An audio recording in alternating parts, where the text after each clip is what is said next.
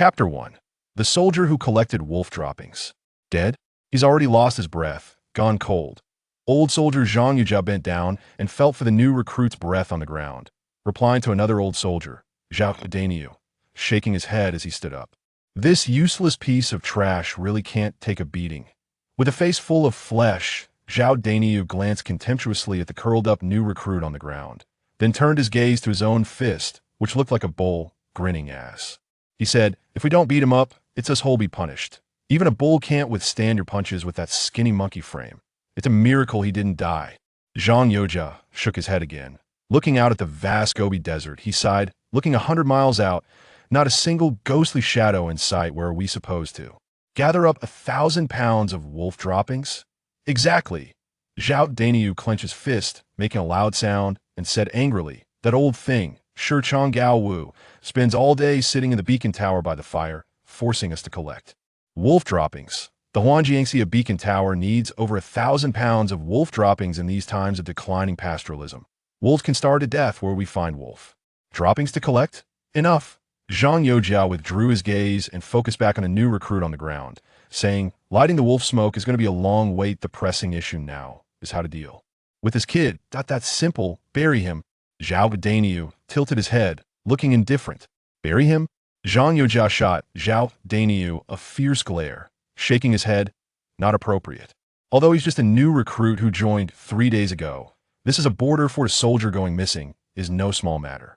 Then, a nervous Zhao Daniu glanced at the beacon tower not far away and whispered, "How about reporting it as battle losses?" Battle losses? Zhang Yuja was taken aback, pondering for a moment before waving his hand. "There hasn't been any fighting lately. Where would the battle losses come from?" "Hey, isn't that simple?" Zhao Daniu grinned widely and lowered his voice. "Just think about it. A newbie, not familiar with the environment. He got lost and was eaten by wolves." "Ha ha." Upon hearing this, Zhang Yuja threw his head back and laughed heartily. "Serves that kid right for being so unfortunate, running into a grim reaper like you." After a moment of thought, Zhang Yuja added, "All right, battle losses it is, but we need a reason. Let's blame it on that unlucky Shisan. Not only was he demoted to slave status, but he's also been sent to this harsh land for just 3 days, and now he's been killed by you coward." Zhao Daniu wore a proud expression, glancing at the curled-up Shisan on the ground, then turning his gaze back to Zhang Yujia's face, whispering, "That's perfect. Saves us the trouble of digging a hole to bury him. Gao won't mind." Everyone knows the score. A cold wind blew, and the two involuntarily shrank their necks, leaving the motionless new recruit on the ground and bending over to walk towards the nearby beacon tower. "Ow!" A wolf howl echoed from afar, and the black shadow curled up on the ground stirred slightly. Under the pale moonlight, Shisan slowly opened his eyes. "So cold. Where's this place?" Enduring the fiery pain throughout his body, Shisan sat up from the ground. Cracked, a violent cough erupted, and Shisan spat out a piece of blood the size of a walnut. With that the heaviness in his chest suddenly felt lighter. A knife? A tattered waist knife that hurt his backside. Shisan casually touched and pulled out a sword used by ancient people from under him. In a moment of doubt, Shisan felt his clothes and shoes. Leather armor? Cowhide boots? Ivesul transmittet. Shisan couldn't help but shout. He couldn't believe it was true. Could it be that the conversations he vaguely heard before were all real? He had been beaten to death. A top student from a military command academy, during a live-fire field exercise before graduation, was shot in the chest and unexpectedly transmigrated to an ancient beacon. Soldiers bodied up in border garrison troops. Those guarding the beacon tower were often the lowest-ranked soldiers, and those demoted to slave status and conscripted into the army were the lowest of the low among soldiers. Such soldiers would only see the highest-ranking officer, who would just be a centurion. Usually, they were managed by a squad leader, with one squad leader overseeing 10 men, who guarded this beacon tower at Huangjiangxia. Collecting wolf droppings within 100 miles was the task of the lowest-ranked soldiers among these 10. The beacon towers on the border were essential defensive structures. The wolf smoke was the first signal of enemy detection. A small border soldier only received 5 taels of silver as salary. For someone like him, demoted and conscripted, the amount received was less than 2 taels, and even that was completely deducted by the centurion and squad leader above him. He wouldn't dare complain at all. Moreover, he was assigned to the most remote front line guarding the beacon tower. Just surviving was already quite fortunate. Shisan felt dizzy, looking at the towering earth fortress illuminated by the moonlight not far away. Is that the beacon tower? Is that the post where his namesake predecessor served? Escape? Where to escape to? In this outfit, without any travel orders, he would probably be executed as a deserter before he could even leave the border. Damn it, forget it. Even in ancient times, one still had to defend the territory. Just like in his past life, during the opening ceremony of the Military Command Academy, hadn't he sworn an oath? As a soldier, guarding the territory is a responsibility. What does it matter which dynasty it is? As long as one protects a piece of land, they can ensure the peace of the people. Gripping the hilt of his sword at his waist, his gaze was as cold as the moonlight above. The sacred sense of mission as a soldier compelled Shisan to walk towards the beacon tower not far away. Inside the tunnel at the base of the beacon tower, the cow dung fire was burning brightly. A wolf skin was spread on the ground, and a middle-aged man with a scarred face was sitting cross-legged on it. A leg of lamb was sizzling and dripping oil over the roaring cow dung fire. It's already the second watch. Why hasn't Shisan come back yet? While turning the lamb leg, the scar-faced man turned his head to ask. Zhang Yojia and Zhao Daniyu, who were nearby swallowing their saliva, exchanged glances before speaking, reporting to squad leader in the nearby area, "We couldn't find any wolf. Droppings Shisan may have gone a bit far, that we searched for him before dark, but couldn't find him, so we came back to wait for news. Tomorrow morning, we'll expand the search area and look again." Feeling a bit anxious, Zhao Daniyu quickly added. Squad leader Gao Wu shot a sidelong glance at the two, and then directed his gaze towards another soldier nearby, whose throat was twitching, shouting, "Ma Chung, take some cow dung outside to make the fire brighter in case that kid comes back. We don't want him to get lost." Cheng's eyes had been fixed on the sizzling lamb leg, and he was startled into a shiver by the squad leader's shout. "Yes, squad leader, he'll go get some cow dung for the fire right away." Swallowing a mouthful of saliva with great effort, Ma Chung reluctantly picked up a basket of cow dung and went outside the passage to light it near the beacon tower. "Squad leader, where did this lamb meat come from?" Zhang Yojia asked with a flattering smile. "Indeed. In a place where even rabbits don't defecate, the supplies were just some yam tubers and rough rice mixed with sand. Lamb meat was a rare commodity here, not to mention wine.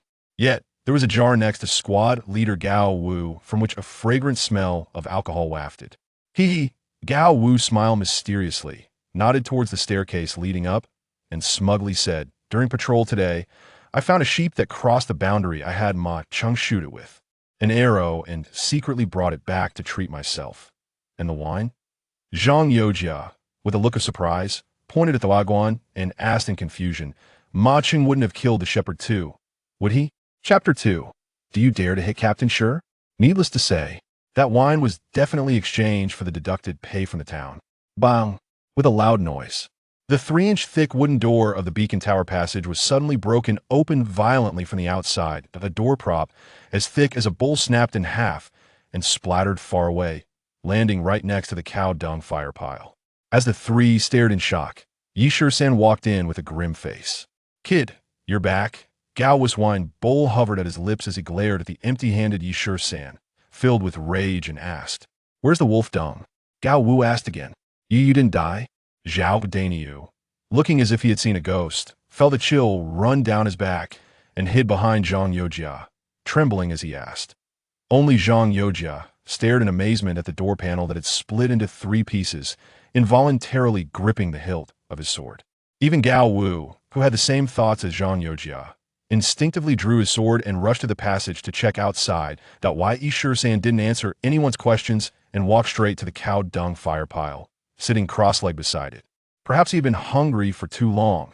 The sizzling lamb leg made him forget about the others' questions. Eat first, then give these bird people a lesson. Shisan muttered to himself. As if unbothered by the heat, he grabbed the roasted lamb leg with one hand and directly lifted it to his mouth to gnaw on. After checking outside and finding no one else, a relieved Gao Wu turned and walked back in. Bold, seeing the lamb leg he had roasted for half a day already gnawed to pieces by Shisan, Gao Wu immediately erupted in anger, shouting, "You're tired of living, daring to steal my lamb meat." Saying this, Gao Wu swung the back of his knife towards Shisan's neck. "Get lost. Yishur-san didn't even turn his head, casually blocking with one hand while muttering a curse with his mouth full of roasted meat. Thud! This seemingly casual block made Gao Wu stagger back a few steps. Then he stumbled and sat down on the ground. Rebelling, daring to lay hands on Captain Shi?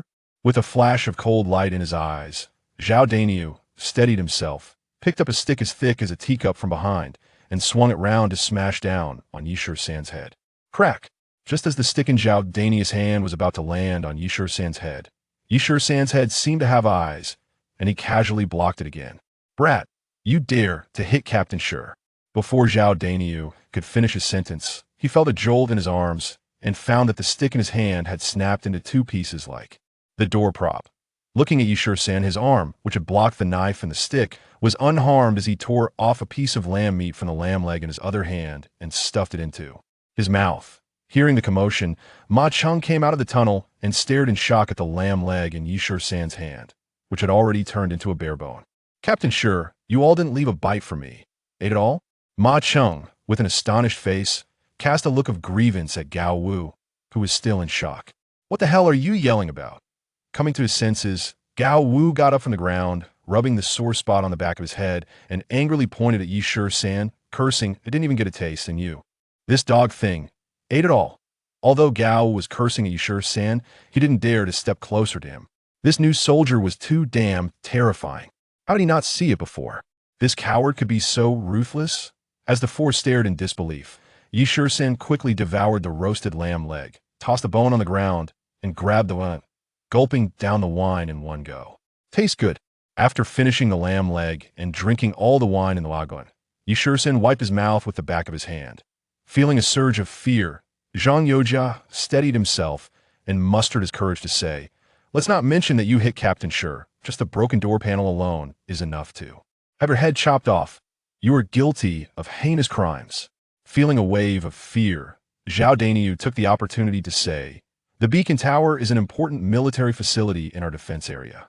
You broke the door panel, and that's enough to have your entire family executed for treason. Gao Wu, too, seemed to have found a more solid reason than to hit him, shouting, destroying military facilities deserves execution. A mere conscript soldier doesn't need to be. Reported I have the right to execute you on the spot. Looking at the three men in front of him with stern expressions, Yishur-san stretched lazily, moved the wolf skin he was sitting onto the corner, leaned against the wall with his old sword in his arms, and casually said, a broken door I can kick down with one foot, and you dare to call a military facility? What's the difference between such a defensive structure and paper offerings burned for the dead? Casting a disdainful glance at the three, Yishur-san continued, it seems that in your eyes, my life is not even as precious as a pile of wolf dung. This was undeniably true, and it was hard to find fault with it. But to the ears of the three, it was shocking. A door made of 3-inch thick wood, and even propped up by a stick as thick as a bowl. Such a solid passage facility actually couldn't withstand a kick from this kid? That kick was indeed terrifying. As for this kid's worthless life, it was truly not as precious as a pile of wolf dung. Wolf smoke. That was the most important thing on the beacon tower once ignited. The white smoke would rise high and be visible for miles. In case of an external invasion, with urgent military situations, wolf smoke was the best warning signal. 800 miles of urgent reports were nowhere near as effective as the wolf smoke from the beacon tower. Brothers, let's go together, kill this kid, and take his head to captain for a reward. Gao Wu waved his sword and shouted for Ma Cheng and the others to join in. The four present understood that this soldier, who had been submissive just a few days ago and didn't even dare to meet their eyes, now actually looked down on all four of them. Yishur-san still leaned against the wall, half-fleeing, with a satisfied expression on his face after eating and drinking. Bird people, Yishur-san snorted coldly, thinking it was time to give these bird people a lesson. Otherwise, he might end up getting killed by these people in this godforsaken place. Even a tiger can doze off if he accidentally fell asleep and got killed by these bird people. That would be too pathetic. Just the four of you? Yishur-san didn't even raise his eyelids, yawned and said, killing you guys is simply a piece of cake for me. It wouldn't take the slightest effort to send you off to reincarnation. Killing us for, you won't survive either. Feeling a wave of fear, Zhao Dainiu instinctively took a step back, but his mouth was still as hard as stone. Even if you can kill us for, you can't escape military law, and your relatives will also be implicated and executed. A glimmer of unease flashed in Gao Wu's eyes, but he stiffened his resolve to say, a person who could kick down the door of the beacon tower passage must have the ability to kill them. He was well aware of his and his companions' abilities. As a bowman among the beacon soldiers, his archery was barely passable, but in close combat, he fell short. Facing the threat, Shisan smiled disdainfully, fixing his gaze on Zhao Dania's face, and said, by killing you four, I can also report the combat losses to the higher-ups. To Captain, he'll just say, I went out to gather wolf dung, and that's how I narrowly escaped disaster. And you encountered the scouts of the Yuan Mongol and heroically died for your country. I end this way. Even though I killed you, the blame will fall on the enemy. After death, you can still receive a form of honor, and your families will earn some compensation. This deal is quite favorable. As soon as these words were spoken, the faces of those present twitched, realizing that this newly enlisted soldier was not so easy to deal with. For seasoned veterans were actually stunned into silence by just 3 sentences from a rookie. Battle losses? This rookie had even thought about their situation after their deaths. Moreover, the nearest beacon tower was still a good 10 miles away. Call for help? There was simply no time. Thinking of this, Gao Wu steeled himself and said, Shisan, what exactly do you want to do? Chapter 3 Beacon Soldiers, what should I do? Facing Gao Wu's question, Shisan's lips curled into a slight smile. I'll tell you. I'm tired and want to sleep now. Why don't you hurry up and fix the door? After saying this, Shisan tightened his grip on the dagger in his arms, curled up his legs, turned his face, and started to snore lightly. Don't be lazy. If you don't fix the door properly, I will still kill the 4 of you, then report the casualties, saying you were killed by the enemy scouts. Shisan spoke as if in a dream, eyes closed, and immediately added, killing people to harm their hearts. This half-awake, half-asleep remark from Shisan was enough to send chills down the spines of Gao Wu and the others. Even if Shisan didn't kill them, if a wild wolf came in at night, it could still eviscerate them while they were sound asleep. Moreover, if the higher-ups found out that the military affairs at the beacon tower were like this, the military law would be enough for him, the squad leader, to drink a pot of trouble. What are you all staring at? Hurry up and get to work. Startled, Gao Wu bellowed at the other 3, glancing at Shisan with lingering fear, then hurriedly began repairing the door panel that Shisan had kicked in. In fact, Shisan hadn't really fallen asleep.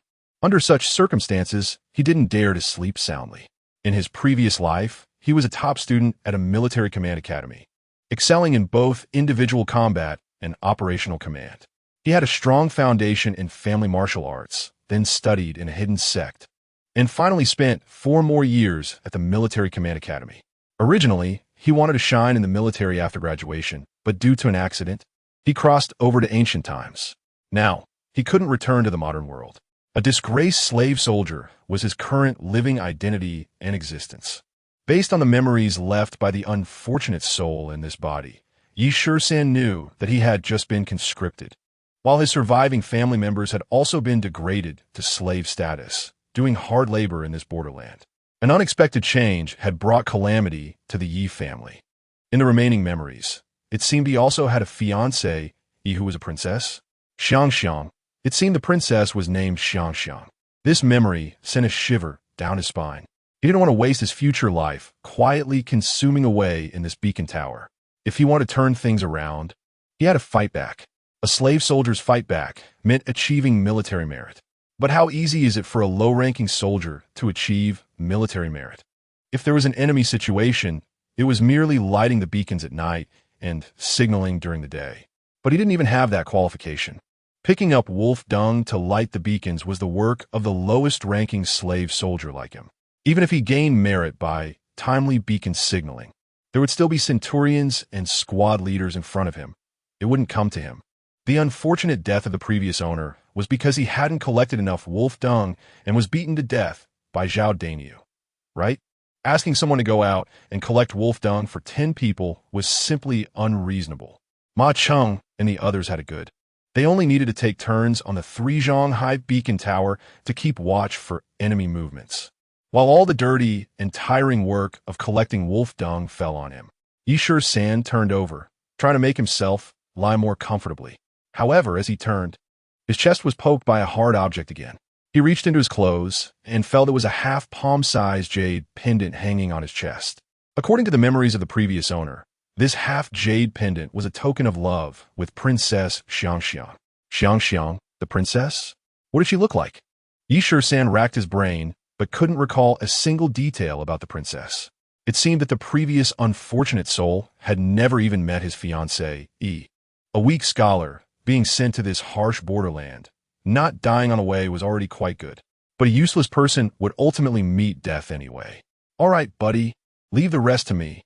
Just as Yi Shisan pretended to sleep and pondered, Gao Wu and the other three, having repaired the door panel, propped the beacon tower's passage door from the inside and then sneaked up to the top of the beacon tower to conspire. In my opinion, this person must not be left alive. Zhao Daniu, still shaken, of course had a guilty conscience, fearing that Yi Shisan would retaliate against him later. Zhang Youjiao was also anxious. After all, he had just watched Zhao Daniu beat Yi Shisan without saying a word to stop it. Recklessness is not allowed. This person is extraordinary, possibly due to being forced to protect himself after being degraded. Fearing trouble would come, he hid his strength in front of us. After pondering for a long time, Zhang Youjia finally voiced his true thoughts and advised Zhao Daniu not to act recklessly. But he even struck the squad leader. Reluctantly, Zhao Daniu shifted the blame onto Gao Wu. Gao Wu, with a sullen face, though just a minor squad leader, was the highest military officer at this beacon tower in Huangjiangxian. Since arriving here, he had never suffered such humiliation. Being beaten by a slave soldier was truly shameful. This northern defense line, with lookout posts every 5 li and beacon towers every 10 li, if you were careless, news of being beaten would spread throughout the northern line like wildfire. At that time, Gao Wu would become the laughingstock of 1,000 beacon soldiers. Noticing Gao Wu's complexion change slightly, Zhao Daniu seized the opportunity to suggest, "How about we poison his food while he is not on guard? Kill him to get revenge for you, sir." Zhao Daniu's words displeased Ma Cheng. Ma Cheng frowned and shook his head, saying, "Among our beacon soldiers, there have been enough fights. We were also beaten by the previous veterans, right? Let us treat this as a way to relieve boredom. The squad leader doesn't need to take it too seriously." That makes sense. Gao Wu seemed to find a way out, nodding and adding, "This person has considerable strength. In principle, that's a good thing. At least it enhances our combat effectiveness. After all, this is the front line, where life and death are dealt with. But how do we make this kid obedient? That is a big problem. That is simple."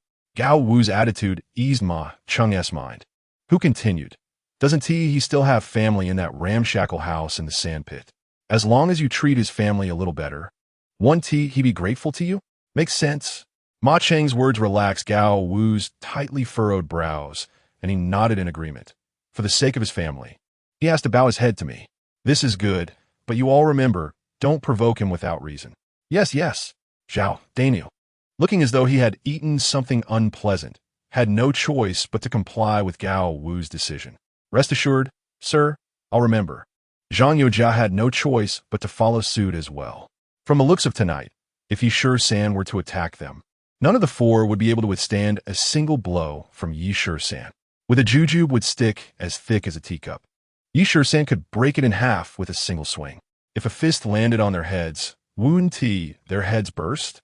No wonder he could survive under Zhao Daniu's bull-like fists. He seemed really tough.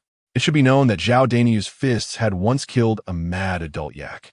Yet here was Yi Shisan, who seemed timid and spoke hesitantly, but had not died. It seemed this kid was pushed to the edge and decided not to pretend anymore.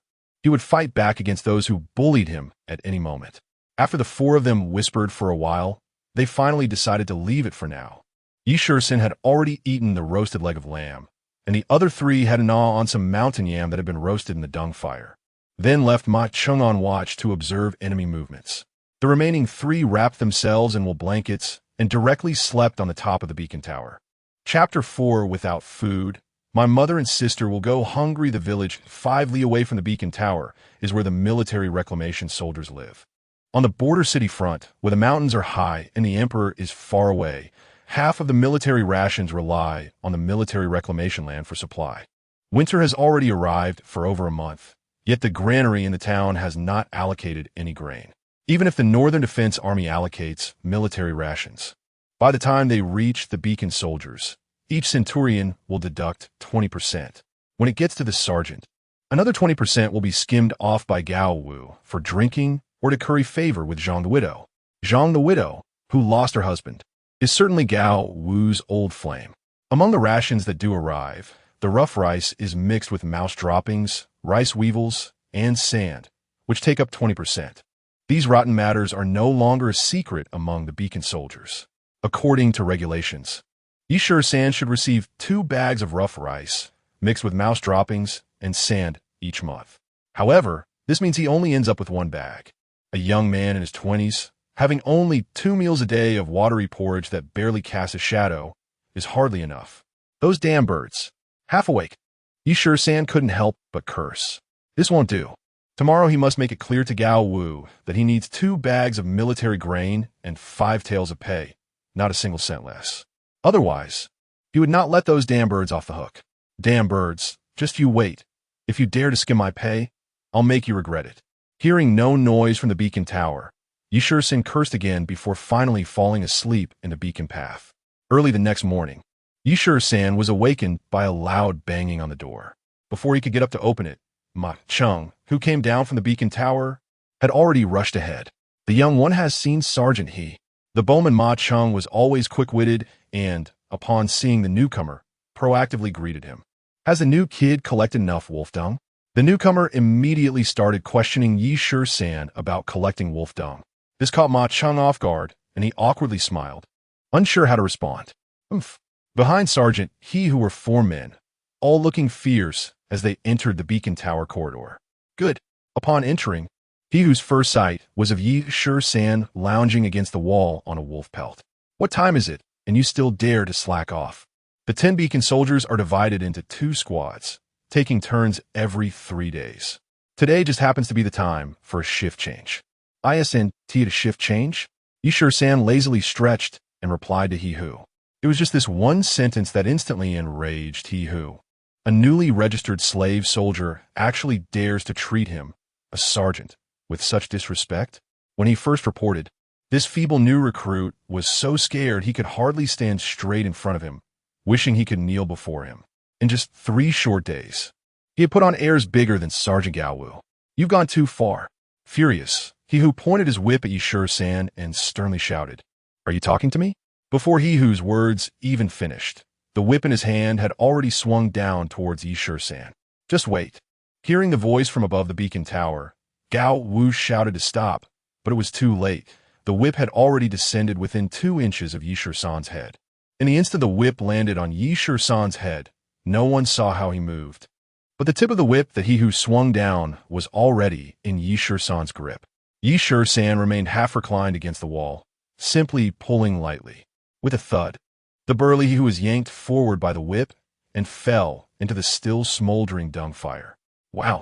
With his entire face buried in the dung ash.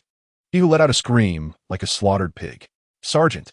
The 4 soldiers who followed He who in were instantly alarmed and rushed to pull He who out of the dung fire ash. My face, it hurts so much. As He who screamed in agony, small blisters, visible to the naked eye, began to form on his face at an alarming rate before bursting one by one under He whose frenzied hands. Are you looking for death? Coming back to their senses, the 4 soldiers' faces turned cold as they surrounded Shisan, preparing to take action against him, who was still half reclined against the wall. Just at that critical moment, Sergeant Gao Wu, with a stern face, shouted, You idiots, retreat. Whoever dares to lay a hand on Shisan will not make it easy for me. Sergeant! The 4 soldiers looked at each other in disbelief, turning their gaze toward Gao Wu, confused. Sergeant He, this person is disrespectful. Let us, enough. Before they could finish, Gao Wu cut them off with a wave of his hand. Help Sergeant He up and apply some medicine. It's just a minor injury. What is all the fuss about? Gao Wu scolded angrily, and then left the beacon tower with the 4 men. Shisan's actions had given Sergeant He who a taste of humiliation and once again intimidated Gao Wu and his classmates. Half a mile from the beacon tower, there was a row of thatched barracks. Though there weren't many rooms in the barracks, the yard enclosed by wooden fences was quite large. The 5 who changed shifts could thus get a comfortable sleep in the barracks. Compared to the beacon tower, although the barracks were thatched huts, they had warm Kong beds to sleep on. Yishur-san, I'm giving you a day off. You can go visit your mother and sister in the village. Gao Wu, still feeling apprehensive about what happened yesterday, unusually offered Yishur-san a day off. The sun must be rising in the west. Yishur-san was somewhat surprised. It should be noted that soldiers returning from shifts couldn't simply sleep in the barracks. Chopping firewood and collecting dung were all necessary tasks. The daily routine of beacon soldiers, besides guarding the beacon tower and observing enemy movements, also included timely replenishment of all fuel needed for the beacon tower. Lighting the beacons and sending up smoke signals during the day and burning fires at night were crucial tasks to alert and communicate enemy situations at the first opportunity. In this way, neighboring beacon towers would respond in succession, transmitting enemy news in the shortest possible time. Even the distant capital city would receive warnings from the border within a day. Moreover, stationed about 30 to 50 miles from each group of beacon towers was a regular unit of the Northern Army. Thus, even when changing shifts, the beacon soldiers had no idle time. Apart from the sergeant and the centurion taking advantage of their positions to go drink and have fun in town during shift changes, others were not allowed to make trips to the village either. Therefore, Gao Wu's decision was a tremendous favor for Yishur-san. According to the remnants of memories from his unfortunate predecessor, Yishur-san knew that those exiled here included his mother and sister, who was not yet 12. They were 3 miles away in the sand pit outside the village.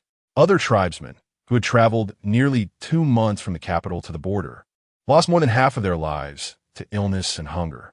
The remaining men, due to being too old for military service, were punished with hard labor at the border herding cattle, sheep, and military horses.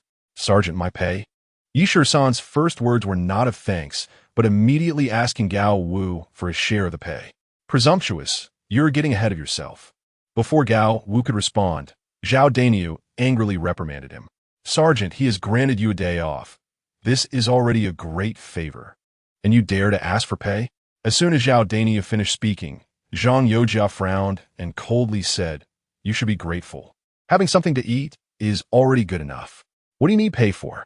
We are still owed our pay, and you, a newcomer, are in such a hurry? Without food, my mother and sister will go hungry. They're counting on the little pay I can earn to survive. Chapter 5. If someone could be a scapegoat. Why not? What should be given? Yishur-san is no exception. Gao Wu shot Zhao Dainiu a fierce glare and angrily said, You talk too much. Hurry up and chop firewood. In Gao Wu's squad, Zhao Dainiu was a key figure. In terms of strength, only Zhao Dainiu can draw a hard bow. Thus, among the bowmen of the 2 battalions, Zhao Dainiu is the most outstanding. Asking Zhao Dainiu to chop firewood, is that a mistake? This has never happened before. Such dirty and tiring work is usually done by Ma Cheng and the others. Since Yishur-sanjia arrived, the honor of doing hard labor naturally fell on him. However, at the moment, Gao Wu gave Yishur-sanjia a day off. Even more unexpectedly, Gao Wu not only didn't deduct Yishur-sanjia's rations, but also agreed to his request to let him take a bag of rough rice from the storeroom. Although Gao Wu was gnashing his teeth in hatred for Yishur-sanjia and cursing in his heart, he still wore a concerned expression on his face. Mother Kair, I'm back.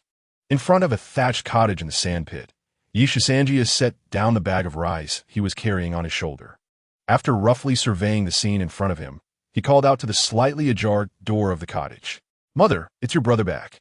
A tender and surprised voice, both familiar and unfamiliar, reached Yishur-sanjia's ears. Based on the remaining memories of the unfortunate previous life, Yishur-sanjia knew that this was his nominal younger sister Kair. Nonsense. An old woman's voice came from inside the cottage, filled with disbelief. Your brother is guarding the beacon tower. How could he have time to run home?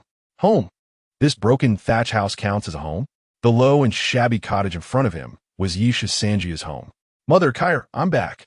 Yishur-sanjia, holding the rice bag in one hand, pushed open the slightly ajar door with the other. Mother, it really is your brother. Just as the door was pushed open, Yishur-sanjia's eyes were met with a little girl who was beaming with surprise, raising her hands and groping in front of her. Its brother's voice. The little girl waved her hands in the air, excitedly saying, Brother, is that you? Let Kair feel if brother's face is frozen. Blind? Shisanji's heart sank, and he turned his gaze to the area by the window. By a simple loom, a trembling old woman around 50 years old stood up. This was the unfortunate previous life's mother, Yi Lu. The woman leaned against the loom to stand up, then grabbed a crutch, her lips twitching as she looked over at him. Is it really my son who has come back? The woman with the crutch took 2 steps at a time, choking back tears as she approached Shisanji, asking, "They let you come back? Cripple?" Shisanji's heart sank heavily again. A blind person, a cripple. These were the only relatives he had in this place after 2 lifetimes. The loom, the spinning wheel, the foul-smelling sheep and cow wool. Cow hair ropes, wool felt, and leather armor. Was this what a blind person and a cripple had to do in this wind-blown, thatched house? "Mother, Kair, it's me." After a moment of daze, Shisanji set down the rice bag, grabbed one of Kair's hands that was groping in the air, and with the other hand, supported the tearful, crippled woman in front of him. "Brother, my son, you run?" Amidst Kair and the woman's tearful calls, Shisanji, recalling the remnants of the previous life's memories, realized he also had a nickname, Runner. He was born in a leap month, hence named Runner. A leap year has 13 months, and Shisanji is his given name. Today, they issued rations, and the leader let me come home to take a look. Shisanji helped the woman sit down, then held both of Kair's hands, allowing her to feel his face. "They didn't hit you, did they?" The woman looked Shisanji up and down again and again. "Yes, brother, those who eat rations are very fierce. They didn't hit you, did they?" She touched Shisanji's face from his ears to his forehead, then from his forehead to his nose, saying, "Ever since brother went to the beacon tower at the border, mother has been crying every night." Originally prepared to say a lot, Shisanji found himself unable to utter a single word. It goes without saying that the work his mother and sister did could hardly feed them. Soldiers of the conscripted category have no freedom. Human lives are valued far less than a pile of wolf dung used for lighting beacons. His own situation was already miserable enough, but unexpectedly, his mother and sister situation was even worse than he imagined. 2 disabled individuals, especially women, how could they survive in this harsh borderland? "I'm Fine." Shisanji's throat moved, and he added, "They didn't hit me. You can eat this rice first, and if it's not enough, I'll get more."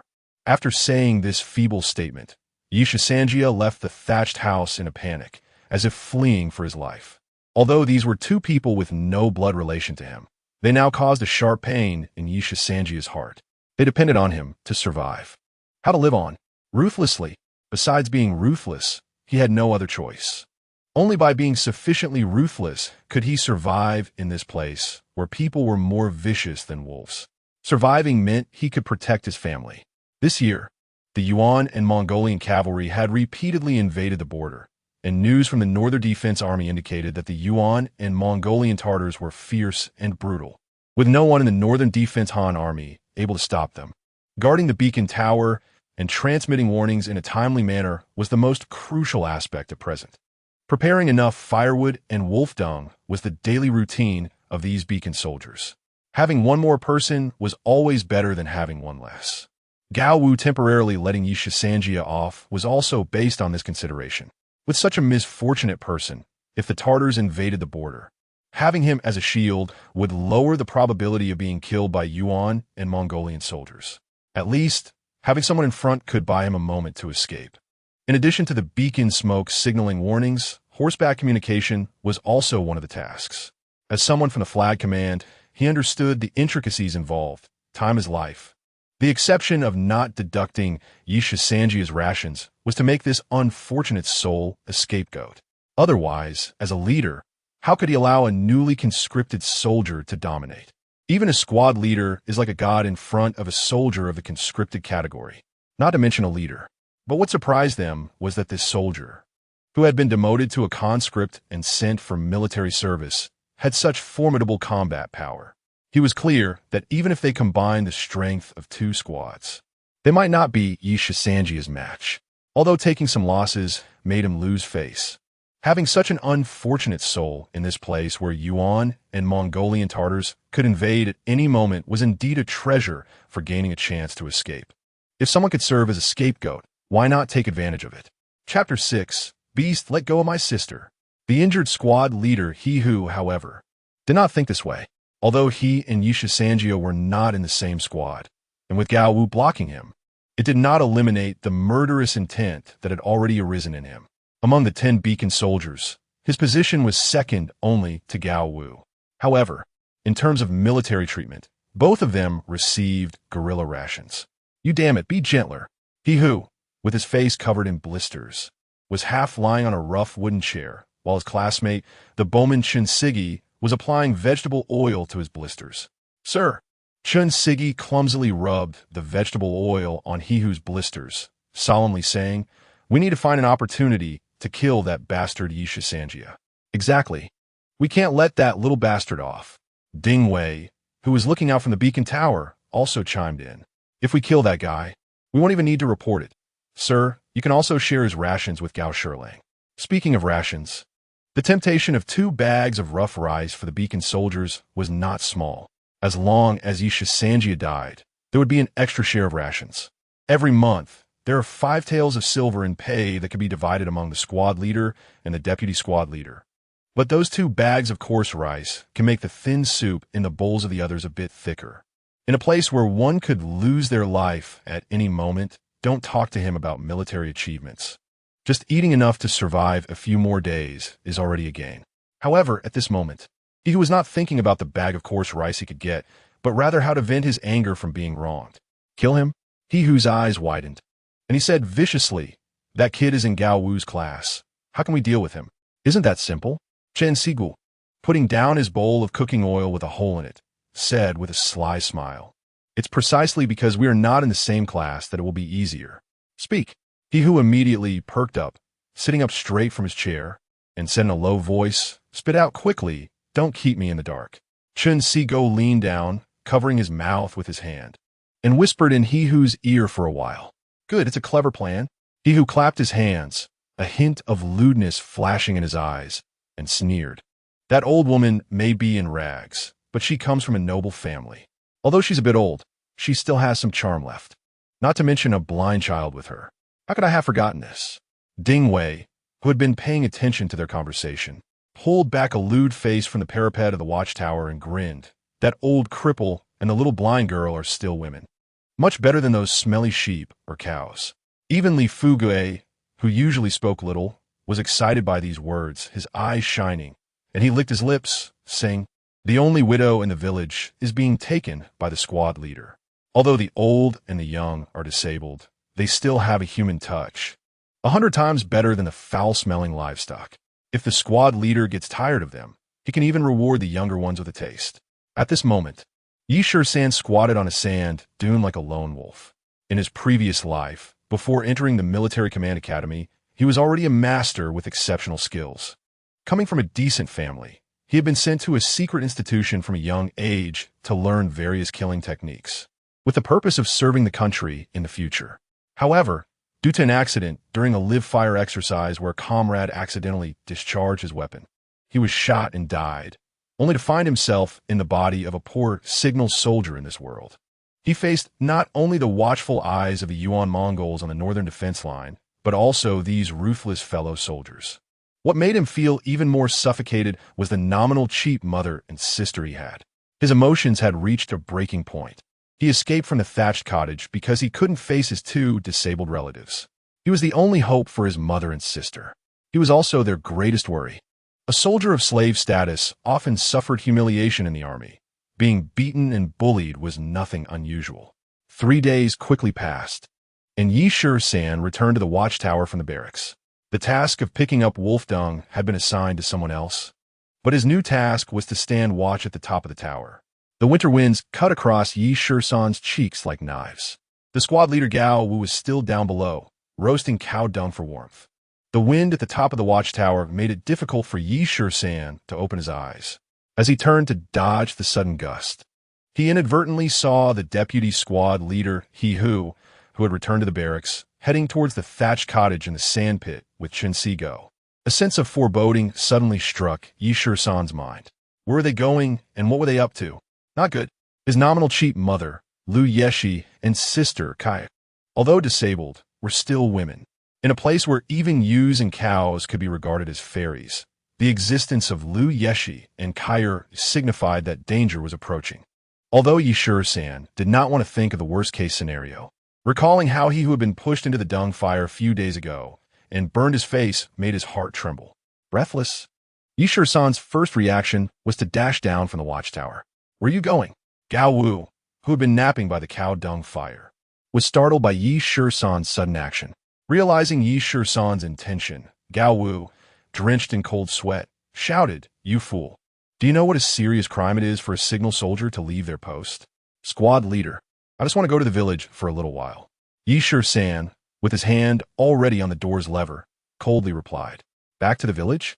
Gao Wu's expression became serious, and he said with a darkened face, "Didn't I give you a day off last time you changed shifts? You should know that leaving the watchtower while on duty is a capital offense. Have you thought this through?"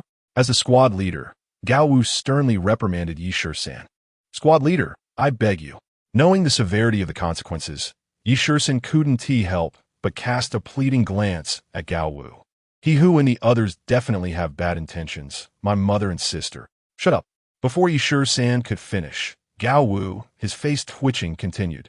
"If you leave the watchtower now, not only will you face the charge of desertion, but I will also be implicated. If I let you go, do you think he who will let me, the squad leader, off the hook? He who has been eyeing the position of squad leader for a long time. For both public and private reasons, I cannot give him this opportunity." Gao Wu gritted his teeth and directly revealed the implications to Yishur-san. He whose scheme was truly vicious, a brilliant plan that killed two birds with one stone. Having some fun with Lu Yeshi or Kair would relieve the anger in his heart. If Yishur-san left the watchtower and ran to the village, it would be even better. He could report it to the higher-ups at the Northern Defense Army camp. In that case, Yishur-san would be executed for desertion, and Gao Wu would be dismissed from his position as squad leader. Meanwhile, he, the deputy squad leader, would naturally be promoted to replace Gao Wu as squad leader. Faced with Gao Wu's steadfastness, Yishur-san, anxious and restless, could no longer hold back. Casting a cold glance at Gao Wu, he said in a deep voice, "Even if the Yuan Mongol cavalry attacks now, it's still a distance of several dozen miles.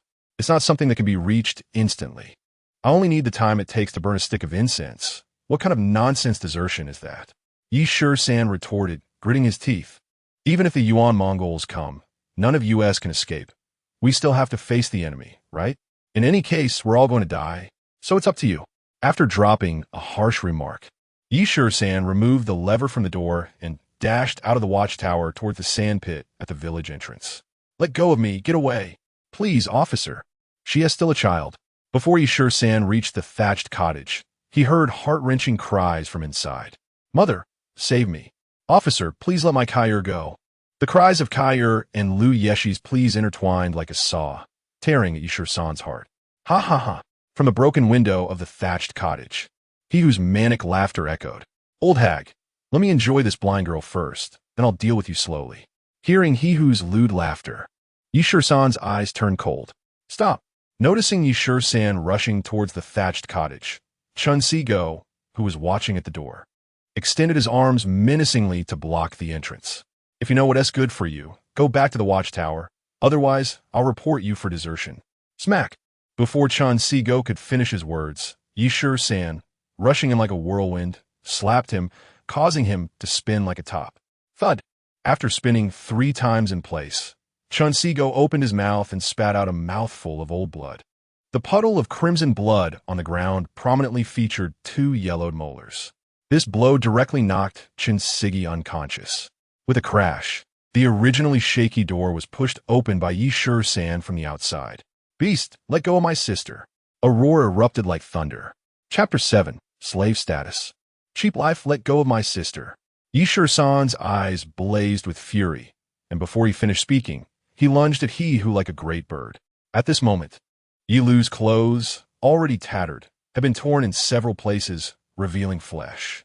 Seeing Yishur-san standing before her, Yilu was instantly terrified and cried out, "My son, quickly go back to your post. Here, I will plead with Lord Wu. Don't delay military affairs. Get out of the way." He who already pinning Kair down, kicked Yilu in the chest in a fit of rage, cursing, "If you dare to interfere with my good fortune, I'll kill you first, you crippled hag."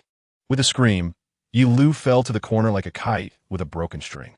"Brother, save me." Hearing that San had arrived, like a drowning person grasping a life-saving straw, pushed He Hu aside recklessly and shouted, "Brother, hurry, let's get out of here." After saying this, Kyer hurriedly sat up from the pile of wool on the ground, frantically covering her dress that had been torn by He Hu. Yi Lu's left leg had originally not been lame, but after being injured on the long journey of conscription and not receiving effective treatment, it had become disabled. He Hu's kick immediately caused the weak Yi Lu to faint. Reversed, frustrated by the disruption of his plans, He Hu shifted his gaze from Yi Lu to Yi San, a cruel smile creeping onto his face. Facing death, are you still not going to kneel and beg for mercy? Bah! Yi San's furious eyes blazed. He slowly bent down, took Kyer into his arms, and glared at He Hu's ferocious face, gritting his teeth as he coldly said, "You hit my mother and insulted my sister. You will pay the price." Crack! As soon as his words fell, Yi San suddenly kicked one of He Hu's knees. With a sharp sound of bones cracking, He Hu, beads of sweat forming on his forehead, groaned and knelt on the ground. You dare hit me?" A hint of fear flickered in He Hu's eyes as he gritted his teeth, trying to stand. But after 3 attempts, sweat streamed down his forehead like a rain curtain. Yet he still failed to rise. Seeing the twisted expression on He Hu's face filled with terror and hatred, Yi San calmly said, "Today, I will spare your life, but I will break one of your legs. Crawl out of here. If you dare come back, I will not let you go." In the end, Yi San chose not to kill him, but to break He Hu's leg as punishment. You just wait. In pain, with cold sweat pouring down, He Hu, despite using all his strength, still couldn't get up. After a moment of locking eyes with Yi San, he lowered his head in fear and crawled out of the house. "Mother, mother," can you hear Kyer's voice? Snuggled in Yi San's arms, Kyer suddenly looked up, her hands flailing in the air as she shouted, "Mother! It was my brother who saved us. Did you hear? Mother?" In Kaya's case, Yi San realized that the old woman slumped in the corner was his mother from both lives. "Mother!" Yi San, quickly getting into character, released Kyer from his embrace, leaped to the corner, and helped the fallen Yi Lu up into his arms. "Mother, wake up! It's Yi Run, your runner." As Yi San shook her, Yi Lu slowly opened her eyes and weakly said, "Runner, you've caused trouble."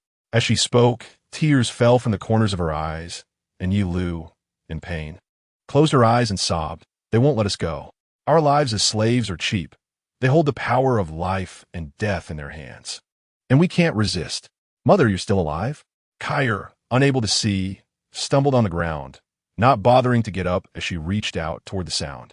"Kaya, my poor child." Seeing Kyer struggling on the ground, Yi Lu's heart ached. She suddenly pushed Yi San away and said with anger, "Don't worry about us. Quickly go back to the beacon tower. If you delay military affairs, our whole family will be executed." "Mother."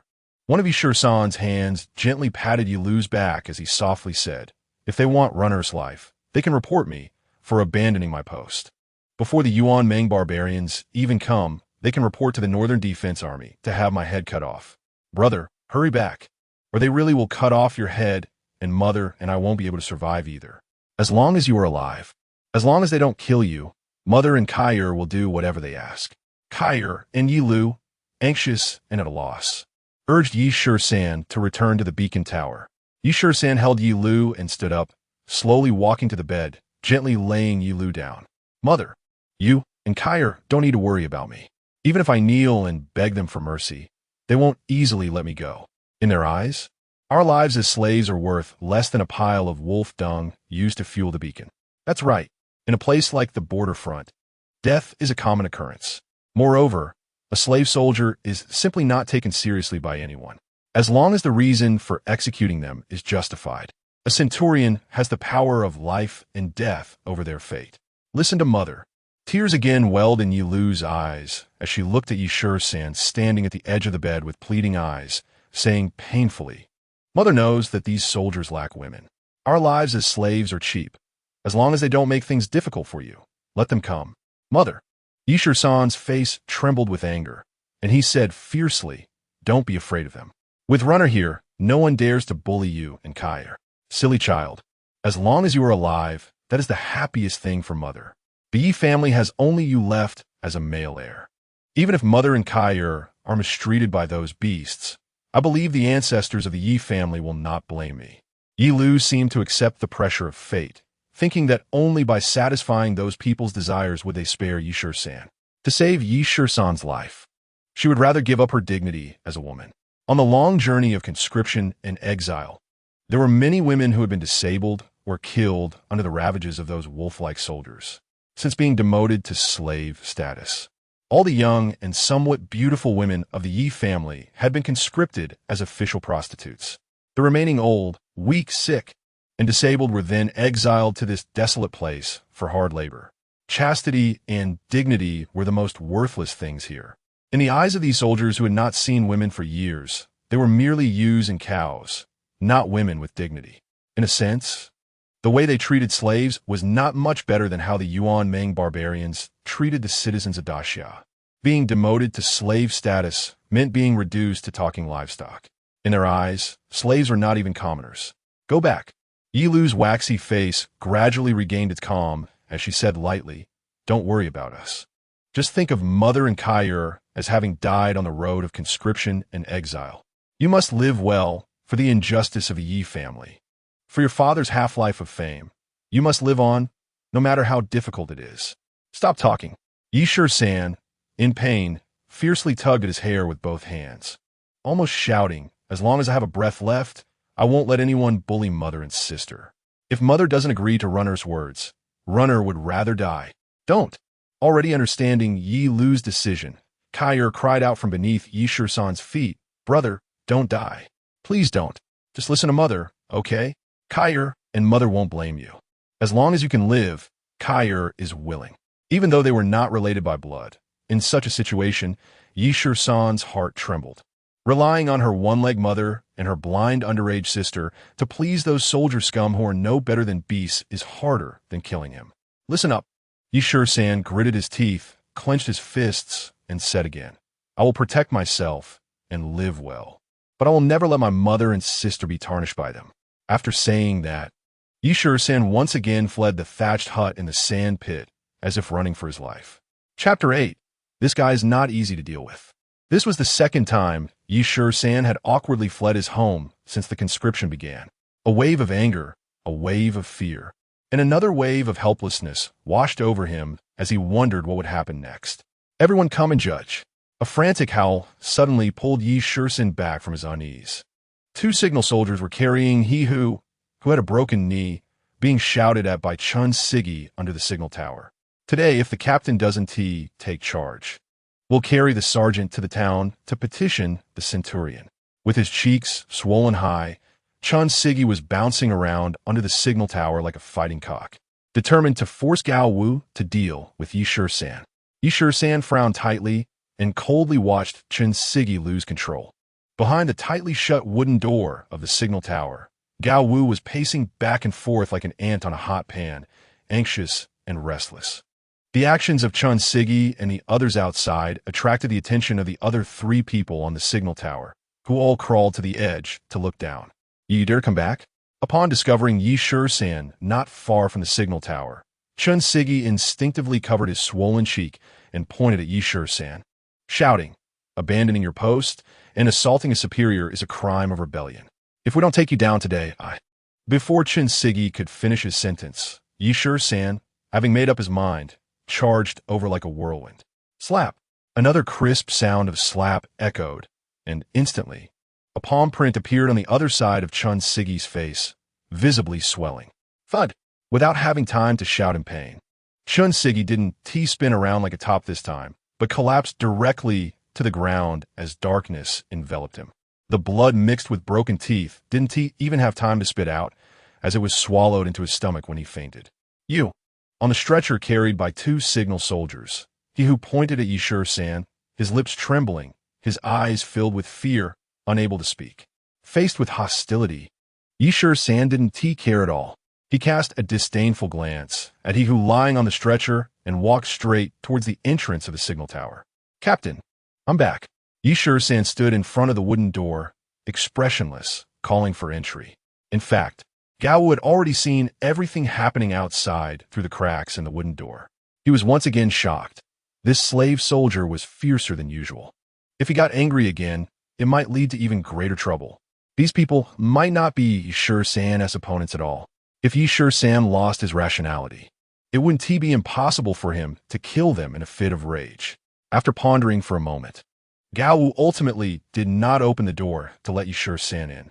Climbing to the top of the signal tower and calming himself down, Gao tried to exert the authority of the highest officer and shouted down, "If you're injured, go rest in the barracks. What are you doing here at the post? Captain, you have to take charge for me." He who, lying on the stretcher, struggled to raise his severely injured face, shouting loudly, "This guy is lawless and has repeatedly violated military discipline. Captain, you can't turn a blind eye to this. Violate military discipline?" He whose shout actually gave the clueless Gao Wu something to grasp onto. Shisan had left his post with the captain's permission. He had gone to get the fire starter. How did you two end up fighting? Permission? Going to get a fire starter? So, that means Shisan didn't abandon his post? Getting the fire starter is also a military necessity. The items for igniting fires on the signal tower are indispensable. Once this was said, not only he who was taken aback, but even Shisan himself was confused. "Captain Gao Wu, are you covering for him?" Sure enough, Gao Wu leaned out, crawled to the edge, and said, "The barracks also have fire starters, but they're S-no-wool felt for moisture-proof and cold-proof." It was this captain who asked Shisan to go back to get such supplies for use at night to keep warm. But you, Sergeant, he, instead of resting in the barracks, ran to his house for what explanation? Gao Wu, what the hell are you talking about? This clearly shows that he is obviously favoring Shisan, the slave soldier. A speechless he who trembled his cheeks, gritted his teeth, and said, "Passing through his village to his house, I planned to ask for a drink, but unexpectedly, this little bastard didn't ask for the reason." Enough. Knowing the situation, Gao Wu waved his hand impatiently and said in a deep voice, "So this is a misunderstanding. This matter is over. Since you're injured, during your recovery, Shisan will take your post, which can also be considered a punishment for his reckless behavior." Such a decision left he who greatly surprised. But as a sergeant, the captain's words were military orders, and he had no choice but to obey. Moreover, the entrance to the signal tower was still closed, and Shisan was outside. If this little bastard went crazy again, weighing the options, he who couldn't help but feel a chill run down his back, stealing a glance at Shisan. Then, shifting his gaze back to the top of the signal tower, "I will obey. I will return to the barracks to recover." Seeing that he who had compromised, Gao Wu straightened his body and deliberately raised his voice, addressing everyone inside and outside the signal tower. "Listen up. A great battle is imminent. Military affairs are paramount, and no one is allowed to fight privately. Everything must prioritize military affairs. This is undeniable. From a public standpoint, defending against external enemies is the most important task, and personal conflicts should not affect national interests. From a private perspective, internal strife before a battle is a great taboo. This slave soldier still needs to be used as a scapegoat when his captain flees for his life. No matter what, internal fighting must stop, even if it's a serious crime to undermine the border defense military affairs. He who cannot bear the consequences. For now, both he who and Chun Sigi had taken a beating for nothing.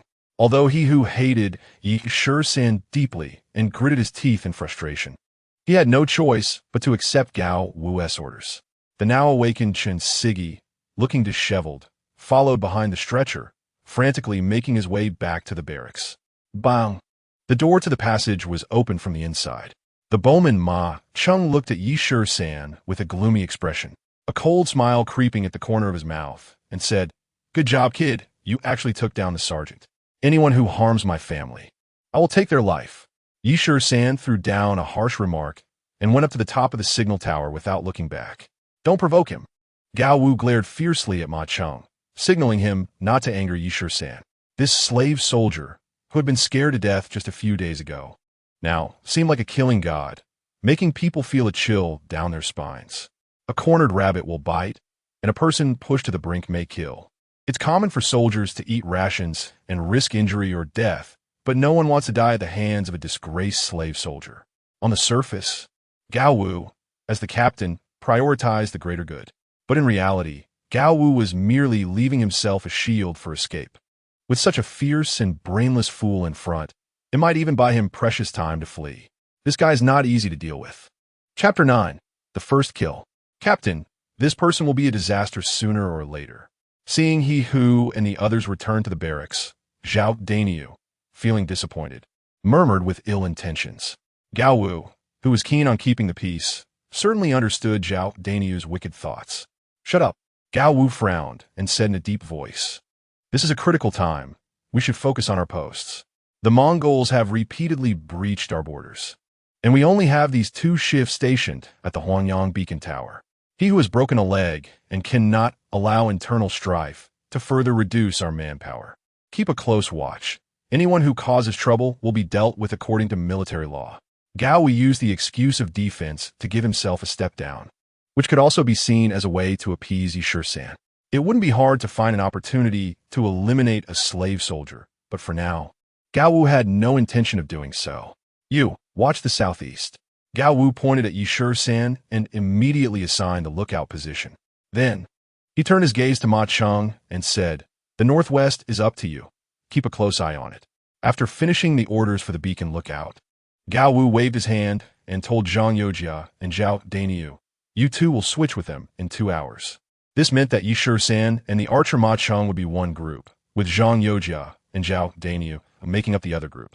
Zhao Dainiu's hand, resting on the knife at his waist, had already produced a handful of clammy sweat. Oof. After snorting coldly, he reluctantly stepped down from the beacon tower. Currently, the internal conflict seemed to have calmed down on the surface, but Shisan's heart was still boiling.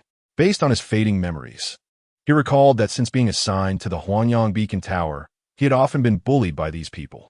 The thin porridge in his bowl was not only gritty with sand, but also so clear that it could reflect a person's shadow. Among the 9 beacon soldiers, there were 2 high-ranking Shichong and Wu Chang, and the remaining 7 veteran archers were like a layer of heaven above him as a newcomer. Not only did he not get enough to eat, but he also had to pick up wolf dung used for signaling. Now, if he fought back against these people, it would mean he was making enemies.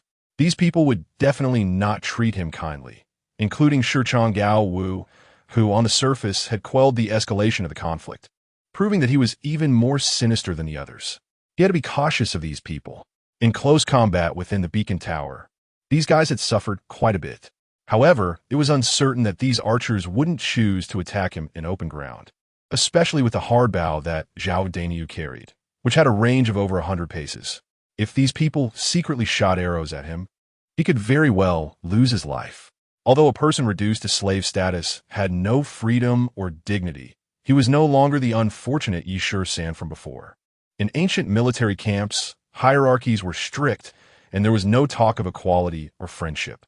Force was the law, whether in front of enemies or among one's own people. It always was.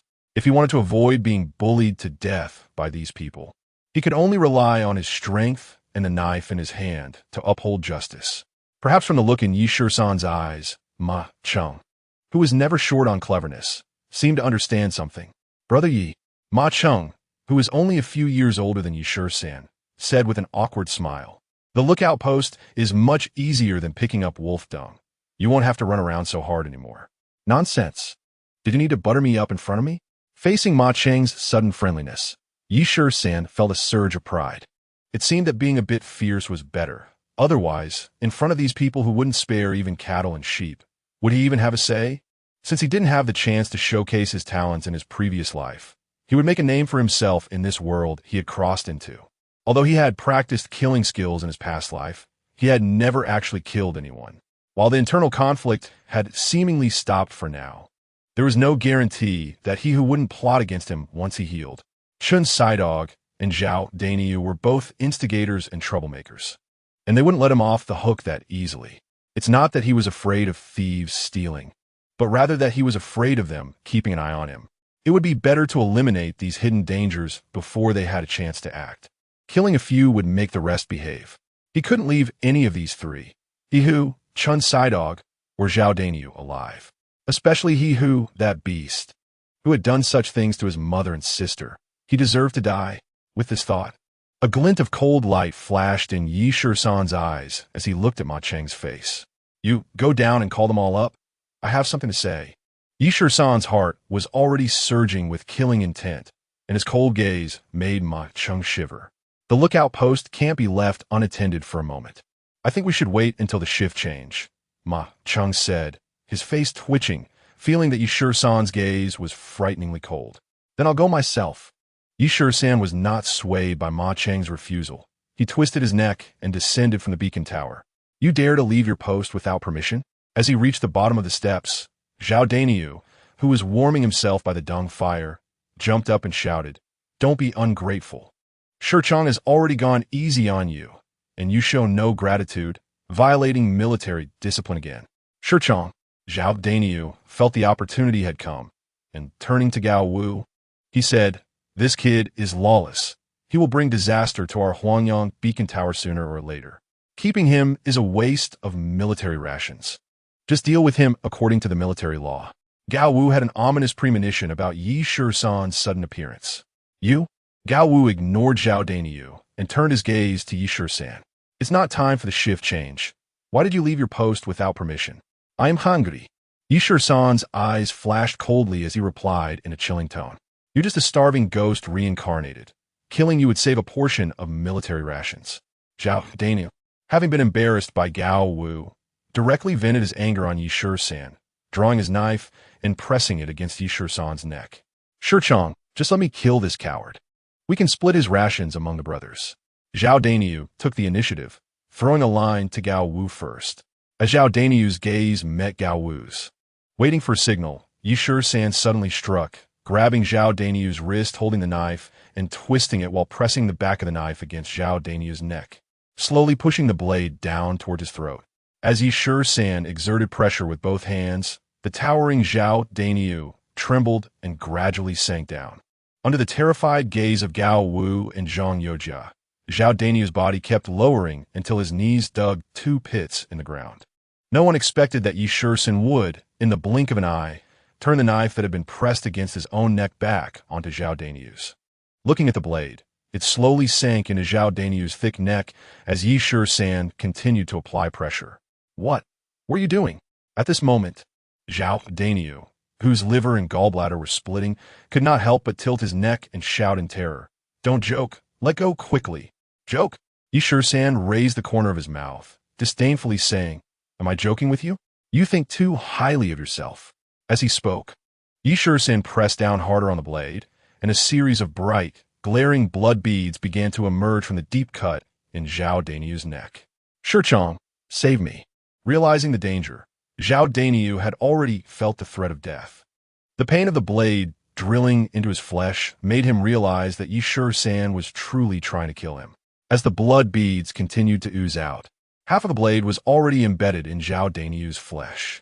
The arm holding the knife had bent at an awkward angle, completely immobilized by Yi Shisan's grip. At this moment, blood beads had formed a line and were gushing out from Zhao Daniu's neck. Chapter 10. One is to kill, several are also to kill. Zhao Daniu finally let out a miserable scream. A man as large as a black tower was actually pinned down by Yi Shisan with a knife. Unable to move at all. Spare me. As the blood gushed out like a fountain, the pale-faced Zhao Daniu finally began to plead for mercy from Yi Shisan. Stop. You're killing someone. Gao Wu, who had regained his senses from the shock, trembled as he shouted. Isn't it better to kill him? Yi Shisan, with a blank expression, suddenly smiled at Gao Wu and said, If he dies, and he deserves to die, isn't that just saving a portion of military rations? You. Zhang Yojia, pale-faced, finally realized that Yi Shisan was taking revenge for the time Zhao Daniu had brutally beaten him. Birdman, you should pay for that, wrong soul. Yi Shisan thought to himself, wanting Zhao Daniu to pay for the life of that unfortunate soul he had beaten to death, as he applied more force. The blade in Zhao Daniu's hand had completely sunk into his own neck. The crimson blood sprayed out like horse urine, and Zhao Daniu, who had knelt until 2 deep pits were formed in the ground, was now turning whiter by the moment. A strange gurgling sound came from Zhao Daniu's throat, followed by blood flowing from his mouth and nostrils. It seemed that his trachea had been severed. Such a method of killing was something even Gao Wu, who had spent half his life in the military, had never seen before. Instead of a clean cut that could sever a head, Yi Shisan had taken it off in this torturous manner. This was not just about Zhao Daniu's life. It was a warning to the others. Thud! As Yi Shisan released his hands, Zhao Daniu's head, only connected to his body by a strip of skin, fell to the ground like a half-cut tree stump. Bro, did you see that? Yi Shisan looked at the lifeless Zhao Daniu on the ground and thought to the unfortunate soul, I've already killed the grandson who did you in. From now on, how to survive will be decided by me. Dead? Gao Wu, filled with terror, looked at Zhao Daniu's corpse on the ground and exclaimed, You killed him? Facing Gao Wu's redundant question, Yi Shisan smirked and said, With such an overstaffed beacon tower, a few more deaths will be just fine. A few more deaths? This was undoubtedly a show of force. Whether it was one or several, he still wanted to kill. Gao Wu's heart suddenly sank. Even if the three of them worked together, they might not be Yi Shisan's match. Zhang Yojia, who was almost scared and fainting by the side, thought of the bad ideas he had come up with Zhao Daniu when they had previously dealt with Yi Shisan, and his legs went weak, causing him to kneel down beside the dung fire. Brother Yi, it has nothing to do with me. It was all him who hit you. Zhang Yojia pointed at Zhao Daniu's corpse, his hand trembling uncontrollably, his teeth chattering as he said, It was him who reported the battle losses. I didn't do anything. Did you hear that? Yi Shisan's gaze turned cold, locking onto Gao Wu's face, and he said lightly, That day outside.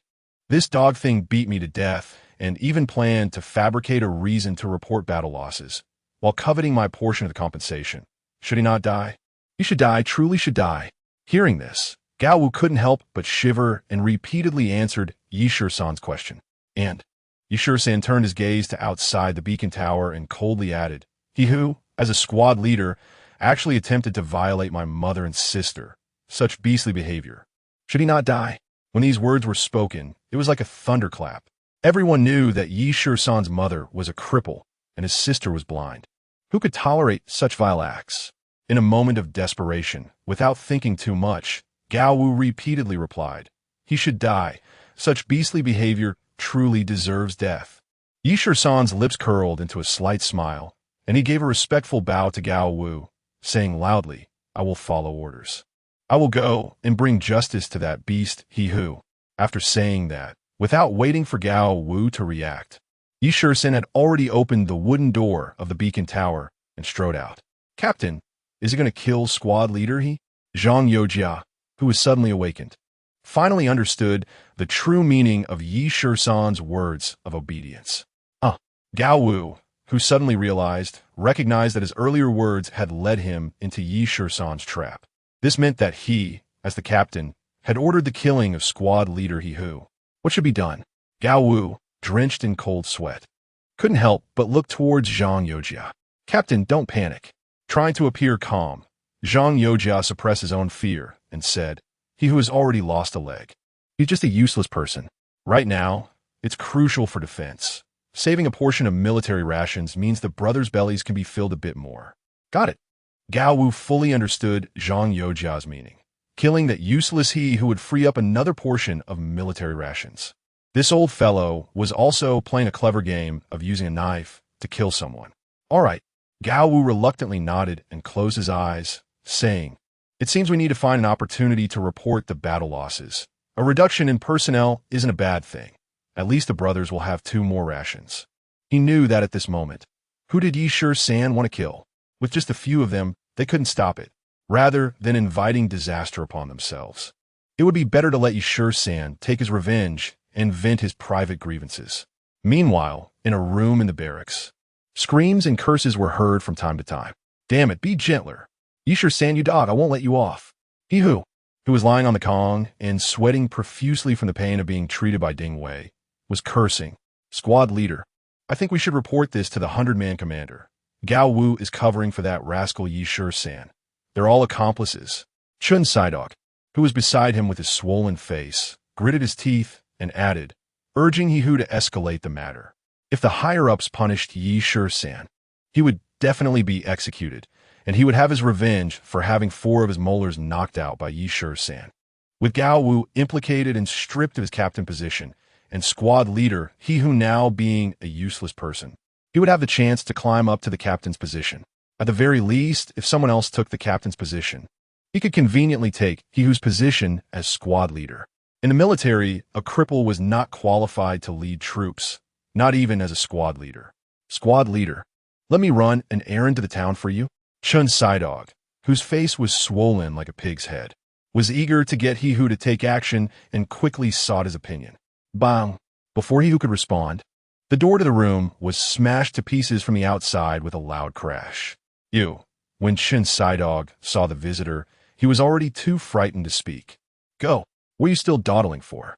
Standing at the door, Shisan stared at Chun Sidog's suddenly pale, swollen face with a half-smile and coldly said, Go to the town and report to the higher-ups. I'll give you a ride. Don't come over. Like seeing a ghost, Chun Sidog retreated in terror. If you dare to take another step forward, I really will go to the town. Facing Chun Sidog stammering, Shisan shifted his gaze to the Kong and slowly walked over to the edge. What do you want? He who, startled and sitting up from the Kong, stammered like Chun Sidog, looking nervously at Shisan as he approached. In response to squad leader, Shisan stopped at the edge of the Kong, looking at he who was already scared out of his wits, and contemptuously said, I am here on the orders of captain to execute you on the spot. Upon hearing this, Chun Sidog, hiding in a corner of the room, shouted, Squad leader, this guy is indeed colluding with Gao Wu. His goal is to eliminate us and attempt to pocket our rations. The other two who were chopping wood outside heard the shout and rushed in with axes in hand. Shisan slowly turned his head and glanced at the two blocking the door, saying, You two, do you dare to defy the orders of the captain? The two exchanged glances, momentarily unsure of what to do. They stood frozen in place, staring blankly as Shisan slowly drew out the tattered saber from his waist. Chapter 11. Bloodbath in the barracks. Quick, stop him. He whose knee had just been treated with ointment, supported himself on the bed and retreated in terror to the foot of the bed. At this command, the two soldiers who had just been dumbfounded at the door raised their axes again and advanced toward Shisan. Impudence! Shisan shouted, his gaze icy as he looked at the two, saying, I am here under the orders of Captain Shur to execute the death sentence on the criminal he who. Do you dare to rebel? Execute the death sentence? Everyone present knew what he who and Chun Sigi had just been up to, but they never expected that Gao Wu would want to kill he who for this. For the sake of a lame old woman and a blind woman.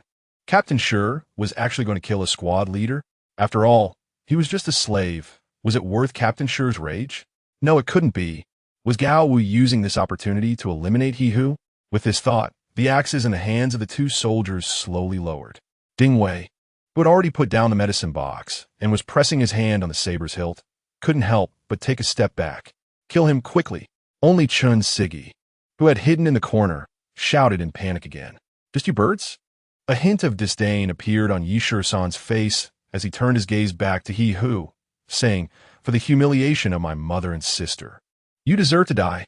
Before the word die had left his lips, the saber in Shisan's hand had already pierced through he who's chest, and the blood spurting from the tip that came out of his back instantly stained a wall red. Screech! Shisan slowly pulled the saber from he whose body like a saw. It's your turn. The blood-dripping tip of the saber slowly pointed at the pale-faced Chun Sigi. Shisan curled his lip and said disdainfully, Captain Shur said he would report the battle losses to the higher-ups, and then your families will receive a compensation. Huh! Hearing this, Chun Sigi seemed to forget the life-threatening crisis before him, spat, and cursed. I really guessed it right, that bastard Gao Wu. Would he have the kindness to report the battle losses? What bullshit compensation? It's not enough for him to fill the pants of a widow. It seems that the affair between Gao Wu and Widow Zhang in the village was well known among the soldiers at Huangyangxian. Cutting rations to please Widow Zhang was just to vent their frustrations in the village after the shift change. The soldiers at Huangyangxian all said that Widow Zhang's mouth was an insatiable pit. For this reason, the soldiers who were short of rations and money regarded the ewes and cows raised by the laborers as their treasures. Whenever they had the chance, they would bring back a cow or sheep that crossed the warning line to entertain themselves. Gao Wu, even if I turn to a ghost, I won't let you go. As he continued cursing, Chun Sigi's voice suddenly stopped. His gaze was fixated on the blood-dripping tip of Shisan's saber. and he trembled all over. "Brother Yi, please spare me. These are all he who's ideas." With a thud, Chun Sigi knelt down, realizing that one of his feet had already stepped into the gates of hell. "What? Not so tough anymore?" Yishur-san looked at Chun Sigi with a half-smile, his eyes half-squinted, and said, "Weren't you going to report to the town? Hurry up." Saying this, Yishur-san stepped aside, giving Chun Sigi a clear path. "You." Chun Sigi was taken aback, his face twitching in disbelief as he looked at Yishur-san and said, "Are you really letting me go?" "Yes." Yishur-san nodded, then lowered the hand holding the saber. Seeing this, Chun Sigi's face flashed with surprise, and he cautiously slipped past Yishur-san before sprinting toward the door. Standing with his back to him, Yishur-san smiled slightly, and the hand that had just lowered swung the saber back over his shoulder casually. A streak of cold light, accompanied by droplets of blood, shot out from behind Yishur-san toward the door. A scream came clearly from the courtyard of the barracks. Through the door, they saw that Chun Sigi, whose back only revealed the hilt of the saber, was pinned to the ground by the saber thrown by Yishur-san. This action caused the other three, still in shock, to kneel down in unison before Yishur-san. "Brother Yi, he who and Chun Sigi deserve to die. They had it coming. Those matters have nothing to do with us three." The astute Ding Wei hurriedly tried to absolve himself. He feared that the bloodthirsty Yishur-san would slaughter all three of them in one go. A person blinded by rage has no reason. "Brother Yi, it's all their fault. I, Zhang Fa, have never been involved. Neither have I, Li Fugui. I've never harbored any ill will toward Brother Yi." Besides Ding Wei's declaration, Zhang Fa and Li Fugui also began to fervently defend themselves. It seems that the saber is the truth. To speak of fairness, one must use the saber to communicate. Yishur-san smiled, a smile that sent chills down the spines of the three present. "Did you all see that?" Yishur-san cast a meaningful glance at the three, then said, "How should we report the deaths of these two less-than-pig dogs to the higher-ups?" They did not expect Yishur-san to ask this. Ding Wei's eyes darted, and he awkwardly laughed in response to Brother Yi in our Huangyang Xian barracks. Due to squad leader He Hu and Bowman Chun Sigi fighting for some unknown reason, they ended up stabbing each other to death. Yes, that's right. I witnessed it with my own eyes. That's right, these two never got along, and this time when the rations were distributed, for some unknown reason, they started fighting. Understanding Ding Wei's intention, Zhang Fa and Li Fugui also hurriedly chimed in. The three of them insisted that Chun Sigi and He Hu had killed each other in a fight. Strange. Weren't they supposed to report battle losses? Why didn't these people say that He Hu and Chun Sigi died for the country? If that were the case, there would still be compensation to be issued. These people would rather claim it was mutual combat than cooperate with Gao Wu's idea. It seems that the soldiers, who had suffered from Gao Wu's exploitation and deductions, were gnashing their teeth in hatred towards Captain Shi Gao Wu. He who wins the hearts of the people wins the world. It seems this saying is not false. The events that unfolded were clear as day to them. It was merely Captain Shi Gao Wu utilizing Yishur-san's fierce strength. He was not so righteous as to seek justice for Yishur-san. "Brother Yi, how should we handle this here?" The old hand Zhang Fa glanced at the bodies of He Hu and Chun Sigi, nervously asking Yishur-san. Looking at this old veteran, who was several years older than him, calling him brother, Yishur-san smiled slightly and said slowly, "Bury them, dig the grave deeper, so the wolves don't dig them up and disgust people again." "Brother Yi, there is something I don't know if I should say." Ding Wei raised his head, looking at Yishur-san with a fluctuating gaze. "Speak." Yishur-san paused, knowing that Ding Wei still had ideas up his sleeve. Sure enough, Ding Wei's gaze swept past the other two faces and continued, "Since He Hu has already received his punishment, we three propose Brother Yi to take on the position of squad leader." Become a squad leader? This was something Yishur-san had never considered. He only wanted to survive, to ensure that his mother and sister would no longer be humiliated. He had never thought about seizing anyone's position. Seeing Yishur-san lost in thought, Zhang Fa also said, "Huangyang Xian's beacon tower has a total of 2 shifts. Besides Captain Shi leading one shift, the squad leader leads the other. Since the squad leader is dead, Brother Yi might as well seize the opportunity to take the squad leader's position." "Seize what position?" The taciturn Li Fugui retorted Zhang Fa, then added, It is we three who jointly recommend Brother Yi to be the squad leader. The position in the military should be held by a person like Brother Yi, who has great righteousness and exceptional skills. All right. Yi Shisan chuckled silently and waved his hand, saying, "It doesn't matter who the squad leader is. I'm several years younger than you all. Please don't call me Big Brother anymore. It shortens my life. I'll take my leave first and report back to Commander Shi. You all take care of the cleanup here." Holding back the nauseating smell of blood, Yi Shisan, who had killed for the first time, hurriedly left the barracks after dropping that line. Chapter 12. Rising to power, what happened to squad leader He?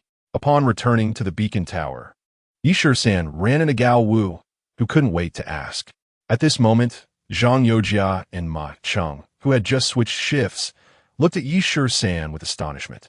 "Report to Commander Shi." After a salute, Yi Shisan said, "The two soldiers who disobeyed Commander Shi's military orders, He Hu and Chen Sigua, have already been executed." Executed? Gao Wu's cheeks twitched in shock. "You killed Chen Sigua too?" Commander Shi's judgment is clear.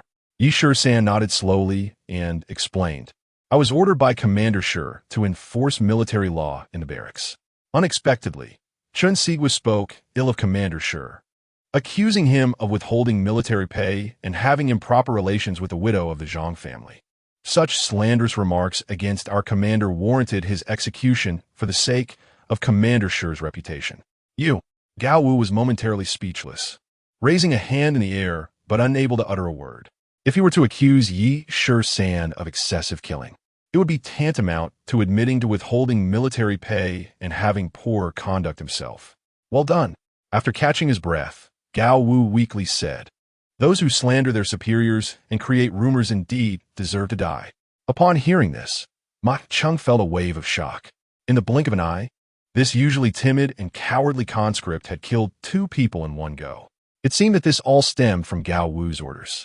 He couldn't imagine that such a low-ranking soldier not only killed Zhao Dainiu in front of Gao Wu, but also went to the barracks to kill squad leader He Hu and Bowman Chen Sigua.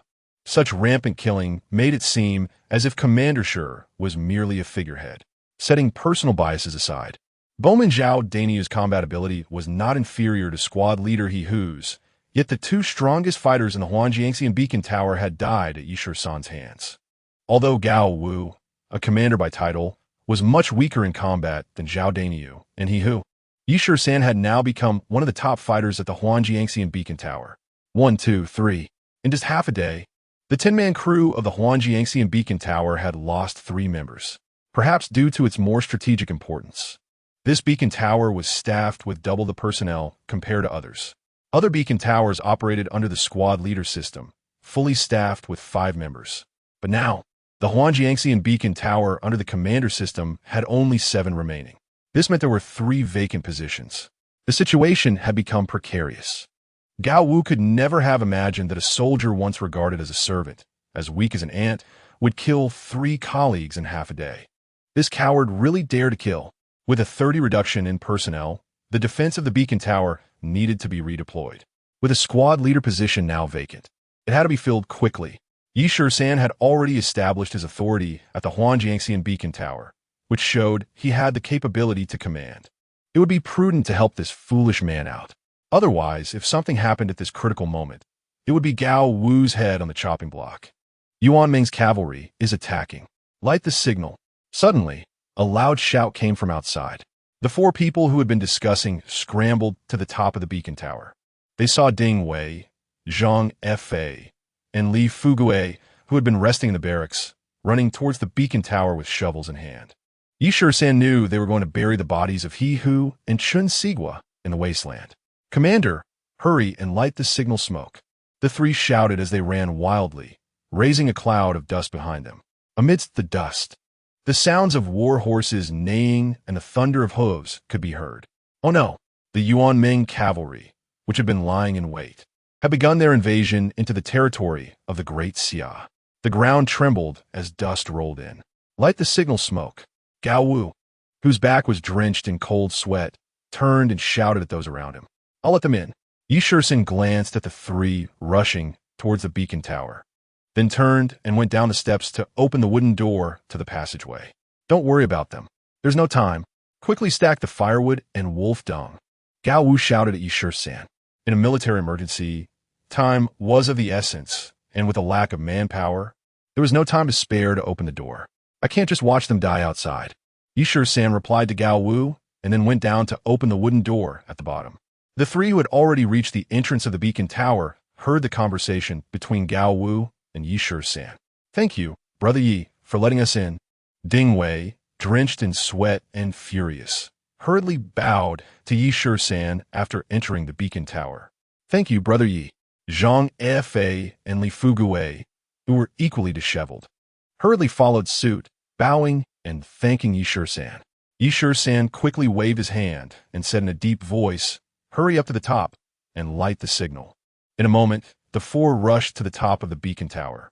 At this point, they could see that the billowing dust from the direction of Huangjiangxian had already obscured the entire ridge. If they didn't light the signal soon, it would be too late. If they missed the optimal timing, once the dust raised by the warhorses covered the area around the beacon tower, the warning signal would not be seen by the nearby beacon towers. Hurry, hurry, hurry. If we delay any longer, it will be too late. A panicked Gao Wu directed the two remaining men to stack wood. The sounds of hooves in the distance were growing closer, and they could vaguely hear the cries of the Yuan Meng cavalry. Because the firewood was too hard, it wouldn't catch enough flame quickly enough, let alone ignite the wolf dung for white smoke. Ding Wei listened and lit the bedding. Zhang Fa listened and stomped on the cowhide bellows to blow air.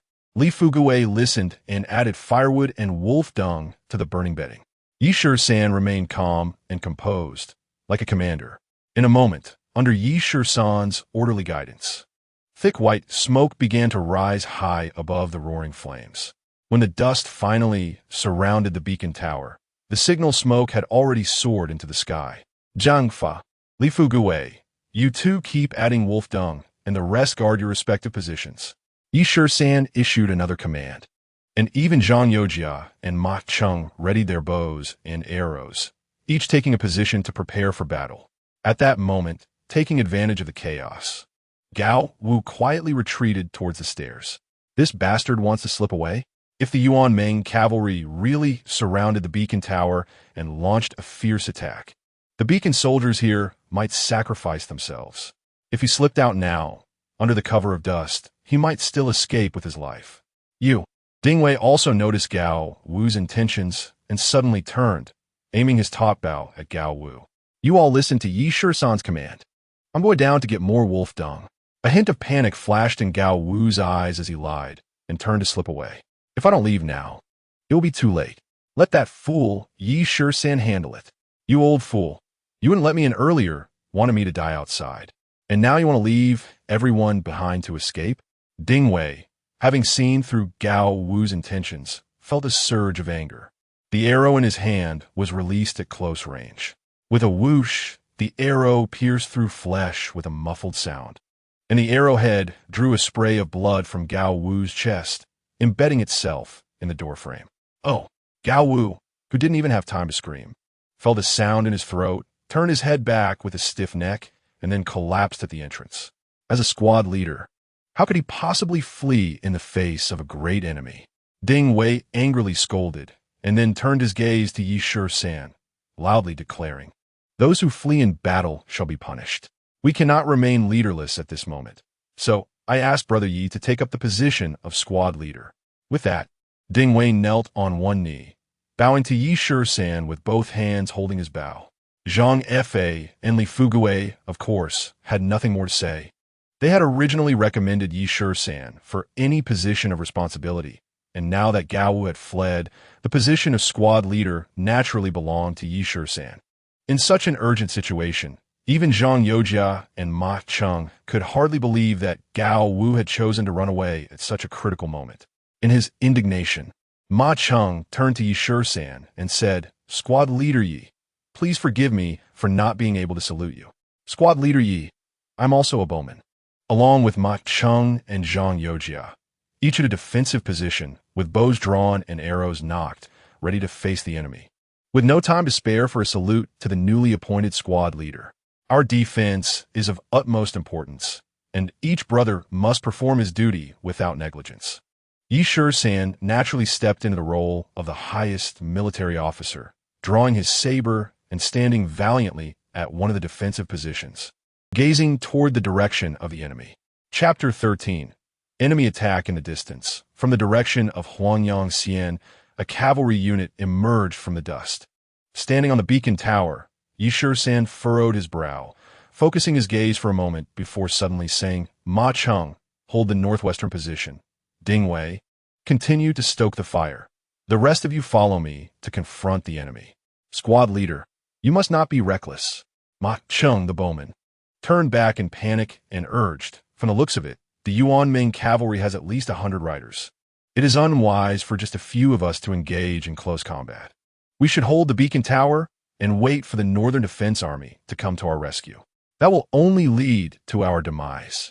Shisan waved his hand and continued, "Zhang Youjia and Li Fugue, follow orders. You two go to the left trench, activate the horse-blocking spikes, and be ready for close combat. Zhang Fa, follow me to the right trench, set up the horse-blocking spikes, and take aim at the enemy approaching the barracks." The three soldiers mentioned nodded solemnly, gripping their sabers tightly, and after descending the steps, they opened the wooden door to the passage and sprinted away. Half a mile outside the beacon tower, taking advantage of the terrain, two trenches were distributed on either side.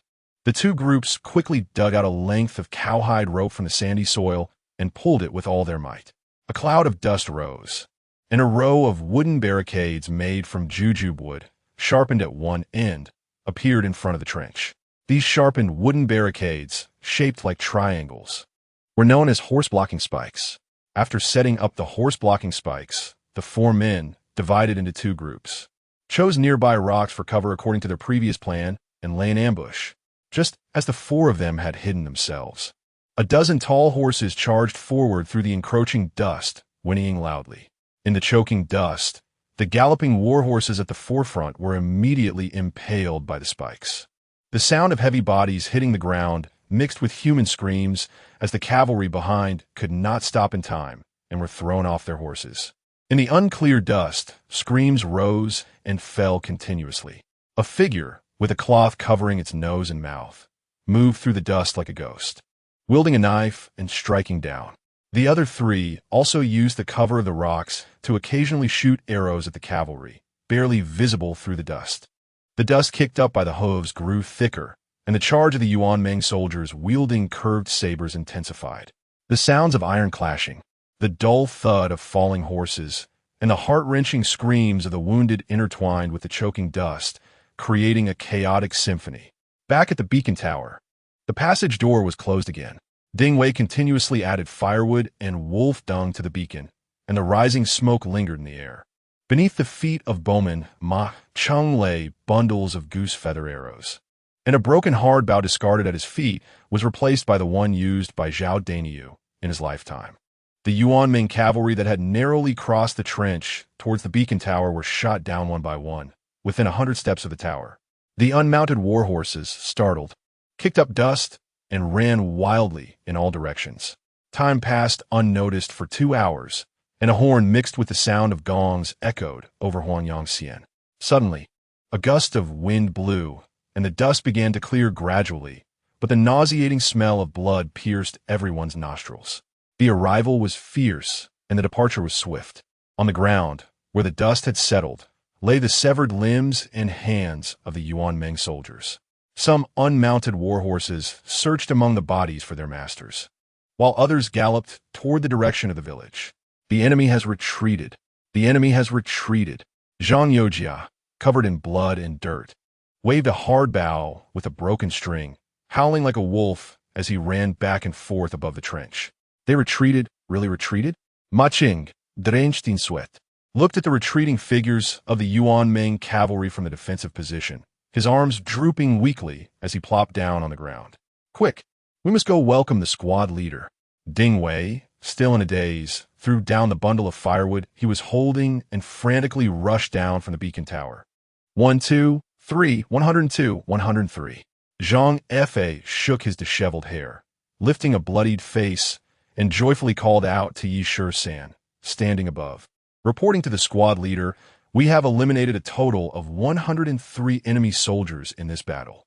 Squad leader, Li Fugi, almost rolling into a ball in his leather armor, scrambled over, shouting, "In this battle, we captured 67 warhorses. The scattered horses are being rounded up by Ding Wei and the reinforcements." A great victory in this battle? Amidst the cheers of the beacon soldiers, Shisan, with his hair tousled in the wind, muttered to himself as he looked down at the saber in his hand. The hilt of the saber, nearly broken, had become a bent saw. Some of the notches on the blade still had remnants of human bones. Shisan's gaze slowly shifted from the ruined saber in his hand to the ground. Suddenly, a corpse caught his particular attention. The body of a cavalryman, nearly half of its head chopped off, wore armor different from the others. Copper leaf armor? Indeed, the corpse before him was clad in a set of finely crafted armor made of copper material. Gold armor, silver armor, iron armor, leather armor. These were determined by rank and status in ascending order. Only the lowest-ranking cooks and temporarily conscripted civilians wore the least protective wicker armor. Among these corpses, nearly all were clad in iron armor or leather armor made from raw cowhide. The appearance of copper armor indicated that this Yuan Meng soldier held a significant status in the military. The court had issued an order to the Northern Defense Army. For every Yuan Meng soldier killed wearing wicker armor, the reward was 2 acres of farmland, 10 taels of silver, and 20 stones of coarse rice, along with a promotion of 1 military rank.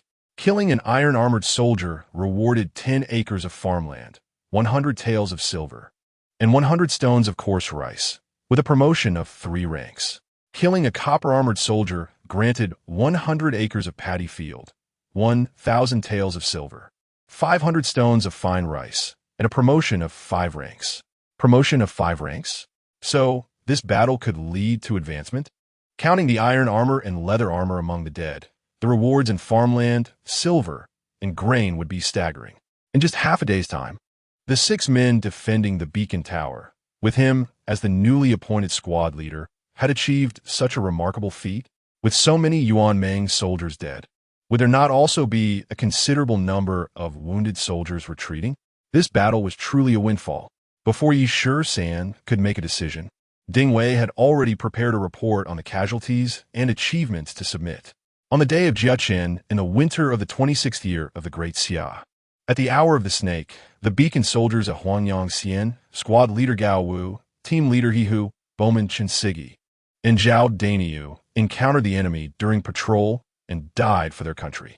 The remaining 6 beacon soldiers, led by the newly appointed squad leader Shisan, annihilated 103 enemy soldiers, capturing 67 uninjured warhorses and incurring an unknown number of enemy casualties. They also seized 1 bronze armor, 12 iron armors, and 90 leather armors. Looking at the freshly inked battle report, Shisan grinned. Everything he could think of, Ding Wei had already considered. What he had not thought of, Ding Wei had even anticipated. As a result, the birdman he killed also earned military merit to meet the King of Hell. However, the real rewards in gold and silver would fall squarely into the hands of this new squad leader. The soldiers who rushed from the village were even more excited. The 30-plus dead or injured warhorses were enough for them to eat meat during this winter month. Faced with sufficient benefits, the other 5, aside from Shisan, unanimously chose to remain silent about the deaths of squad leader Gao Wu and the others. What awaited them was a fortune beyond measure. Chapter 14. Two-legged sheep. Such achievements had never been seen in the history of battles between the Great Xia and Yuan Meng. The fierce and ruthless Yuan Meng Tatars had never regarded the soldiers of Great Xia as human. In their eyes, the soldiers of the Great Xia army were merely two-legged sheep that could talk. Wherever the iron hooves of the Yuan Meng cavalry went, blood flowed like rivers, and the sight of countless corpses was chilling. This time, the invading force attempted to enter the military reclamation area to rob cattle, sheep, and grain. According to the usual strength comparison during confrontations, the Northern Defense Army would have to dispatch at least 1,000 soldiers to effectively fend off this invading force. However, it was unbelievable that the 10-man beacon soldier unit at Huangjiangxian, after the deaths of 4 under squad leader Gao Wu, achieved such astounding results with the remaining 6, led by the slave soldier Shisan. The psychological shadow left by the Yuan Meng Tatars on the Great Xia people was shattered by Shisan's performance. This would cause a sensation in the Northern Defense Army and shock the court and the people.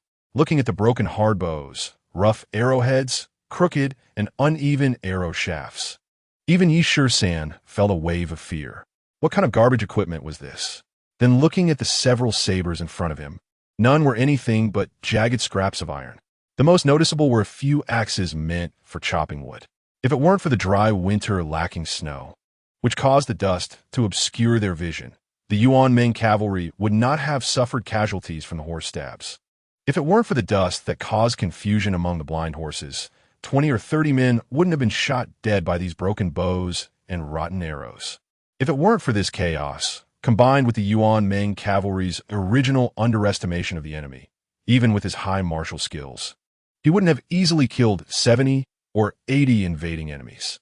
It should be known that these beacon soldiers didn't even have a decent warhorse, let alone anything capable of riding and shooting. No wonder squad leader Gao Wu's first reaction when the Yuan Meng Tatars invaded was to flee. Heaven, earth, and people all favored Shisan, a valiant cavalry officer from the Northern Defense Army, accompanied by a centurion from the beacon soldiers, inspected the battlefield and stood on horseback in shock, unable to close his mouth for a long time. You killed these Tatars? The seasoned cavalry officer looked at the corpses of Yuan Meng cavalry scattered on the ground, unable to believe the meaning of seeing is believing. Reporting to the Lord, the quick-witted Ma Cheng adjusted his tattered leather armor, knelt on one leg, and clasped his fists, saying, when the enemy attacked, "Squad leader, ye commanded well." After signaling with the smoke, he led the archers to ambush outside the beacon tower. Just you few? The cavalry officer pointed his whip at Shisan and the others standing in a row, saying, "The iron cavalry of the Yuan Meng Tatars is unstoppable wherever they go. Blood flows like rivers, and you actually killed so many of them? Your words are mistaken." Shisan raised his head proudly, holding the now serrated saber in both hands. Stepping forward to stand before the cavalry officer's horse, he said loudly, "The Yuan Meng Tatars are also flesh and blood nurtured by their parents. My great Xia soldier's blade can also sever their heads. Isn't that right?"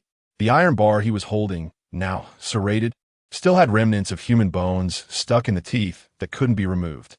The cavalry officer leaned down from his horse and carefully took the now useless saber from Shisan's hands to examine it closely.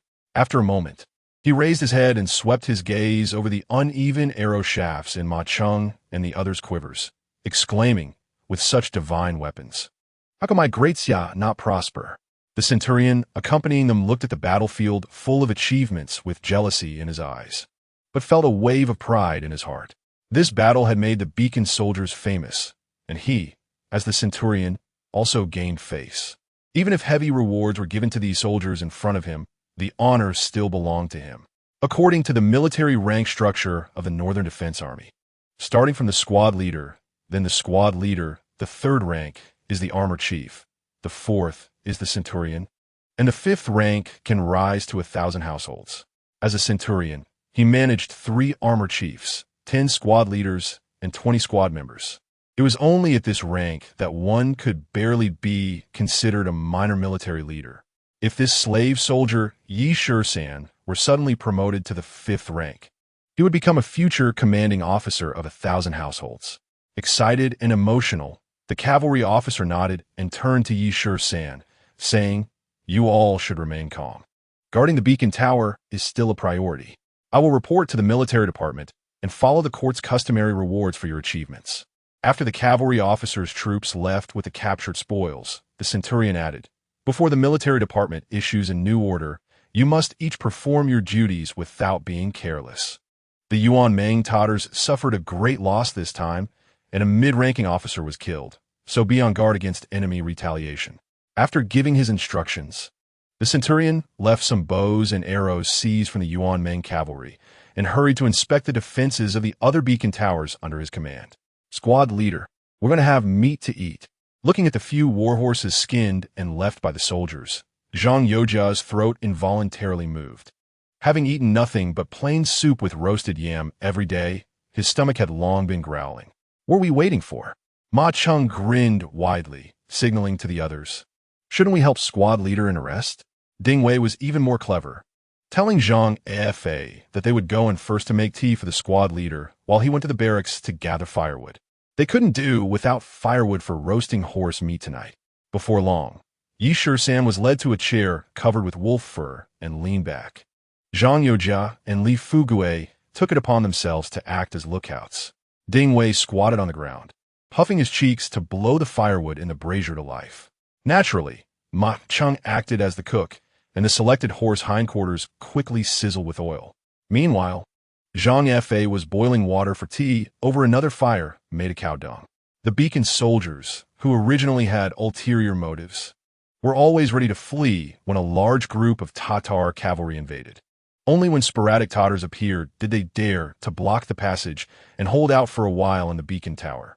They all knew that sporadic Tatars could not breach a solid and sturdy beacon tower. They merely robbed the cattle and sheep of the herders along the border. Only forces of today's scale would enter military reclamation areas to kill, burn, and plunder grain, cattle, and horses. However, today, such a scale of Tatar cavalry was completely routed under Yi Shisan's desperate slashing. It was also due to Yi Shisan's ferocity that they lost their chance to escape. They were not foolish. If they ran out of the beacon tower, they would immediately become victims of Yi Shisan's blade. Unexpectedly, it was precisely due to Yi Shisan's ferocity that they caught a tremendous fortune. According to the rewards regulations issued by the court to the Northern Defense Army, the few of them would cross social classes, with the minimum promotion to the rank of a 100-man commander. They could acquire good farmland, silver, and grain. The families from their hometown would receive good land allocated by the local government. With enough food to eat, the days of hunger would become a thing of the past. With pockets full of silver, there would be no worry about not being able to find a brothel in town when they changed posts. Everyone was in a state of extreme excitement, except for Yi Shisan, who lay on a wolfskin chair with his sore arms hanging down, staring blankly at the wall of the beacon tower. Before we left, it was still a two-shift system with 3 people in a group, divided into 2 shifts, maintaining the original team members for now, temporarily promoting Ding Wei to team leader. Yi Shisan finally spoke, giving his first personnel appointment to the 5 who were immersed in excitement. Chapter 15. Zhirong's mother is noble after a night without incident. The tension of a 6 was momentarily eased. After eating their fill of roasted horse meat and drinking tea all night, the beacon soldiers finally welcomed a glimmer of dawn. For the first time, the 6 in the beacon tower cooked a meal of dry rice and enjoyed a hearty breakfast with the leftover roasted horse meat. Ding Wei, listen up. Yi Shisan, wiping his mouth with the back of his hand, turned his gaze to Zhang Fa and Li Fugui, slowly saying, "You 3 are on duty today. Do not be careless." After settling down, Yi Shisan shifted his gaze to Ma Cheng and said lightly, "Thank you and Zhang Youjia for your hard work. Carry the horse meat and grain, and come with me to the sandpit." Ma Cheng's eyes rolled, and he immediately picked up an axe and chopped off a hind leg from a dead horse to carry on his shoulder. Zhang Youjia hurriedly grabbed a sack of rough rice and followed Ma Cheng out of the beacon tower. The 2 were well aware that Yi Shisan was worried about the family staying at the sandpit. "Lord Shichong, look." Ma Cheng, walking in front, pointed in the direction of the sandpit and said, "So many people are busy coming in. What a lively scene." Following Ma Cheng's, Yi Shisan saw from a distance that in front of the thatched cottage at the sandpit, several transport carts were parked, and a group of farmers were busy carrying items in and out of the thatched cottage. What does this mean? Yi Shisan scratched the back of his head, unconsciously quickening his pace. "Lord Shichong, these farmers got ahead of us. They must be delivering items to the old lady." The seasoned Zhang Youjia quickly understood the situation at the sandpit. Zhang Youjia was right. Before they reached the front, a leading farmer hurriedly approached Yi Shisan and cupped his fists in salute. "I am Shui Wang. I have met Lord Shichong." Damn, a beacon soldier. And he has become the Lord Shichong in the farmer's mouth? What are you doing here? Yi Shisan frowned, coldly looking at Shui Wang. In response to Lord Shichong, Shui Wang squeezed out a sheepish smile and said enthusiastically, "I thought the old lady and the young lady were lacking some furniture and items, so I brought them over. The rewards have not even been issued yet. These opportunistic soldiers have already caught the scent and rushed to curry favor." Those spinning wheels and looms were carried out from the thatched cottage. The smelly sheep wool and cow hair were also cleared out and piled outside. Entering the thatched cottage, they found it newly furnished, with tables, benches, cabinets, and jars all complete. The flustered Yi Lu Shi waved her hands at the farmers who had arranged the room, urgently saying, "This is not appropriate, military gentlemen. What will I do as an old woman? Old lady, the weather is getting colder. We brought some items and food for you and the young lady to get through the winter." The farmers, carrying sacks of grain and mountain yam, answered with smiles on their faces. "Brother is here. I heard brother speaking." The little girl Kai Er, hiding behind Yi Lu Shi, heard Yi Shi-san's voice questioning the farmers outside and excitedly grabbed Yi Lu Shi's sleeve, shouting, "Runner, mother, it's me." When Yi Lu Shi saw Yi Shi-san, words and tears came out at the same time. "I heard that there was another outbreak of war yesterday. My son won't delay military matters, will he? Brother, mother cried all night, constantly worrying about your safety." Kai Er stepped forward, her hands repeatedly rubbing Yi Shi-san's face, saying, "Brother, are you hurt?" Kai Er and mother are so worried. "I'm fine, look at me." Yi Shi-san smiled, holding one of Kai Er's hands, and said, "The enemy has been repelled. They surely won't dare to invade our land again in the near future." Yi Lu Shi wiped her eyes with her sleeve, sobbing, "I've long heard that the Yuan and Mongol barbarians are extremely brutal. The farmer said that my son bravely repelled the enemy yesterday, achieving great military merit for our great Xia. Is this true, mother?" Yi Shi-san, feeling warmth in his heart, looked at this mother and daughter who had no blood relation to him, and said with a smile, "If it weren't for Runner fighting desperately against the Yuan and Mongol cavalry, the farmers you mentioned would have all been killed by those barbarians, and the grain and cattle would have been looted clean." As soon as these words were spoken, Yi Lu Shi looked at Yi Shi-san as if he were a stranger, suspiciously asking, "My son has been weak since childhood. How could he repel such a ferocious invading enemy?" This question hit the nail on the head. Yi Lu Shi knew her son's capabilities very well. How could a scholar who trembles at the sight of a chicken face those ferocious Yuan and Mongol cavalry repel the enemy? If it weren't for these farmers explaining the situation, and Yi Shi-san admitting it himself, she wouldn't believe it even if she were killed. Despite this, Yi Lu Shi still felt uneasy. "Mother," noticing her unease, Yi Shi-san stepped forward to help Yi Lu Shi sit down, saying, "When I have time in the future, Runner will explain in detail to you." Zhang Yojia, who had put down the sack of rice, smiled as he knelt on the ground and bowed, saying, "I am Zhang Yojia. I met the old lady and the young lady." "That won't do, military gentlemen." Yi Lu Shi was so startled by Zhang Yojia's actions that she almost jumped up from her chair. Before she could recover, Ma Cheng, who had set down the horse's hind leg, also knelt down and said, "I am Ma Cheng, an archer under Captain Yi. I have met the old lady and the young lady." "What? Captain Yi?" The title in Ma Cheng's mouth made Yi Lu Shi suddenly shocked. Just a few days ago, Yi Shi-san was still running around in the cold wind collecting wolf dung. When did he become the captain of the Huangjiangxi Beacon Tower? Moreover, this old woman and others' mouths had become Old Lady Yi. Even Kai Er, who was blind, had transformed from the blind girl to Miss Yi. "Brother, you were already captain?" Kai Er's surprise was no less than that of her mother, Yi Lu Shi. Although she couldn't see, she was stunned and speechless for a long time. In response to the old lady, Ma Cheng, with a sheepish smile, said to Yi Lu Shi, "I believe that in a few days, the military's reward order will be issued, and Captain Yi may be promoted to an even higher military position." "That's right." Speaking of promotion, Zhang Yojia was even more excited. Having been a lowly beacon soldier until middle age, this opportunity to soar was a fortune that his ancestors could never have. The piles of silver and fertile farmland seemed to have appeared before his eyes. All of this was thanks to Yi Shi-san. If they had taken the opportunity to escape based on their actions, perhaps they would have already become a dismembered corpse exposed in the wilderness. Yi Shi-san was his savior, and this ragged old woman in front of him was like his mother.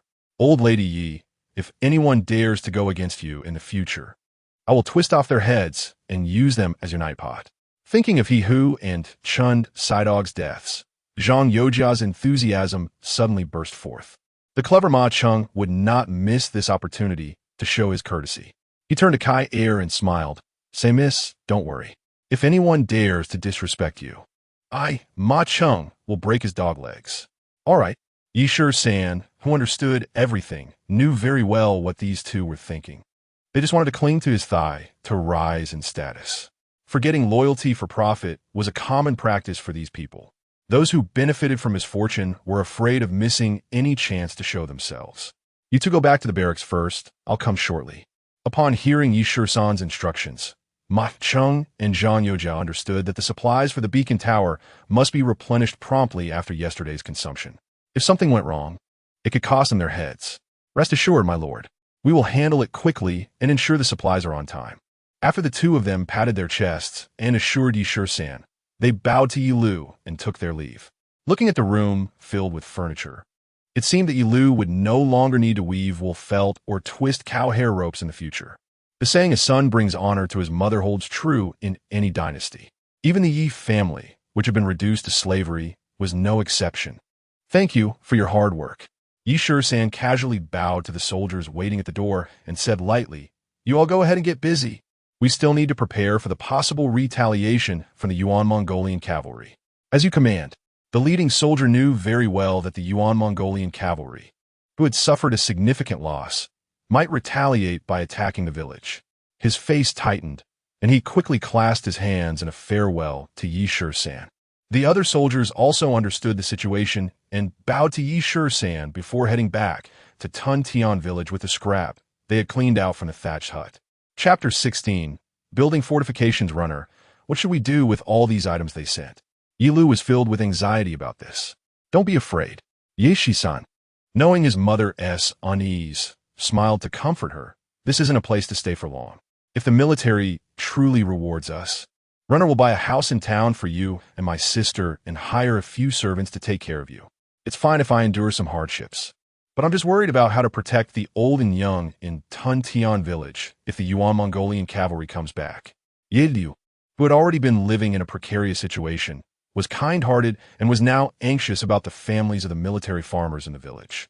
The military farmers were originally soldiers eliminated from the Northern Defense Army, those over 35 years old, weak and sick, or unable to ride and shoot due to injuries were all eliminated.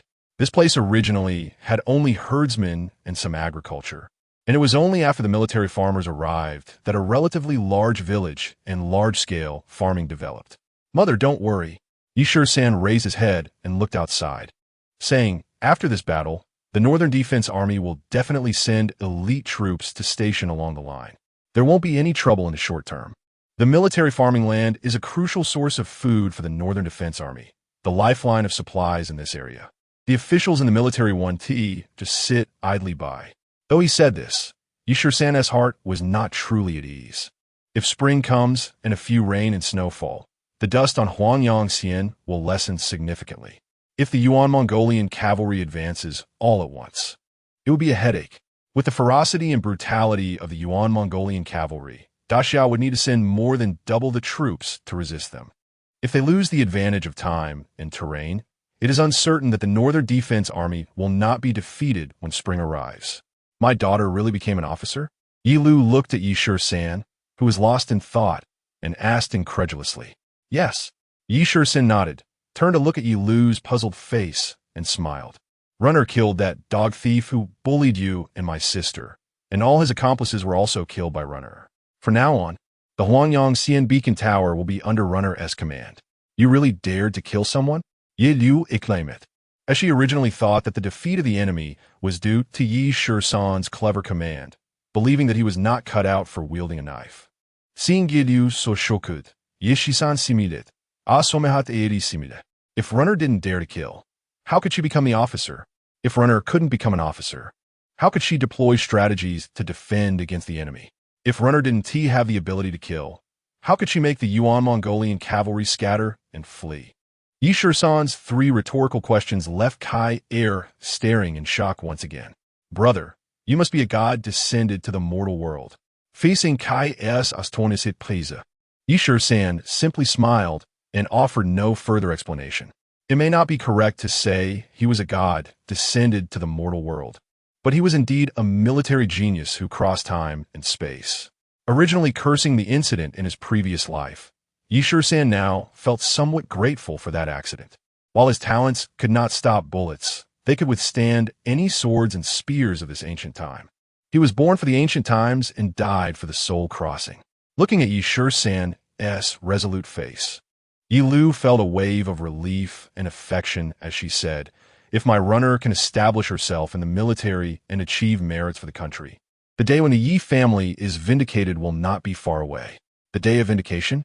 Yi Lu's words instantly shook Shisan's heart.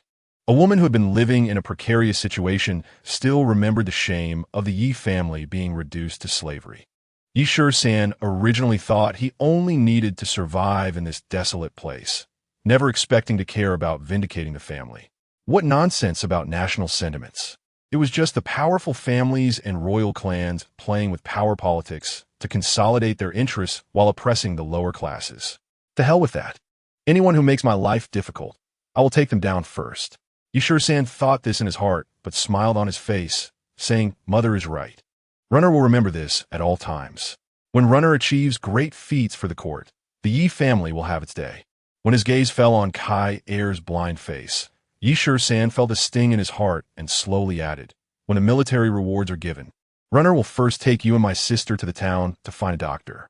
Yi Lu's foot injury should not be a problem if treated by a good bone-setting doctor and given some time to recuperate. The key was Kai Er's eyes. From the remnants of memories, it seemed that Kai Er had gone blind after a high fever in her childhood, and treating that would be more complicated. With military duties pressing and being in a critical time, Runner did not dare to stay here long and needed to return to the beacon tower early. With a sense of unease in his heart, Shisan found an excuse and left the thatched hut as if fleeing for his life. This was the third time Shisan had escaped from the thatched hut since his soul crossed over, but it was also the most peaceful one. Shisan had already established his authority at the Huangyang Xian Beacon Tower, and the remaining few were in deep admiration of him. When he arrived at the barracks, Zhang Yojia was already sweating profusely chopping firewood. Ma Cheng was also busy boiling water and cooking, working diligently on various tasks. Shisan knew in his heart that these people were afraid he would be unhappy. If he were unhappy, there would be no place for them at the Huangyang Xian Beacon Tower. They were scared. They were also convinced. More importantly, they wanted to cling to his thigh to rise in status. Build fortifications. Shisan suddenly blurted out as he stood at the barracks entrance. "Sir, you're back?"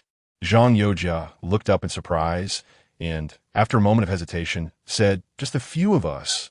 Are we really going to build fortifications? Isn't that obvious?" Did he mean the few horses tied in the barracks? Yes. Shisan nodded and said solemnly, "Currently, we have 6 soldiers. The situation of the battle is severe, so we will continue with the 2 shifts. The beacon tower will only keep a lookout post, with 1 person on fire watch and 1 on lighting duty. The remaining people will work on building fortifications. That means out of the 6 people we have, 2 will be stationed at the beacon tower, and the other 4 will not stay in the barracks to work, but will build fortifications outside the beacon tower. The trench needs to be extended. The damaged horse stoppers urgently need repair, and we also need to dig more horse traps around. This recent victory was also thanks to the dust raised by the Tartar cavalry's horses, which confused them and created an opportunity for us to strike first and kill decisively. Therefore, defensive fortifications are essential. Simply having trenches and horse stoppers is far from enough." Shisan assigned the tasks in one breath, noticing that Ma Cheng and Zhang Yojia's faces had turned pale. With a previous organization of 10 men, they were already busy collecting firewood and picking up wolf dung. Now, with 4 people reduced, the remaining 6 must handle such a massive workload. Horse traps, that's labor-intensive work. Moreover, these traps need to cover a sufficient area. It's not just 3 or 5 that will suffice. Although he was 100 unwilling, seeing Shisan's imposing demeanor, Ma Cheng swallowed back the words that were about to come out. In military matters, obeying the orders of the commander is paramount. Shisan is currently just a squad leader, not yet an official in military rank, but on this Huanjiangxian beacon tower, the squad leader is the highest authority.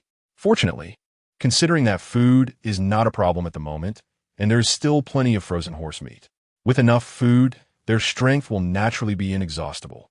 Shisan glanced at Ma Cheng and Zhang Yojia, then picked up a pickaxe and said, "Bring water and dry rations, and go call Dingwei over." We will start work half a mile to the northwest. Understood, they replied vigorously, nodding like chickens pecking at rice, then went to prepare. Watching their helpless expressions, Shisan couldn't help but smile slightly. Birdman, if you want to hang out with me, you have to put in the effort. There's no free lunch in the sky. Chapter 17. Sand Table Learning from Experience. Even if the Yuan-Mongol Tartar cavalry strikes again, they won't charge head-on into the trench. Shisan stood at a high point, scanning the surroundings, then pointed to the sides of the trench near the beacon tower and said, "Avoid the trench, dig horse traps 50 steps back from both ends. I will work with Ding Wei, and Zhang Yojia will work with Ma Cheng." Yes, the three replied firmly, not daring to delay or make excuses. This was exactly the effect Shisan wanted. Listen carefully, the horse traps need to be shaped like jars, 6 feet deep at the bottom. And we need to insert jujube with spikes upside down. The traps should be jar-shaped, with sharp jujube sticks inserted upside down at the bottom. If the war horses and cavalry fall in, they will surely be impaled by the spikes. These traps don't need to be too deep. It's enough if the person or horse falls in. Cover them with reeds and sprinkle light soil for camouflage. After Shisan finished the arrangements, he took the lead with the pickaxe, chose a spot, measured it with his feet, and then started digging vigorously. By evening, the four finished work. Looking at the progress of the half-day, they had only managed to dig 2 pits. With the urgency of the war, this pace was unacceptable. They needed to gather a large number of people. Otherwise, if the Tartar cavalry attacked again, they would be doomed. Back at the barracks, before he could drink a sip of hot water, Shisan glanced at the horse tied up in the yard and turned to Ma Cheng, saying, "You ride a horse to Tunshan village and gather about 10 farmers with carpentry skills, then find 100 strong men to bring shovels and pickaxes. They need to report to the barracks at dawn." As soon as he said this, Ma Cheng's face twitched, awkwardly saying, "Squad leader. The Tunshan soldiers are not supposed to be dispatched by the beacon soldiers." Shisan smirked and replied coldly, "Just relay my message, whether it's borrowing or dispatching. You can talk to the district officer of Tunshan village. The beacon soldiers and farmers are 2 separate systems, even for dispatching. It must be ordered by a centurion responsible for this area in the Northern Defense Army. A common soldier, especially one not from the same system, has no authority to give such unreliable orders." But Ma Cheng had no choice but to listen to Shisan, leaping onto his horse and disappearing into the night. The next morning, before the sky was fully bright, over 100 farmers with tools had gathered outside the barracks. Through the window of the barracks, Ma Cheng, who had gone to relay the message the night before, was taken aback, although they were not regular army farmers. A district officer's position is still far above a squad leader. Moreover, Shisan is still a commoner, with a status even lower than that of ordinary citizens. He had just relayed the message with a stiff neck and returned to the barracks under the cover of darkness, not expecting that the district officer would personally bring the farmers to report. Initially, he had no hope at all. Zhang Yujia thought the same as Ma Cheng.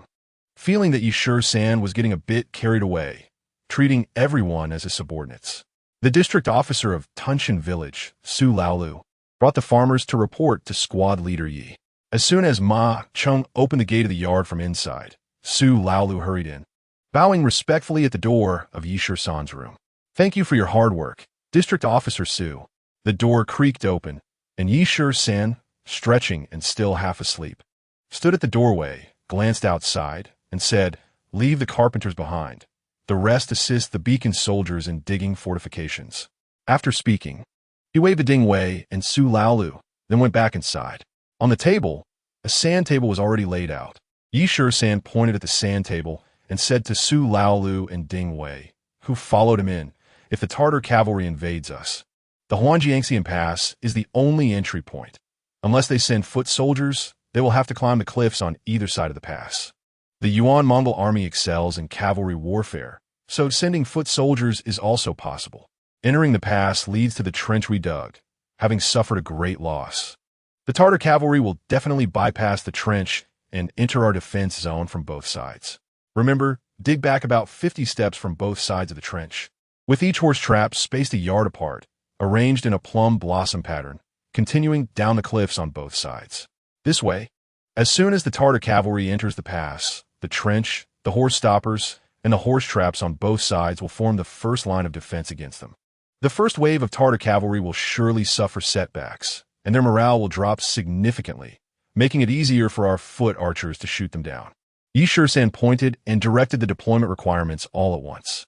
Looking at the vivid sand table on the table, not only Su Laolu, but also Ding Wei, along with archers Zhang Yojia and Ma Cheng, were left speechless in amazement. Since enlisting, they had only seen military sketches. But the real terrain and topography of Huangjiangxian were vividly displayed right in front of them. Squad leader Yi, what is this? A sand table. In response to Su Laoyo's astonished question, Yi Shisan replied casually. What exactly is a sand table? Zhang Yojia and Ma Cheng exchanged glances, unable to comprehend how this thing called a sand table was made. These birdmen, if it weren't for being in this backward, ancient time, I would have buried landmines instead of sweating profusely digging horse traps. Yi Shisan cursed inwardly, shaking his head and smiling.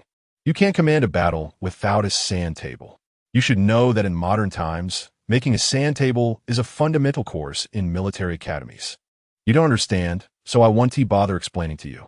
Yi Shisan waved his hand, turned his gaze to Ding Wei, and said, pair up. Make sure to complete half of the fortifications before dark. Yes. Ding Wei's face tightened. He bowed respectfully, then led District Officer Su Laolu out of the room. Squad leader. Ma Cheng approached, glancing at Su Laoyo's back, and whispered, this Su Laolu is quite a big deal in Tunshan village. Now he's obedient to you, squad leader. He just doesn't want to die. Yi Shisan waved his hand, sat down, and added, go bring those carpenters over. Zhang Yojia. Bring some of the captured feathered arrows and hard bows. In a short while, the carpenters gathered outside the barracks were brought in. Zhang Yojia also brought 2 hard bows and a goose feather arrow from the storeroom. With everyone gathered and the items collected, Yi Shisan bent down and pulled out a 3-foot-long wooden stick from under the table. Holding the stick, Yi Shisan stood up and pointed at one side of it, saying, use a planer to smooth out one side, and then carve a groove at this position. Yi Shisan continued to explain while gesturing, using a piece of charcoal to mark and draw on the stick, saying, make an improvement based on the usual bows and crossbows, and install this type of bow used by the Mongol cavalry. The soldiers, who were skilled carpenters, immediately understood Yi Shisan's request. With such an improvement, the range of this arrow will definitely increase significantly. That's right. The Mongol cavalry uses goose feather arrows, while we use goose quills. The goose feathers are lighter than goose quills, so the range and accuracy will be much better. There should be a footrest at the front, so you can step on one end with your foot and then pull the string and knock the arrow with both hands. That will be much easier than pulling the bow. The Mongols have strong arms. Otherwise, our men wouldn't be able to pull that bowstring. As craftsmen, they exchanged ideas, even solving problems Yi Shisan hadn't thought of. Good. Initially, Yi Shisan looked down on these men, but listening to the carpenter's discussion, he couldn't help but exclaim, you haven't wasted your time. Work well, and follow the improvements we just discussed. You will surely be rewarded. Not to mention the rewards. Just blocking the Mongol cavalry would save countless lives in Tunshan village. Moreover, after suffering so many casualties and having meat to eat, the soldiers had already entrusted the safety of their families in Tunshan village to Yi Shisan. The regular troops of the Northern Defense Army were merely a support, but not a guardian by their side. Yi Shisan was different. He was a safety barrier standing in front of them. Chapter 18. Widow Zhang, just as the soldiers were busy with their tasks. The door was pushed open from the outside. After a night of working on the sand table, Yi Shisan had just climbed onto the heated bed to catch a nap. A woman entered from outside, bringing with her a scent mixed with a strong odor, and bowed gracefully. I have seen the great leader. The woman, nearly 40, with a round face and a heavy layer of makeup, immediately greeted Yi Shisan upon seeing him. Who are you? Yi Shisan, taken aback, looked at the woman suspiciously and asked, how did you enter the barracks so casually? In response to the great leader, the woman got up from the ground, swayed her plump hips, took a couple of steps forward, and sat on the edge of the bed, throwing Yi Shisan a clumsy, flirtatious glance, and said in a coy voice, I live in Tunshan village and have heard about the great leader's bravery in repelling strong enemies. As a woman under your protection, I have come to reward you. Reward? Compared to the emaciated soldiers and their families, This woman was quite well fed. Otherwise, how could she be so plump? A thought flashed through Yi Shisan's mind, and he frowned, coldly saying, "You must be that Zhang? Widow Zhang? The former lover of the last leader Gao Wu?" "That's right. You guessed it right." Widow Zhang feigned surprise, then said in a coy tone, "It seems the great leader also knows about me? More than just knowing." Yi Shisan suppressed his rising anger, and said with a frown, "You feasted on so much soldier's blood to gain your plumpness. It seems Gao Wu has cut our rations for you. You speak harshly." Widow Zhang smiled seductively, raised her hand to start unbuttoning her bodice, and said in a flirtatious tone, "This body of mine is just for the great leader. There's no man who isn't tempted." As she spoke, she revealed a pair of breasts like fat rabbits and turned to crawl onto the bed. The Gobi Desert lacks water, making bathing a luxury. Yet Widow Zhang's exposed upper body was as white as mutton fat. "Enough." Yi Shisan looked at Widow Zhang's greasy white flesh, his stomach churning, almost throwing up the roasted horse meat he had eaten the night before. He waved his hand to fan away the smell of the mingled stench and perfume, and with a dark face said, "I haven't even pursued you for trespassing into the military camp, yet you shamelessly try to drag me down with you." "Ha ha!" Widow Zhang laughed heartily, her upper body shaking with laughter. Once she calmed down, she held out her arms like she was cradling two white rabbits and said in a coy voice, "It's unfair. I have come to this barracks many times, and on that very spot where the great leader lies, Gao Wu has ridden me many times." "That's enough." Before Widow Zhang could finish, Yi Shisan sat up, looking coldly at her heavily made-up and chubby face, and said in a deep voice, "Considering you are a woman, and it's not easy to live in this frontier, I haven't delved into your instigation of the former leader Gao Wu's embezzlement of military supplies. Yet you, instead of repenting, come here to corrupt and entice me?" Widow Zhang never expected there would be a cat that wouldn't be tempted by fish. After 3 years of guarding the beacon tower, an old sow could still be a Diaochan. Not to mention the old sow, even he who, in his group, had caused trouble for the herders, scattering their sheep. After all, she was a living woman, albeit a bit older, with flesh and blood, capable of being lively and charming. Could a living woman not be better than those grazing beasts? "Yi Shisan." Not willing to give up, Widow Zhang turned to the side and began to unbuckle her belt. "Don't think me old. The tender places are still lush and plentiful." "Enough." Yi Shisan jumped off the bed and shot a sidelong glance at Widow Zhang, who had stripped down, coldly saying, "A great battle is imminent. If you're smart, don't provoke me. If you don't listen to my advice, I'll skin you alive and make a war drum out of your skin." Seeing Yi Shisan genuinely angry, Widow Zhang suddenly felt embarrassed, hurriedly dressing herself on the bed, then slipped off the edge and ran away with her head down, disappearing without a trace. Once Widow Zhang's figure completely vanished from sight, Yi Shisan grabbed the teapot and gulped down a bellyful of the already cold tea. After the tea settled, Yi Shisan's churning stomach calmed down a bit. Yi Shisan closed the door again, picked up a newly chosen knife, and fell into deep thought. The construction of a defensive works outlined in the enemy engagement plan was already underway, and the modifications to the bows and arrows were in full swing. All that was left was to acquire a suitable weapon for himself. Yi Shisan took the machete and paced back and forth in the room. The Mongol cavalry's curved sabers were thick and heavy, relying entirely on brute strength to win. As the saying goes, an inch longer, an inch stronger. If this weapon is short, it becomes dangerous. In his past life, Yi Shisan had inherited the essence of a family martial art and gained further refinement in a secret sect. In a world dominated by guns and cannons, these ancient killing techniques had become obsolete. He never expected that fate would lead him to this calamity. An accident during a live-fire exercise caused his pig teammate to accidentally discharge a weapon, leading him to be reborn in an ancient era dominated by cold weapons. A knife is the truth. Whoever holds it controls the path to seek the truth. The knives of the great Xia emphasize sharpness. To ensure agility, their backs are often thinner, which puts them at a disadvantage against the Mongol cavalry's curved sabers in a direct clash. Meanwhile, swords are flashy yet impractical, serving merely as decorative items for the upper class, elevated to the ranks of noble weapons, but they have more drawbacks in actual combat. Currently, The body he possessed was far too weak. The 3 ribs that were broken by Zhao Danyu's punch had not yet healed properly. If he could merge the 9 nether blade technique, which even gods fear, from his past life with this body, how imposing would it be to sweep across the world? In a chaotic world, only by wielding the sword can one carve out a golden path. The 9 underworld blade technique has no fixed routines.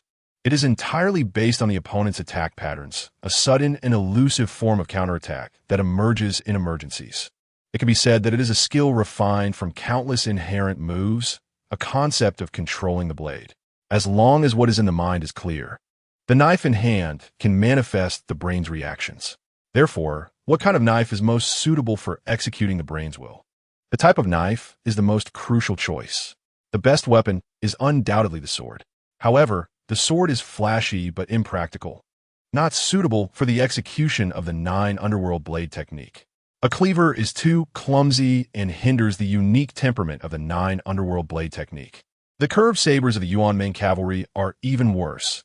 They are more suited for cutting grass than for combat. If one could combine a long sword and a waist knife, it would match the elegant temperament of the 9 underworld blade technique. Transform a double-edged sword into a single-edged knife. Keep the blade's length the same, but change the tip to a slanted knife point. Narrow the blade and thicken one side of the sword edge into a knife spine. Done. Chapter 19. The Broken Blade. Once the idea came to mind, Yi-Shur-san acted on it. He went to the storeroom, exchanged a few words with Ma Cheng, then selected a horse and galloped toward the village. Clang! Before he even jumped off the horse, Yi-Shur-san threw the 3 curved sabers he was carrying in front of a blacksmith shop. A scar-faced man, pulling a bellows under a shed in front of the blacksmith shop, glanced at Yi-Shur-san and then continued to focus on the bellows.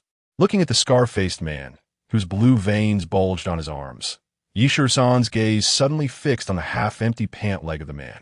Missing half a leg, a disabled person. That fleeting glance revealed a hint of toughness in the scar-faced man's eyes, which did not escape Yi-Shur-san's notice. It seemed this was a man with a story. In such cold weather, he was bare-armed. Not everyone could withstand that. Is the shopkeeper in? Yi-Shur-san jumped off the horse, his gaze fixed on the scar-faced man, working the bellows. No one answered, and the scar-faced man continued to work the bellows at a leisurely pace. Just you? Yi-Shur-san asked again, holding on to his patience. But. The scar-faced man's hand on the bellows switched to one hand, freeing the other to grasp tongs and flip a piece of red-hot iron in the furnace. Oh. Shisan, feeling a bit embarrassed, suddenly realized. So he's deaf. Both heaven and earth are mute. It seems this is no exaggeration. You talk too much. Unexpectedly, the scar-faced man didn't turn his head and bluntly shot back. Oh, Yi-Shur-san wasn't angry and smiled. So you could talk? The scar-faced man jumped on one leg, stopped working the bellows, and picked up a hammer to start hammering away. Just you? Yi-Shur-san surveyed the entire blacksmith shop, feeling a bit incredulous. This blacksmith shop wasn't small. Inside and out, it was spacious enough, with half-finished farming tools piled everywhere. Yet only this scar-faced man was working. Blind? The scar-faced man continued to hammer the iron piece without even turning his face, directly responding again. Seeing how difficult this person was to communicate with, Yi-Shur-san didn't waste words. He kicked one of the curved sabers lying on the ground and said, "Take these materials, refine them, and forge a long knife." As he spoke, Yi-Shur-san took out a rough sketch from his pocket and showed it to the scar-faced man. "I only make farming tools and horseshoes." The scar-faced man still didn't turn his head, not even glancing at Yi-Shur-san, directly refusing. "If you want a knife, go to the military supply depot in town." The scar-faced man added, his tone firm and unquestionable. Faced with the scar-faced man's indifference, Yi-Shur-san's lips tightened, and he said in a low voice, "I'll give you 2 days. Deliver it to the Beacon Tower barracks when it's done." After speaking, Yi-Shur-san turned and mounted his horse, leaving without looking back. Beacon Tower barracks? The scar-faced man trembled, then stopped his work, slowly squatting down to pick up the rough sketch Yi-Shur-san had thrown down. After pondering for a moment, the scar-faced man picked up the discarded curved saber and examined it back and forth, then looked at Yi-Shur-san's departing figure and muttered to himself, "He is Yi-Shur-san?" To forge a knife for Yi-Shur-san, there would be no regrets in this life. The scar-faced man uttered another self-talk, then stood up and hopped on one leg into the inner room.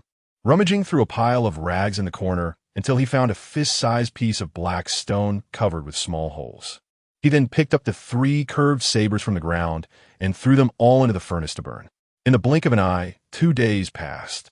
And at noon, on the beacon tower, Shisan saw from a distance a man with a crutch coming from the direction of village toward the barracks. "Go! Bring that person to the beacon tower," Shisan said with a slight smile, giving a firm order to Ma Cheng. "Isn't that the blacksmith, Zhang Yidao?"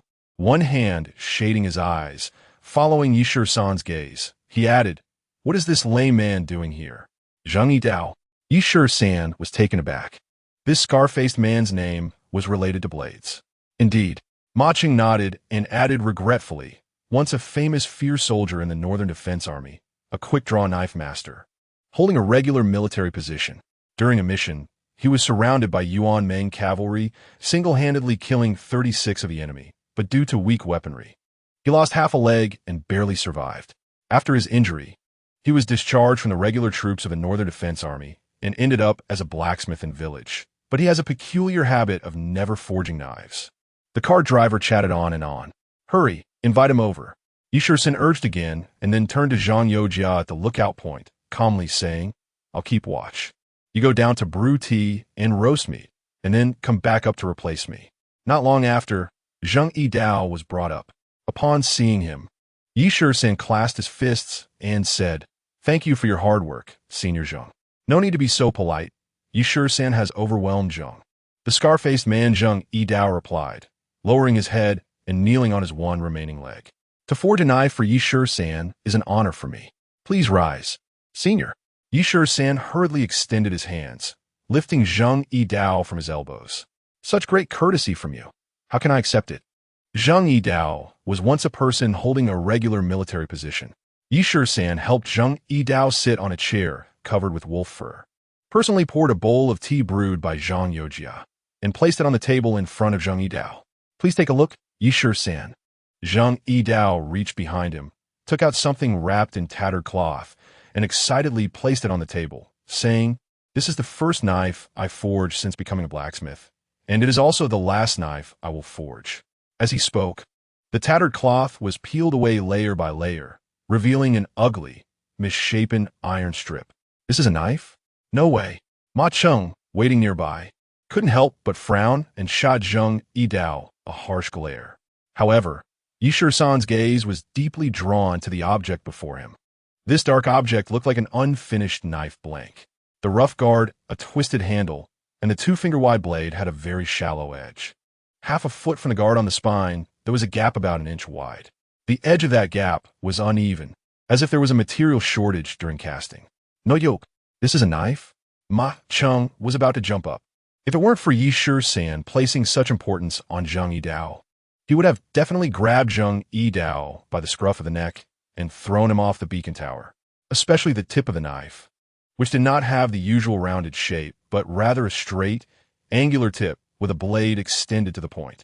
A defective product. With this level of craftsmanship, it could only be used for making farming tools and horseshoes. Ma Cheng curled his lips in disdain. To avoid the embarrassment of not being able to face the knife, he took the initiative to go up to the top of the beacon tower and replaced Zhang Yojia at the lookout post. Zhang Yojia was no exception. Upon seeing the object on the table, he couldn't help but break into a cold sweat for Zhang Yidao. With this thing, if it provoked Shisan's anger, it might just break Zhang Yidao's other leg. A good knife. Shisan, with his eyes fixed intently on the object on the table, murmured again, "I can already feel its knife aura. It all depends on whether I can harness the thunderous might hidden within it." Zhang Yojia was momentarily stunned. "Still mighty? This ugly piece of scrap iron, does it have any might? Hidden? Is Shisan blind?" Chapter 20. This piece of junk counts as a knife? A good knife. Shisan's praise made Zhang Yidao's cheeks twitch. Shisan truly knows knives. Zhang's half a lifetime of effort was not wasted. Zhang Yidao nodded and said sadly, "Many years ago, I stumbled upon a piece of meteorite, but I couldn't grasp the method to refine it.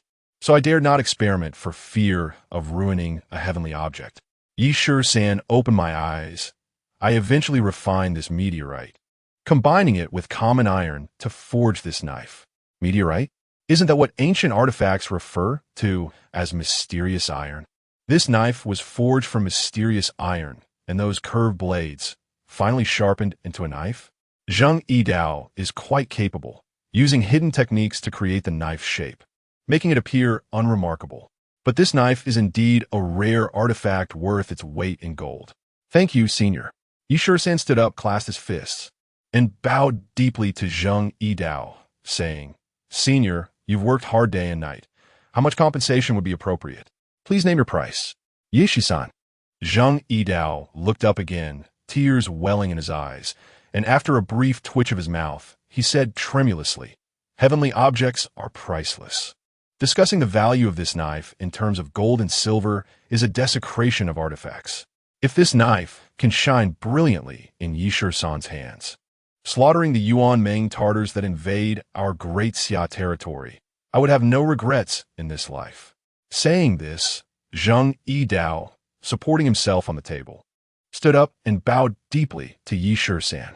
This scene left Zhang Yojia dumbfounded. After sending Zhang Yidao off, Zhang Yojia rushed up to the top of the beacon tower, embellishing the story as he whispered to Ma Cheng, who was on lookout duty. Is this true? Ma Cheng, utterly confused, was astonished by this unheard-of tale, staring blankly for a moment before saying, This Zhang Yidao is now disabled. The glory of his past has long faded, and he relies on blacksmithing to make a living in Tunshan village. Don't let this old soldier fool you. Yishusan is na vi. This man forged the knife without taking a dime. Zhang Yojia shook his head and waved his hand. It's just a ruse. Can that scrap iron even be considered a knife? He didn't take a single coin from Yishusan. So where's the deception? Ma Cheng was stunned. Since no payment was made, it was purely a gift of a worthless knife to Yishusan. You keep an eye on it. I'll go down and take a look. Out of immense curiosity, Ma Cheng descended from the beacon tower to the lower level and saw Yishusan fondling the so-called knife with great affection. This knife hadn't even been fitted with a wooden handle. Judging by the thickness at the end, it seemed there was no place left for any material to be embedded as a handle. The handle portion was twisted into a non-slip thread pattern, allowing for direct gripping. Half a foot away from the guard at the back of the blade, there was a seemingly natural gap formed due to a shortage of casting material during forging, which concealed the secret of the blade. If engaged in combat, at the moment the two blades crossed, the gap would catch the opponent's blade as it came down along the back of his own, thus dissipating part of the opponent's momentum. In a contest of experts, victory or defeat hinges on a single moment. If one were to suddenly reverse the blade, catching the opponent off guard when they couldn't withdraw their weapon, it could snap the opponent's blade. Especially against the curved swords of the Yuan Ming Tartars, it would be a matter of moments before they were either broken or lost.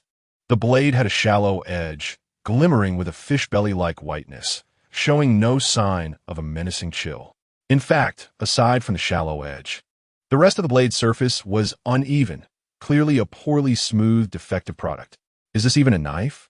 It's simply a broken piece of iron. Ma Cheng watched, a hint of disdain curling his lips as he shook his head and turned to leave. Come back. Ma Cheng was unexpectedly called back by Yishusan, who instructed him to go to the barracks and bring back a thin leather cord. Forget it. I'll go look for it myself. Yishusan directed Ma Cheng to find something in the barracks, but upon speaking, he changed his mind and told Ma Cheng to continue guarding the beacon tower while he went to the barracks himself. Once at the barracks, Yishusan dove into the warehouse and pointed at an elderly carpenter, saying, You, come here. Sir. The old carpenter put down his work and approached Yishusan, standing respectfully in front of him. Find the best wood and make a sheath for this knife. Yishusan placed the knife he was holding onto the table and then sat down behind it. This is a knife? The old carpenter's gaze nearly laughed out loud when he looked at the object on the table. At best, this thing is just a semi-finished casting. According to knife standards, it's merely a defective product. There is no streamlined curvature of the blade, no smooth and flat surface, and definitely no cold, gleaming wide blade. This half-pipe of iron counts as a knife? Sir, the old carpenter's face showed a moment of embarrassment as he awkwardly smiled. Sir, you have great military achievements and can choose a satisfactory knife from the arsenal in the town's military department. This one, Just do as I say. Shisan remained unmoved by the old carpenter's words and said firmly, "The wood must be the best, hard and flexible. The sheath slot must be well carved. The exterior is up to you. I don't care for flashy decorations." The conversation drew the attention of other carpenters, who looked over. The military department is too stingy. They don't even provide decent weapons for the beacon soldiers. Indeed, look at those arrowheads. They're so dull they can't even penetrate the soil. The arrow shafts are even worse. Hardly a straight one among them. The bows are either too stiff for ordinary people to draw or too weak bamboo skin bows. None of them are useful. If these bows and arrows were effective, Shisan wouldn't have us modifying these items. All the good stuff was taken by the regular troops of the Northern Defense Army, leaving only the defective products for the beacon soldiers to use. What the carpenters said was not wrong. During the recent fierce battle, there were Yuan Meng Tartars cavalry injured by the foot archers, but the number killed outright was rare. Some arrows couldn't even penetrate the leather armor of the Yuan Meng Tartars cavalry. How could they be effective in killing? Most of those dead Yuan Meng Tartars were slain by Shisan alone, with only a few falling off their horses or being killed after sustaining arrow wounds. Slaughtered by the foot archers. But such opportunities will not arise again. Although the Tartars are foolish, they are not pigs. What are you still dawdling for? Shisan glared at the old carpenter and said, "No matter if it's a good knife or not, just make me a good sheath."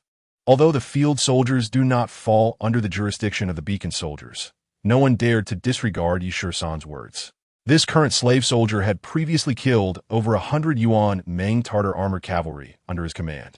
Even more shocking to the military department was that among the slain Yuan Meng Tartars, there was even a bronze-armored deputy general. Such achievements were previously unheard of, a glory never seen on the border battlefield of the Northern Defense Army. Most encounters involved dozens of Yuan Meng Tartars cavalry chasing a few hundred of the Great Xian Northern Defense Army, scattering in all directions. Wherever they went, not a single cow, sheep, or grain was left unplundered. All the men were killed, and the women were brutally raped by the Yuan Meng Tartars cavalry. Thus, the number of Great Xiao women who died from such brutality was not small.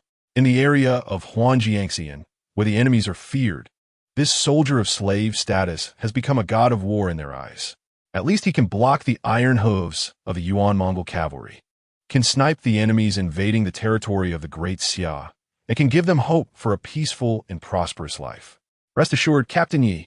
The old carpenter grabbed a chalk line and turned around to carefully select materials from the pile for making the scabbard.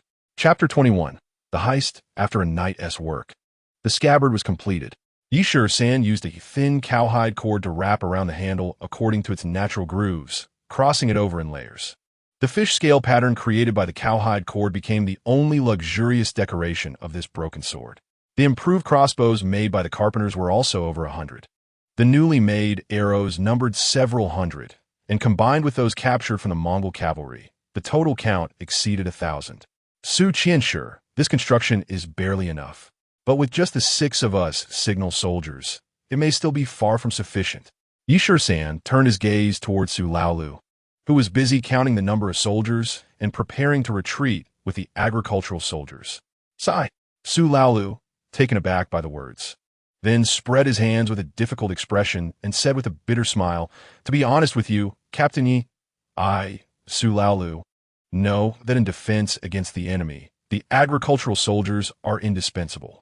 All the strong laborers from the military households in Tunshan village are here. The rest are old, weak, sick and young. They might manage to put in some brute force, but for training and combat, they are far from meeting the requirements. Even in numbers, they're only a little over 100. Understood. At this moment, Shisan fully comprehended.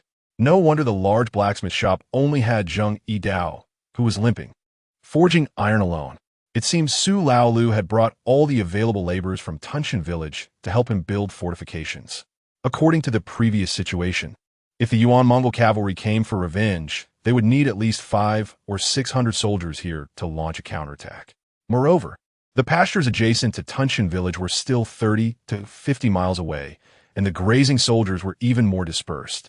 Even if they were all summoned, it would take several days, not to mention the urgent training needed to be ready for a significant battle. The regular troops of the Northern Defense Army stationed there were even less reliable. Without a large-scale war between the two countries, it would be very difficult to mobilize a large number of troops from the Northern Defense Army. Such disturbances and robberies involving dozens or hundreds of people could only be dealt with by themselves. The Northern Defense Army was merely a kind of support, a border defense force in the overall layout of the Great Xia. Mobilizing a large army to respond to the unpredictable harassment of the Yuan-Mongol cavalry was simply unrealistic. Furthermore, the strength of the Northern Defense Army was also extremely limited, spread out across a 1,000-mile defense line, and there were not many troops left for this segment near Huangjiangxian. If the Yuan-Mongol army did not occupy the territory of the Great Xia, but only engaged in harassment and plundering along the line, the military headquarters would not easily mobilize the main force of the Northern Defense Army. At most, they would temporarily station some troops in the heavily harassed areas to deter the enemy. Moreover, even in Tunshan village, food supplies were extremely limited. Everyone was not even getting enough to eat. Su Laolu, with an awkward expression, chuckled and said, "Don't laugh at me, Captain Yi. If it weren't for the horses you killed, the people in Tunshan village wouldn't have had a bite of meat. They haven't tasted meat for half a year." Yi Shi-san understood this point. Although the agricultural soldiers in Tunshan village were engaged in farming, all the produce was allocated by the military headquarters. Each year after the harvest, a portion of the grain was kept for rations, while the rest was all submitted to the granary of the stationed troops in the town, from which the military would allocate the daily rations according to the military household roster. The purpose of this was twofold. First, to prevent the agricultural soldiers in Tunshan village from taking advantage of their proximity to the water, and second, to prevent the Yuan-Mongol cavalry from sending large forces to steal food.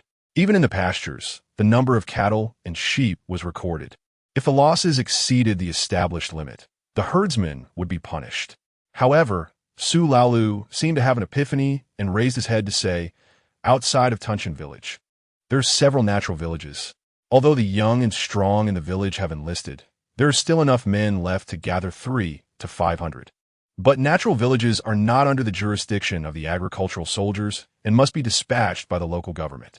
Moreover, military households have no conscription rights, aside from the regular troops of the Northern Defense Army." This was correct. Conscription would mean allocating military rations and paying salaries. These were not matters that the military households in the reclaimed areas could handle. Upon hearing this, a glimmer of light appeared in Yi Shi-san's eyes, only to dim again. Agricultural soldiers had no authority to requisition laborers, and signal soldiers had even less power. If only the military headquarters would issue rewards. Based on the allure of silver and food, there would still be men from the natural villages willing to come forward to serve for sustenance. The agricultural soldiers of Tunshan village were a prime example. But right now, empty-handed, those frozen horse meats were the best food they had to supplement their military rations. Su Laolu's attentiveness was also related to the horse carcasses they had received. Looking at the 100 or so agricultural soldiers before him, Yi Shi-san still did not feel discouraged. He firmly stated that while their numbers were few, having some was better than none. For the sake of survival, everyone should return and practice diligently, ensuring they could defend together. Yes, Su Laolu nodded gravely and said, "Please rest assured, Captain Yi, we will return to arrange this right away. If the signal fire is lit, we will surely reinforce Huangjiangxian and follow your command." "Good." Yi Shi-san nodded slightly and added, "Mobilize the old and young in Tunshan village. Those who can't do heavy work should be able to gather wolf dung nearby. Helping to accumulate wolf dung for the signal tower is also important." After finishing the arrangement for training the agricultural soldiers, Yi Shi-san turned his attention to Ma Cheng and said, "Pick a good horse for Su Qianshi." As soon as this was said, Ma Cheng's face twitched. War horses were incredibly precious. Nearly 70 horses from the Yuan-Mongol cavalry had been captured, and the cavalry officer who came to investigate took away 60, while the centurion took 6 when he left, leaving only 4 horses for the 6 of them. Now, with 6 men and 4 horses, they couldn't even average 1 horse each, and he was supposed to give 1 to Su Laolu? "Captain," Ma Cheng grimaced, but he didn't move. "Go quickly, didn't you hear?" "Sir." Ma Cheng still stood there, not moving, and awkwardly said, "The defense of the signal tower is extremely important. This war horse." "Enough." Shisan waved his hand, directly interrupting Ma Cheng. Having a horse will make things much more convenient for Su Qianshi. This is a war horse, meant for battle, not for carrying loads or pulling carts. Understood. Ma Cheng's face was as wrinkled as a cow dung cake as he reluctantly went to fetch a horse for Su Laolu. After 3 days of hard work with the agricultural soldiers, Su Laolu received a fine war horse and immediately smiled broadly, saying, "This is too precious. War horses are so valuable. It's better to keep it." Enough. Shisan waved his hand, raising his head and saying, "It's just one horse. There will be plenty more in the future. Just ride it." Once the agricultural soldiers retreated, Shisan's face turned green. Over these 3 days, although he and T paid the agricultural soldiers, just providing meals had completely depleted the stored rice in the granary. The dead horses were left hanging as mere skeletons on tree branches. One does not know the cost of living until one manages the household. Now he was the captain. This method he had to think of. Rob? Who to rob? Are we going to rob the common people in the natural villages? Looking at the layer of thin soup residue stuck to the large pot on the stove, Shisan twisted his mouth into a smile. "Let us go. Everyone to the signal tower for a meeting." Ma Cheng and Zhang Yojia exchanged glances, unsure of what scheme Shisan was concocting. Given the current situation, they would starve to death before the Yuan-Mongol cavalry even arrived. "Captain, today is not our duty." Zhang Yojia, feeling tense and uneasy, cautiously probed. Shisan turned slowly, hands clasped behind his back, and scanned the uncertain faces of the two, calmly saying, "Just because it's not our duty doesn't mean we can't discuss matters. Besides, there are only 6 of us. There's no need to divide into shifts. We could just leave 2 behind. 2. One for watching the lookout while the other does some tasks. What about the remaining 4? Chapter 22 Night Raid on the Beacon Tower. 6 people sat on the ground. Seeing Shisan's expression, the other 3 sensed that a significant decision was about to be made. From now on, 2 people are enough to guard the Beacon Tower each day. Shisan's gaze swept across everyone's faces before he broke the silence. 2 people? Sergeant Ding Wei suddenly startled, urgently saying, "Sending signals is crucial, Commander." Enough. Before he could finish his sentence, Shisan waved his hand to interrupt him. Shisan stood up and walked back and forth along the parapet of the beacon tower, saying a lookout post only needs 2 eyes. Lighting the signal fire only requires 2 hands. There is no need to waste troops on these repetitive tasks. As soon as these words were spoken, the remaining 5 became unsettled. Li Fugui hesitated for a moment, finally mustering the courage to ask, "Then what about the other 4? Guerrilla tactics, raiding for supplies." Shisan almost bit his teeth as he spat out those 4 words.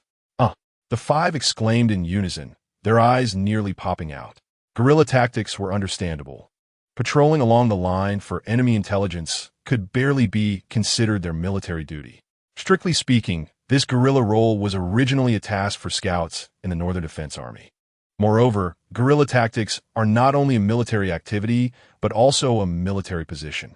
These foot archers had previously come from guerrilla backgrounds and were well-versed in such tasks. But raiding for supplies? They wouldn't be going to rob the military's granary in town, would they? Aside from the military granary, where else would there be food stores? Robbing the common people? That was even more absurd. Military households were not allowed to disturb civilians. That was a military regulation.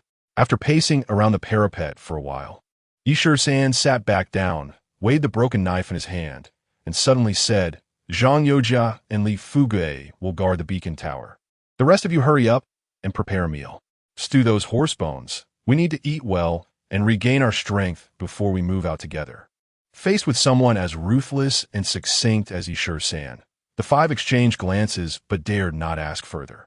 Moments later, aside from the 2 on guard, the other 3 quickly got to work chopping bones and cooking porridge. Shisan lay back on a wolfskin chair beside the dung fire in the beacon path and soon fell into a light snore. Night fell quickly, and the surroundings became pitch black. Shisan changed into a set of leather armor stripped from the corpse of a Yuan Mongolian cavalryman and said in a deep voice, "You 3, put on the leather armor of the Mongolian cavalry." Leather armor? Don't we have a few sets of iron armor? In terms of safety, iron armor was much more secure than leather armor. Facing the puzzled looks of the 3, Yi Shisan added, running long distances in iron armor? Can you manage that? The three, hesitant to question further, responded with an "oh" and quickly took off their already tattered old leather armor, changing into the confiscated leather armor. The last batch of armor they had captured had been catalogued, and a few sets were left for them.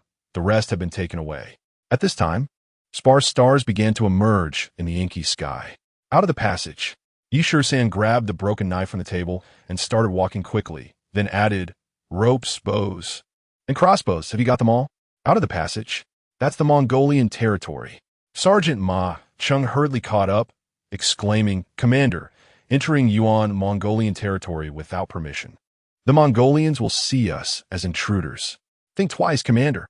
In the dark, Ding Wei's face turned pale, picking up Ma Cheng's words urgently. If we're not careful, it could cause diplomatic issues between the two countries. This major crime, we can't bear the responsibility for. Enough. Yi Shisan hurriedly walked on, not looking back. The Yuan Mongolian cavalry frequently violate our Great Xiao border, committing all sorts of atrocities. Who has spoken out against this for the sake of diplomatic relations? Only Zhang Fa, who had been quiet, followed Yi Shisan out of the passage. Keep up, don't fall behind. Reluctantly, Ma Chung quickened his pace to follow. I'm all in. Whatever the commander says goes. Ding Wei steeled his heart, picking up his pace again. We all listen to the commander. Whatever he says, we do it. Sitting and waiting to die is worse than taking the initiative. I've had enough of this cowardice. Zhang Fa, who had been silent, suddenly spoke fiercely. Being afraid also leads to death. Not being afraid might let us survive.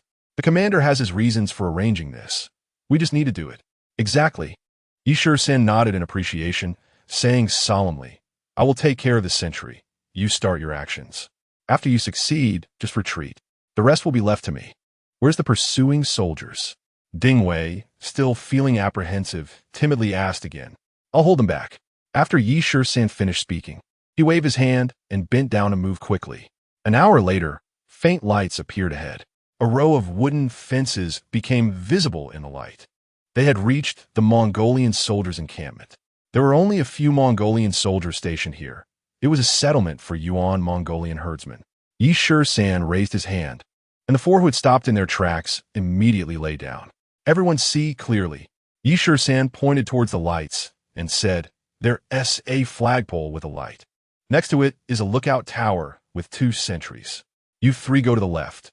On the left are the warehouses and the pens for sheep and horses. The tent area on the right should house the Mongolian cavalry, and I will deal with them.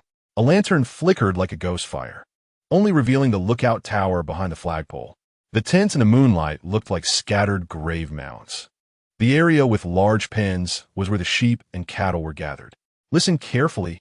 Yi Shisan focused intently ahead, gritting his teeth as he said, Pay attention to concealment. Be sure to get the food and horses first. If all goes well, don't let the sheep and cattle escape. Gather as many as you can. The other 3 remained silent, only nodding heavily in response. Action. As soon as the words fell, Yi Shisan dashed towards the tower with the light like an owl in the night. Chapter 23. Thank you all for offering your heads for me to test my knife, Sergeant. I'm scared. The foot archer Ma Chung, who usually had the best relationship with Ding Wei, felt anxious as they reached the outer fence. Calm down. What good is being scared? Ding Wei growled, crouching down to observe in the moonlight. After a moment, Ding Wei whispered, Zhang Fa on the left, I'll be in the middle, Ma Chung on the right. Don't spread too far apart. Always be ready to support each other. They chose a few sparse spots among the long line of fences and slipped inside. On Yi Shisan's side, a lantern at the flagpole by the camp entrance swayed in the wind. 2 Tatar sentinels on the watchtower, holding curved sabers, dozed off.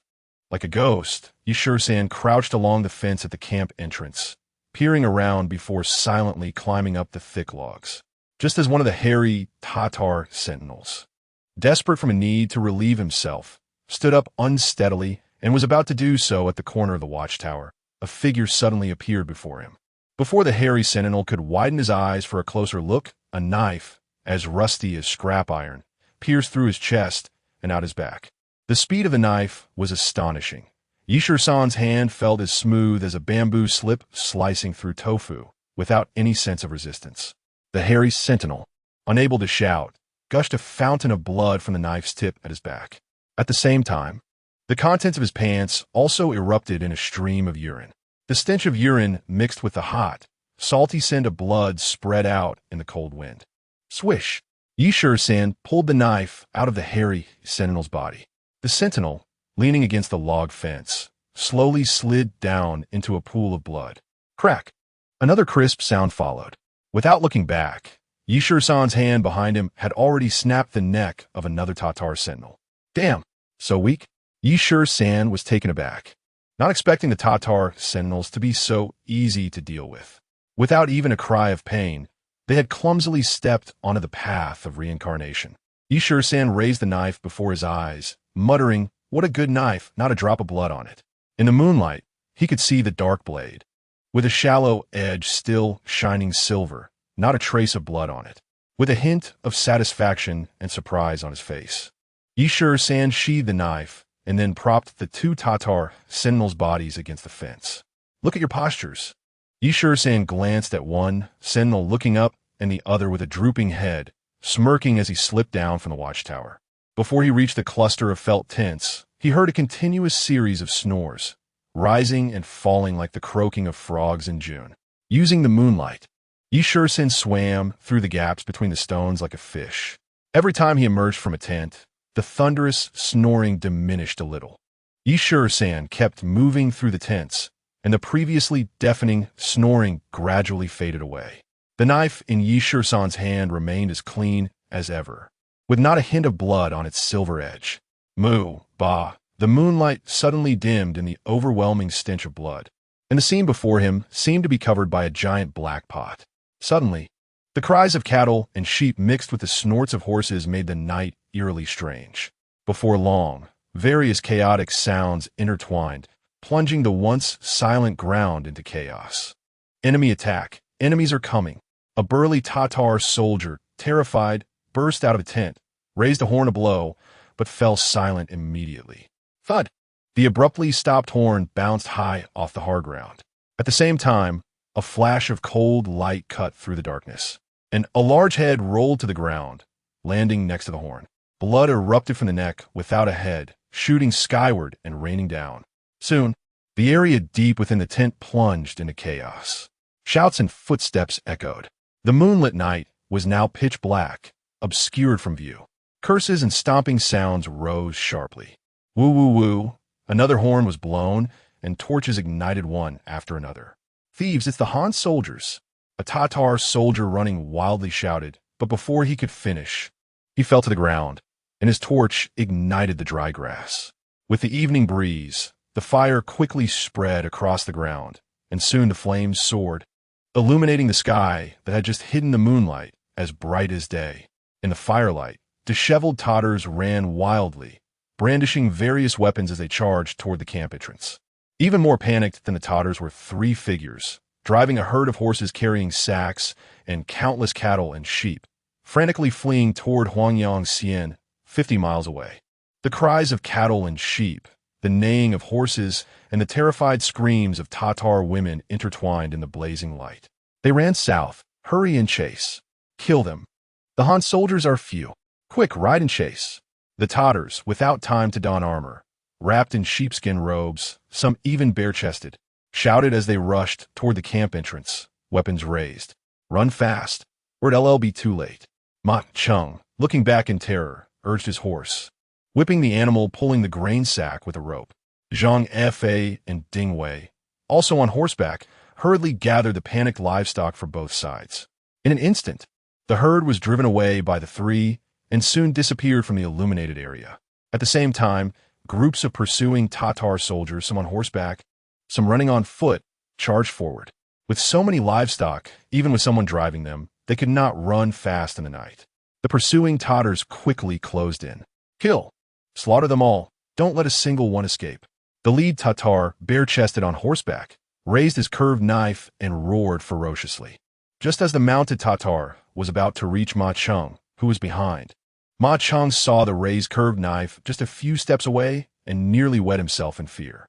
At that moment, a shadow leapt up from behind Ma Chung. the knife in its hand glinting in the dim light as it aimed for the Tatter's neck. Thud! A faint sound. A disheveled head shot up half a foot into the air from the Tatter's massive body, then fell with a thud behind the galloping horse. The horse, carrying the headless Tatar body, continued to race forward, swiftly overtaking Ma Chung. Seeing the Tatar warhorse pass by, carrying a body that was gushing blood from its neck, Ma Chung was so shocked he nearly fell off his horse. Shortly after, the pursuing Tatars behind fell one after another from their mounts, without a single cry of pain escaping their lips. The war horses, now riderless, continued to gallop forward, even faster than Ma Chung and the others. Shadows kept rising from the ground, and, as the cold light flashed, heads shot up into the air and then fell to the ground. The Nine Hells knife technique. What a thrill! Ha ha! A wild laugh tore through the night. The moon peeked out from behind the clouds, its cold light illuminating the ground in a ghostly white. After a bout of wild laughter, Shisan halted, standing on the ground. In an instant, he was surrounded by the pursuing Tatar cavalry. Kill him. This man just killed many of us. A Tatar cavalryman pointed his curved sword at Shisan, his eyes filled with terror as he shouted, "This person is very powerful. Everyone attack together, chop him to death, and turn him into meat paste for the dogs." Hee.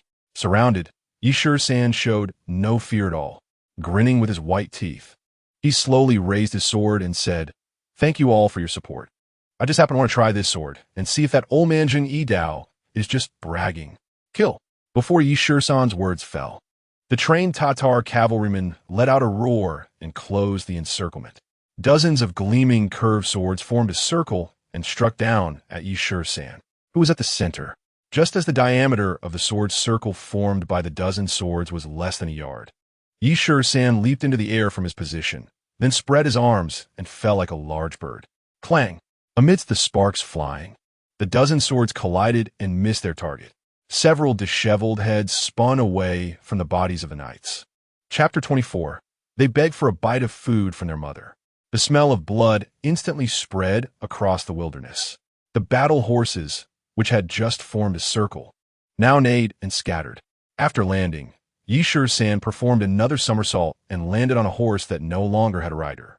Glancing at the corpses scattered under the moonlight, he turned the horse's head and galloped towards the direction where Ma Chung and the others were retreating. Before long, the sky began to brighten. In the morning light, scattered cattle and sheep were bleating in confusion. Shisan slowed down his horse and shouted loudly, herding the scattered cattle and sheep together to continue moving forward. It was not until the sun rose that Ma Chung and the others finally appeared in Shisan's sight. "Look, it's the captain." Ma Chung, who was at the back, almost fell off his horse in excitement. "It's really the captain, and he's herding cattle and sheep." Ding Wei also became excited, stopping his warhorse and shouting towards the leading Zhang Fa. At this moment, Shisan, covered in the blood of Tatars, stood on his horse under the sunlight like a golden celestial being. Although Shisan was stained with Tatar blood, the sword in its sheath had not a single drop of blood on it. The four of them, chatting and laughing, reached the pass at Huanyang Gorge by noon. After entering the pass and going around the trench, they arrived at a wide area. Looking back for a moment, the four finally breathed a sigh of relief. Looking at the panting cattle and sheep on the ground, and the horses loaded with bags of grain, Shisan directed his gaze towards Tunshan village. "Zhang Gufa, go find Su Laolu immediately and have her bring a few people over." "Yes, sir." Zhang Fa, who was lying on the horse's back, straightened up and responded, raising the rope in his hand to whip the horse's rear, clenching his legs together to gallop towards Tunshan village. "Brothers, let's round up the livestock back to the camp first." After thinking for a moment, Shisan made the decision to return to the camp. Upon arriving at the camp, they began to count the spoils of war. Reporting to the captain, there are 26 pack horses, 52 bags of grain, plus the 9 war horses we rode back and those that followed us. Ma Chung reported the battle situation to Shisan with a joyful expression. On the other side of the yard, Ding Wei finished counting the cattle and sheep and rushed to Shisan, happily saying, "Sir, there are 33 cattle and 75 sheep left. There were originally more, but many ran away on the way." "All right." Shisan waved his hand and said boldly, "First, let's pick a few weak sheep to slaughter and then cook a big pot of dry rice. I've been so hungry lately that I feel like eating people." At the mention of hunger, Ma Cheng and Ding Wei's Adam's apples involuntarily moved. They were both already very hungry, but they had not felt it due to the extreme tension and fear. One bag of grain is 3 liters, with each horse carrying 2 bags. 26 pack horses would yield a total of 156 liters of grain, according to the military ration distribution standard. Each person gets 2 liters of brown rice per month, which can be converted to 3 liters of wheat grain. With 6 people in the beacon tower, they now had enough rations for more than half a year. Adding in the cattle and sheep to be slaughtered, they would have plenty of food. With Shisan's order, Ma Cheng and Ding Wei immediately split up to take action. Ma Cheng hurriedly picked up a sharp knife to slaughter the sheep. Ding Wei gathered firewood and quickly boiled a pot of tea, then started cooking wheat porridge in a large pot. Wheat needs to be ground into flour to be eaten, but for Shisan and the others, as long as it fills their stomachs, it didn't matter whether it was ground into flour or not. As long as it was cooked, it could serve as a meal. At that moment, Su Laolu had not yet arrived, and Shisan's mother, supported by a crutch, came with his blind sister, Kaier. Behind his mother and Kaier were 2 ragged women. Mota, Kaier. Just as Shisan was about to sip the boiling tea, he nearly spat it out as he shouted towards the entrance of the camp. "What happened to you?" "My son," Yi Lu said, her face awkward, glancing back at the 2 women of similar height behind her, and continued to Shisan, "They begged your mother for a bite of food. Look at this. Your mother has no ability to reward them with food. Damn, what's going on here?" The 2 disheveled women rushed into the camp while Yi Lu and Shisan were talking, each grabbing a bundle of firewood to help cook. Perhaps they had caught a whiff of the food. "Sigh." Yi Lu sighed and said apologetically to Shisan, "They're all hungry." Hey. Ding Wei, coming out of the storehouse, saw the 2 women bustling around the large pot and shouted anxiously, "Who are you? Is this camp somewhere you can just barge into?" Seeing Yi Lu and Kaier walking in, Ding Wei changed his tone like a magician, smiling awkwardly. "The old lady and the young lady have arrived. Please sit down and have some tea. I apologize for troubling the military, ma'am." Yi Lu sat down on a chair that Shisan had moved over and said apologetically to Shisan, "They said they came from the village over there and haven't had a meal for several days. I don't know what kind of rumors they've heard, but they begged your mother for a bite of food. Mother, have some tea," Shisan said, pulling Kaier to sit on a chair as well. He glanced at the 2 disheveled women and shook his head, saying nothing more. The 2 women, who had been adding firewood to the iron pot, suddenly saw Ma Cheng butchering a sheep in the corner of the yard. "Look, he's killing a sheep," they exclaimed in surprise before rushing over to help Ma Cheng skin the sheep. "Captain, this?" Ding Wei furrowed his brows and looked to Shisan for further instruction. "Let them be."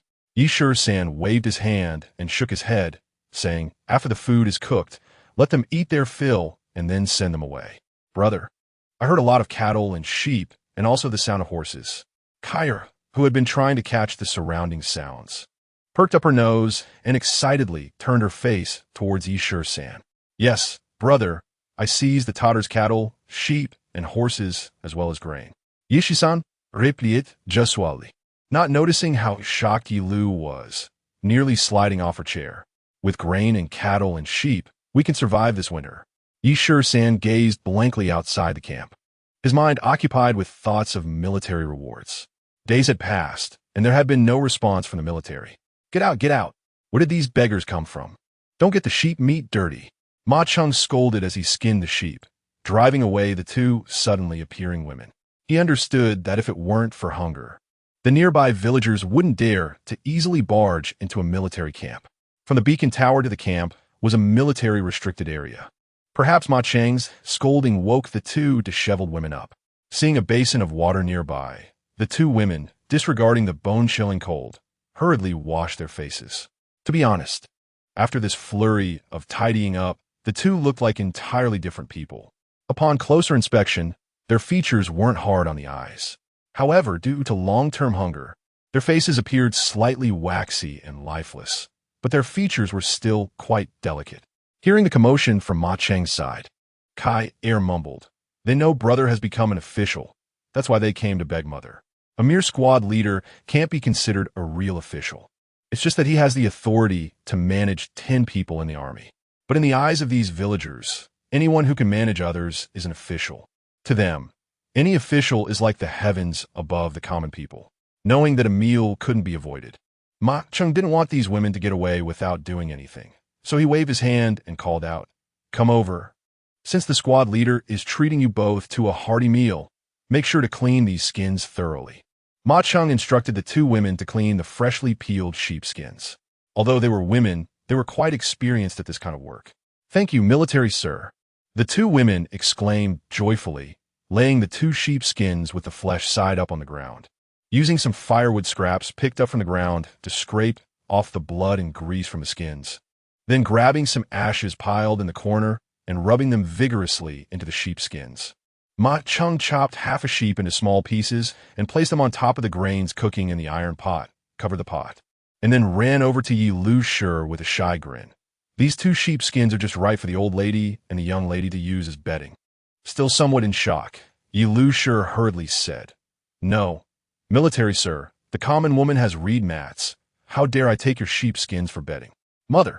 Yi San looked at Yi Lu Shi, who appeared anxious, and said with a smile, "In this cold weather, having sheepskin bedding is certainly warmer than a reed mat. Brother is really nice. The thatched house has drafts on all sides, and it's really cold at night." Kaya was overjoyed, excitedly waving her hands. Just then, Zhang Fa arrived with Su Lao Lu and a few others. Chapter 25. They could not help but kneel upon meeting Su Lao Lu, who was an official, actually knelt before Yi San.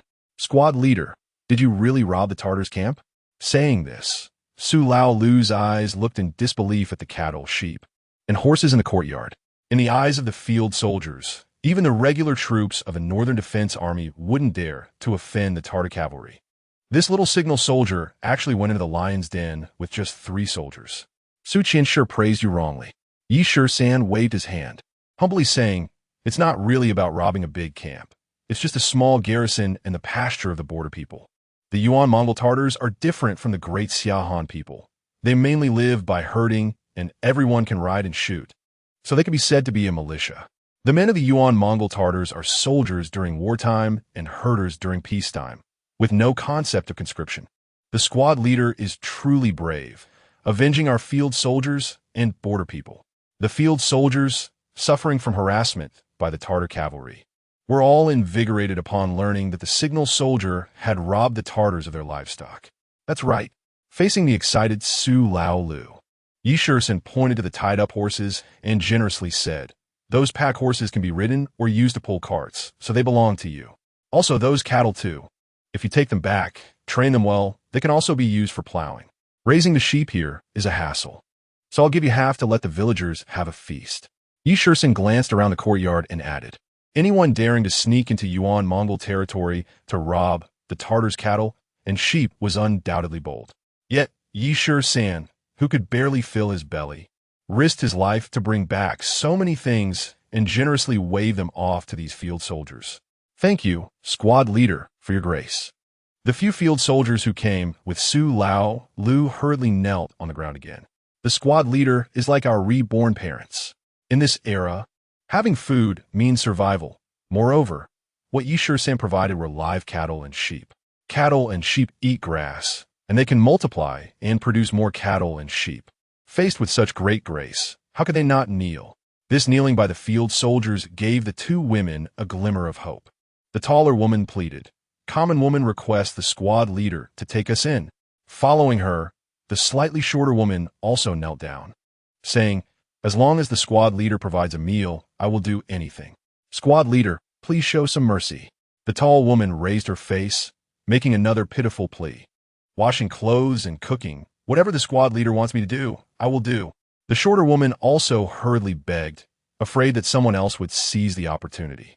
It was then that Yi San noticed that after cleaning up, the two women were no older than 20. After washing the dirt off their faces, they surprisingly had some beauty. As long as they were given food, they would do whatever was asked of them. Right now, the signal tower's manpower was a bit lacking. Cooking and washing were indeed needed. Moreover, there were several war horses and a group of sheep that needed to be fed. But having 2 more people meant 2 more mouths to feed. That would require grain to fill the pit. If it weren't for the famine pushing things to this extent, which young woman would demean herself like this? Everyone get up. Shisan raised his hand and turned to say, let's eat first. And we won't discuss anything else for now. The steaming, fragrant wheat pilaf was brought up. After Su Lao Lu and the field soldiers exchanged pleasantries and wolfed down a hearty meal, they left behind 2 field soldiers to help with chores, then gratefully led their horses, herding the cattle and sheep, joyfully leaving the courtyard. Inside the barracks, Yi Lushi and Kai Er ate with more grace. Unlike the field soldiers who devoured their food, you all eat too. Shisan's gaze swept over the 2 women who were already drooling on the side, and he raised his hand again, asking, do your family members agree?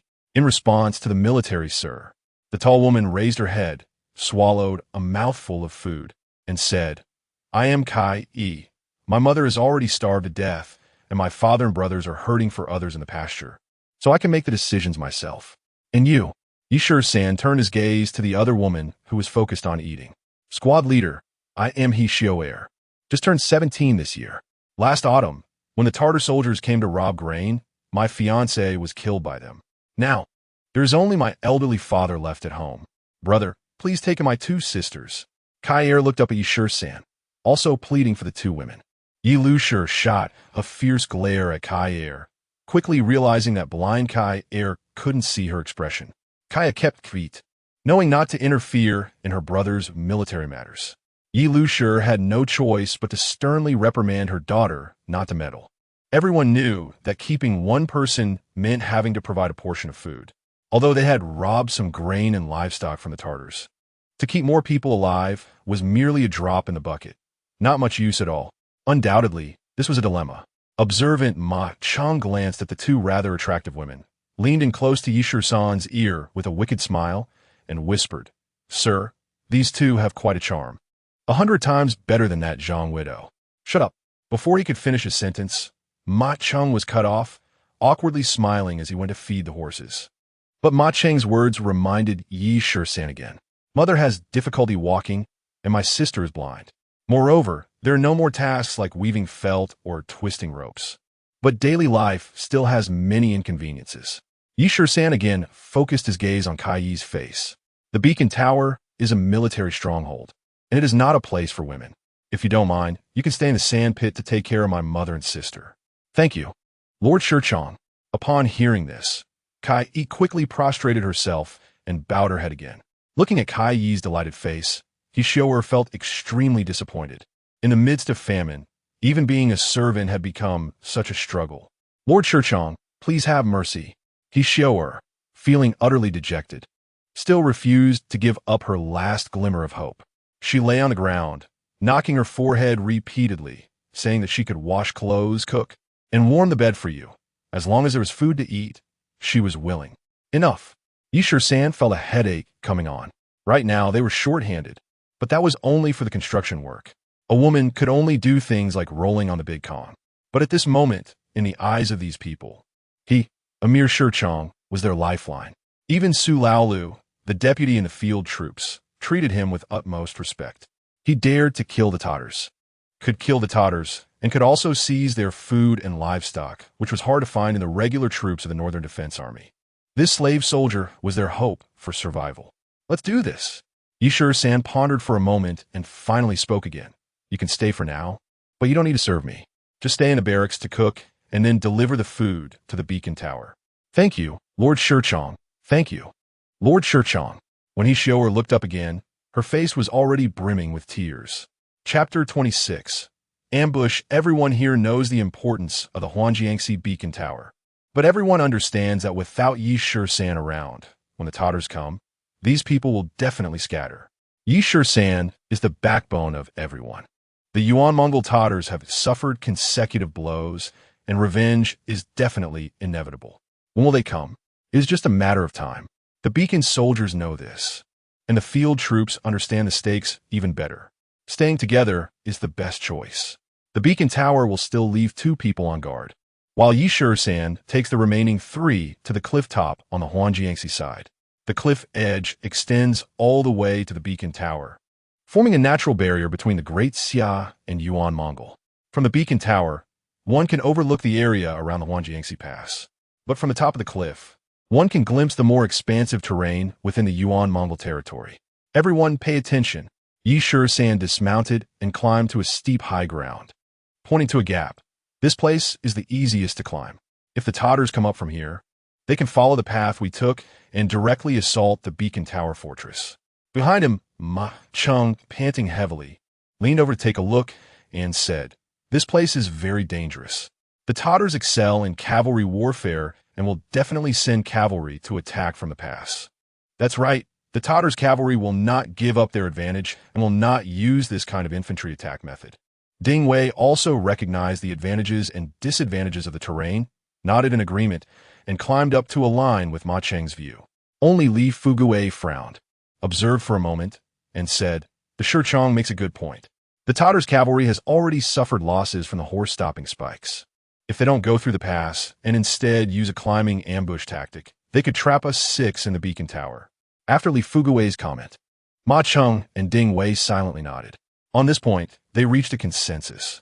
Plus, they had just attacked the Tatars' pasture and killed quite a few Tatars' cavalry.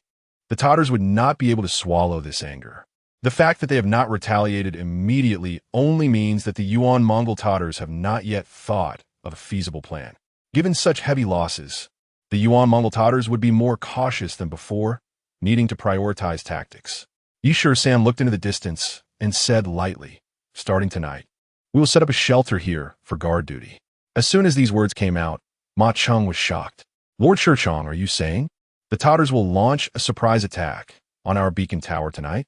"Yes." Yi Shisan nodded and added, "If I were in their position, I would also take advantage of the enemy's complacency to send troops to climb and ambush. If successful, a large cavalry would then rush in through the pass to raid the farming village." "Right?" Ding Wei slapped his forehead and said anxiously, "How did I not think of this?" Ma Cheng also understood, laughing, "Indeed, if it were me, I would take this tactic." "It seems everyone understands?" With his hand behind his back, Yi Shisan smiled and said, "Good, follow the orders. Ma Cheng, hurry to the farming village and have Su Laolu take 100 or so men to guard the outer perimeter of the pass tonight. If there is an enemy attack, light a fire and shout to intimidate the Tatars' cavalry, but do not engage them directly. Ding Wei, organize a few carpenters, bring wooden sticks and branches, and build a hidden lookout shelter here. Li Fuguei, help Hishouer prepare enough food for us for a day." Yi Shisan clearly laid out all his plans in one breath. After the three went to act separately, he began to estimate the height and distance of the gap. He was certain that the Yuan Mongol Tatars had a high probability of launching a surprise attack on the Huangjiangxi beacon tower tonight. Even if they were physically strong but mentally simple, they would still use this unexpected method to catch their opponents off guard. Who is Yi Shisan? He is a top student from a modern military command academy in his previous life. The term special forces did not exist in ancient dictionaries. However, anyone with a little military knowledge, even a guerrilla, would not overlook the tactic of using infantry to climb an ambush. Having suffered such heavy losses, losing so many cavalry, losing food, livestock, and war horses, can the Tatars swallow this anger? They cannot. The arrogant and brutal Yuan Mongol Tatars cannot tolerate this humiliation. The current calm is only because they have not yet thought of a better tactic. Having lost so many people, the shocked Yuan Mongol Tatars had to rethink their strategy. The Great Xia army is not weak. It is just that they have not encountered a more fierce opponent before. Today, this opponent has appeared. The beacon soldier Yi Shisan, a slave soldier, has become their endless nightmare. Thinking this, Yi Shisan began his inspection, climbing up and down. Finally, he spotted a suitable ambush location on one side of the gap. From a selected lookout shelter to this ambush point, the Rocky Mountains were jagged.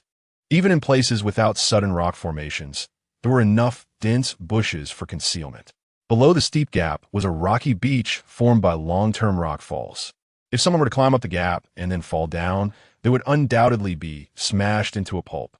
If the large boulders underfoot were cleared to create a path, then the 3-zhang distance from the lookout shelter to the ambush point would be smoother to traverse at night. The obstructing rocks could be used as rolling stones just needing to be moved to one side of the gap. Shisan took out enough patience and began moving the stumbling stones one by one. At this point, the sun was already slanting to the west.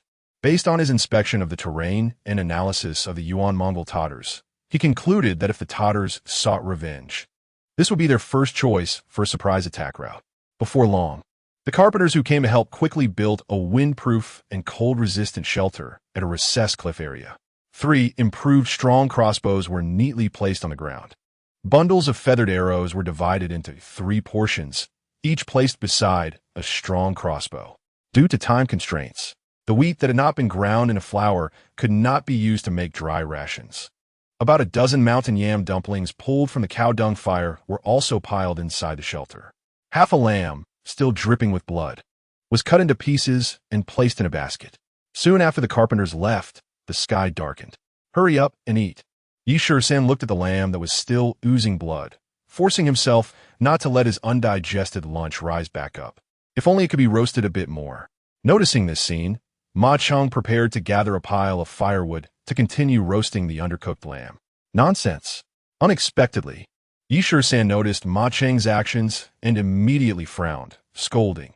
"The purpose of preparing food is that we cannot start a fire here. Once a fire is lit to cook, the Tartars will see it from afar. Would they choose to raid this guarded place? Lord Churchong, I was too shallow." Ma Cheng's face flushed, and he awkwardly sat back down. Just as the 4 of them had consumed half of the food, Li Fugui, sitting at the edge of the shed, suddenly exclaimed, "Look, there are Tartars." Chapter 27. A sudden blow. This shout startled Ding Wei, causing the half yam in his hand to fall, following Li Fugui's finger in the darkening night. Faint torch lights were visible coming from the Yuan-Meng territory, resembling a dragon moving this way. "They have indeed arrived." A faint smile appeared at the corner of Shisan's mouth as he said in a deep voice, "Don't panic. It should be the enemy coming to attack. Definitely not Tartar herdsmen traveling at night. Listen carefully." Stepping out of the shed, Shisan continued, "If the Tartar soldiers really climb up from here, we must not alert them too early. This goes without saying. The guerrilla-trained archers know how to deal with enemies attempting a surprise attack while climbing. If we act too early and the enemy discovers us, they will abandon their assault tactic. We can only wait until the enemy has climbed halfway before launching a lethal attack. Rolling stones are the best weapon. Next is the heavy crossbow, which can shoot at enemies approaching from different angles. If the enemy is injured by more than half and feels that victory is hopeless, they will quickly retreat. These seasoned veterans, although not as capable in individual combat as the cavalry of the Yuan-Meng Tartars, can make the attacking Yuan-Meng Tartars suffer greatly in this treacherous terrain without needing special instructions. "Look," Li Fugui, focused on the distance, lowered his voice and said, "It really is the Tartars coming for revenge, and their target is indeed this gap." Shisan saw that the faint torches had now connected into a long dragon, moving toward them at the fastest speed. "Stay calm." Hearing the heavy breathing of those around him, Shisan softly said, "First use rolling stones, then fire the crossbows." "Understood," Ma Cheng replied and prepared to throw stones down. The outline of the torches grew clearer, and the figures of the Tartars holding torches became vaguely visible. "They are indeed infantry, without cavalry?" Ding Wei, drawing his bow and nocking an arrow, also noticed the clue. Shisan shook his head and said, "They are cavalry, but they have dismounted to walk. They know that if they come on horseback, the dust would affect our visibility. This time they learned from thieves, knowing that light infantry is more advantageous for a surprise attack. If it weren't for Shisan's age and status, these beacon soldiers would never believe he had never been a soldier. Such seasoned combat experience made these old veterans feel inferior. "Attention!" Shisan called out again. The torches were getting closer, changing from a winding dragon shape to a straight line. In a moment, the horizontal line quickly transformed into 3 rows. "They are preparing to climb. Don't panic. Wait until they are within 10 feet of us before striking." Shisan crouched down, trying to keep his body from being exposed in an open position. Although they were in complete darkness, Shisan still did his best to ensure nothing went wrong. The sound of iron striking stone clearly reached them. No doubt, this was the climbing equipment used by the Yuan-Meng Tartars. inserting iron tools into the sandy cliff and then climbing alternately with both hands. It should be said that there were Yuan Ming scouts who had already surveyed the terrain here. Clang! The sound of impact grew clearer and closer. The heavy breathing soon reached the ears of Yi San and the others. Rolling stones attack. Suddenly, Yi San stood up, raised a large stone the size of an ox's head, stepped forward, and threw it down from the gap. Li Fugui and Ma Cheng also sprang into action, taking turns to throw stones at the designated spot. Heart-wrenching screams suddenly broke the tranquility of the night sky. Whoosh!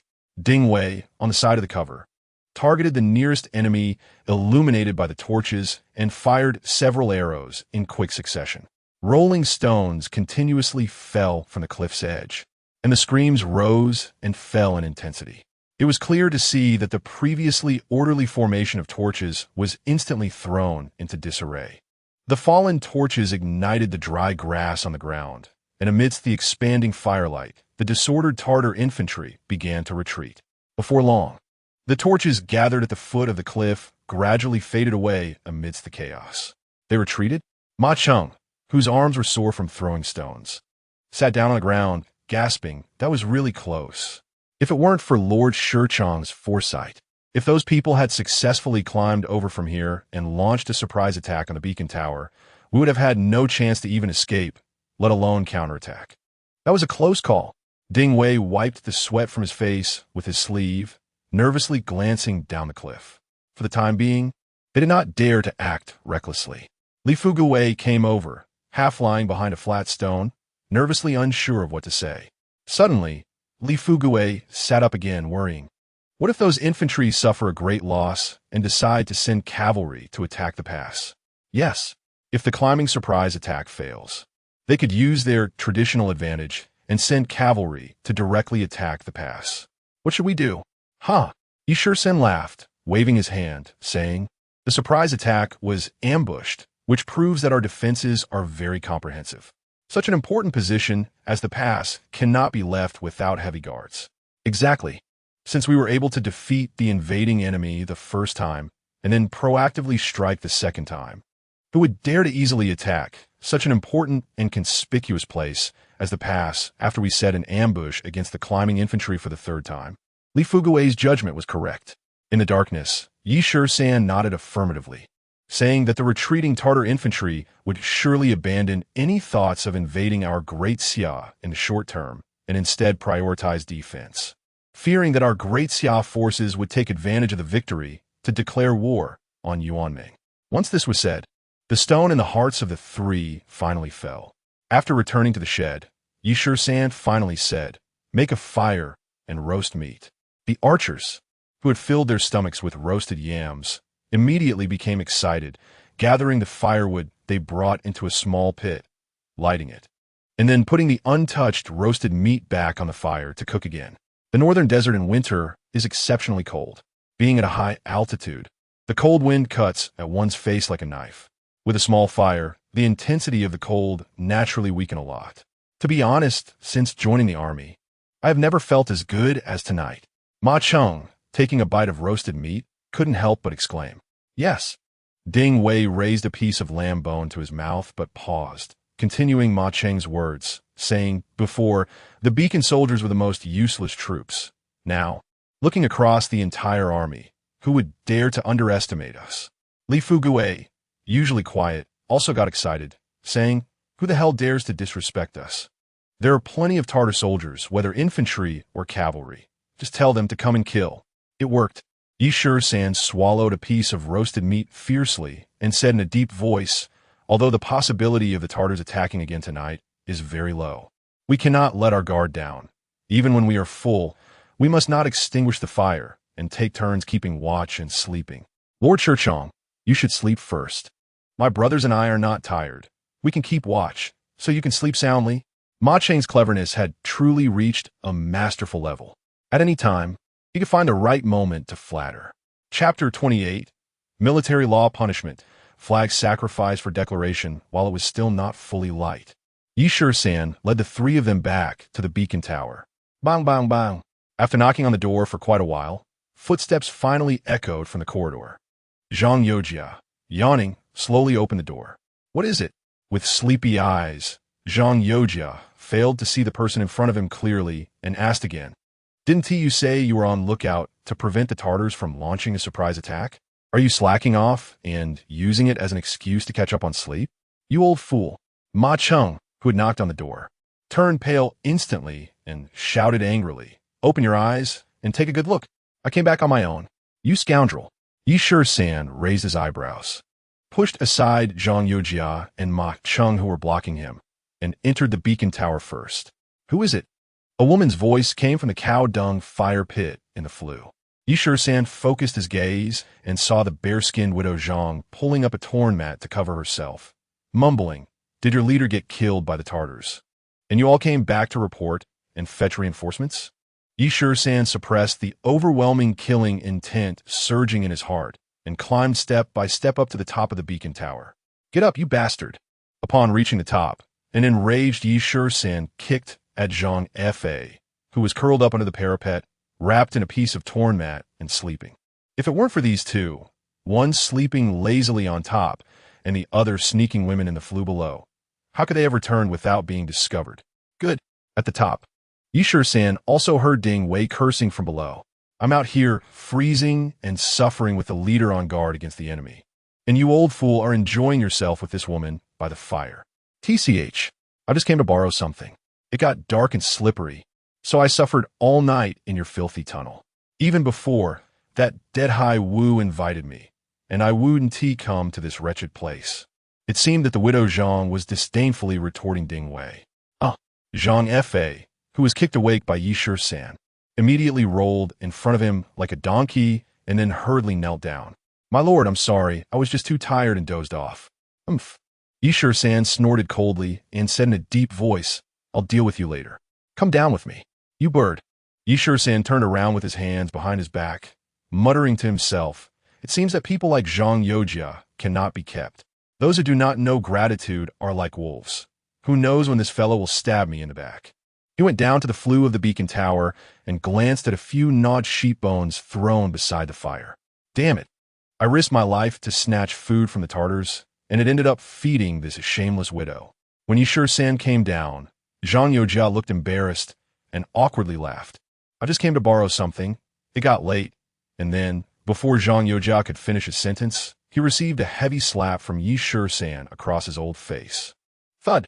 Spinning like a top for 3 rounds, Zhang Yojia spat out a mouthful of broken teeth and fell to the ground. You hit me. Facing Zhang Yojia's accusation, a cold smile appeared on Yi San's lips as he stepped forward and said, Can I hit you? Ha! In order to show off his manliness in front of the widow Zhang Yojia steeled himself and shouted, Even the former leader Hai Wu can't just hit and scold us. You, a slave soldier, only got this position because we recommended you. You don't know gratitude and actually repay kindness with malice? Facing Zhang Yojia's accusation, Yi San not only did not get angry, but also smiled. Bang! Yi San wasn't angry, but the usually silently Fugue was furious and kicked Zhang Yojia on the waist. Ouch! Zhang Yojia, in pain, opened his blood-stained mouth and yelled like a pig being slaughtered. Good! You little bastard, have you grown wings? Dare to hit me? I will. Before he could finish his sentence, seeing the cold glint in Yi San's eyes, Zhang Yojia couldn't help but shiver all over. That gaze was a sign of wanting to kill.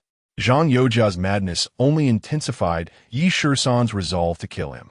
If Zhang Yojia had knelt down and begged for mercy at that moment, admitting his mistakes, perhaps there would have been a glimmer of hope.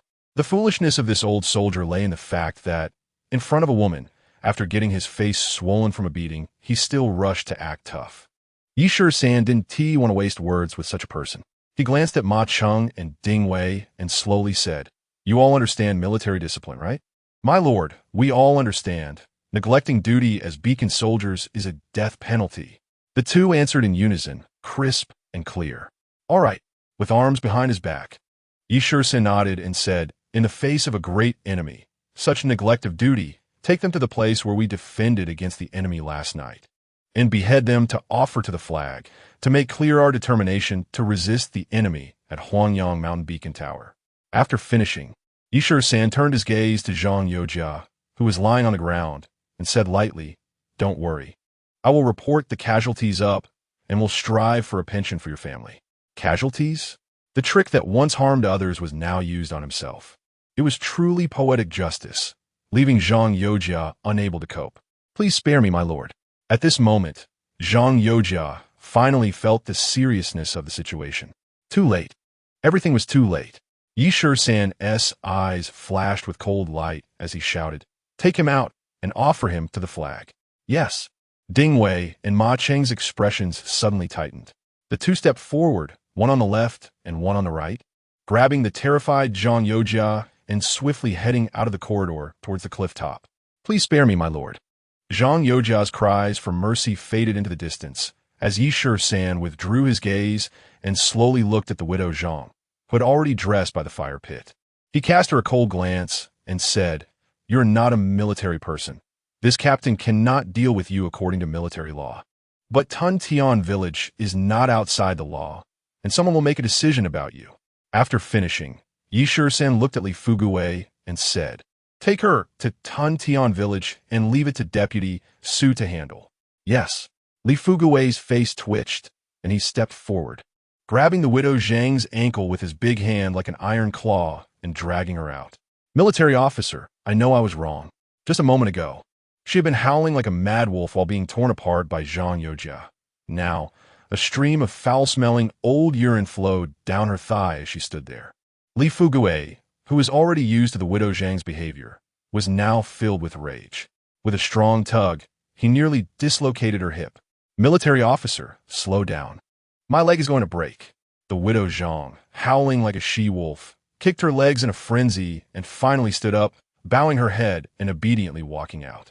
This scene directly scared Zhang Fa, who was lazily sleeping in the beacon tower, into wetting himself.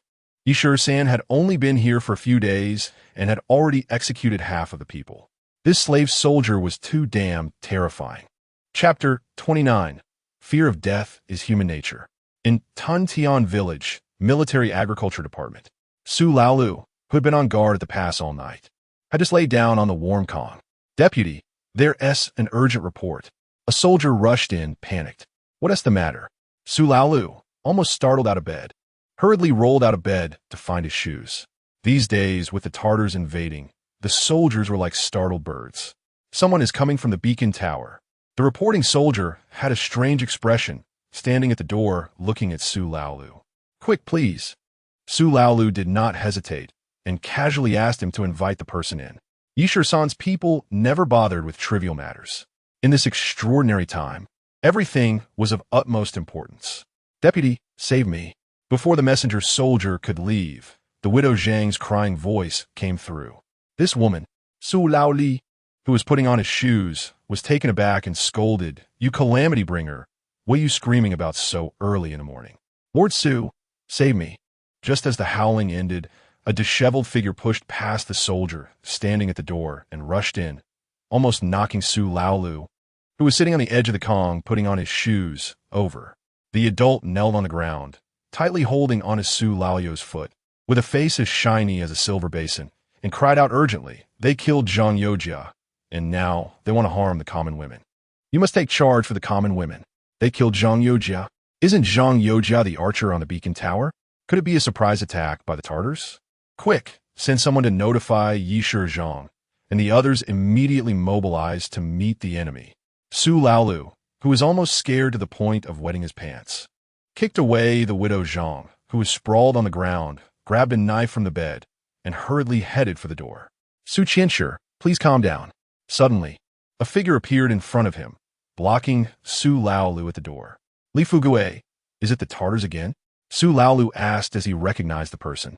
Li Fuguwei waved his hand, looking at Su Laolu with a strange expression, and said meaningfully, "Last night, Lord Zhang and we fought against the sneaky Tartars at the cliff top, while you, Su Qianshi, and the brothers worked hard all night at Xiankou. But this woman, she was having fun with Zhang Yojia, who was on night watch at the beacon tower." Hearing Li Fuguwei's words clearly, Su Laolu was almost shocked to the point of his eyes popping out. "You have some nerve." Su Laolu turned around, pointing at the widow Zhang on the bed.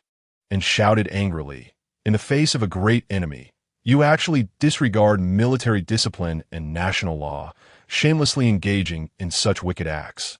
How is this any different from colluding with the enemy?" Perhaps because Su Laolu had a weakness being held by the widow Zhang. He couldn't help but feel guilty amidst his anger. Li Fugue coldly watched the two, pondering for a moment, and said, "The widow Zhang is from Tunshan village, and Yishur Zhang can enforce military law. He said to let Su Qianshi handle it yourself." Handle it myself? At this point, Su Laolu panicked. If the punishment was too light, it would inevitably seem like covering up in Yishur San's eyes. If the punishment was too heavy, with the widow Zhang's fleshy body, he, as a Qianshi, had also indulged in her before. Damn the shameless woman. Why did you have to steal from the beacon tower soldier? At this critical moment, when the enemy is at the gates, aren't you just asking for death? Did you think Yishur San was like those scoundrel soldiers who wouldn't spare even a mother sheep? Did you think that having once been with that bastard Gao Wu, you could freely come and go from the beacon tower? You fool.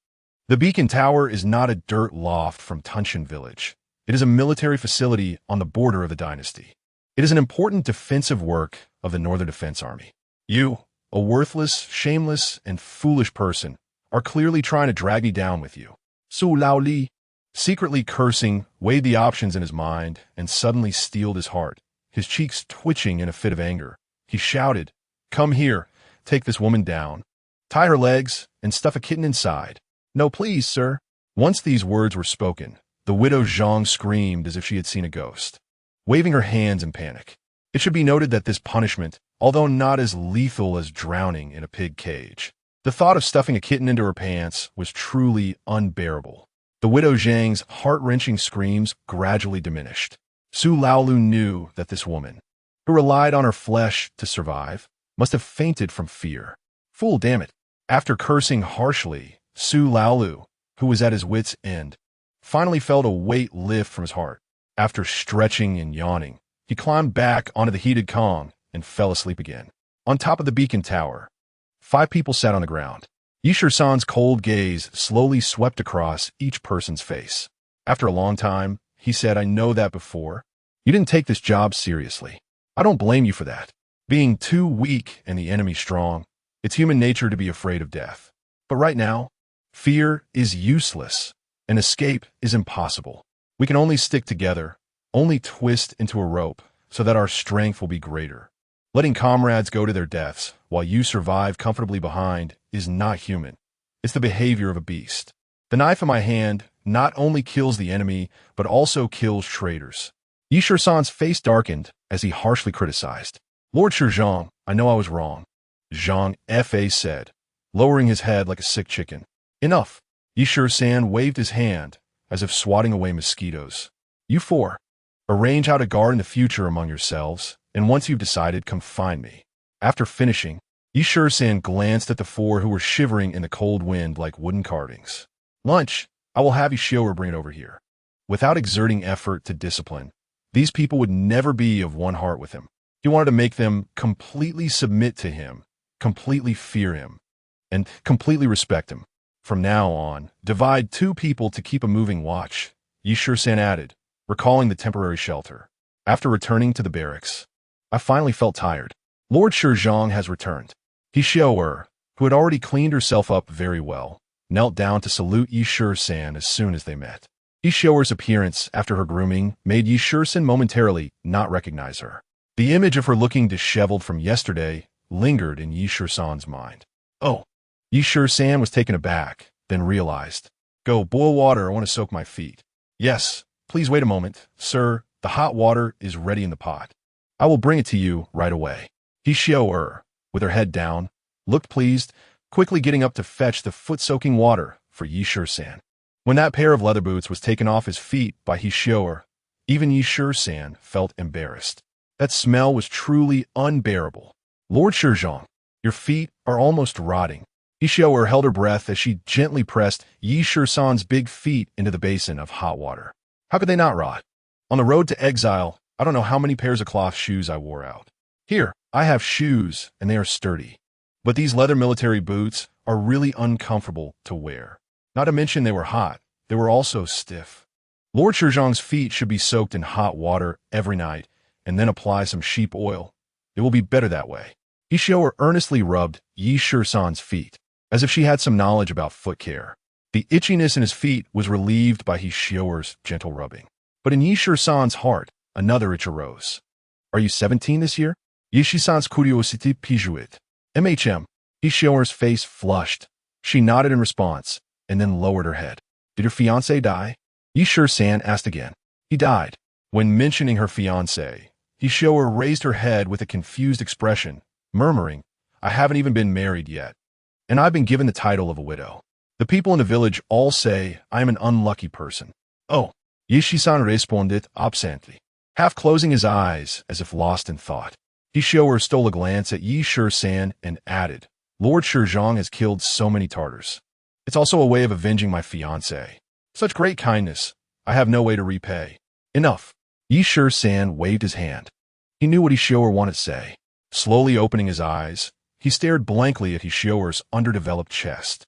How could a woman who has been hungry for years develop properly? If you really want to thank me for killing those Tartars, you should thank the knife I used. Knife. There are many knives in this world. Does the knife kill by itself? Yishioer, confused, slowly raised her head and said, I don't understand what Lord Shizang means. I hope you can clarify. This knife. Yi Shisan paused for a moment and continued. It was made by the blacksmith Zheng Yi Dao from Tunshan village. I really need to thank him. After speaking, Yi Shisan shouted toward the outside. Come here. As soon as he finished speaking, Su Laolu left 2 field soldiers who were helping to feed the horses and hurried over. What orders do you have, Lord Shizang? Looking at the 2 field soldiers standing in front of him, Yi Shisan instructed, one of you go to the village and bring Zheng Yi Dao over for me. And it will be best to bring some wine too. After speaking, Yi Shisan turned his gaze to another soldier, Tian Bing, and said, choose a sheep to slaughter. Roast half of it over the fire, and let Yishioer stew the other half later. Chapter 30, Everything will get better before long. Zheng Yi Dao arrived. However, the soldier they sent out, with a mournful face, lowered his head and said, I'm sorry. I searched the whole village, but couldn't find a drop of wine. Indeed, people can barely fill their stomachs. How can it be grain to brew wine? What a pity. Yi Shisan looked at Zheng Yi Dao and clasped his hands. Smiling, I want to share a few drinks with you, but unfortunately, we're missing fine wine. I hope you can forgive me, senior. Yi Shichang, you shouldn't say that. Zheng Yi Dao, his face full of shame, waved his hand anxiously and said, to be able to forge a sword for you, Yi Shichang, is enough for me in this life. Knowing that Yi Shisan had raided the Tatar camp and used the sword he forged to kill many Tatars, and even brought back some grain and livestock, Zheng Yi Dao was so excited that he leaned on his crutch and spun in circles. Please, senior. Yi Shisan pointed to the chair beside the table, inviting Zheng Yi Dao to sit. I can't, Yi Shichang, please. Zheng Yi Dao tucked his crutch under his arm and clasped his fists in salute to Yi Shisan. In the Huangjiangxi defense area, Zheng Yi Dao was the only one who respectfully saluted Yi Shisan. Once the two were seated face to face, the clever Yishioer immediately brought tea and placed it in front of them. Master Shichang, Brother Zheng, please have some tea. After placing the teacups down, Yishioer stood with her hands down, waiting by the side like a serving maid. May I ask, Senior Zheng, how old are you? The two were connected by their shared interest in swords, but Yi Shisan didn't mention the sword. Instead, he inquired about Zheng Yi Dao's age. I am straightforward, Zheng Yi Dao said without hesitation, waving his hand. In response to Yi Shichang, I am 32 this year. My youth is already past. Not too old, still all right. If he shaved off his stubble, he wouldn't be a bad-looking, seasoned uncle. Yi Shisan nodded and glanced at Yishioer, standing nearby. Missy is hard-working and also a woman of misfortune, raised on bitter herbs. Her fiancé was killed by the Tatars last year. If Senior Zheng doesn't mind. Hearing that Zheng Yi Dao was single, Yi Shisan had this thought. The straightforward and generous Zheng Yi Dao was taken aback by the words, his mouth, agape, and he stood up with a flushed face. Master Shichang, Yishioer's face turned crimson, and she immediately turned to run outside. I'll go check if the lamb is cooked. Ha ha ha. Watching Yishioer's flustered back, Yi Shisan laughed heartily. The heart of a woman is like a needle at the bottom of the sea. Earlier, to get a meal, Hishioer had boldly stated she could do anything for Yi San. The implication was that she would willingly sleep with him. Unexpectedly, when Yi San openly proposed to her and Zhang Yidao, Hishioer was so embarrassed that her face turned hot. Isn't marrying better than just sleeping with someone? Marriage is a woman's destination, while sleeping with someone is merely for the others to relieve their desires, not much different from selling oneself. Fortunately, Yi San was not a lecherous person. Perhaps someone like Hishioer was simply not his type. Master Shichong, you can't joke about a girl's future. In a moment of awkwardness, the blushing Zhang Yidao looked at Yi San shyly. You are unmarried, and she is unmarried. Both of you are lost souls. What is wrong with coming together to live a life? Yi San spoke frankly and directly, but seeing the 32-year-old Zhang Yidao become so reserved, Yi San picked up his teacup and changed the subject. Let us sit and talk. I'll drink to you with tea instead of wine. Too much. Zhang Yidao was flustered again and quickly raised his teacup, drinking a bowl of tea with Yi San. This simpleton, Yi San couldn't help but smile inwardly. In his previous life, he had the courage to flirt with girls at 16 and secretly took beautiful women to a hotel at 18. But in this ancient time, especially in such a rough environment, the women he saw were simply pitiful. Not only did they lack exquisite makeup, but even barefaced. He hadn't seen anyone who could stir his heart. Don't even mention lipstick or stockings. Sexy was practically a non-existent word in this barbaric era. It's not that he was not lecherous, but the women he saw were simply hard to swallow. Endure it. He had taste and pursuit.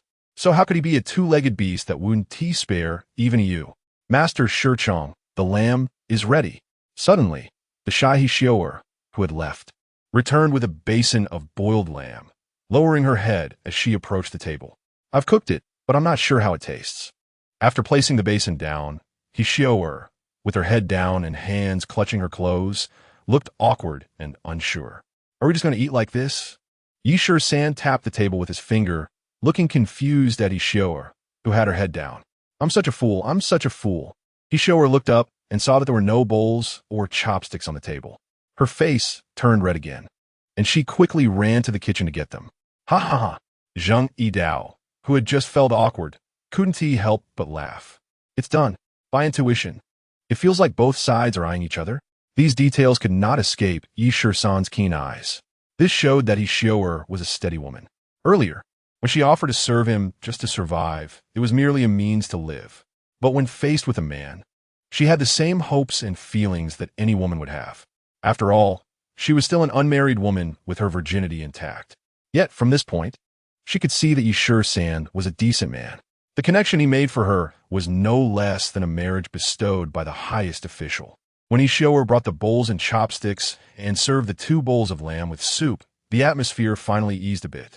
The fragrant smell of lamb immediately covered the previous awkwardness. Delicious. After a while, Zhang Yidao, having finished a large bowl of lamb, clasped his hands and said, I sincerely thank Yi Shichong for your generous hospitality. To be honest, I haven't had such delicious lamb in a long time. I remember the last time I had meat was a few years ago in the army. Yi San believed this. Although these soldiers were farming and also herding livestock, all the output was controlled by the military. Life in the border areas was indeed hard. If it's good, eat more. Hishioer still had her head down, taking Zhang Yidao's empty bowl and filling it with another bowl of lamb with soup. Thank you, Missy. Zhang Yidao grinned, no longer as reserved as before. Eat as much as you want. There's plenty. Yi San also finished a bowl, and Hishioer promptly refilled his empty bowl. After finishing a piece of thoroughly stewed lamb, Yi San said, This is not really a treat. Missy came to the army to find work, and this isn't a long-term solution. Since Senior Zhang is also alone, you really should consider starting a family. But Zhang Yidao's face turned red again, and he paused his chopsticks, awkwardly saying, The blacksmith's life doesn't earn much money in a year, and even the grain. Everyone knows it's hard to get enough to eat. I know this. Yi San put down his chopsticks, wiped his mouth, took a sip of strong tea to cleanse his palate, and continued. For the past 10 years, the Yuan and Mongol Tatars have repeatedly invaded our great Xia's borders.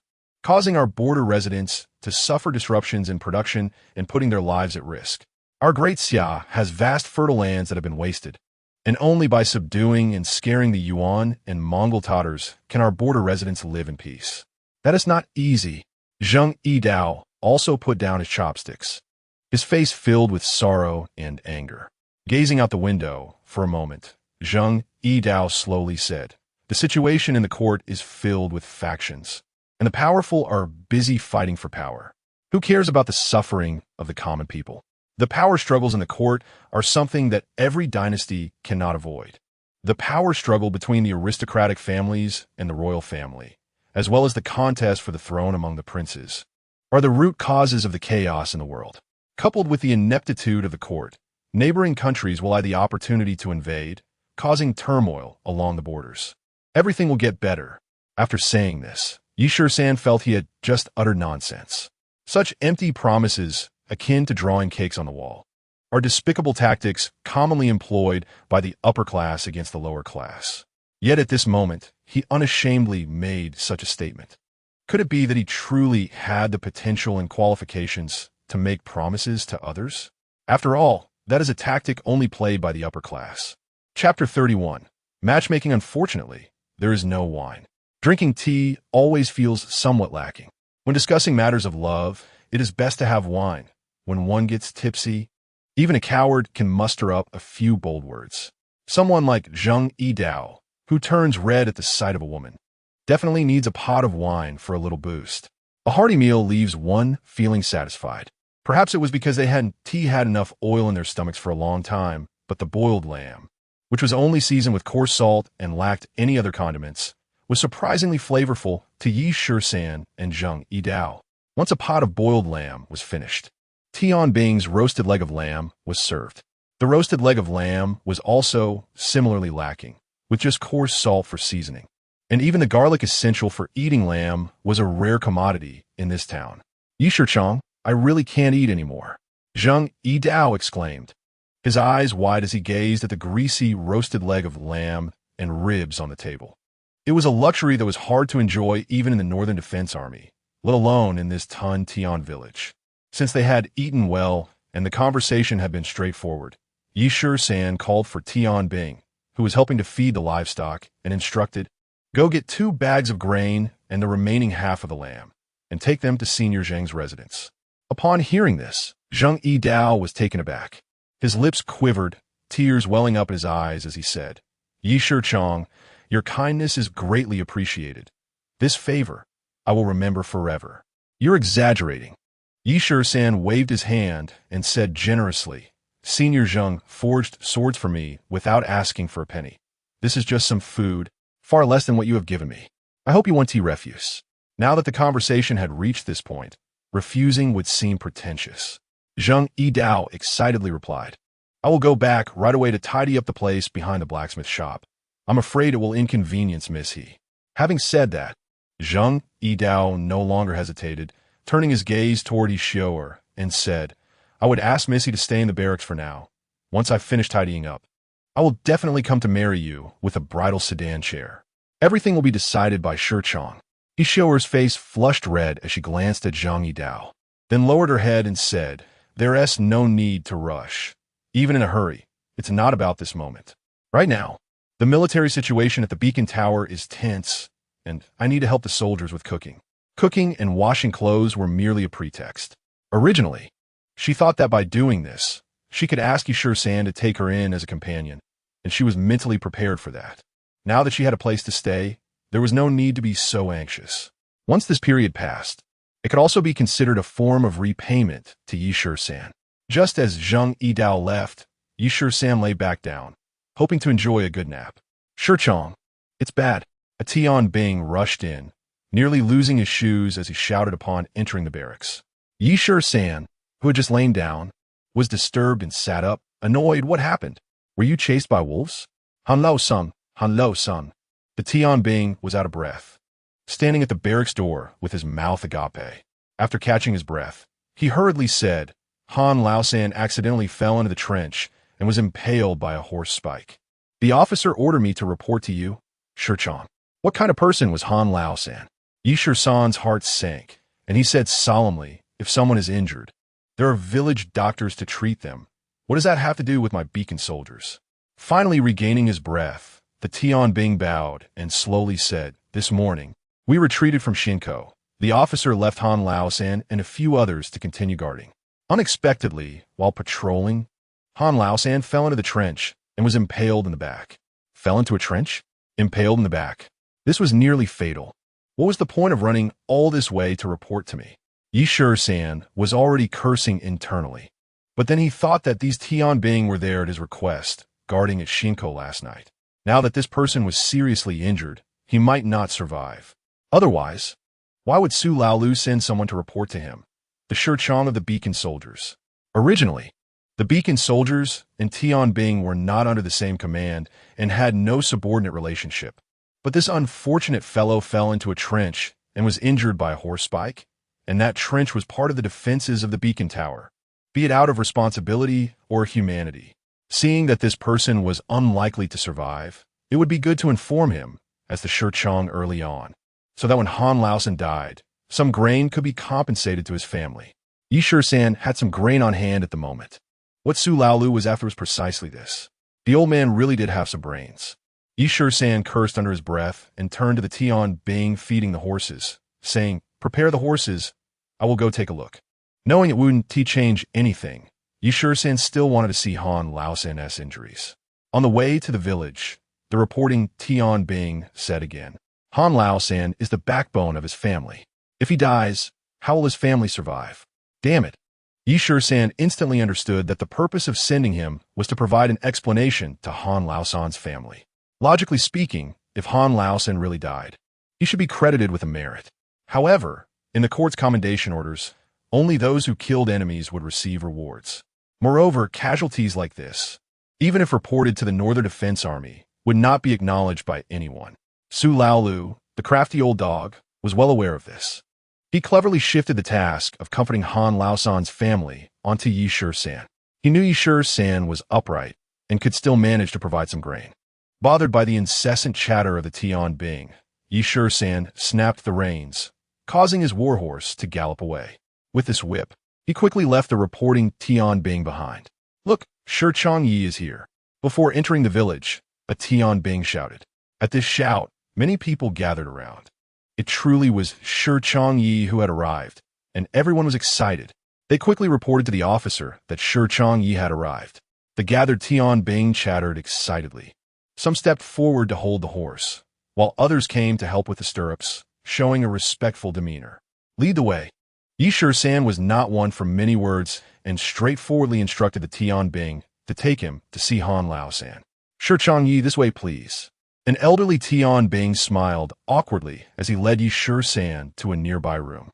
You short-lived ghost, why are you so blind? You left your family. How can we survive? Before Shisan even entered the room, he heard the wailing of the family from inside. Seeing Shisan's brow furrowed, the elderly Tianbing shouted through the door, Old San's family, clean yourselves up. Shichong Yi is here. With a crash, the door was opened from the inside, and a disheveled woman rushed forward, hugging Shisan's leg and crying, Shichong, you must help us. We are left with no one. Shichong, you must help us. For filthy children, looking like dirt worms, ran over and knelt on the ground, crying incessantly. Enough. Shisan felt a headache coming on and said in a deep voice, Step aside, let me through.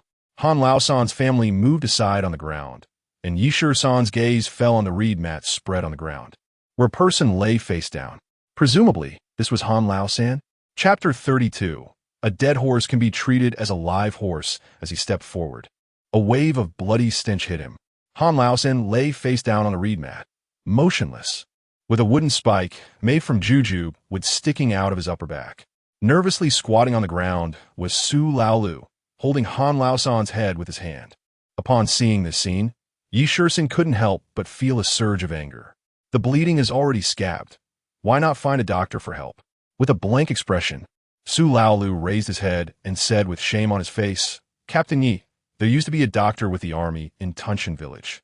But because life was difficult in the border town, the old doctor retired to the interior for a peaceful life. As for us rough men, who would dare to act rashly. However, Su Laolu still had some experience. Fearing that Han Laosan might suffocate, he kept the injured man's head from touching the ground. Captain Yi, we can't move the injured area recklessly. Yi Shisan nodded in agreement. After crouching down, he extended 2 fingers to feel Han Laosan's breath and found that he still had a heartbeat. Not dead. Although the heartbeat was weak, he was still alive. Looking at Han Laosan's nostrils and the corner of his mouth, there was no foamy blood oozing out. This indicated that the wooden splinter had not pierced the alveoli and had not entered the heart. How long has it been? Oh, just around noon. Bring a fire basin over. We can't let the injured person lose heat. It's too cold in here. Yi Shisan instructed, then stood up, gesturing for them to carry Han Laosan to the table by the window. The ground was cold, and it was a bit brighter by the window. Before the fire basin was brought over, Su Laolu, with his hands free, quietly said, Captain Yi, how should we prepare for the aftermath? Preparing for the aftermath? This old bird wanted me to give some consolation to Han Laosan's wife and children. But looking at this injury, even if a military doctor came, it would still be in vain. Su Laolu's words immediately caused Han Laosan's wife to let out another round of wailing. Yi Shisan fronit, his eyes fixed on the wooden splinter protruding from Han Laosan's back, as if he hadn't heard Su Laolu's question. Get a sharp knife, preferably one for bone cutting. A soldier immediately rushed out of the room. And scissors? Yi Shisan asked again. Yes. After a bout of wailing, Han Laosan's wife quickly scrambled up and dug out a pair of scissors from the sewing basket in the corner of the room. Yi Shisan noticed that there were also white cloth strips in the sewing basket. Good stuff, he thought to himself as he reached out to take the scissors and added, boil some water and cook the white cloth strips for a while. At this moment, the fire basin was also brought over, with cow dung burning fiercely inside. That works. We could put the pot directly on the fire basin and cook the white cloth strips in it. The bone-cutting knife was also found, and Yi Shisan discovered that the half-foot-long wooden splinter protruding from Han Laosan's back was already soaked in blood. Based on the original approximate length of the horse-stopping splinter, it was clear that the part embedded in Han Laosan's back was more than 2 inches deep. In this situation, even if he didn't die on the spot, one wouldn't dare to pull out the wooden splinter. If the splinter was pulled out from a wound deeper than 2 inches, the injured person would surely bleed to death. Under the watchful eyes of everyone, Yi Shisan, who was taking a desperate gamble, heated the bone-cutting knife until it was glowing red over the cow dung fire. With a sizzling sound, a wisp of blue smoke rose, filling the room with the smell of roasted meat. Holding their breath, everyone watched as Yi Shisan swiftly cut into Han Laosan's injury with the sharp knife, while pulling the exposed wooden splinter out with his other hand. Han Laosan, who had originally fainted, let out a scream from the pain. He came back to life. The elderly soldier was filled with excitement, and Su Laolu's face suddenly twitched. Quick, wring out the cloth strips from the pot for me. With the sharp knife pressed firmly against the wound, Yi Shisan turned to look at the boiling pot, suddenly realizing Su Laolu didn't care about the scalding water and quickly grabbed the cloth strips from the pot and wrung them out. Hurry! Yi Shisan discarded the pulled-out wooden splinter, reached out to take the hot white cloth strips, and then pressed them against Han Laosan's back wound, wrapping them around his chest in circles. Before long, Han Laosan's upper body was wrapped up like a rice dumpling. As long as there is no infection, it will be fine. Yi Shisan sighed in relief and wiped the sweat from his forehead with the back of his hand. These first aid skills are essential for survival in the wild. In my previous life at the military academy, first aid and self-rescue were mandatory courses. This series of actions left everyone present dumbfounded. Captain Yi, coming back to his senses, Su Laolu looked at Yi Shisan in disbelief and whispered, "Is this person still salvageable?" At this question, Yi Shisan truly felt uncertain. He knew that if there was any congealed blood left inside, coupled with an infection, Han Laosan would undoubtedly die. Hopefully his earlier cut, pull, squeeze, and cauterize actions didn't leave any residual blood in Han Laosan's chest cavity. But right now, even if the residual blood inside Han Laosan was squeezed out, could he withstand an infection? This was a critical juncture. If only there were antibiotics, an intravenous injection would be perfect. In a moment of panic, a strange phrase escaped Yi Shisan's lips. Antibiotics? Intravenous injection? The people present exchanged glances, unsure of what Yishur-san was saying. Yishur-san suddenly realized that he had let something slip. Oh, Yishur-san's face turned awkward, and he forced a smile, saying, I mean, if the meridians are relaxed, then he won't be left with a disability. Disabilities are quite common in the military. Those who have served in the military are all too familiar with this. Even Han Lao-san's wife, at this moment, was more concerned about Han Lao-san's salary. As long as he was alive, he could receive a salary. This income was more important than whether Han Lao-san would be disabled or not. Captain Yi, what should we do next? Su Laolu opened his mouth again. He was most pleased to have Yishur-san intervene, regardless of success or failure. This way, he could remain uninvolved as the assistant. If Han Lao-san died, Yishur-san would have to give some provisions to comfort the family. If he survived, it would be icing on the cake, proving that he had made the right choice in acting decisively. Facing Su Laolu's question, Yishur-san realized this old guy had put him in a difficult position. Just as he was unsure how to respond to Su Laolu, Han Lao-san, who was lying on the table, suddenly opened his eyes. Captain Yi, did you save me? This guy is awake and still not confused? Lie still to avoid bursting the wound. Yishur-san quickly waved his hand, signaling Han Lao-san not to speak and waste energy. The advantage of lying down was that some of the remaining congealed blood could flow out, which would increase Yishur-san's chances of success. Captain, great doctor, you pull my husband back from the gates of hell. Han Lao-san's wife, coming back to her senses, knelt before Yishur-san, banging her forehead against the ground repeatedly. The 4 half-grown boys also crawled over and bowed their heads to Yishur-san. Half-grown boys, you're costing me. These 4 gluttons were indeed enough for Han Lao-san to support. Yishur-san shifted his gaze from the 4 boys and said flatly, keep the fire basin going. Don't let the room get too cold, but don't put Han Lao-san on the Kong. Find a doorboard to lay on the ground and put 2 clean sheepskins on it. After finishing, Yishur-san added, we need to find some medicine, or else Han Lao-san will still be in danger. A wound without medicine won't do. Medicine? The doctor has already gone to the interior to retire. Where can we get medicine? Suddenly, Yishur-san seemed to remember something. Chapter 33, Horsehide Poultice. Hemostatic medicine? Yishur-san turned around and said, the army doctor has retired to his hometown. Did he not leave behind some knives, guns, and medicine? In the army, knives, guns, and medicine were prioritized, while medications for headaches, fevers, and stomach aches were secondary. Su Laolu looked embarrassed and stammered. They say there are military doctors, but in reality, they just prescribe medicine and handle some minor injuries. If we need medicine, we would have to go to the big pharmacy in town. The village's pharmacy is just for show. We can't do without hemostatic medicine. Yishur-san shook his head helplessly and said, the top priority is to have hemostatic, anti-inflammatory, and tissue-regenerating medicines. Right now, all the herbs are dead, and in the freezing cold, it's impossible to go gather medicine.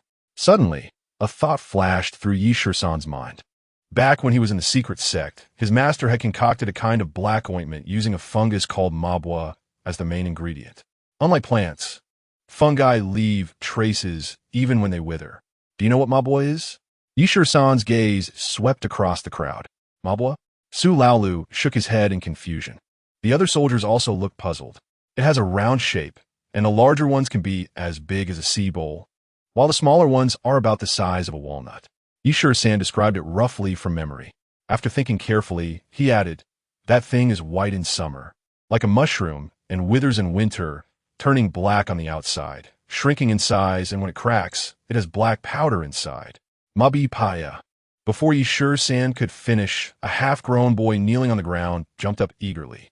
Mabi Paya. What the master said is exactly what we have here. I've collected Mabi power before and exchanged it for money at the town's apothecary. The speaker was Han Chong, the eldest son of Han Lao-san. With Han Chong's shout, others in the room echoed in agreement. Yeah, how did I not think of this? It really is Mabi Power. Once I cut my finger while cutting grass, and there happened to be a Mabi Power in the bushes. After tearing it open and applying it, my wound healed in just a few days. When cutting pasture, I often cut my fingers and I used Mabi Power to stop the bleeding. The Mabi Power here might indeed be the same thing as what Yishur-san referred to as Mabwa. Facing the crowd's chatter, Yi-Shur-san felt a surge of excitement. Regardless of whether it's called Mabwa or Mabi power, as long as it works, we just need to find it. How can we find it? With a flash of inspiration, Yi-Shur-san couldn't wait to ask. I can find it, Han Chong said excitedly, his expression animated. You can find it even in winter, but it's a bit harder. Luckily, it hasn't snowed this year, so we should be able to find the dried Mabi power in damp areas. This thing is actually useless when fresh. Fresh Mabwa is just a large round mushroom and is edible. Only after it matures does the flesh gradually wither and the spore powder inside matures. The medicinal part is the black powder wrapped inside. That's great. Yi-Shur-san turned his gaze to Su Laolu and said, in that case, it's perfect. Suki-an-si, send more men out to collect as much Mabi power as possible. Even if we don't use it all, we can keep some for future needs. In fact, there are many hemostatic herbs, but the only one that can be found in the dry grass during winter is Mabi power. Even if it's only the size of sheep dung, it won't be hard to find. If we can find larger ones, collecting them will be quicker. Su Laoli note that, immediately instructing the nearby soldiers to take Han Chong, the eldest son of Han Lao-san, and head out with a basket. The fire pit blazed brighter, and the room grew warmer. Yi-Shur-san instructed another soldier to bring a bag of rice from the barracks. After 3 bowls of hot porridge, the pale face of Han Lao-san slowly regained some color. After feeding Han Lao-san 3 bowls of porridge, the remaining half pot was quickly devoured by Han Lao-san's 3 other sons. The fragrant rice porridge was a delicacy for someone who had been eating yam balls all day. Han Lao-san's wife squatted by the pot, scraping the burnt bits at the bottom clean with an iron spatula. This was even better, saving her the trouble of washing the pot. After the wooden splinters were pulled out and Han Lao-san was fed 3 bowls of porridge, he also regained some strength. Thank you, Master Shizong. After catching his breath, Han Lao-san said, my life now belongs to Master Shizong. Wherever Master Shizong tells me to go, I won't dare to go the other way. If Master Shizong tells me to chase dogs, I won't chase chickens. I will obey only Master Shizong's orders. This statement was half true. Logically, the beacon soldiers and the field soldiers each had their own superiors. Even if Han Lao-san listened to Yi-Shur-san, it was only in the context of mutual defense. But Han Lao-san wasn't foolish. He used his gratitude for saving his life to say some flattering words, hoping Yi-Shur-san would give more food to his wife and children. Take good care of your injuries. Other matters are not for you to consider. Understanding Han Lao-san's thoughts, Yi-Shur-san waved his hand and added, seeing how your wife helped just now, she's quite adept at dressing wounds. Why not let her handle some of the wound care? Sigh. Han Lao-san sighed, frowned, and said, you really saw through it, Master Shizong. My wife used to assist an old doctor in the army, and every year in the village, she also helps with the castration of lambs. Of course, these were just helping hands. There was no designated person for it. If there were, the village would have to keep records and distribute grain, which has been precious these past few years. Han Lao-san, enduring the pain in his back, spoke for a long time, and beads of sweat dripped down his forehead like rain. It's better to say less and rest quietly. Shisan nodded, then waved his hand to interrupt Han Lao-san, directing his gaze to Han Lao-san's wife beside him, and said, since you know how to dress wounds, that's easy. When they bring back the Mabi power, you just need to apply the medicine. The cloth strips you change out should be boiled in hot water before reuse, and make sure the wound doesn't fester. With this instruction, Yi-Shur-san finally felt at ease. He didn't know that those white cloth strips had been secretly taken by Han Lao-san's wife years ago while helping the old doctor. Since there was no extra fabric, these strips couldn't be made into clothes, but unexpectedly, something that had been idle in the sewing basket for years came in handy today. Please rest assured, Master Shizong, Han Lao-san's wife said while cleaning the bowls and burying a few yam balls in the ash pile under the fire pit, while also agreeing with Yi-Shur-san's words. Poor people's lives are tough. They won't die. If the child brings back the medicine, I can apply it to my husband myself. Very good. Shisan nodded, completely relieved. As for Han Lao-san's life or death, it would be left to fate. After settling everything, Yi-Shur-san finally left Tunshin village. Upon arriving at the barracks, he found someone was already waiting for him. Chapter 34. I didn't see it. You have this talent. From the appearance of the people, they were from the military department. A group of 4, with one sitting in a chair, should be a military officer. You are Yi Shisan, the acting commander of the Huangjiangxi Beacon Tower? Yes, I am Yi Shisan. Slave status? The officer asked again, and Yi Shisan's heart felt like it was pricked by a needle as he replied it was slave status. As the acting commander, why are you not at your post at the Beacon Tower? I went to inspect the fortifications. There were field soldiers injured, and I had just finished treating them. Fortifications? Yes, in the past few days, I've led other Beacon soldiers to repair some defensive works. I didn't see it. You have this ability? Without new fortifications for defense, relying solely on the Beacon Tower for warning is probably far from enough. Just a few of you Beacon soldiers. How big of a fortification can you dig? I sought the field soldiers from Tunshin village for mutual defense against external enemies. What a big talk. Mutual defense? Your Beacon Tower has a maximum of 10 people. Can you provide the military supplies consumed by the mutual defense personnel? I don't have military supplies, but I have food to compensate them. Food. The officer's expression changed, and he said sternly, as far as I know, let alone your Beacon Tower, even all the villages within 100 miles are currently lacking food. We don't have food. It doesn't mean the Yuan Mengtators outside the Shinko don't have it. I have robbed their food and cattle back. Bold. The officer's face changed upon hearing this. His cheeks twitched, and he exclaimed, without a decree from the court or orders from the military department, such behavior could provoke a diplomatic incident between the two nations, leading to war and causing a great disaster. Do you know your crime? The Yuan Mongol invaders have repeatedly crossed the border, stealing cattle and sheep from our border villagers, plundering resources and slaughtering our villages. How can this not be seen as provoking conflict between the two nations? Yi Shisan's forehead bulged with veins as he glared angrily at the seated Jiazheng. But your unauthorized actions will hinder the court and the Northern Defense Army. Have you considered the consequences?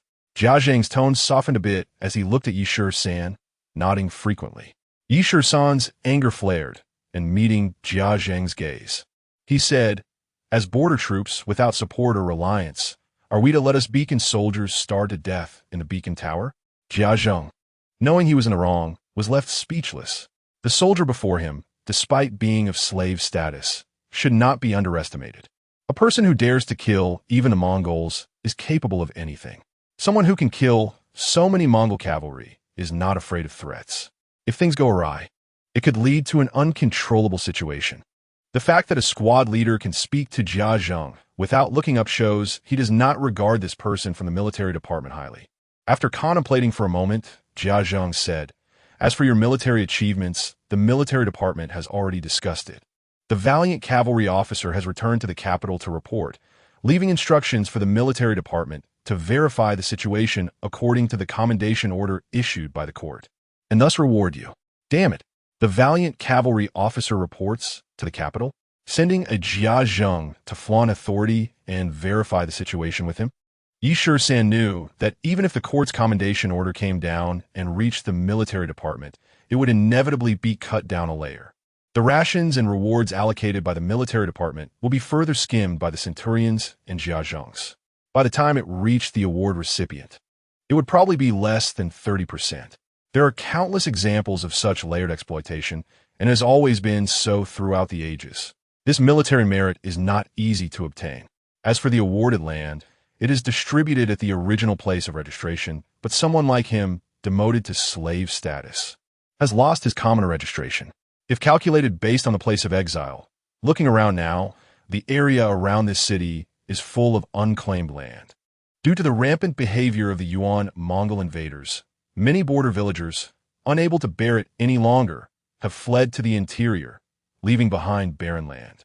When the time comes, the military department can arbitrarily allocate you a few acres or a dozen acres of land, file a case with the official government, and that would count as implementing the court's commendation.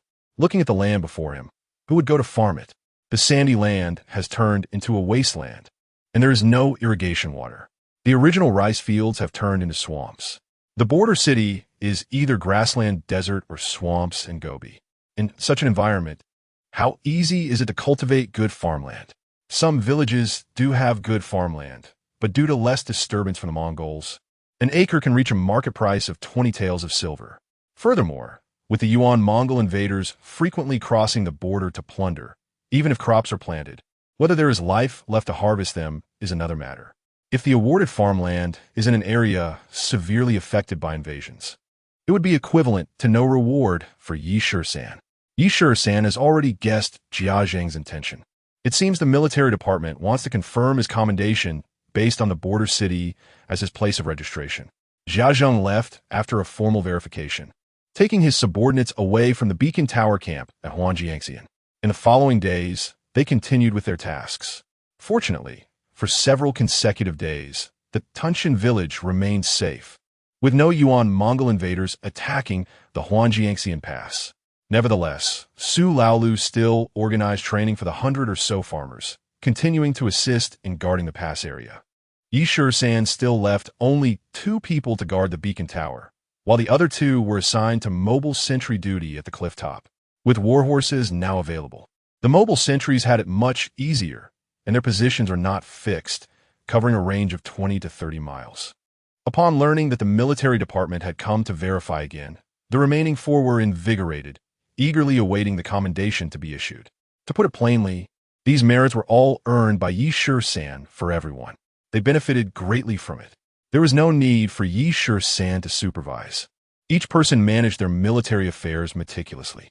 They no longer cooked for themselves. He cooked meals on time and delivered them directly to the beacon tower's passage.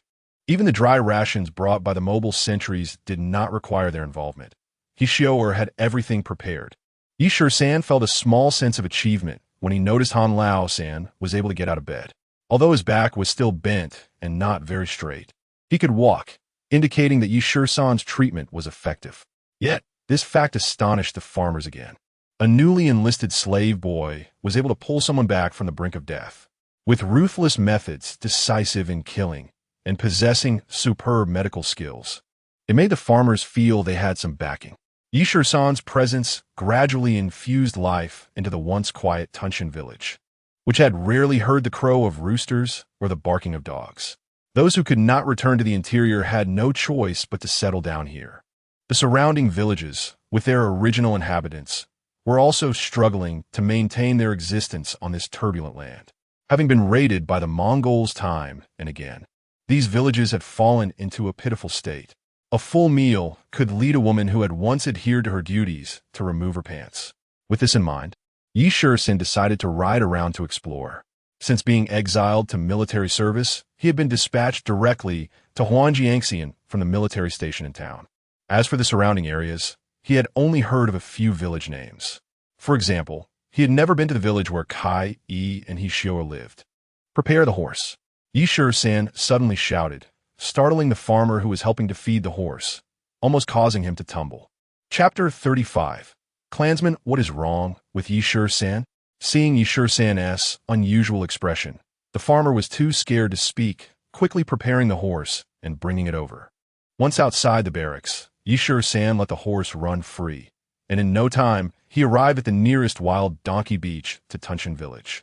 Wherever the horse's hooves went, there were remnants of walls, dead branches, and withered grass everywhere, and the few houses with smoke rising from them were sparse. This place is adjacent to Tunshan village, and to the west is the grazing-focused Liampo village. According to the scattered descriptions from the beacon soldiers, Ding Wei's home should be here. Besides him, the other 4 current soldiers were all recruited from nearby villages. It is quite normal for border villagers to enlist. When a male reaches 16 years of age, he will join the Northern Defense Army. Looking at the dilapidated scene before him, Yi Shisan could imagine that the other villages were roughly the same. Although it was idle, there were no idle people wandering around the village. Feeling lost, Yi Shisan pulled the reins and galloped southward again. Another village appeared before him. This village was much better than the others he had seen, and it was close to the Lu River. The Lu River encircled the village and flowed eastward, leading to Lahudio village. Yi Shisan had some impression of these 2 villages. After being dispatched from the town to Huangjiangxian, he and his mother and sister passed through here. This place, adjacent to the Lu River, belonged to a lush grazing area. However, the houses here were much better than those in Tunshan village. The houses made of mud were surrounded by walls made of stones. The walls were as low as the houses. Due to the relatively flat terrain and the low houses, the view was relatively open. Just as Yi Shisan was looking around, He heard some commotion in the distance. Following the sound, it seemed a group of people was gathered on the riverbank. "Sir, please have mercy." A pleading voice grew closer. "Who allowed you to break the ice to fish?"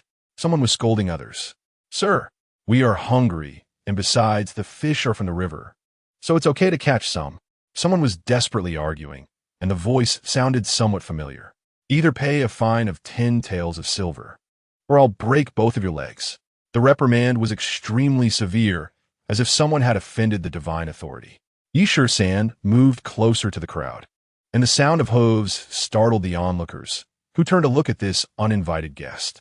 The leader, a portly man wearing a cotton coat with a fox fur collar, appeared even bulkier. However, Shisan's gaze was fixed on the two individuals lying on the ground.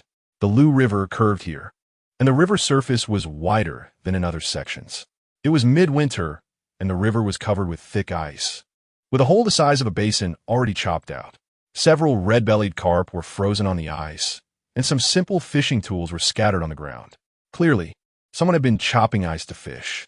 Shisan dismounted and walked step by step towards the two men lying on the ground.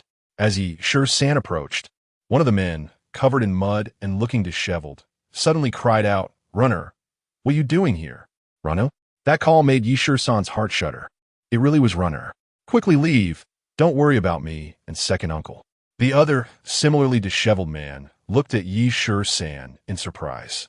In the freezing cold, the two men in ragged clothes were actually wearing tattered cloth wrapped around their feet along with straw sandals. "You?" A sense of familiarity flashed through Shisan's mind. He desperately searched for fragments of memories about these two men from his past life. "Know each other? That's great." The plump man in the cotton robe gave Shisan a disdainful glance and arrogantly said, "Just right. You can pay the 10 taels of fine for these two rascals." Shisan ignored the talking fat man and slowly stepped forward, squatting down in front of the two men on the ground. "Runner, I'm your second uncle Ju." The older man's eyes brimmed with tears as he pointed at the other person lying next to him, choking with emotion. "Don't you remember? He is Laba, your cousin from the Yi family. Also your cousin Yilaba." "Ju, second uncle. Cousin Yilaba." It came back to him that some family members had also been exiled. After a long and arduous journey from the capital, only a few of them had survived to reach this place. "Uncle, brother, what happened to you?" Shisan asked, reaching out to pull the two men up from the ground. Ju sighed and said with despair, "We were starving. Seeing the river surface was frozen. We thought there might be fish, so I and your cousin Laba broke the ice, using reeds as bait, and finally caught a few fish." It became clear. It was his uncle Ju and cousin Yilaba who couldn't bear the hunger and decided to chop ice to fish to fill their stomachs. "They are." Shisan turned his head, his eyes radiating cold light as he stared at the group of onlookers. "It's Y from this village." Ju lowered his head timidly and answered in a low voice. "Did they hit you and your cousin?" Shisan asked again. This time, Yilaba raised his head and answered eagerly. "Y said this stretch of the river belongs to his He family, and we should be punished for fishing here. They demanded 10 taels of silver as a fine, and if we couldn't pay, they would break one of my and second uncle's legs." Yilaba said, then lowered his head, not daring to look at those people. At this moment, the fat man called Yizheng glanced at Shisan with disdain and said with an oily face, "I thought who it was? Turns out to be a slave soldier. If you can't come up with the money today, I'll have someone deduct it from your wages, with interest." "Wages? When did my wages become your business?" A cold light flashed in Shisan's eyes as he swept a glance over the 10 or so men holding sticks, and coldly said, "The river is a natural formation, not cultivated land. When did it become your decision?" "Ha ha ha." The plump man in the cotton robe laughed wildly and said, "Don't talk about this stretch of the river. Even the beacon tower I call the shots. Do you know who I Heejung am? Who you are is none of my business." Shisan didn't even glance at him. At this time, a stick-wielding man stepped forward, arrogantly raising his chin, and said, "You blind thing. Y is the cousin of your superior. He who? The sergeant. If Y says a word, sergeant, he who will definitely make you pay for it. A slave soldier dares to stand and talk in front of Y? Understood." This fat man called Heejung was actually the cousin of that jerk He who. Mentioning He who made Shisan's eyes flash with murderous intent. Did these jerks not know that he had already been dealt with by him, using a dead sergeant to threaten him? Were they out of their minds? Yuan, why is it? Yishisan simidet. Ah somahat eri simide. Chapter 36. This debt, I acknowledge. Yishur-san's smile only made the people surrounding him even more pleased. How? Are you scared? The tall servant holding a stick looked at Yishur-san with disdain, smirking again. If you know what's good for you, obediently take out the silver and pay up, then kowtow 3 times to my family SUNY to apologize, otherwise what? A cold light flashed in Yishur-san's eyes as he coldly questioned the servant with the stick again. Otherwise, double it. And let my cousin deduct 20 taels from your wages. Relying on having a cousin who was a sergeant, Hezheng took the lead, extending 2 fingers like carrots and waving them in front of Yishur-san. What kind of people are out here? A slave soldier with a status lower than a dog, actually pretending to be important in front of Yuan. Another stick-wielding servant came over, squinting at Yishur-san, and harshly said, "Don't play tricks, that 1T work. Just take out the silver, and I'll let these 2 worthless rascals go. If there's no silver, then go back to the beacon tower and pick up wolf dung." Picking up wolf dung was the most lowly task among the beacon soldiers. Hezheng, with a smug face, chuckled again. A slave soldier lower than a dog thought he was making something of himself by becoming a beacon soldier. If it weren't for the fact that he was under my cousin I would have had someone throw you into the ice hole to freeze to death. After speaking, Hezheng's expression suddenly changed, and he shouted at the servants beside him, "Come on, strip these 2 fish thieves and throw them on the ice to freeze. Whenever this kid brings back the silver, then we'll let these 2 rascals go." Strip them and throw them on the ice? At this time, that would be tantamount to taking a life. Even if a slave's life was worthless, it was still to be dealt with by the government. How could a local tyrant like you take charge? Runner, you quickly leave. Don't worry about us. Brother, listen to me. If I and second uncle die, then so be it. In this place, it's either starving to death or freezing to death. There's nothing to be attached to. But you still have Aunt and Sister Kair to take care of, so hurry and leave. Don't let us drag you down. With faces full of sorrow, despair, and fear, the Yi family uncle and nephew shouted desperately for Yishur-san to quickly leave this place of trouble. Even if he had transmigrated, even if he had no direct blood relation to these 2 uncles, the anger in Yishur-san's heart had reached its peak. What? This kid has a sister? The words of the Yi family uncle and nephew suddenly brightened Hezheng's eyes as he leaned in with his oily face, grinning, and said to Yishur-san, "No money is fine. Let us do it this way. I'll do a good deed this time and waive the fine. How about you use your sister as compensation?" The beasts of the He family truly had no shame, their words so ugly they were hard to look at. Mentioning Sister Kair turned Yishur-san's face green. Yishur-san's cheeks twitched, and he gritted his teeth. "Fine, I acknowledge this debt. If you acknowledge it, then bring money. If there's no money, then bring people to compensate." In Hezheng's eyes, there was nothing but the light of depravity. He nudged the person next to him with his elbow and said, "What should we do? You better think it over before you speak. Isn't it just silver?" Yishur-san suddenly laughed, his expression so strange that it was hard to decipher. His gaze slowly swept over the faces of those in front of him, and he calmly said, "If you want silver, or if you want people, come with me to Huangjiangxian to get it." Good bold. Hezheng's face turned cold, and he said angrily, "You 2, take these 2 dogs, and we'll go over there together to get the money." "Sir, isn't this inappropriate?" Someone still had concerns, glancing at Yishur-san, and leaned close to Hezheng's ear, saying, "Once we leave the village, it's someone else's territory. What about that?" "Ha ha!" Hezheng threw his head back and laughed wildly, his face shaking with emotion. Once he was done laughing, Hezheng's expression turned serious as he said, "Even if we reach the beacon tower, that's still my cousin Hehu's territory. Even the adjacent Tunshan village. Su Qianshi knows me. What's there to be afraid of?" Yishur-san seemed not to hear Hezheng's arrogant words, directly leading the horse over to the pale-faced Yi family uncle and nephew, saying, "Second uncle, cousin, this horse of the Tartars is quite sturdy. You both get on it. We are leaving." A Tartar's horse?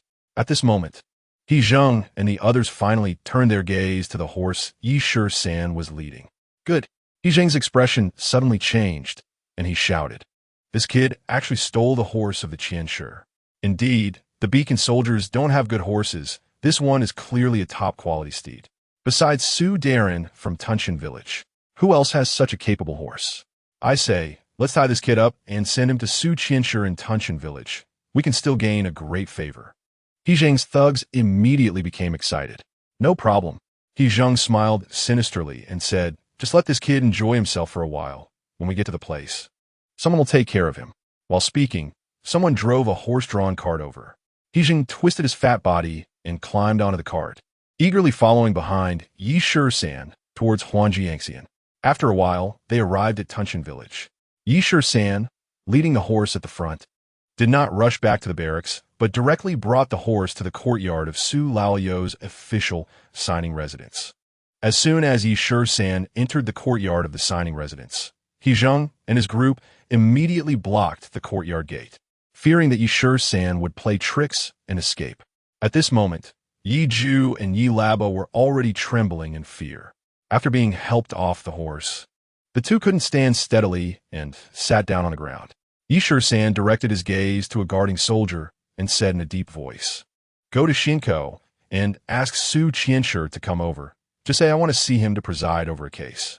Watching the soldier rush away, He Zhang's face showed a hint of smugness, mocking, it seems you still have some self-awareness, huh? Yi Shisan ignored the smug He Zhang, reached out to help the uncle and nephew up from the ground, and softly said, let's go inside, it's warm in there. Two elderly soldiers, who had already seen Yi Shisan arrive, tremblingly brought over a brazier, piled up cow dung, and started a fire. The usually quiet signing residence suddenly had so many people, and the idle old and young around the area gathered to watch the excitement. The more people gathered, the more nervous the Yi family uncle and nephew became. In contrast, He Zhang's expression of pride grew even more with so many people surrounding them. Go, run to the beacon tower and bring my cousin He who is a squad leader, over here. Just say that the master wants to deal with this scoundrel named Yi. One of the thugs understood and nodded before exiting the courtyard of the signing residence. Before long, Su Laolu arrived in a hurry with a group of soldiers from the Shinko guard post. Upon seeing Yi Shisan, Su Laolu, as the Qianshi, cupped his hands in greeting. Yi Shichang summoned me so urgently. I wonder what urgent military matter it is. Upon hearing this, He Zhang, who was about to step forward to greet Su Laolu with a smile, was suddenly shocked. Yi Shichang, what kind of status does this Qianshi have? To actually bow to a soldier of slave status? Chapter 37. The punishment cannot be accumulated. This scene left everyone confused. Yi Shisan, as if nothing had happened, replied to Su Laolu while pouring a bowl of tea for each of the Yi family uncle and nephew from a teapot. Second uncle, Labo brother, have some tea to warm yourselves. Su Qianshi will make decisions for you. The uncle and nephew, who were already pale with fear, were even more bewildered by the scene before them. Staring blankly at Yi Shisan, the trembling uncle and nephew actually forgot to drink the steaming tea in front of them. It seems my second uncle and cousin are terrified by Lord He. Yi Shisan smiled and turned his gaze to Su Laolio's face. Su Laoli, who was well-versed in worldly affairs, saw the situation and, combined with Yi Shisan's earlier words, understood a bit more. After a moment of hesitation, He Zhang, with a face full of awkward smiles, cupped his hands and said, Commoner He Zhang pays respects to the Qianshi. Oh, Su Laolu slowly turned around, sizing up He Zhang, and said lightly, so it's He Yuan why? Why are you not enjoying your blessings in Lohuan village, but running to my broken temple? You're not here to offer incense, are you? This remark left He Zhang speechless. Offer incense? This broken temple is indeed a fact, but in recent years, the military's requisition tasks have increased, making life in the reclamation area the hardest. But offering incense? Could it be that Su Qianshi thinks he hasn't been supplying tributes these years? Strictly speaking, the indigenous villages do not belong to the reclamation area as jurisdiction. And as a rare rich household in a natural village, he wouldn't even be able to curry favor with Tunshan village. The Qianshi is joking.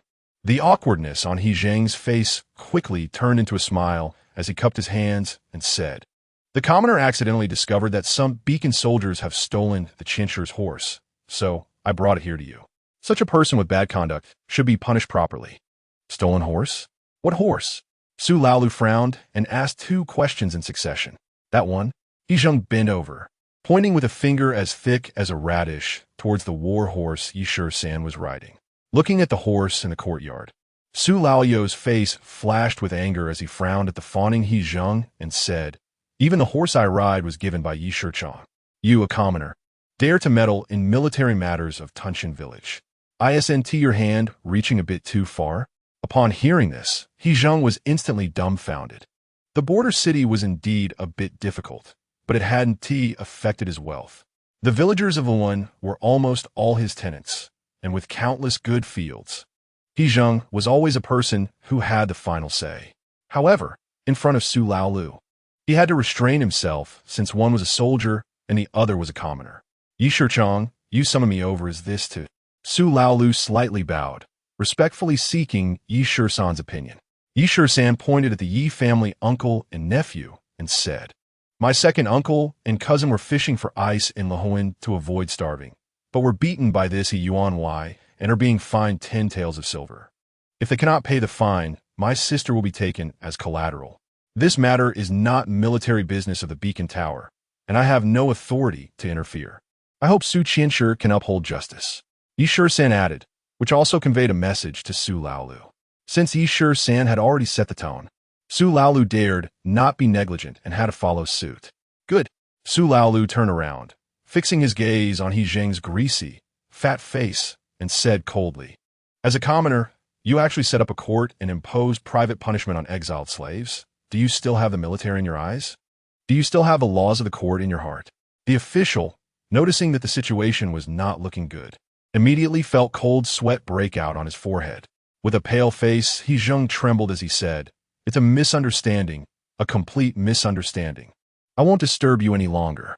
Saying this, He Zheng gave a signal to the people beside him and hurriedly walked towards the courtyard exit. "Stop!" Seeing He Zheng trying to sneak away, Su Laolu straightened his chest and shouted sternly, "The signing house in Tunshan village is a military site. How can you come and go as you please?" Someone. Su Laoyo's face changed as he raised his hand and ordered, "Arrest this lawless scoundrel, He Zheng." As soon as he finished speaking, 2 soldiers who could no longer contain themselves rushed forward, each grabbing one of He Zheng's arms, while another soldier circled around to the back and kicked He Zheng's knee hard. "Kneel!" With a fierce shout, He Zheng fell to the ground like a sack filled with grain, kneeling down with a thud. Seeing the situation turning against them, the guards tried to slip away. But it was too late. The soldiers who came with Su Laolu had already drawn their weapons and formed a line to block the courtyard door. "Sir, this is completely a misunderstanding." He Zheng, shaking with his fleshy body, began to wail like a pig being slaughtered. The scene before them shocked the Yi family uncles and nephews, almost causing them to drop their teacups. Yi Laba peeked outside and whispered second uncle, "Has our runner made a name for himself?" Yi Ju looked even more panicked and hurriedly replied, "Did you not hear? They called runner a squad leader." This was great. He Yuan's cousin was just a sergeant, while our runner was already a squad leader, even surpassing his cousin. Yi Laba finally breathed a sigh of relief and drank the remaining hot tea in his cup in one go. Yi Ju also finished the tea in his cup and whispered, "Now He Yuan has kicked a stone, he's in trouble with someone he can't afford to mess with." "Exactly." Yi Laba nodded, delighted. "That means he has to return the fish we caught and our fishing gear. He won't have to pay a fine." The 2 were too naive in their thinking. At that moment, He Zheng was not someone who could easily escape, falling into the hands of these starving soldiers. They would surely peel off 3 layers of his skin. Underestimating these soldier thugs was a grave mistake. Meanwhile, Yi San sat arrogantly on a chair brought over by the soldiers, looking with great interest at the terrified He Zheng. A writing table had already been set up in front of the signing house, with Su Laolu sitting behind it with a dark face. Yi San slowly turned to Su Laolu and said lightly, "May I ask, sir, what punishment should be given for a non-registered person assaulting a military family member?" Military family member? This was not incorrect. Although Yi San was of the lowest slave status, he was currently a beacon soldier in the Frontier Defense Army, thus considered a military personnel. The 2 exiled labor slaves, Yi Ju and Yi Laba, could certainly be regarded as military family members. This concept was seamlessly swapped by Yi San. Su Laoyo's heart sank. He knew Yishur-san was not going to let He-jung off easily. Understanding the implication, Su Laolu turned to Yishur-san and replied, in response to squad leader Yi, "Those who assault military family members without cause will be punished with 20 strikes and a fine of 5 taels of silver. If assaulting one person results in 20 strikes and a fine of 5 taels, then how should the assault on the 2 members of the Yi family be calculated?" Yishur-san unexpectedly posed this difficult question again.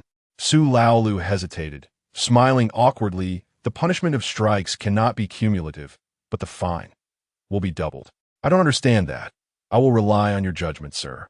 Yishur-san smiled with a somewhat sinister grin and continued, "Also, what should be the punishment for extorting active military personnel?" Su Laolu's face twitched. He never expected Yishur-san would break the same matter into 3 parts. Who was Yishur-san? He was a man who had killed hundreds of Mongol invaders and had earned military merit. The military's commendation would soon come down, and by then, his position would likely be several ranks higher than that of this official. Moreover, having killed invaders and instilled fear in them, he had brought temporary peace to Tunshan village. The grain, plowing oxen, and war horses taken from the invaders had also benefited Tunshan village. One should avoid biting the hand that feeds them. In this situation, He-jung, the short-sighted local tyrant, had truly picked a bad day to cause trouble. It seemed that today, He-jung would not be able to escape without suffering a severe punishment, especially not past Yishur-san's scrutiny. In response to squad leader Yi, Su Laolu's face twitched again, and he said seriously, "Extorting active military personnel will result in 30 strikes, a fine of 50 taels, and 2 months of forced labor. Sir, please take note."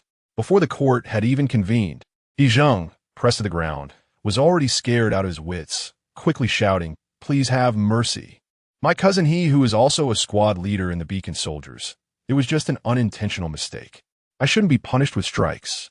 He-jung, the local tyrant who had made his fortune through various means, was naturally unwilling to be easily subdued. He never expected that a mere slave soldier could command the soldiers in this reclamation area to punish him. "You dare!" Unexpectedly, Su Laolu was not swayed. Banging his fist on the table and angrily shouting, "How to decide is the responsibility of this official. How can you, a mere commoner, shout here? Bring him." With a stern face, Su Laolu pounded the table again and called to the soldiers around him, "First, give this arrogant man 50 strikes, and we will discuss the rest later." 50 strikes would surely leave He-jung a bloody mess. If he didn't endure the beating, it's possible that with a single round of strikes, the over 50-year-old He-jung might just meet his end. "Please wait, sir." At that moment, a figure squeezed through the crowd of onlookers. It was Han Lao-san.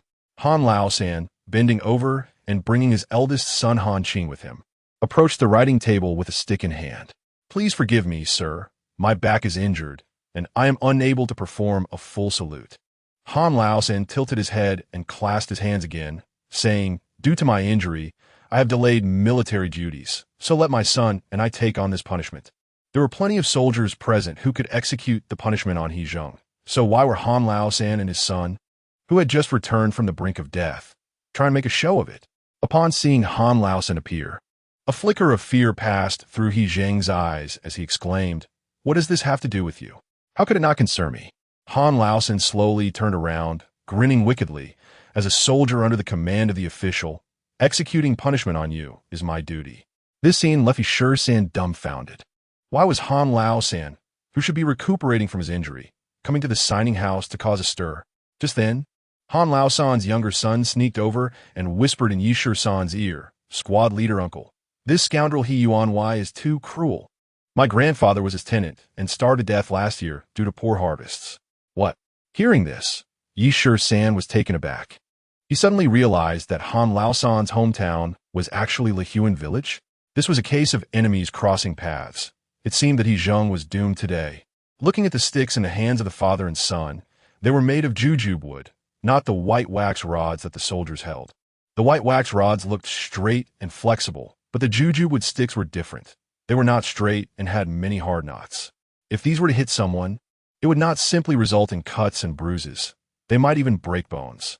He-jung was not foolish. His pupils constricted in fear as he shouted, "Sir, You cannot allow Han Lao-san to take personal revenge. As an official, you must not be partial. At this shout, Su Laoyo's expression darkened even more. Wasn't he Zheng just a local tyrant? Relying on some connections in the town, he had plundered the villagers and exploited the tenants. And he dared to shout in front of him, "Sir, let me handle this." Two more field soldiers stepped forward, bowed to Su Laolu, and said, Han Lao-san was originally a man on leave, and his son Han Qing is merely a family member, not an official soldier. So it's better for the younger ones to carry out the punishment. At this point, Su Laolu understood. These two men also came from Lahoan village. Their families were still in the village, and they were tenants of the He family. Now, Han Lao-san had nothing to say and instead felt even happier. These two men were much more vigorous than he, a wounded soldier still recovering.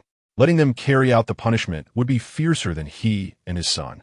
Zhang-san, Li Datu, do you dare touch me? He Zheng roared in panic. He never expected these people would jump out to take advantage of the situation. Don't forget, your families are still in Lahoan village. His threats were abruptly cut off when he saw the murderous glint in the eyes of the two men.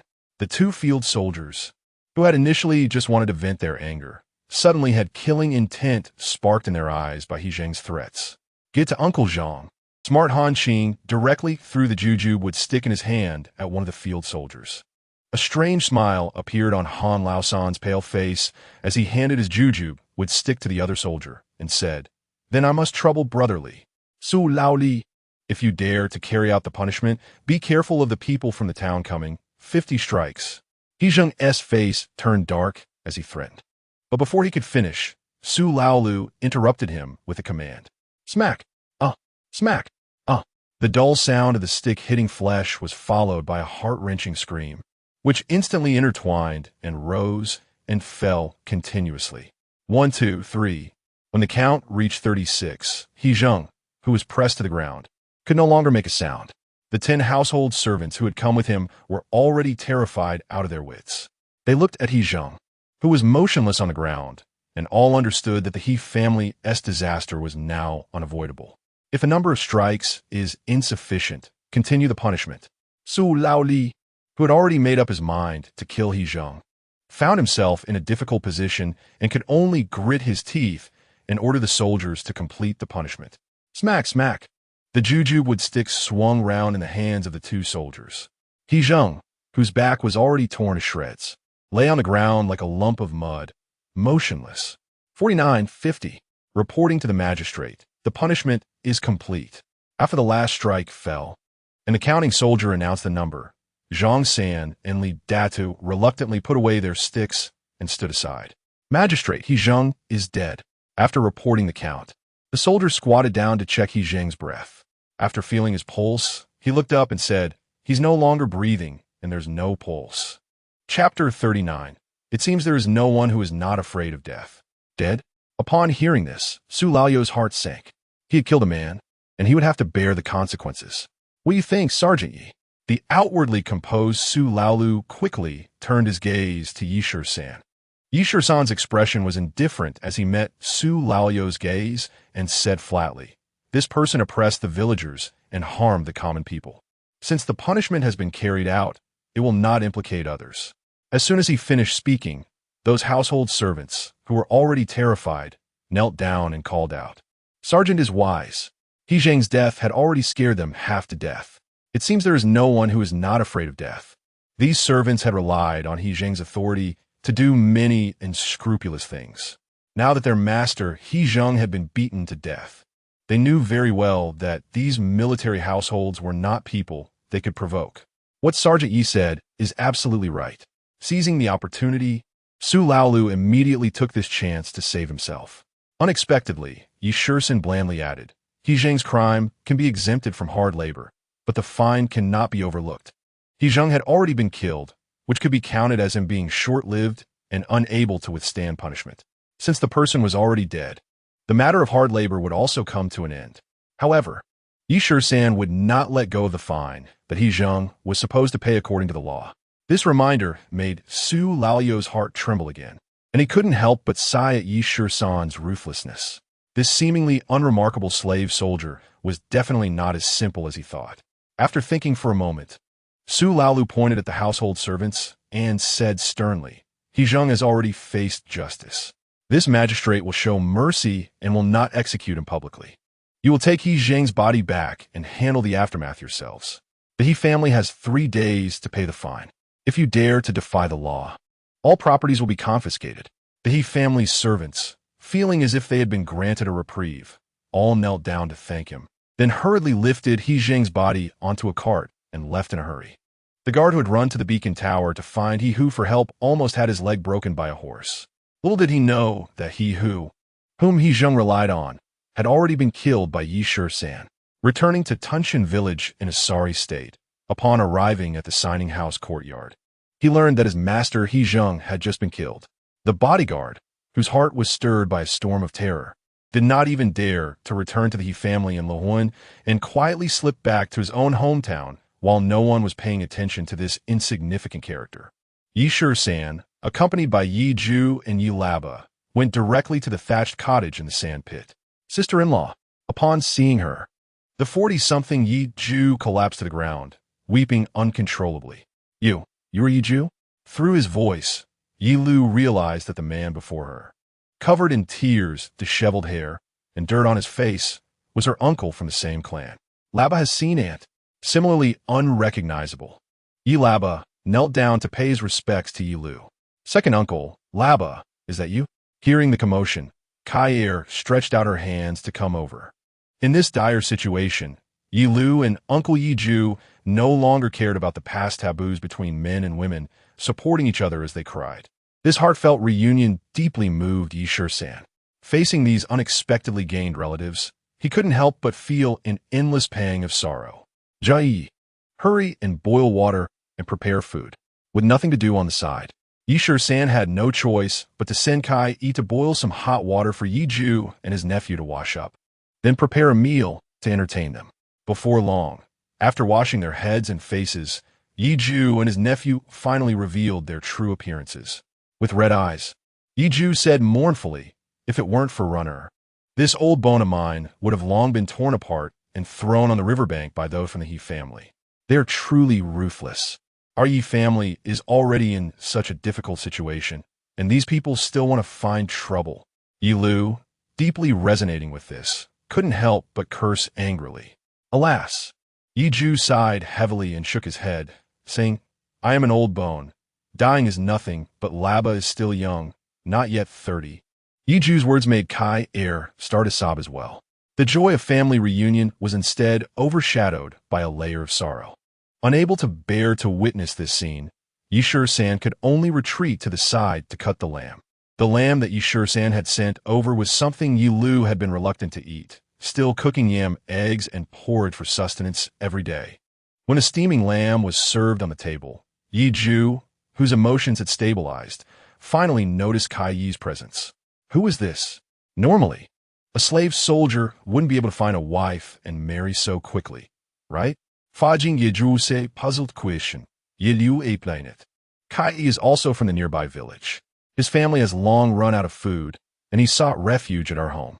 Runner took him in to serve me and Kai Yi Lu's words made Yi Ju feel even more emotional. Exiled slaves either became soldiers or faced hard labor. Yet this slave soldier Yi Shisan had such great ability that he allowed Yi Lu and Kai to escape the days of servitude. Now, he even had servants to command, enjoying a master's life. How long had it been? Yi Shisan grew up watching him, this weak and timid scholar, who fainted at the sight of blood when chickens were killed in the kitchen. How did he become so domineering? From the attitude of Su Laolu and the others towards Yi Shisan, it is clear that he is highly respected here. This is impossible. Being a slave means being a slave. Anyone can trample on a slave.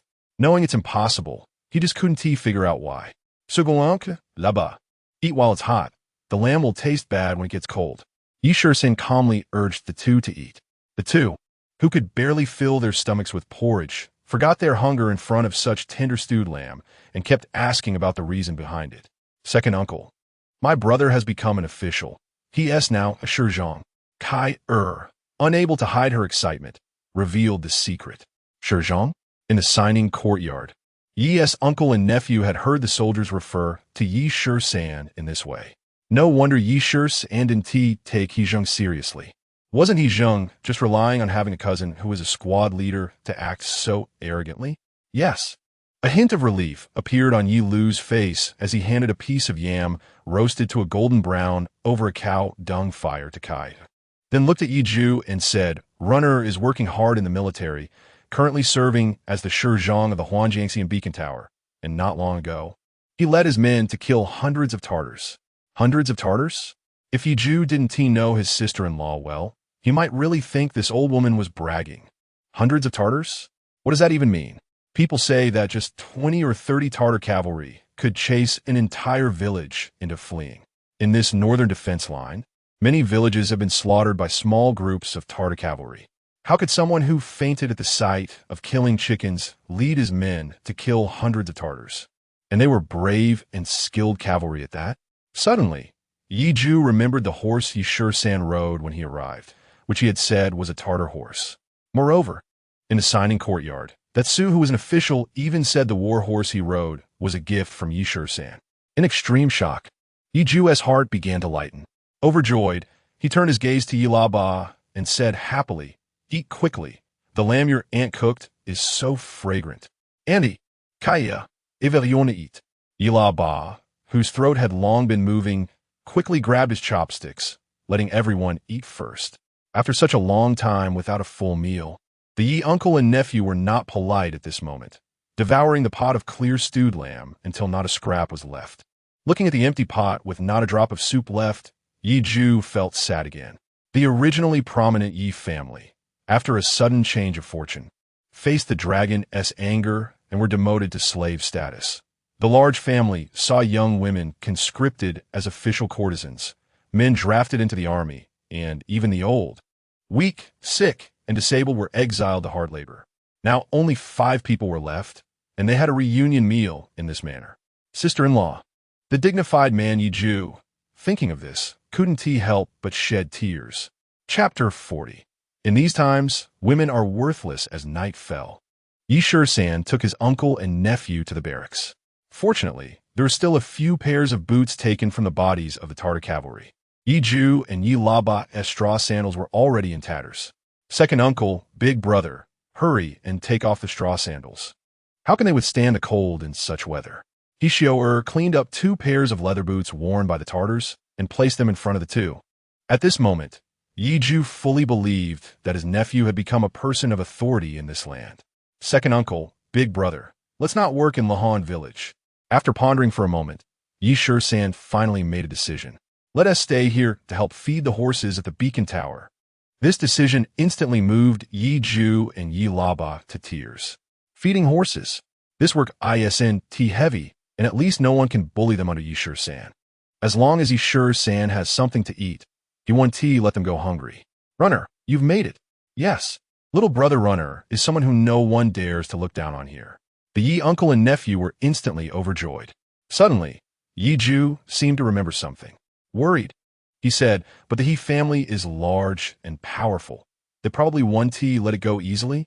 Yi La Ba thought for a moment and said, now that He Zheng is dead, his brother He won't isn't a good person either. He probably won't honestly pay the fine. The worries of the uncle and nephew made Yi Shisan smile. I'm actually afraid they promptly pay the fine. With these words, the Yi uncle and nephew were puzzled. Isn't it a good thing to refuse to pay the fine? They didn't know that Yi Shisan was already plotting something else in his heart. How much good land does the He family have? Suddenly, Yi Shisan asked this, leaving the uncle and nephew confused. Runner, the He family is backing in the town. You need to be extra careful. Yi Ju, unable to relax, felt a surge of tension and continued. The He family can dominate Luhan village because they have connections with the local government. Without the support of the local government, how could the He family be so domineering? Yi Shisan could think of these things. The border city has experienced drought for 9 years out of 10, and the Tartars often invade, yet it hasn't caused the He family to decline. Although Luhan village has the Tun Tian village and the Wild Donkey Beach in front, making it relatively safer, the overall environment has allowed the He family to expand, which is undoubtedly related to the local government. However, Luhan village possesses the most fertile land in the border city, producing much more than other villages. The border city is not like the inland. It is under military administration. Some affairs are managed by local officials while the Northern Defense Army can also intervene. Yiju's worries are not without reason. But the confidence Yi Shisan has is something Yi Ju and Yi Laba could never know. Don't worry. Yi Shisan simidet. Asomahat sitren simidet. Yet Yi Ju still couldn't relax, as they were both demoted slaves without any freedom or autonomy. Slaves are a group that lies flat on the ground, trampled by anyone. Those demoted to slavery have no freedom to migrate, only to survive or die in the place they are exiled to. Unless the court shows mercy, there is no chance for redemption. Such occurrences are rare. Only a new ruler can grant amnesty. But which new ruler would care about the exiled slaves? Slaves, to a certain extent, have a bit more freedom than those imprisoned in jails. You know, pulling out a random person from the town's management would be much more authoritative than a mere sergeant. Unless one can rise to the rank of a centurion, would they have some real power, at least commanding hundreds of people? This means that Yi Shisan at the Huangjiangxian Beacon Tower is merely a small leader. Even as a leader, he only has 9 beacon soldiers under him. Moreover, the actual number of beacon soldiers at Huangjiangxian, including Yi Shisan himself, is only 5. To be precise, Yi Shisan is currently just a squad leader. Runner, you must not be careless. What second uncle said is not without reason. Fajing, Yi Shisan se indiferente. Yilaba also felt sweat. Yilaba, nearly 30, is 6 or 7 years older than Yi Shisan. Facing the concern of this cousin, Yi Shisan answered off-topic, smiling, Laba, what do you think of that, Kai? Zhao Yi? ISNT that the woman serving Yi Lu and Kai are in the thatched hut in Shawa? Unprepared. Yilaba was caught off guard by Yi Shisan's sudden question, his mouth agape. I meant, how is Kai as a concubine? Yi Shisan smiled strangely and then asked again, concubine? Could it be that Yi Shisan has taken a liking to that woman and wants to take her as a wife? Yi Shisan had his eyes on someone. What's wrong with that? A good woman. Yilaba didn't think twice and blurted out that the woman was nimble, had a good figure and features, and was suitable to be a housekeeper. Good. As soon as Yilaba finished speaking, Yi Shisan exclaimed in agreement, laughing heartily and adding, since Brother Laba thinks it's good, I'll ask Kai another day. After all, she's also a poor soul who can't fill her stomach and has no solid support. Marrying her as a second wife for Big Brother won't leave the Yi family without descendants. Upon hearing this, the 2 Yi family members were immediately shocked. Marrying a second wife for Yi Laba, his sister and wife had become official courtesans, and his daughter, who was not yet 6, and his 4-year-old son had died on the way to exile. Just being alive was already a blessing from heaven for Yi Laba. Yi Ju was even more emotional, tears welling up. At over 40, merely surviving was his fate. The living members of the family no longer dared to think about continuing the bloodline. With their stomachs empty, what woman would look at someone from a slave family? Was this nephew joking to amuse his uncle and cousin? Rwaner, you can't joke like this. Yi Ju waved his hands in shock and urgently said, if we have something to eat, we can survive a few more days. How can Laba have such good fortune? Second uncle. Yi Shisan lay back on the heated bed with his hands behind his head and said slowly, in this day and age, women aren't worth much. If we could provide food, women from the surrounding villages would rush to our bed. That's true, but you need to be able to provide food. Yi Ju and Yi Laba understood this logic. The 2 of them relied on Yi Shisan for their survival. However, the military provisions were limited, and Yi Shisan was also supporting his mother and sister. Rwaner, when it comes to marrying a second wife, my eyes are getting red, Yi Laba said, choking up, brother, I'm just a burden to you. How can I dare to think about marrying and having children? Everything will be all right. Yi Shisan's tone was calm, but sounded very certain, as if he was in charge of everything in this city. Young people are impulsive, and Yi Shisan was no exception. The Yi family uncle and nephew were merely indulging in fanciful thoughts at that moment. Regardless of how absurd the idea was, it was still for the sake of the Yi family. Seeing the topic, the uncle and nephew of the Yi family didn't respond with much enthusiasm. Yi Shisan shook his head and laughed. I'm just hoping the Yi family makes a fuss. The more ruckus they cause, the happier I am. Are you sick? Did you get kicked in the head by a horse while learning to ride? Suddenly, Yi Shisan sat up from the bed and said in a deep voice, I want to eat the He family. The more they make a fuss, the more chances I have to eat them up. Chapter 41. Betting lives. Yi Shisan's words immediately frightened the Yi family uncle and nephew, making them shiver all over. Eat the He family? The He family was a local tyrant in the Wawan village, with strong backing in the town. Trying to shake the He family? That couldn't be accomplished just by killing someone. Yi Ju coughed lightly and cautiously said, Warner, we can't stir up trouble anymore. It's better to avoid enmity. I really want to stir this up. Yi Shisan laughed, a somewhat eerie smile on his face. Warner, listen to your brother. Let's not provoke those local bullies anymore. Yi Laba also looked anxious. He couldn't understand how his frail cousin had such fierce ambitions. Regardless, Yi Ju and Yi Laba were his nominal relatives, and it was better not to say too much for now to avoid making them anxious. Warner, listen to your second uncle and cousin. As slaves, we should avoid making enemies. If the stone is too big, let's walk around it. All right, Yi Shisan nodded. To prevent the Yi family uncle and nephew and his mother from worrying about him, he said, from now on, you two stay in the barracks. These few military horses are top-notch war horses, so take good care of them. Don't worry, Warner. Yi Ju nodded, as if he had received a sacred mission, patting his chest and saying, my cousin and I will definitely take good care of the horses. With someone specifically taking care of the horses, Yi Shisan felt much more at ease. The saved rations from reducing manpower would just about solve the living situation of the Yi family uncle and nephew. The border town was a place where the mountains were high and the emperor was far away. The holy orders were not easily communicated and relied entirely on reports. The most urgent thing now was still the lookout post. The Yuan and Mongol bandits, who had suffered considerable losses, would not stop. They simply hadn't come up with a better plan yet. Before the Yuan and Mongol bandits invaded again, Yi Shisan was already plotting against the He family. He Zheng was already dead, but his younger brother, He Wang, would not let this go easily. 3 days. Su Laolu had given the He family a deadline of 3 days to pay the fine. If it exceeded 3 days, it would reach Yi Shisan's expectations. Birdman, don't be cowardly. Yi Shisan cursed inwardly, always hoping the He family would mobilize to cause trouble. It would be best if they directly came to find trouble with him at the Huangjiangxian Beacon Tower. In the evening, Ma Cheng arrived. Sir, I heard you wiped out He Zheng. Upon meeting, Ma Cheng got straight to the point, looking excitedly at Yi Shisan. Hitting my family and insulting the Yi family. He's asking for it. Yi Shisan nodded, unabashedly admitting to killing He Zheng. He knew that Ma Cheng's hometown was in the Wawan village, and his family worked as tenants for the He family. It's so satisfying. Ma Cheng clenched his fists and slammed them on the table, then said in a low voice, I have something to say. I don't know if I should. There's a play. Yi Shisan knew that Ma Cheng wouldn't miss this opportunity and would definitely come up with some scheme. Say it. Yi Shisan nodded, signaling Ma Cheng to sit down and talk.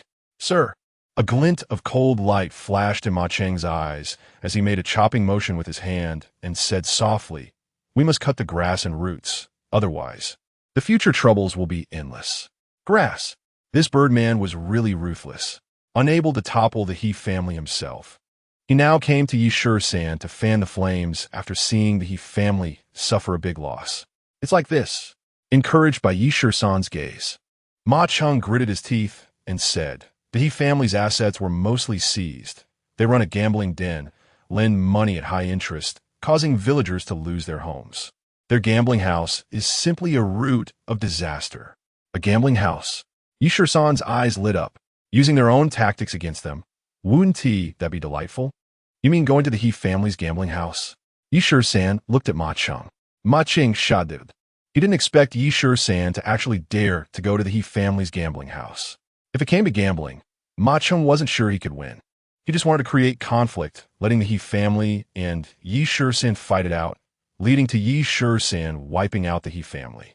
It would be best if they had a disagreement and he just hacked them down. Yi Shisan nodded, a smile playing at the corners of his mouth. Let's give it a try. Who knows, we might win a few rounds back. To be honest, Yi Shisan's decision was far beyond Ma Cheng's expectations. Going to the He family's casino to gamble was purely seeking death. However, knowing Yi San's style, he wouldn't let the He family win money for nothing. It was better to create a scene. 3 days passed, and the He family had not come to pay the penalty silver. Yi San made simple arrangements, leaving 3 people to guard the beacon tower, while he took Ma Cheng and rode to Luobei village. As he stepped into the He family's casino, his eyes showed a hint of determination. He looked at the bustling crowd around him, the excited or desperate faces at the gambling tables, and a cold smile crept onto his lips. He Wang, who had just finished the funeral for He Zheng, was sitting in a corner of the casino, drinking alone while watching his subordinates hustle. Suddenly, his gaze was drawn to Yi San. This young man radiated an unusual aura. Second master, that Yi San. A guard whispered in He Wang's ear. The audacity of this dog, coming here to seek death. He Wang gritted his teeth and crushed the wine cup in his hand. Yi San walked straight to a gambling table, sitting down without a sideways glance, and said loudly, I had a good dream last night. Today I'll try my luck and win some silver to buy wine. At this, the people around burst into laughter. Just that foolish look.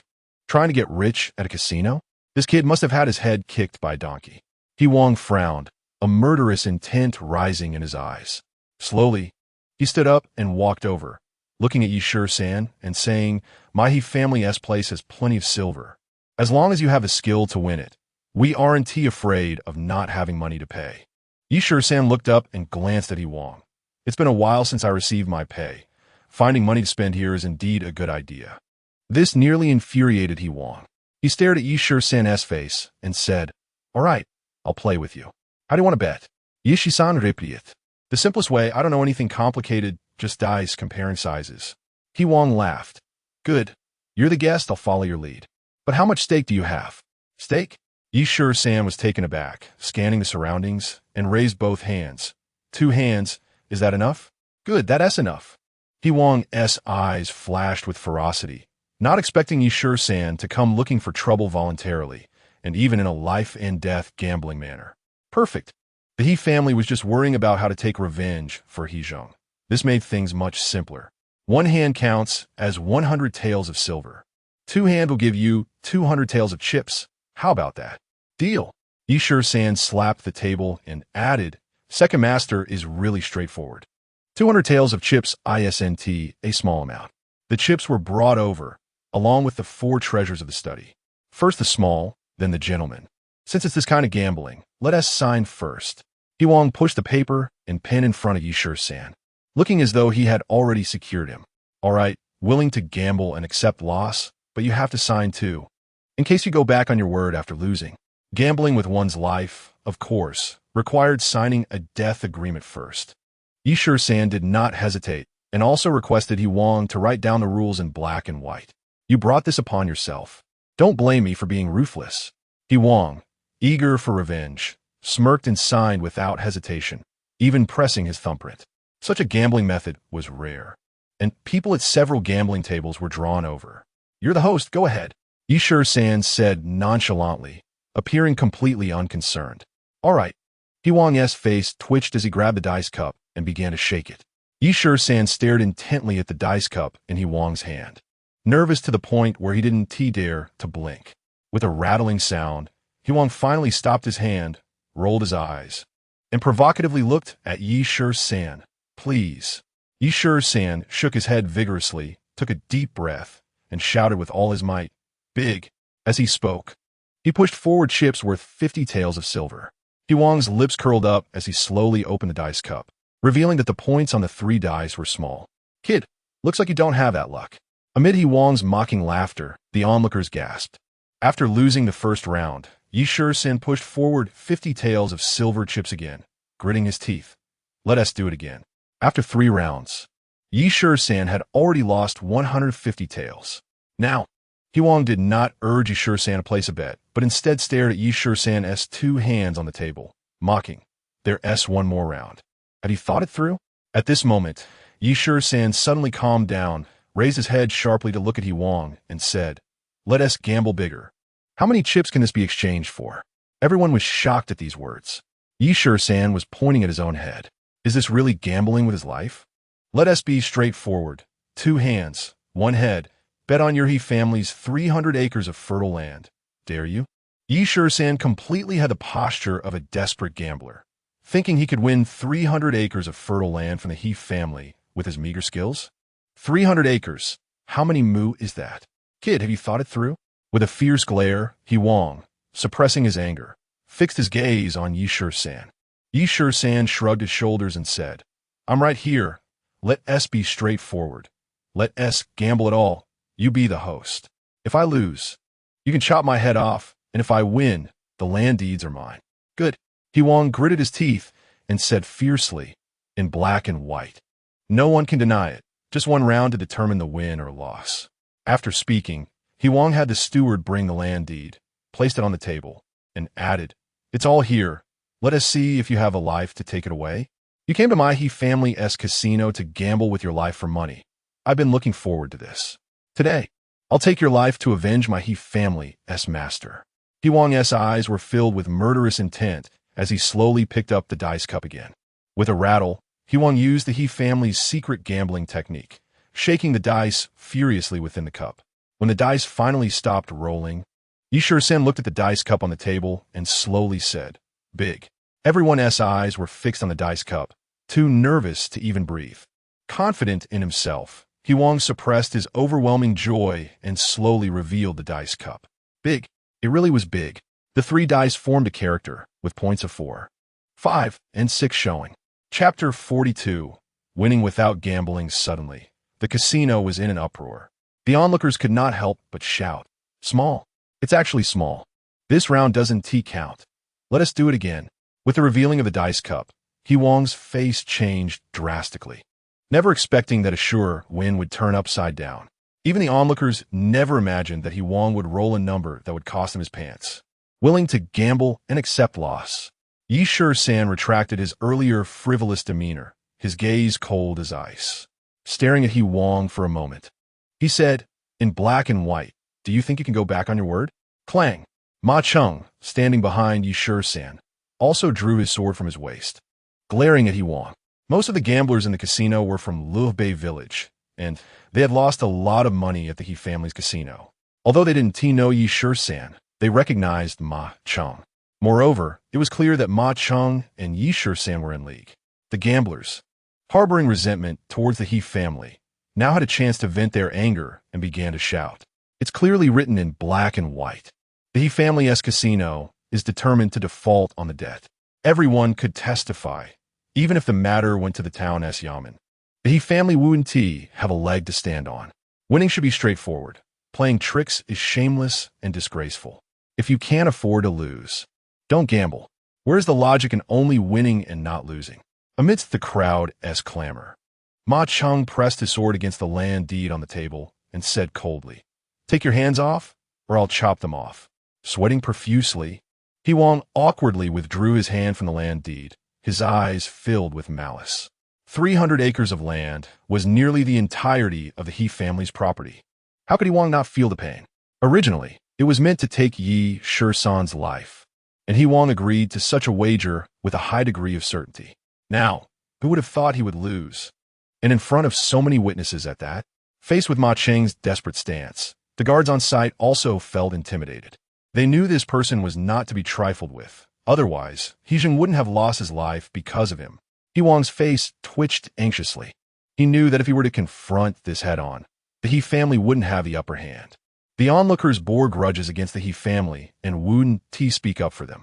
Anyone who saw it would share in it. The young master would reward them. Yi Shisan was surprisingly generous, glancing at the land deed on the table, rolling his eyes and saying, Today, I'm in a good mood. Each of you gets 10 acres of land.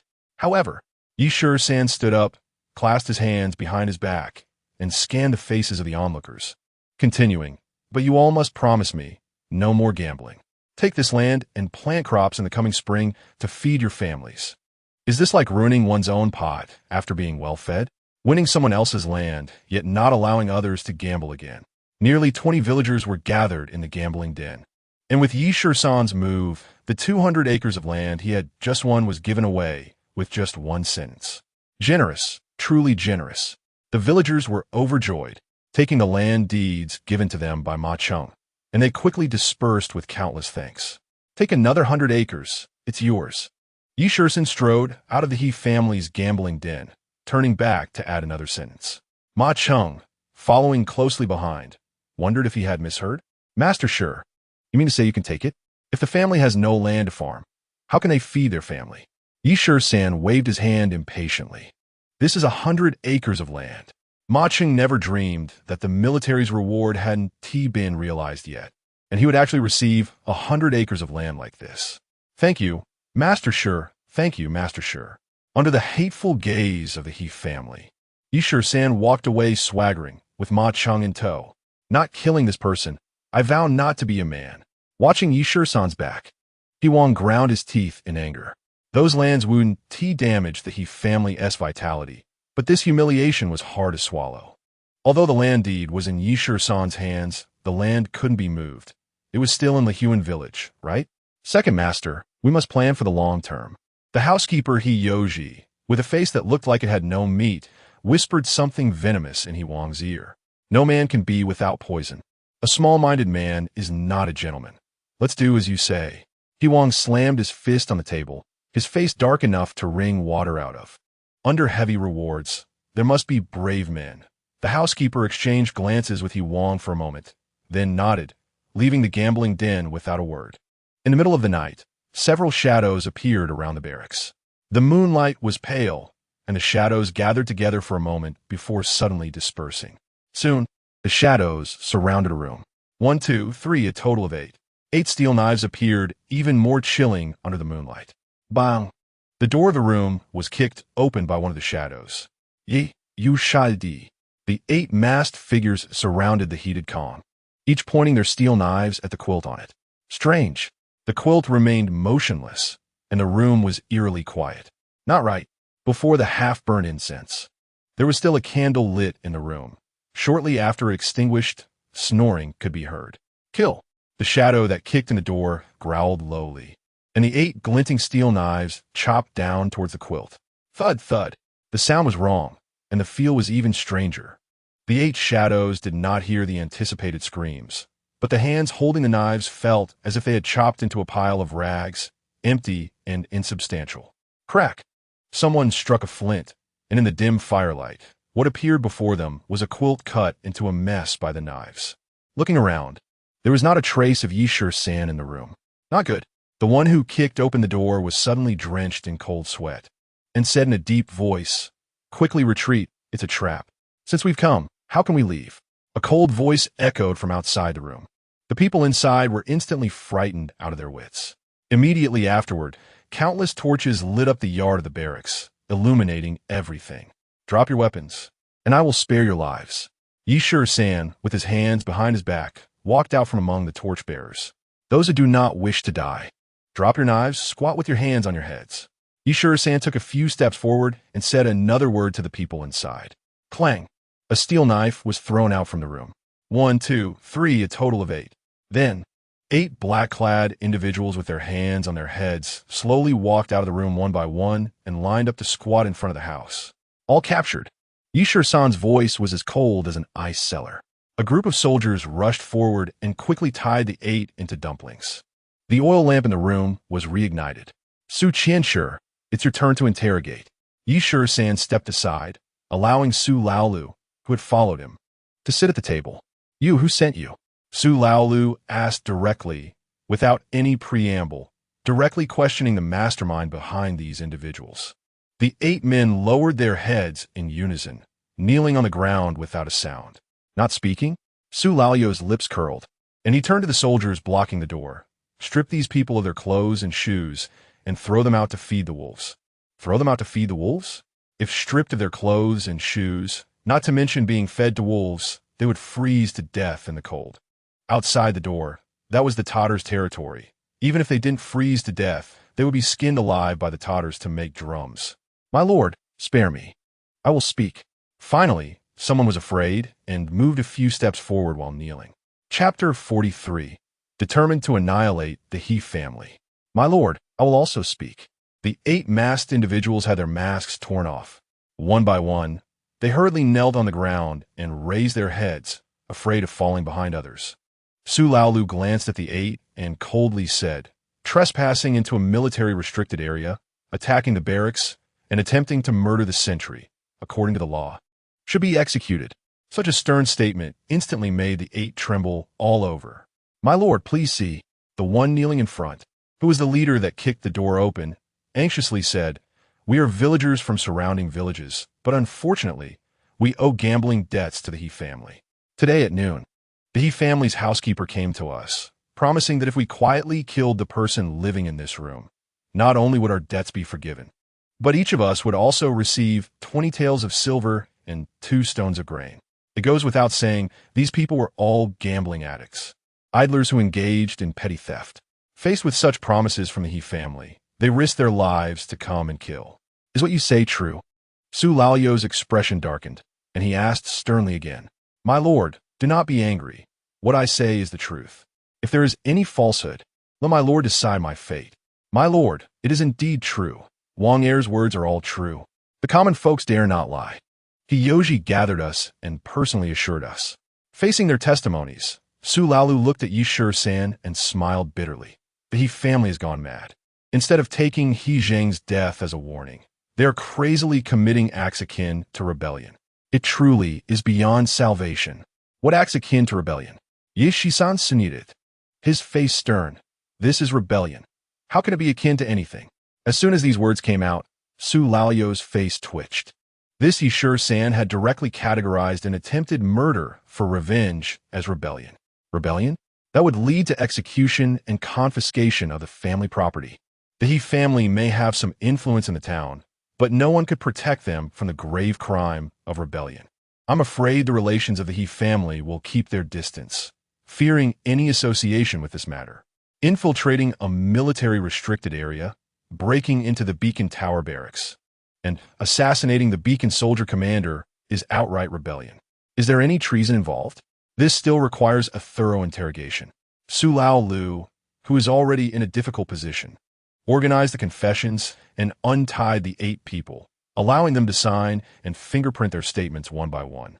They were detained, waiting for the mastermind to be captured before further action. At Su Laolu's command, the 8 were taken back to Tunshan village under the guard of Tianbing.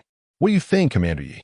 Su Laolu awkwardly smiled and cast an inquiring look at Yishur-san. Although they were soldiers from the military reclamation area, they still had the responsibility to take action against rebellion. Yishur-san shrugged and said with a smile, "In this special time, the Beacon Tower cannot be left unattended. The situation is clear, so how to act is up to you, Su Qianshi." After speaking, Yishur-san seemed to remember something. "All right. I can send 2 people to assist Su Qianshi. Although the Beacon soldiers are few in number, adding some manpower will help." After that, Yishur-san directly sent Ma Cheng and Ding Wei to assist Su Laolu in thoroughly investigating the He family's rebellion case. Ma Cheng, who had gained 100 acres of land, of course understood Yishur-san's intention. Sending the 2 of them along was to prevent Su Laolu from going easy on this matter. Meanwhile, the crafty Su Laolu was even more aware that Yishur-san was determined to eliminate the He family. However, eliminating the He family wasn't a bad thing. Removing a bully in the border town area could also earn a good reputation. With the He family being raided, not to mention the farmland, even the grain hoarded by the He family would be enough to help the villagers in urgent need. With this in mind, Su Laolu stood up, glanced at the Tianbing outside, and shouted, "All guards at Shinko, mobilize and capture the rebel He Wang from Lewin village. Confiscate all the He family's property." At midnight, in the He family courtyard, the charcoal fire was burning brightly, and He Wang, with a red face from drinking, was personally roasting a leg of lamb over the fire. 2 young concubines, one on each side, were snuggling up to He Wang, waiting for him to finish roasting the leg of lamb. "It's already past midnight. The people you sent should be back by now, right?" He Wang suddenly said while turning the lamb leg. Standing nearby, the steward Hiyoji was anxiously glancing outside from time to time. "Rest assured, second master, those few are quite capable. Killing a person is not difficult for them. They must succeed. 7 or 8 people to kill a servant soldier is like slaughtering a chicken," Hiyoji said, wiping the sweat from his forehead. He Wang frowned, still feeling uneasy. He was restless and had a nagging feeling that something significant was about to happen. Second master, when will the meat be ready? One of the concubines snuggled in He Wong's arms and asked in a soft voice. He Wong, feeling anxious, pushed the concubine away and coldly stared at steward Hiyoji, saying, "Have you reminded them? They need to act quickly and leave no traces, even if it's just a servant soldier. He's still under the jurisdiction of the Northern Defense Army. It's best to burn everything clean." "That won't do, second master." The steward's heart sank, and he waved his hand, saying urgently, "Killing someone quietly means no one above can trace it, but if the barracks are set on fire, that would be a huge problem.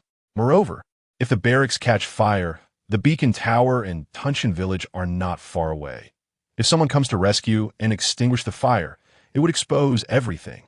"Enough." He Wong waved his hand, rudely interrupting what Hiyoji was about to say. After flipping the lamb leg again, he continued, "Those poor people can't keep the land I've taken from them warm. Eventually, it will come back to me as capital for gambling. But Yishur Sen must die. If he stays alive, I won't be able to sleep well." "Yes, yes," Hiyoji repeatedly agreed with He Wong's words, glancing at the burning incense on the table, feeling increasingly uneasy. By the time this incense burns down, it would be midnight, and logically, those people should have returned to report by now. "Second master, why don't you go to sleep first? I'll wait here for news," Hiyoji suggested. He could tell that the two concubines were not just waiting for the roasted lamb, but were also eager to crawl into bed with He Wong for some fun. Outside the He family courtyard, the night was pitch black. There was not a hint of wind, and it was eerily quiet. The lamb leg was sizzling on the charcoal, and under the firelight, He Wong's face looked terrifyingly grim. "Ah, it's ready. The aroma is wafting out. Second master should eat more, so you'll have strength." One of the concubines poured a glass of wine for He Wong and stood up to get the wooden tray for the meat, when suddenly a servant rushed in with urgency. "Second master, steward, it seems there's a team of torches coming from outside the village towards us. Go back to sleep. This is none of your business." He Wong was taken aback, and after the servant left, he added, "What are those fools waving torches for? Such a showy display will surely attract the attention of Tunshin Village." As he spoke, the sound of urgent hooves caused the ground to tremble. Chapter 44. Raiding the house, this commotion excited those inside the house. "No way. The hoofbeats are so dense, it can't just be 8 people on 8 horses. Besides, the 8 sent out didn't have horses." In the blink of an eye, the crackling sound of burning torches became clear. That sound was from tallow torches. Definitely not pine torches. "Oh no!" Steward Hiyoji suddenly felt an ominous premonition. "Second master, you should hide for a moment. I'll go check it out." Saying this, Hiyoji hurriedly walked outside. Along with him were several bodyguards. Bang! With a loud crash, before the bodyguards could open the courtyard door, the 2 red-painted doors were smashed open from the outside. "Don't move. Whoever moves will be killed." A roar directly frightened the bodyguards approaching the courtyard door into kneeling on the ground. Who dares to be so bold? Knowing things were bad, Hiyoji still summoned his courage to ask. Just as the words left his mouth, he felt a chill at his neck. A knife had already been coldly pressed against his throat. "Quick, tell me where He Wong is," the leader asked while waving his hand, and the soldiers pouring in from the courtyard quickly scattered, then surged toward every room. "Over there." Hiyoji pointed to a brightly lit room, his speech becoming incoherent. "Don't let a single one escape. If there's any resistance, kill on the spot," the leader shouted again. In the light of the torches, Hiyoji recognized the faces of the intruders and felt a jolt of fear. "Su Qianshi, is that you?" Hiyoji recognized the leader at that moment and collapsed to the ground, feeling weak. Su Lao Lu's arrival was definitely not a good sign. From the looks of it, the number of soldiers was no less than 100. In an instant, the door to the brightly lit room was kicked to pieces from the outside. With a startled cry from the 2 concubines, several soldiers wielding sabers surrounded He Wong, who was stunned by the sudden intrusion. "Take him down." Another loud shout rang out. He Wong, still dazed, found himself with a cold steel blade pressed against either side of his neck. "Bind him." "Ma Cheng, what are you doing?" Before He Wong could finish his question, a foul-smelling cloth was stuffed into his mouth. "Seal his mouth. Don't let him bite his tongue," the intruders said mockingly, glancing at one of the concubines, who had just lost her shoes and socks. The cloth stuffed in He Wang's mouth was indeed the socks taken from the feet of one of the concubines. In that moment of recognition, He Wang understood. The assassination of Yi Shi-san had failed. With his mouth stuffed with smelly socks and his face turning purple from the suffocation, He Wang, in a daze, was tied up like a rice dumpling. At this moment, the He family courtyard outside was in chaos. The cries of the women, the pleas of the men, and the harsh shouts of the soldiers instantly intertwined into a cacophony. The He family courtyard was already brightly lit. The He family members, dressed in thin clothes, were shivering in the cold wind, kneeling in a pile in the courtyard. The sharp spears and machetes confiscated from the guard were also gathered and placed on the ground. Good. Under the illumination of 2 torches, Su Laolu entered the house with his hands behind his back, casting a sweeping glance at He Wang, who was kneeling on the ground, and slowly said, "As a wealthy local gentry, you do not think of living and working in peace. Do not think of being grateful to the court. Do not think of being considerate to the border troops. Do not think of treating your neighbors well, and actually gather people to rebel. Do you think your life is too long?" The earlier sentences were merely grandiloquent platitudes, but the latter one was enough to send He Wang's soul flying. Gathering people to rebel? This was a capital offense that could lead to beheading and confiscation of property. With a mouth stuffed with stinky socks, He Wang struggled on the ground, but could not utter a word. Soon after, Ding Wei entered with several soldiers, pushing the trembling housekeeper, He Yoji, inside. The originally thin He Yoji, being dragged by Ding Wei by the collar from behind, barely resembled a human. He knew that once this matter was exposed, his chances of survival would be even slimmer. Upon recognizing Su Laolu at a glance, he realized that the matter had been exposed. Illegally entering a military-restricted area, storming the barracks, and assassinating the Beacon Soldier Squad leader were serious crimes. He finally understood that this Yi Shi-san was not simple. But considering the sequence of events, he wondered whether Yi Shi-san stood behind Su Laolu or Su Laolu stood behind Yi Shi-san, a Beacon Soldier Squad leader of slave status, and a deputy commissioner of a military reclamation area. These two were originally not from the same background, yet at this moment they were working in concert, leading the He family to destruction in an instant. Who would confess first? Su Laolu's gaze turned cold as he sat on a chair in the middle of the room, signaling his subordinates to remove the stinky socks from He Wang's mouth. Once the rag was taken away, He Wang gasped and urgently said, "I want to go to the town to see Lord Dong." Su Laolu's mouth curled into a cold smile as he slowly replied, "In a rebellion plot, is there room for Lord Dong? The common people are wronged." He Wang's forehead was dripping with cold sweat, and he was so frightened that he repeated, "The common people are law-abiding and care for their neighbors, and Lord Dong knows this well." Bold. Su Laolu's expression changed suddenly, pointing at He Wang and shouting, "Opening a gambling house, lending money at high interest, forcing how many villagers to lose their homes, cunningly taking from others, causing many to lose their land and become homeless. Even so, the He family is not satisfied and actually illegally entered a military-restricted area, stormed the barracks, and murdered the border soldier squad leader.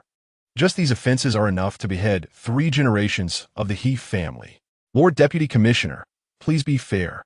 He Wang collapsed on the ground, shouting helplessly, unsure of what else to say. "It's your turn." Su Laolu's gaze shifted to He Yoji's face, and he coldly said, "Hiring assassins to kill, attempting to rebel. Your crime is not small either." "My lord, I am wronged." The trembling He Yoji cried out in defense, "I am just a housekeeper. Whatever the second master asks me to do, I will do." "Wronged?" Su Laolu gave He Yoji a disdainful glance and said lightly, "The He family's attempt to rebel. You as the housekeeper are merely an accomplice. How can there be any talk of being wronged?" Upon hearing this, He Yoji was too frightened to argue further. It seemed that the other party had come prepared. Perhaps they had already set a trap, just waiting for the He family to fall into it. Su Laolu glanced at the soldiers beside him, and one soldier took out several pages of confessions sealed with red handprints, unfolding them in front of He Wang and He Yoji. When the two, terrified, looked at the paper held up by the soldier, 8 signatures and 8 bright red handprints were glaringly present. With both witness and material evidence, did the He family still think they could deny it? Su Laolu leaned back in his chair, coldly stating another sentence. At this moment, outside, the soldiers were divided into groups, methodically searching and confiscating the He family's property. Two already frightened and pale concubines had collapsed on the ground, leaving a pool of foul-smelling excrement beneath them. Chapter 45. The He family really collaborates with the enemy. The night grew deeper and darker. The He family members were shivering in the courtyard from the cold. The confiscating soldiers, however, were sweating profusely, busy and working energetically. "My lord, I am wronged." He Wong, whose legs were numb from kneeling and whose back was stiff, felt a slight awakening in his head from the cold wind blowing in from outside. Driven by his desire to survive, he groaned and shouted again. Shocked, kneeling for a long time, and having eaten and drunk quite a bit during the day, He Wong pleaded with Su Laolu, who was dozing off on a chair. "Please, Lord Deputy Commissioner, have mercy. I can't hold it anymore. I need to relieve myself for a moment." Upon hearing this, Su Laolu slowly opened his eyes and said flatly, "Though you have committed a capital offense, according to the laws of Daxia, you should be handed over to the town office for execution. But I cannot let you die from holding in your excrement. This is an act of mercy, so I grant it." After speaking, Su Laolu turned his head aside, seemingly giving Ma Chung a look. "Untie here and take him to the toilet." Su Laolu waved his hand, signaling the soldiers to let He Wong go to relieve himself. "Thank you, my lord, for your mercy." Freed from his bindings, He Wong crawled from the ground, moving his stiff limbs as he hurried to the thatched toilet in the backyard. He Wong's permission to go to the toilet had already made He Yoji, who had been holding in a full bladder, ready to speak to Su Laolu. Just as He Yoji's lips began to move and the words were about to come out, a soldier in the backyard suddenly shouted, "Not good. The prisoner, He Wong, has escaped." This shout startled He Yoji, who was already on edge, causing him to tremble all over, and a puddle of old urine flowed out from both of his pant legs. Su Laolu, who had suddenly stood up with wide eyes, shouted furiously, "Chase him. We must not let the prisoner escape." In an instant, the torches illuminating the front courtyard quickly moved toward the dark backyard. Report to the deputy commissioner. The prisoner He Wong took advantage of the guard's inattention and climbed over the toilet wall, fleeing toward the northwest. "Why aren't you chasing him quickly?" Upon hearing the soldier's report, Su Laolu glanced at Ma Chung, who nodded and quickly disappeared outside. In front of the He family courtyard was the village road, which connected to the official road. The direction of the backyard was opposite to the official road. With the soldiers holding torches at the front courtyard and the intersection, He Wong, who had jumped over the backyard wall, ran desperately in the dark toward the opposite direction of the official road, knowing that the further he was from the village road and the official road, the greater his chances of escape. As long as he could temporarily shake off his pursuers and then find an opportunity to seek refuge with Lord Dong in the town. With this thought in mind, He Wong focused on fleeing desperately toward the direction opposite to the official road. Although he was familiar with the terrain, he couldn't run very fast in the pitch-black night. He stumbled, forced himself to endure the pain, and got back up to run again. The pursuing soldiers were getting closer and closer, and several torches were following him. Soon, the soldiers holding torches had spotted He Wong's frantic escape. "Just ahead, catch up!" The soldiers shouted, but their speed kept about 2 yards behind He Wong. The sound of the pursuer's heavy breathing was right behind him, and the darkness loomed ahead. He Wong had no time to think, only focused on fleeing for his life. At this moment, one of the pursuers slowed his pace and drew a modified crossbow from behind. "Stop! If you don't stop, I'll shoot." Whoosh! As the words fell, a sharp arrow shot toward He Wong's back, 2 yards ahead. A scream pierced the night sky, and shortly after, He Wong's fleeing figure fell to the ground. The sky was getting brighter, much colder than at night, for soldiers carried a corpse that had been pierced through the chest by a crossbow bolt from the back, hurriedly arriving in front of the house to lay it down. Following behind, the bowman Ma Chung stepped forward into the house and clasped his hands to Su Laolu, saying, reporting to the magistrate, the criminal Su Wong was shot dead 3 miles while fleeing towards Yuanming. Good. Su Laolu's expression was grave as he nodded and said, "The He family is indeed colluding with the enemy." Upon hearing this, He Yoji, who was trembling and kneeling in a puddle of urine, felt darkness before his eyes and fainted. Colluding with the enemy? This crime was severe. Even if there were people in the town office, No one dared touch this suspicion. That's right. Su Lao's gaze was cold as he slowly added, I was wondering why a wealthy man, instead of enjoying life, would recklessly invade a military-restricted area to attack military personnel. After a moment's pause, Su Lao nodded, seemingly enlightened, and continued. It turns out he was working for the Yuan Mangtators. Everything that happened is now understandable. Document everything in detail. Su Laolu ordered the soldiers beside him to record the crimes of the He family in colluding with the enemy and plotting rebellion. Soon, Hiyoji, awakened by cold water, shivered as he pressed his thumbprint on the charges against the He family. He knew that at this point, nothing he said would matter. If that damned He family's second master hadn't fled, perhaps as an accomplice, he might have had a chance to survive. Killing a steward would bring no extra benefits to Yi Shisan or Su Laolu. But with the death of that rascal He Wang, everything became ironclad evidence. In the courtyard, boxes of wealth were piled high. Su Lao's eyes sparkled as he glanced at the granary in the side courtyard and said, the He family stores grain, half of which should be transported back to Tunshan village, and the other half sealed on site. The wealth, too, only half is recorded. The other half has been sent to Tunshan village. Only the land deeds were found and tucked into Su Lao's pocket. The He family had plenty of mules and large carts, loaded with grain and wealth, and left Lu Huan village in a grand procession while the roads were still empty in the early morning. The He family courtyard was left with fewer than 40 soldiers to guard the place. Using the He family's lamb and grain, they prepared a lavish meal, and the remaining soldiers wolfed it down, having feasted on the dead horse meat of the Tatars before. Su Laolu, picking his teeth, instructed the soldiers beside him, carry the corpse of He heir and escort the accomplice Hiyoji to the town to present to the military department. Such a serious matter should not be delayed. Colluding with the enemy and plotting rebellion was not a common incident. It concerned national security, and no one dared slack off.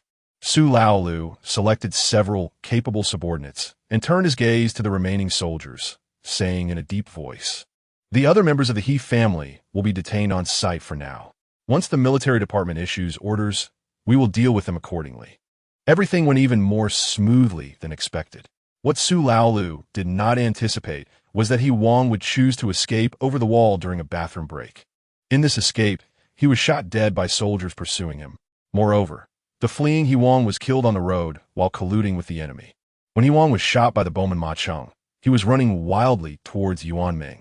With a command from Su Laolu, his subordinates quickly harnessed a horse-drawn cart, carrying the body of He family's second master, He Hu, and escorting steward Hiyoji toward the town. Chapter 46. The bridegroom is coming soon in the military reclamation area, Tunshan village. The lively scene resembled a festival, with everyone's face glowing with joy.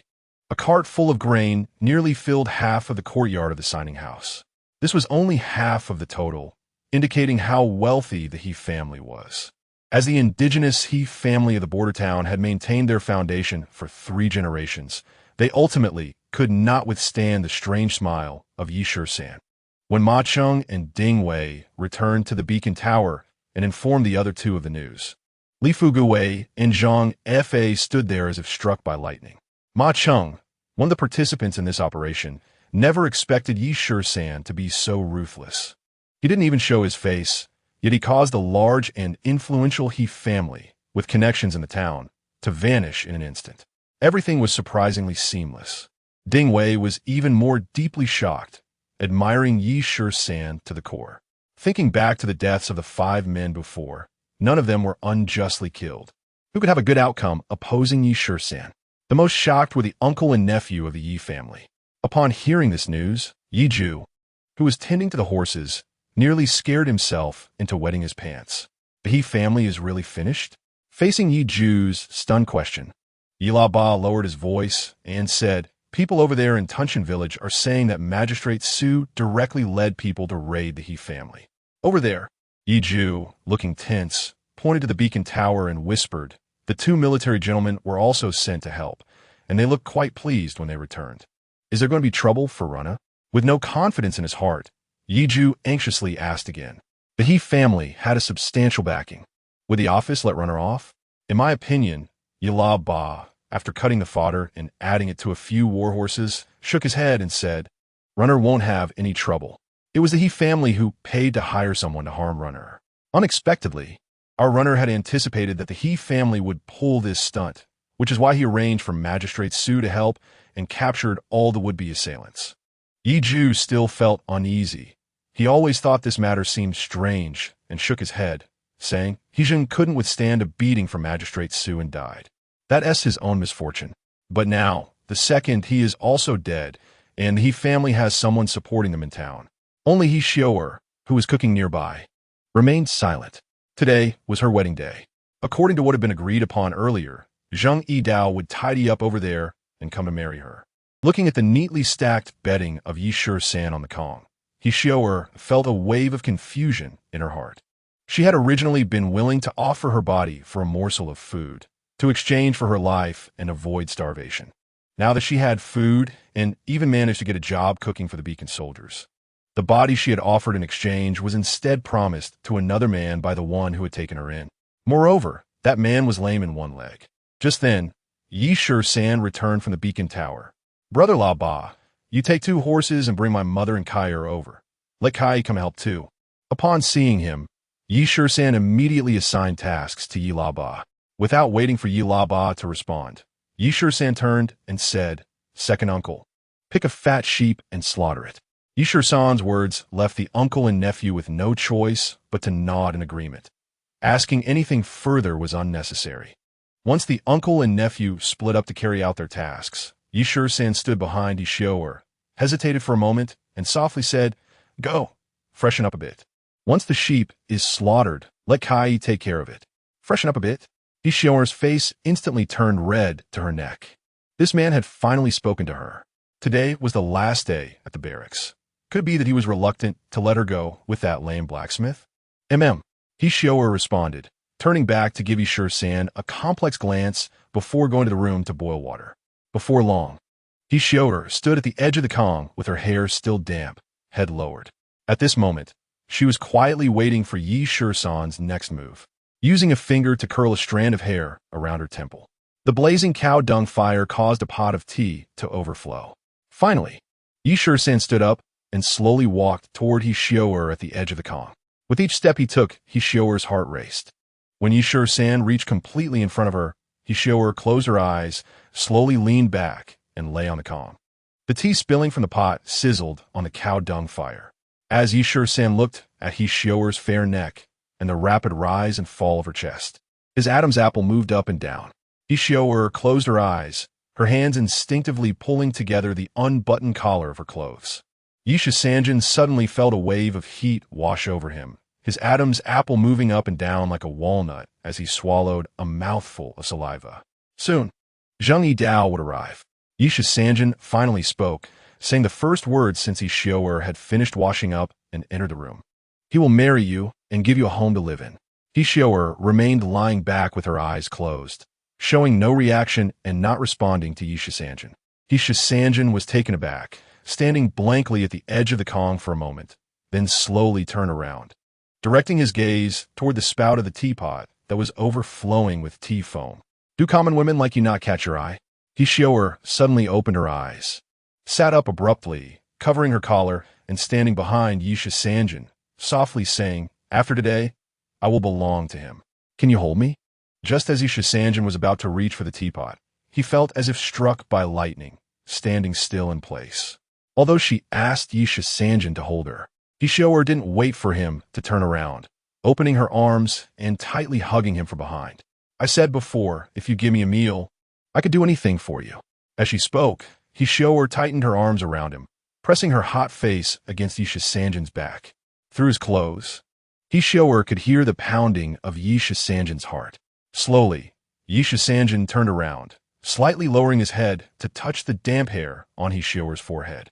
Zhang Yidao is a good man, a real man. Yi Xiu'er, with her eyes tightly closed, moved her lips slightly, but ultimately didn't speak. What she wanted was a man she could rely on, not just a laborer. As for whether Zhang Yidao was excellent or not, for a woman who could not fill her stomach, it wasn't that important. The air suddenly became tense, and neither of them spoke again. only their breaths colliding in the close distance. Suddenly, Shisan fell heavily, embracing Hishioer. Hishioer, with her eyes tightly closed, bit her lower lip deeply. Laughter could be heard from afar, and through the window of the barracks, they saw Yilaba leading 2 horses, pointing and drawing as he came over. Shisan hurriedly rolled off the Kong, standing by the cow dung fire pit, breathing heavily, while Hishioer, with her head lowered, rustled as she adjusted her clothes behind him. Before long, Kai's cheerful laughter reached the barracks entrance. The door creaked open slowly from the inside. Shisan tried hard to calm himself, looking at the people entering the courtyard, smiling and saying, "Mother is here." Such a joyous occasion. How could Mother not come? On horseback, Yilu looked at Shisan with a beaming smile, saying, "My son has done such a good deed. I am truly happy for you." What joy! This is Zhang Yidao from the blacksmith shop getting married, not your son Shisan entering the bridal chamber. Hishioer, whose blush had faded, slowly walked out of the room, bowed her head to Yilu, and softly said, "I have met the old lady and the young lady. I dare not take such honors." Yilu, helped down from the horse by Yilaba, was still unsteady on her feet, anxiously waving her hands, saying, "Miss He, you mustn't be so formal. How can I accept this?" What she said was not wrong. After all, Hishioer was still a commoner, which was a step above being a servant. "Sister He, today you are getting married, and Mother and I are here to accompany you." Just as Shisan helped Kai down from the horse, she eagerly began to explore and walk on the ground. "Thank you, old lady. Thank you, young lady, for your kindness." Hishioer, bending slowly to bow, found her eyes filled with tears when she looked up again. This scene did not escape Kai's eyes. Perhaps Hishioer had already used her body to pay for the meal tickets. A lonely man and woman together without causing any stir. Who would believe it? Chapter 47. The bridegroom arrives. Only Kai understood her, because they were once 2 women willing to give their bodies for a meal to survive. Sharing a similar fate, they felt a silent connection. After letting Yi Lu and Kai into the house, Hishioer acted as if nothing had happened, lowering her head and busying herself with Kai. Preparing the meal for her wedding was already rare among women waiting to marry. In her heart, Hishioer felt she was already married. Following that limping blacksmith was just a formality arranged by fate. The painful moment she just experienced was etched in her heart. It was that moment of pain that made her feel content, leaving her without regrets in this life. Soon, the blacksmith Zhang Yidao would come to pick her up. The happiest person in the barracks yard was Yilaba. Yilaba was full of energy, bustling about, helping Yiju chop lamb meat and assisting Kai with water and firewood. Only Hishioer remained silent, as if today had nothing to do with her. Yilu, who had been seated on the Kong, insisted on getting down to help cook. "When the guests come to eat the wedding meal, how can I sit idly?" Yilu always wanted to do something. Eating without contributing, in her mind, was a burden on her son Shisan. A single ration for a soldier is tight enough, let alone supporting herself and Kai on Shisan's share. Kai, unable to see, had previously managed to feel her way to twist cowhair rope, but now she was being attended to by someone specially assigned by Shisan. This meant they still needed to provide meals for Kai. "Mother, you could just sit comfortably. It's warm on the Kong." Seeing Yilu insisting on working, Shisan felt anxious. Quickly walking to the edge of the Kong to stop her from getting up. "You should sit on the Kong and talk to Kai." After persuading Yilu, he went to Hishioer, who was cutting meat, and told her to stop working. Kai was enough to handle the cooking. Moreover, Yilaba was also gathering firewood. With a large pot of lamb stew, there was no need for any other dishes. Besides, in the barracks, besides a few sheep that hadn't been slaughtered yet, there were no other ingredients for cooking. Today was the agreed-upon day for Hishioer to get married. They could skip the thin porridge.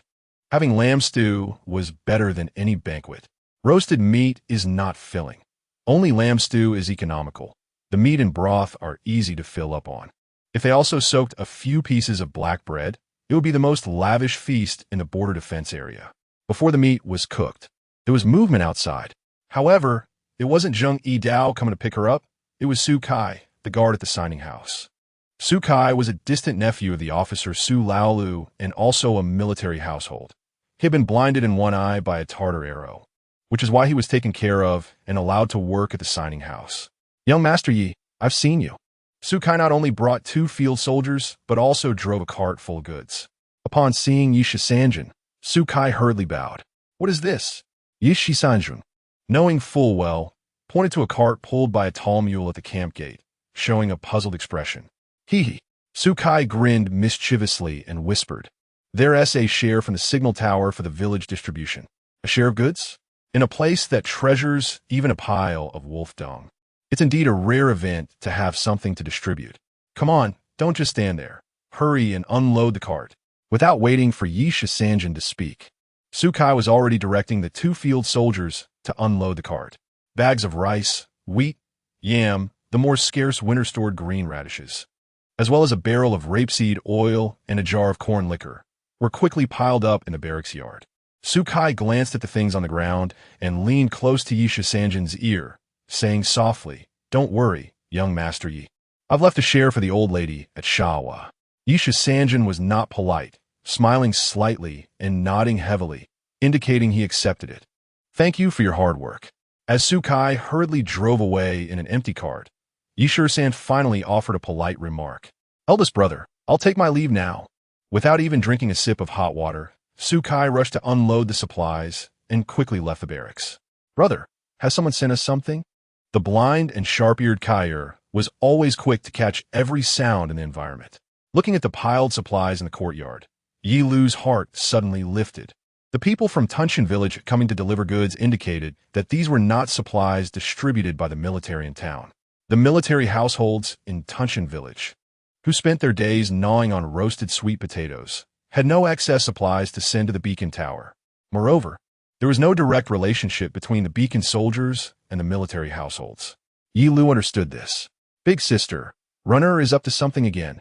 Yehu, Equaliancios, brought the remaining lamb back into the house and spoke softly to Yi Lu.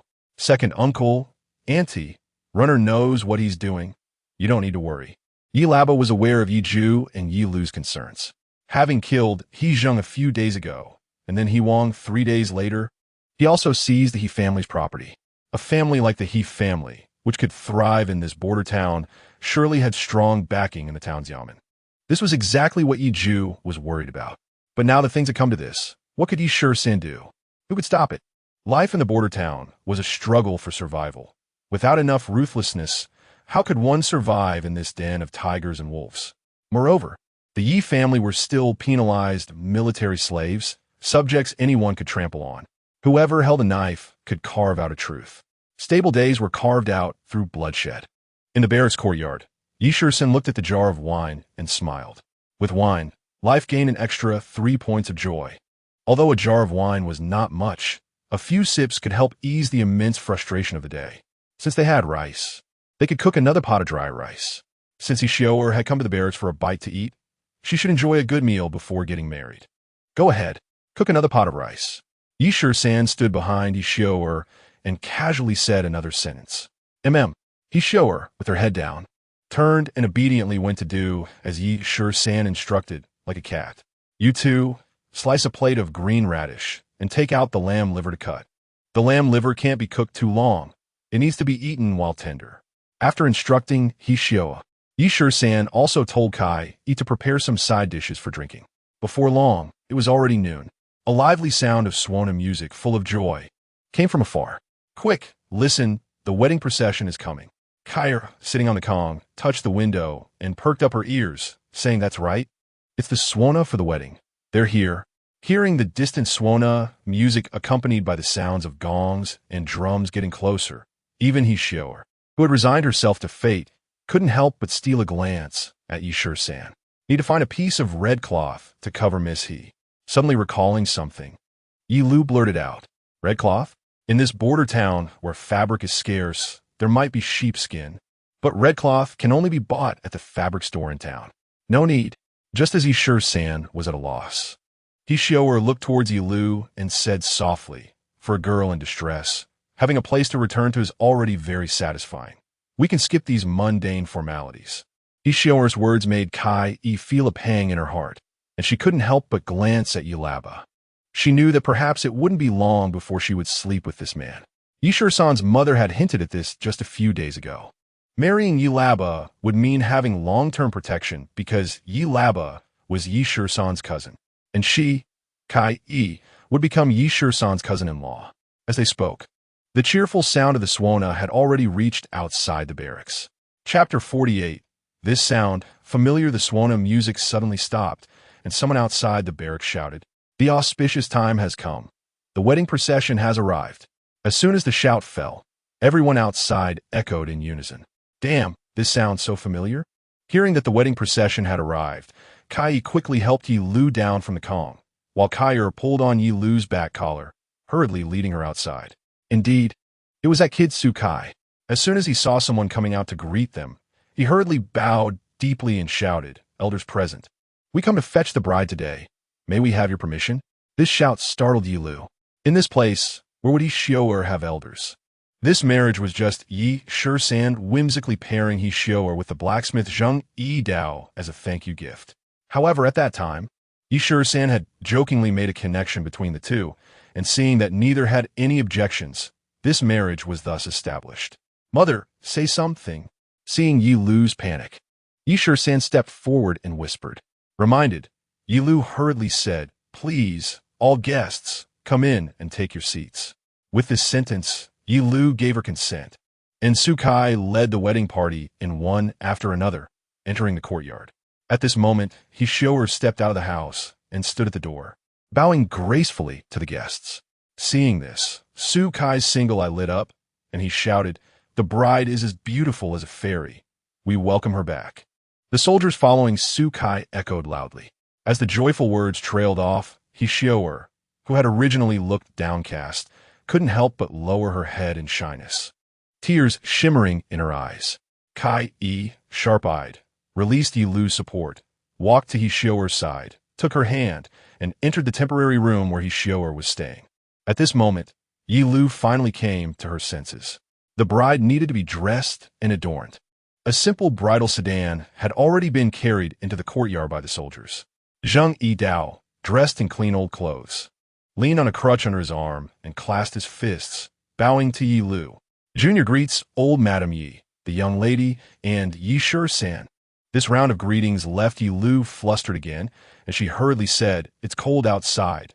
Don't just stand there. Please come in and warm up." After speaking, Yi Lu took Kaier by the hand and hurriedly went to Yi Xiu'er's room.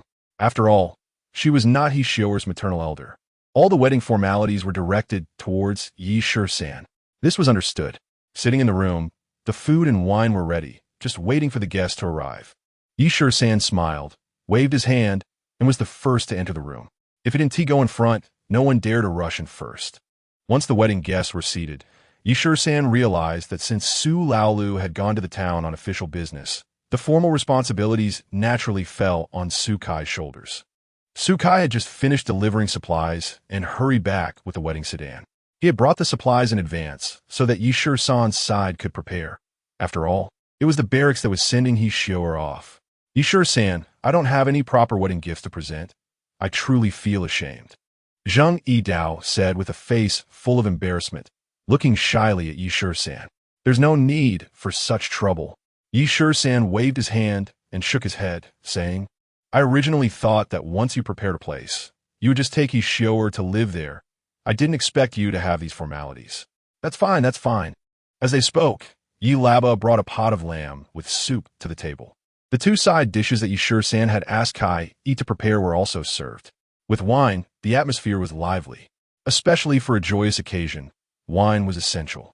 With great bites of meat and gulps of wine, the barracks were suddenly filled with a festive spirit. One table on the Kong, another on the ground. All the wedding guests were treated to plenty of lamb and rice. In another room of the barracks, under the guidance of Yi Lu, Kai quickly styled Yi Xiu'er's hair. Looking at the unadorned bun, Yi Lu felt a pang of sadness and casually took a bone hairpin from her own hair and pinned it into Yi Xiu'er's new bun. This bone hairpin was something Yi Lu had picked up on the road during her exile. Crafted from a piece of bone she had shaped on a stone while camping during a stopover. Her numerous jade hairpins and silver hairpins had all been confiscated by the authorities after she was reduced to slavery. This pale yellow, unknown bone hairpin had now become Yi Xiu'er's only dowry. A simple but hearty wedding feast quickly came to an end. After helping the unadorned Hishioer into the bridal sedan chair, Kai shouted at the top of his lungs, "Lift the chair, return to the residence." The 4 soldiers carrying the sedan chair echoed him, and the wedding procession, with music and drums, headed straight for Tunshin village after leaving the barracks. Unlike in the past, no one was sent specifically to escort the bride to Tunshin village. Hishioer was like livestock being transferred to a new owner, led away to a new pen. As the wedding procession turned around the sandy ridge and disappeared from sight, Yi Shisan dispatched Yi Laba to bring a bag of japonica rice and the remaining half of the fat sheep back to Yi Lu and her daughter at Shao. With Hishioer gone from the barracks, Yi Shisan felt a void as he looked at the spot on the Kong where she had previously lain. After finishing the last of the wine in the jar, he drowsily climbed onto the Kong and fell asleep. On the watchtower, Ma Cheng stretched his neck, watching the wedding procession leave the barracks. That old bastard Zhang Yidao really has it good. Ding Wei glanced at Ma Cheng, who was looking greedy, and mocked. Zhang the lame is in favor with the big man. What do you have to be jealous of? Is that even a knife? Ma Cheng scolded, indignant. That guy is just fooling Yi Shichong. If it were me, I'd break his other leg. Enough. Ding Wei pulled out 2 roasted yellow yam eggs from his pocket, tossed one to Ma Cheng, and said, "If it's not yours, don't covet it. That woman might have already been taken care of by Shichong." "No way." Ma Cheng caught the yam egg, took a bite, and said if that were the case, Yi Shichong would have kept her to enjoy every night. And it wouldn't come to Zhang Yidao getting to enjoy her. TSK, TSK. Ding Wei swallowed half of his yam egg and shook his head. But that woman is still quite pretty. After all, she is an unmarried girl, not like Widow Zhang with her frail figure. Mentioning Widow Zhang nearly choked Ma Cheng with the yam egg. He widened his eyes and forced the yam down, gasping for breath before saying, "That woman, besides being full of lust and fat, is also an ill omen."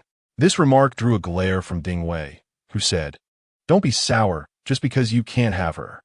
When Widow Zhang was with Gao Wu, you weren't drooling over her." "Nonsense." Ma Cheng shot back. "Even if I was tempted by Widow Zhang's fatness, it's still better than those animals, He Hu and Chen Sigi. Those 2 beasts don't even spare the sheep." "Enough." Ding Wei, disdainful at the mention of the already dead He Hu and Chen Sigi, lowered his voice and said, "Let us not dwell on the past. Those who oppose Yi Shichong have already gone to be reincarnated. Us 4 must stay united with Yi Shichong." This was true. Ma Cheng immediately shut his mouth, awkwardly laughing and no longer speaking out of turn.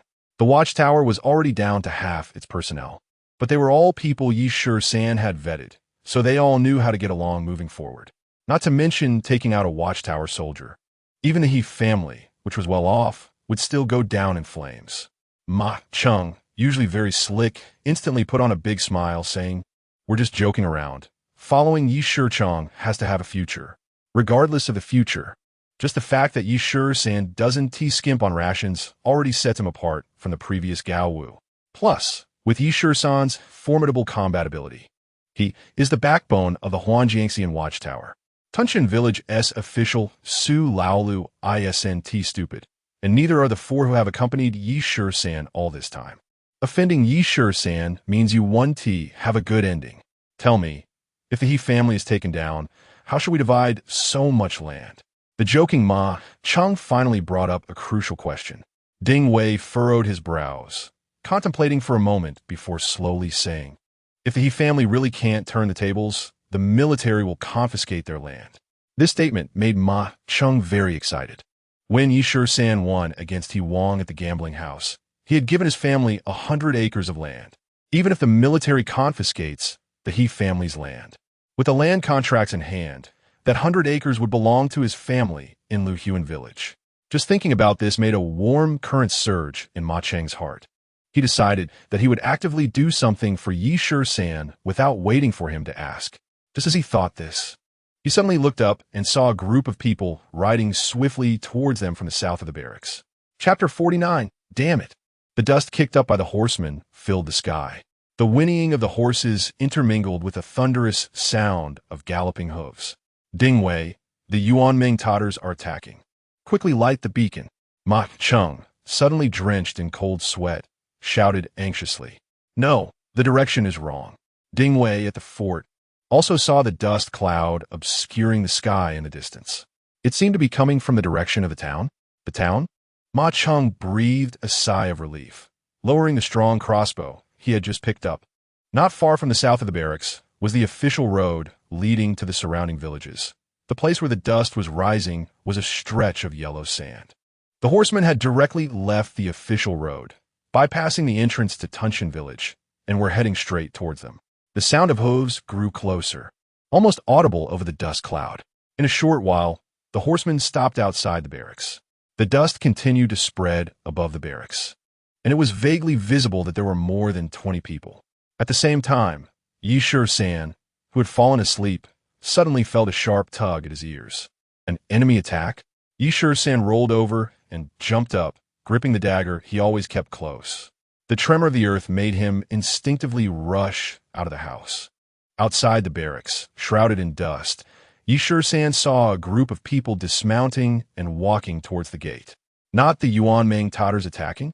As the visitors approached, he saw Su Laolu striding ahead, followed by a big bearded man in full armor, holding a horsewhip upside down. The Northern Defense Army? Indeed. Judging by the armor pattern on his shoulder, he seemed to hold a significant military rank. Chainmail? He was a commander. Moreover, this type of armor was unique to the Northern Defense Army. If it were the Yuanming Tatars attacking, they would have already galloped past the barracks. Who are you? Yi San, holding his dagger, stood in the center of the courtyard, reeking of alcohol, and pretended to shout. Yi Chong, someone from the military is here. Su Laoyo's voice was filled with excitement and joy. Behind the commander, there were a dozen well-ordered attendants. The last of them were several soldiers escorting He Yoji to the town along with Su Laolu. General Zhou, please this way. At the entrance, Su Laolu stepped aside respectfully, allowing the Northern Defense Army commander Zhou Zhao to go ahead. As they drew closer, Yi San realized that this Northern Defense Army general was only in his early 30s.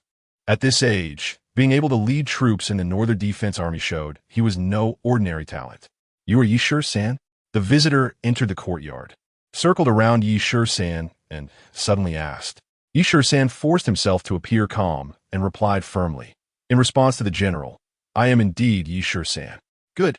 The Northern Defense Army general, who circled around Yi San, turned back to say, a soldier of slave origin. Rising to the position of a commander in just a few days truly has some skills. The way he went around, left and right, was like observing a monster.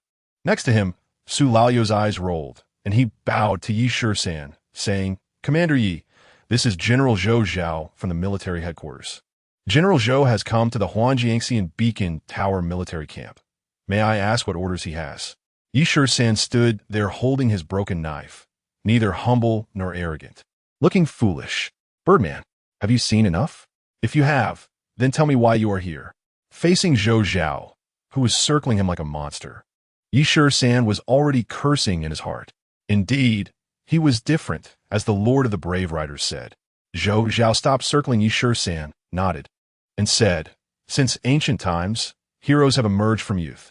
You are a rare talent as a general. However, don't be too happy too soon. After the praise, Zhou Zhao immediately poured cold water on Yi San. Before Yi San could react, Zhou Zhao entered the room uninvited and took a seat. Not bad. He was neither pretentious nor arrogant. Yi San glanced at Zhou Zhao's back, giving him some credit in his heart. Su Laolu, who followed closely, secretly tugged at Yi San's sleeve and stood beside Zhou Zhao after entering the room.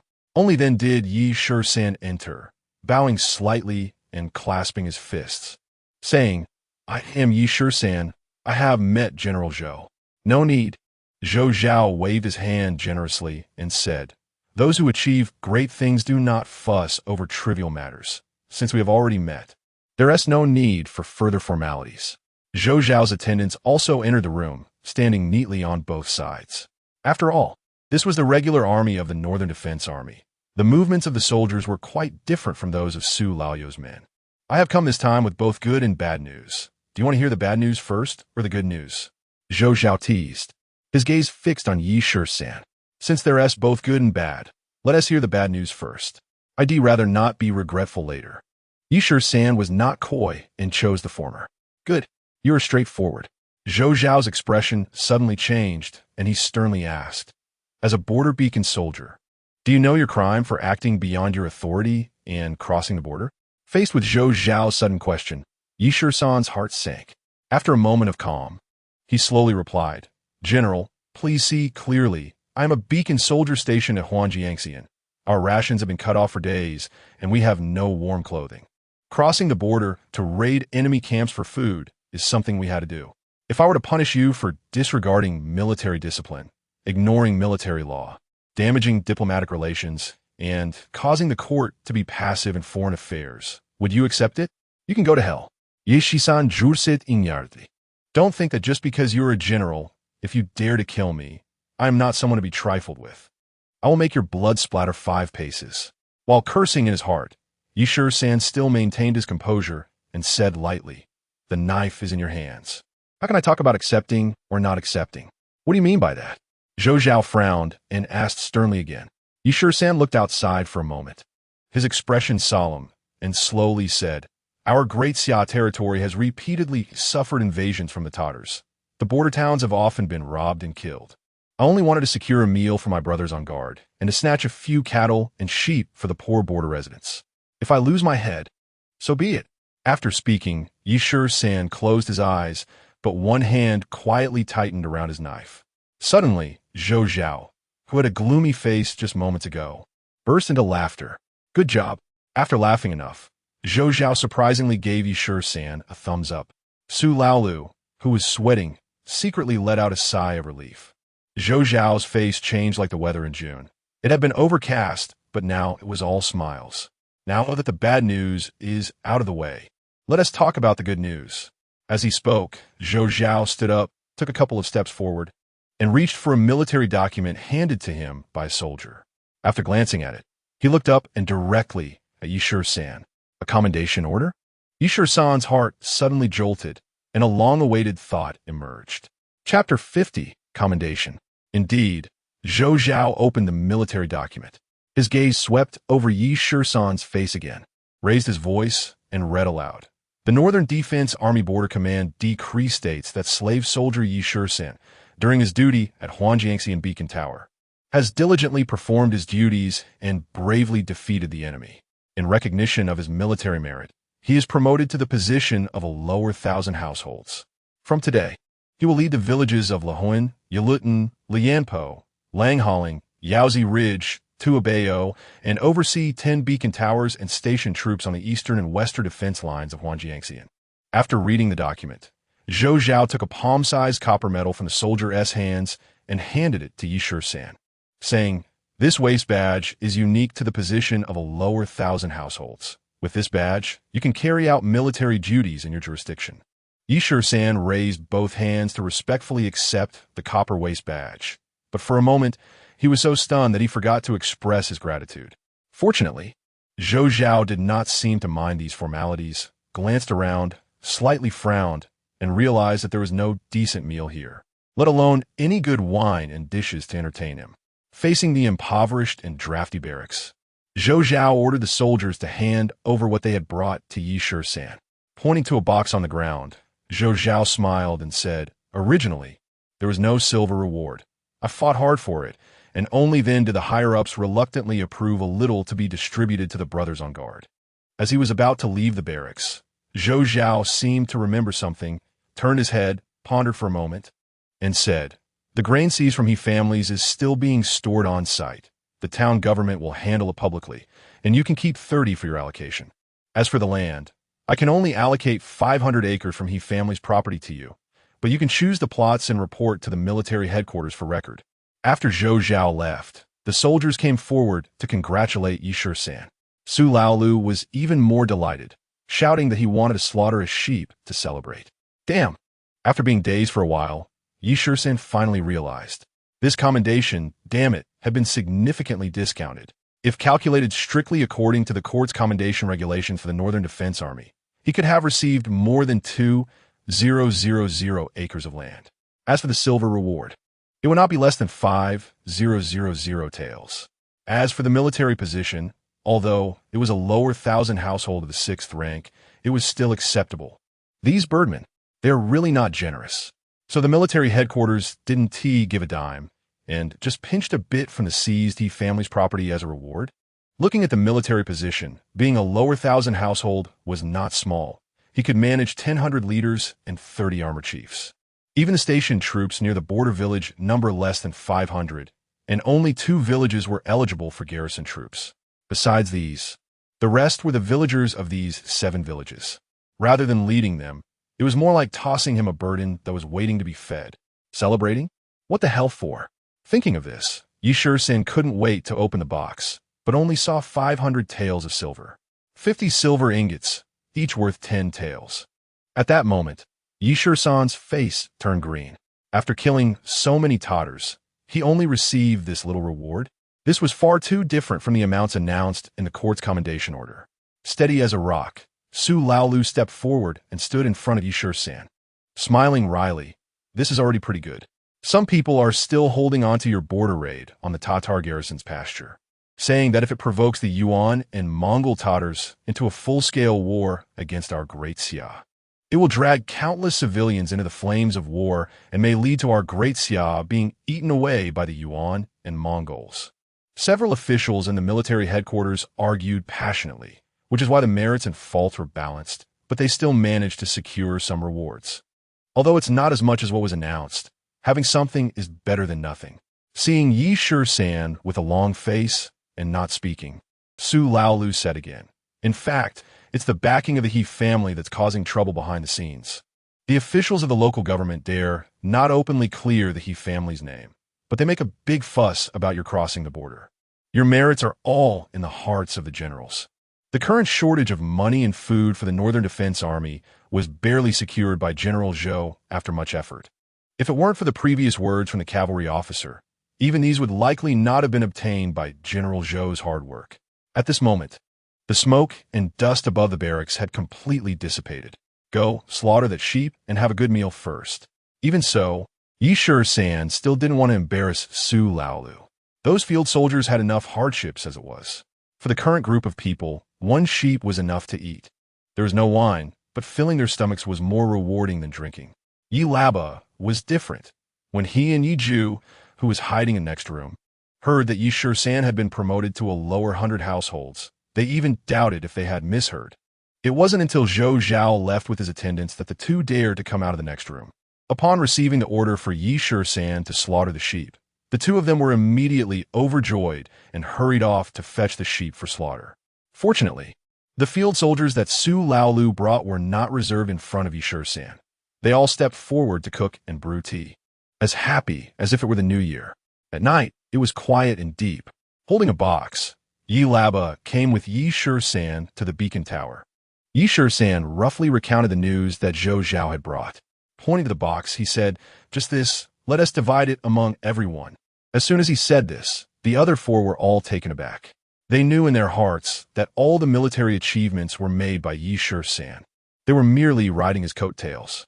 This division of reward money had never happened in the military before.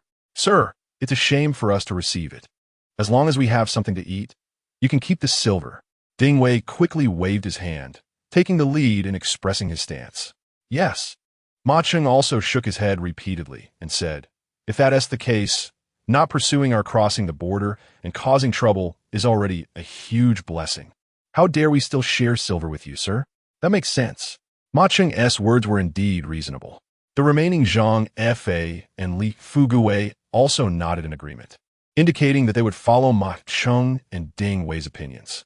Except for Shisan, the others involved were all extremely happy, although the rewards had been severely cut. For them, having something was better than nothing. Fields, silver, and some food could still be shared to help their families through the famine. Shisan couldn't be happy at all. Zhou Zhao came in a hurry and left in a hurry, indicating that the situation here was still extremely critical. And the leaders of the Northern Defense Army were unwilling to stay for even a moment longer.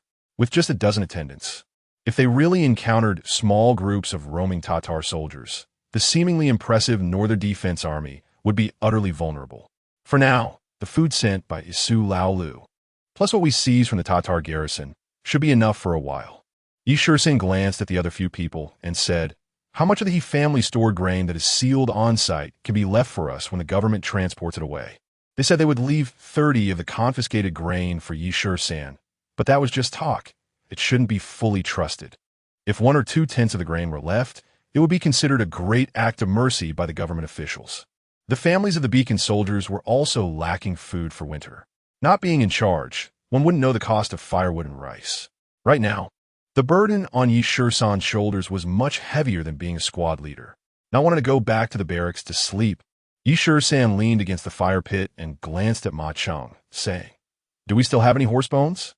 "There are some, but the meaty parts have all been shaved off. We can still manage to gnaw on them after roasting." "All right, chop a few bones over and let them roast on the fire pit." "Yes, sir." Ma Cheng immediately went to take care of it. Shisan then turned his gaze to Laba and said, "It's enough for Uncle to take care of the horses in the barracks. The Beacon Tower is short on manpower. If you're willing, why not learn to take watch with them?"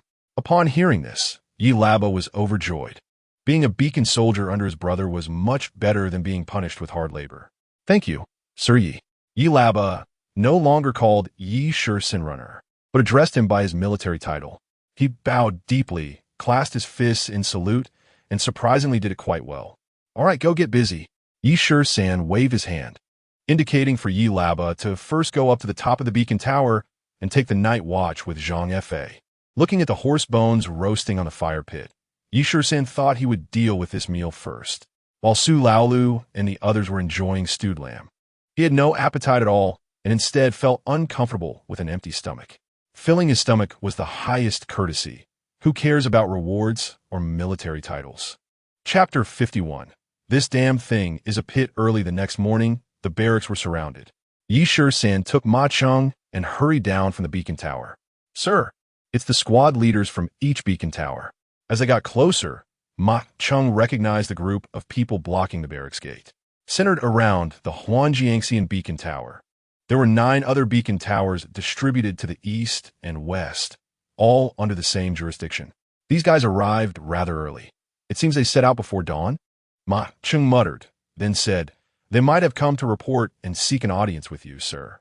As they approached, what Shisan saw were faces full of disdain and arrogance. Seeing these people with the appearance of debt collectors, Shisan immediately furrowed his brows. "You all have arrived?" Ma Cheng forced a smile, clasped his hands, and said, "Why don't you quickly meet Sir Yi, the 100 households?" Without needing Ma Cheng to introduce, these people could guess who the person in front of them was. The soldiers from this line of beacons all knew each other, most coming from nearby villages. Only Shisan looked unfamiliar. He was definitely the slave soldier who had just muddled his way into the 100 households position. A slave soldier actually managed to rise to the position of 100 households. I wonder how much silver was stuffed to the higher-ups? At least, that's what they all thought in their hearts. As for the Tatar soldiers killed mentioned in the reward order, that could easily be fabricated. After all, aside from the Huanjiangxian Beacon soldiers, they hadn't seen it with their own eyes. Moreover, the previous squad and team leaders had all died. Who knew how they had died? Not to mention, at the Huanjiangxian Beacon Tower, half of them were directly lost in battle. Perhaps those 5 killed a couple of Tatars.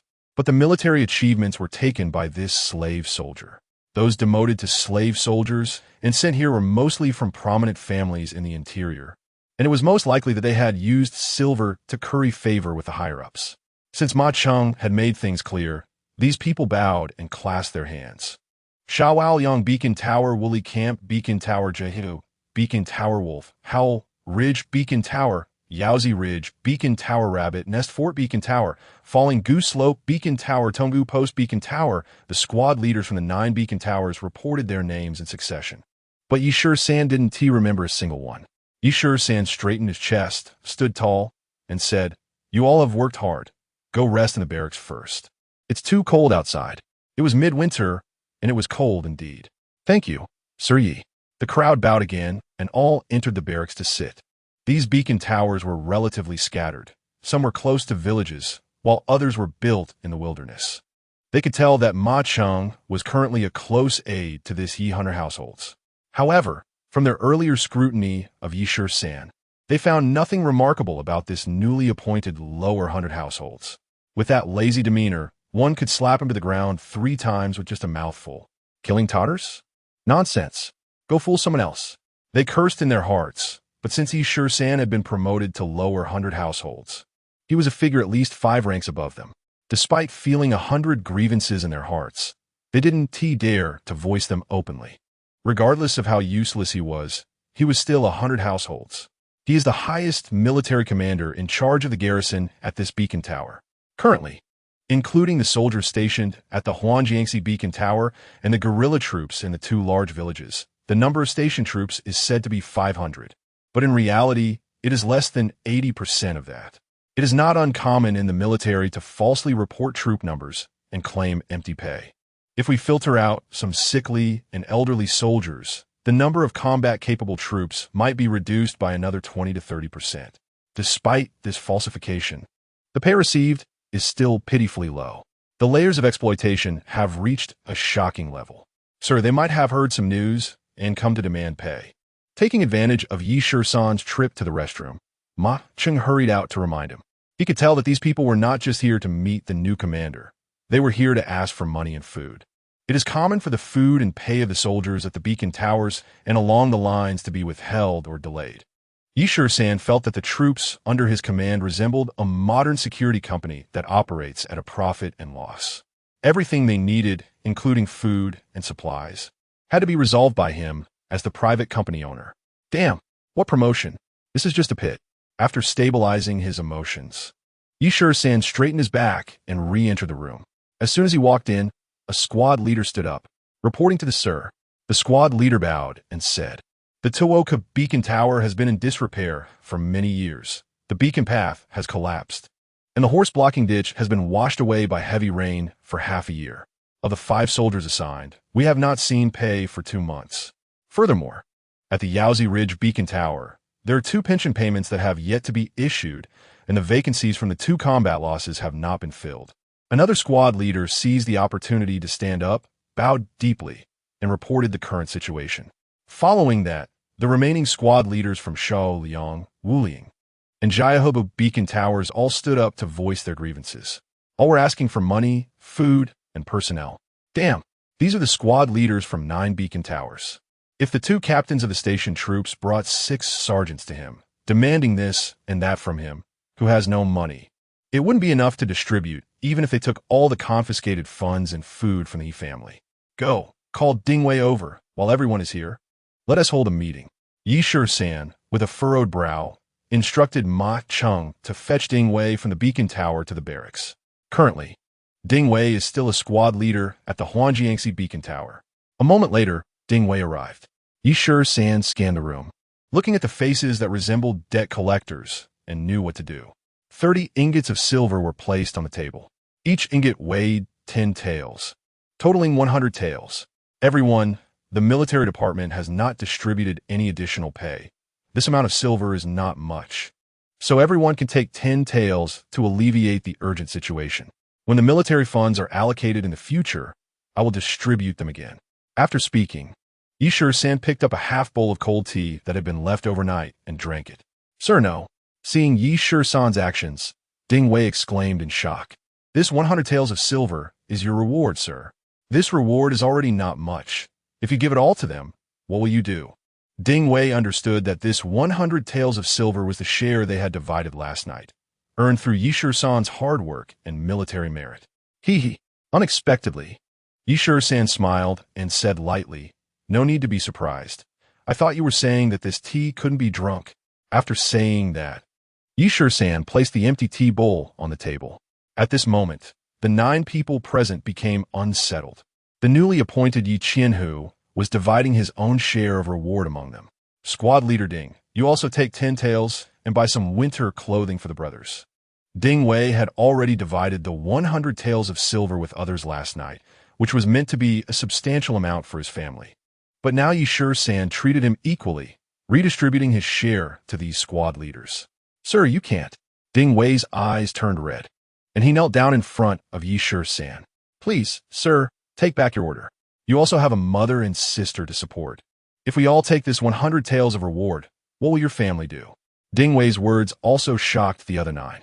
Take it. This is an order. San suddenly changed his expression, coldly stating, "Military orders are like mountains. Who dares to disobey?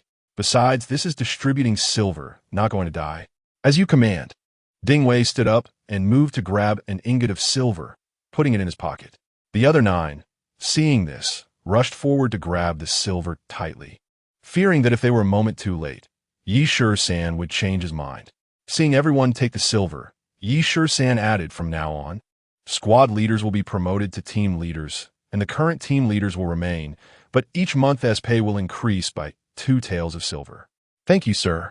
A few squad leaders, stunned at first, immediately knelt down to receive the order. San smirked and continued, "Now that it's cold, aside from the quicksand areas, other areas cannot be fortified. As for all defensive structures, we will discuss them when the weather warms up. You are now all team leaders. For any beacon tower that is short-staffed, fill the ranks yourselves. The situation can erupt into battle at any time, so keep your eyes sharp." After laying out these plans, San added, "To lead this group well, they must taste sweetness and see hope, but they cannot be allowed to run wild." With this in mind, San stood up and said to Ding Wei, "Cook, after eating, come with me to Luhoan village. The He family still owes us a reward from the military." Chapter 52. Only the knife has the qualification to reason Luhoan village? To the He family? The 9 team leaders, who were unaware of the situation, were instantly confused. Ding Wei, who understood the situation clearly, was different. Only he had participated in this matter. 100 taels of silver and 100 acres of land had allowed the families of the 4 from the Huangjiangxi Beacon Tower to leap across social classes. As for how much food those fields could produce, that was secondary. Just the 100 taels of silver they divided last night was enough for his family to live without worry for 3 to 5 years, enjoying a prosperous life with food, drink, and clothing. But what about those team leaders? Ding Wei had no clear idea about that. These people, too, had suffered poverty and were not good birds. With this thought, Ding Wei gritted his teeth and knelt before San again, saying from this moment on, "If I Ding Wei dare to betray, Sir Yi Qianhu, even a little, may I be struck down by heaven." Damn, is he swearing an oath? In an instant, San understood Ding Wei's meaning. This guy was afraid that he couldn't keep these team leaders in check, and thus took the lead in expressing his loyalty. "All right."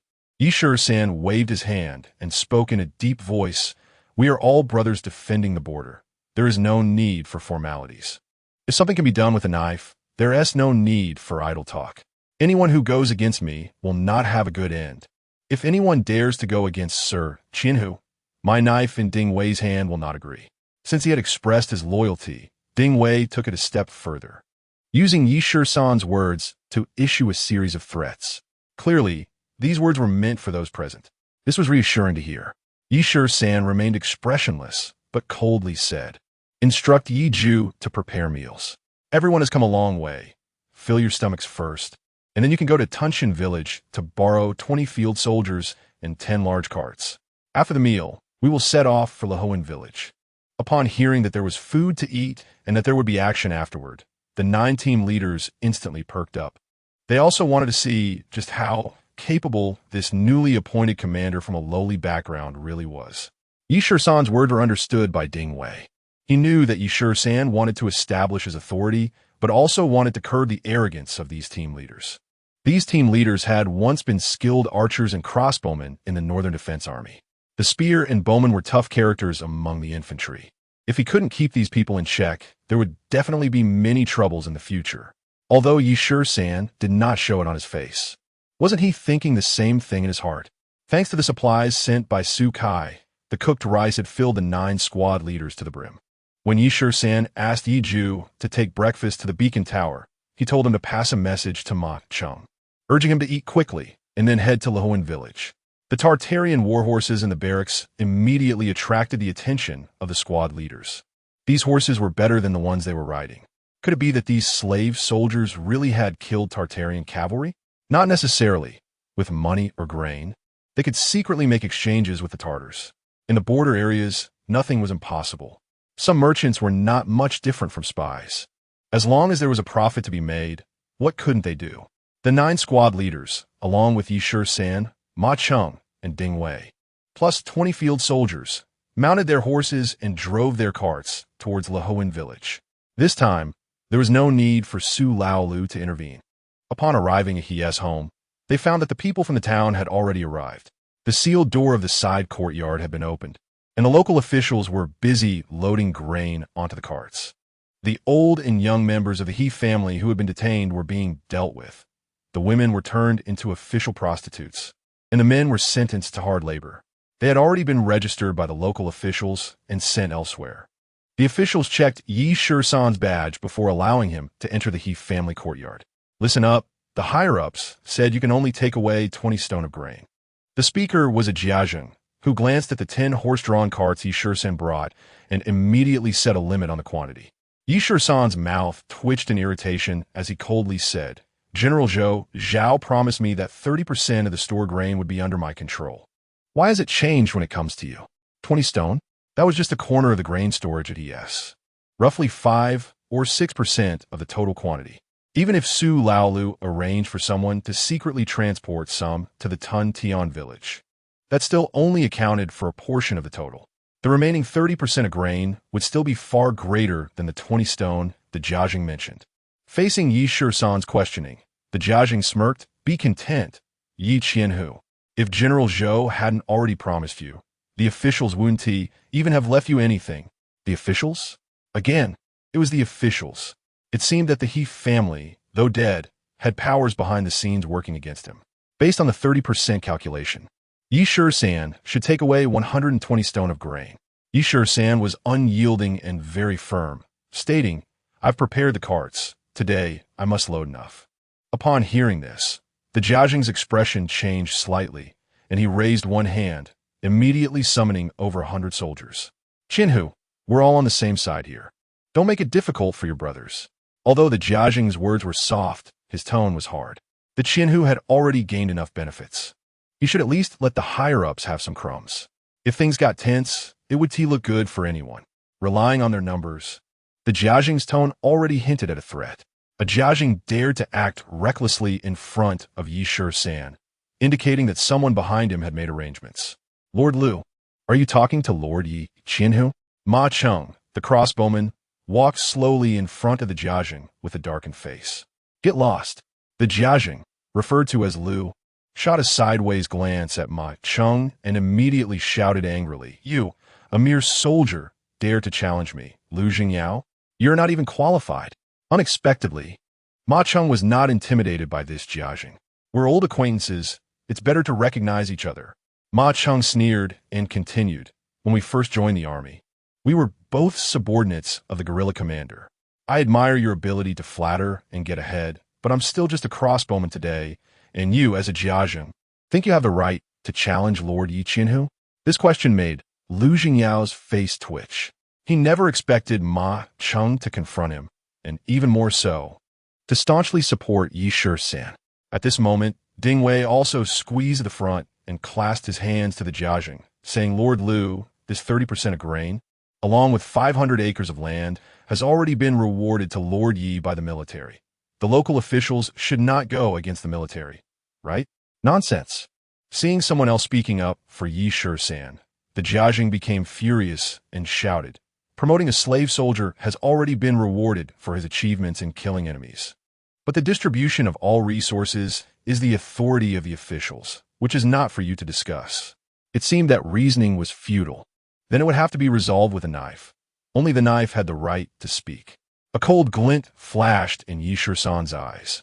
The knife was already held tightly in his embrace. Seeing this situation, the field soldiers and the 9 squad leaders stood hesitantly behind the carts. Get out of my way. Yi Shisan spoke, his gaze coldly fixed on Lu Jingyao. Yi Qianhu, I advise you not to be foolish. Lu Jingyao was still unafraid of Yi Shisan's title and maintained a hard tone. The killing intent in Yi Shisan's eyes grew stronger, and his arms, which had been crossed over his chest, fell to his sides. The knife was already gripped in his hand. Seeing that Yi Shisan had no intention of compromising, the soldiers Lu Jingyao brought all placed their hands on the hilts of their knives. I've said it before.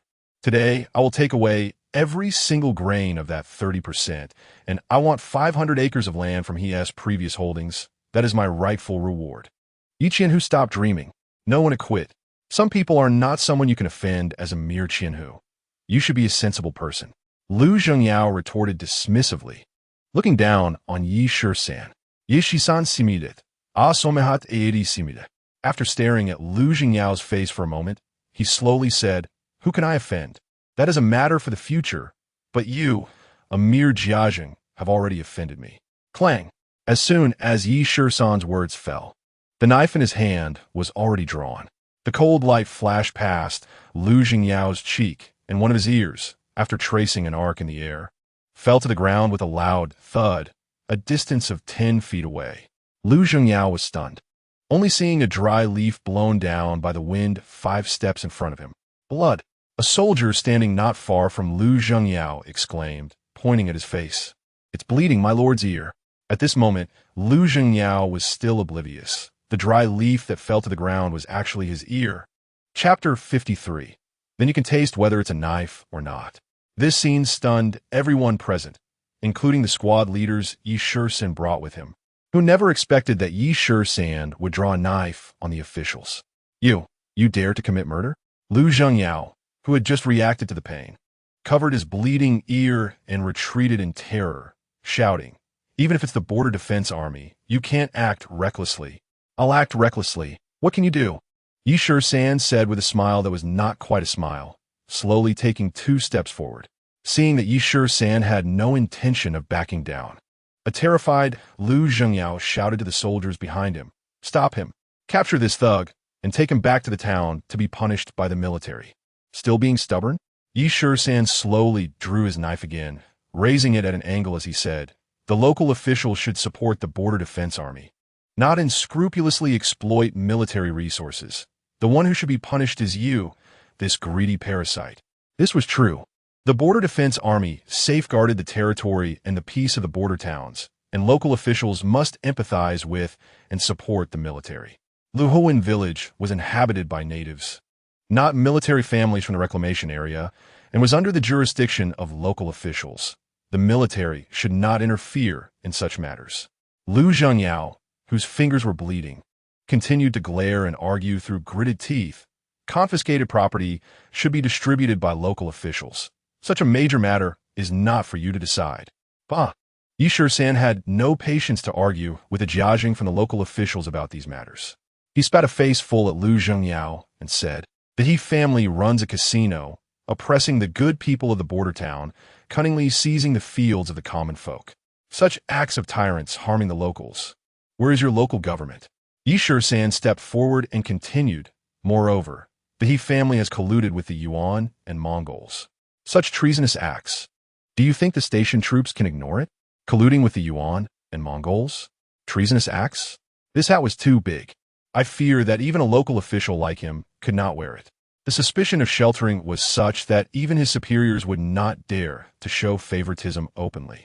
They could only use this method to put Yi Shisan in a difficult position. Now, Yi Shisan didn't care about any of that and forcefully slammed the hat of treason down. Lu Zhengyao, at a loss for words, was choked in his silence.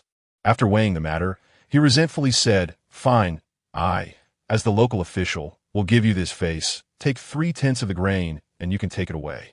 After speaking, Lu Zhengyao endured the burning pain at his ear and turned to the soldiers who were on high alert, saying, "Give them 3/10 of the grain." Too late. Yi Shisan laughed, slowly turned around, scanned the shurchong he brought, and calmly said, "All the goods of the He family belong to my stationed army.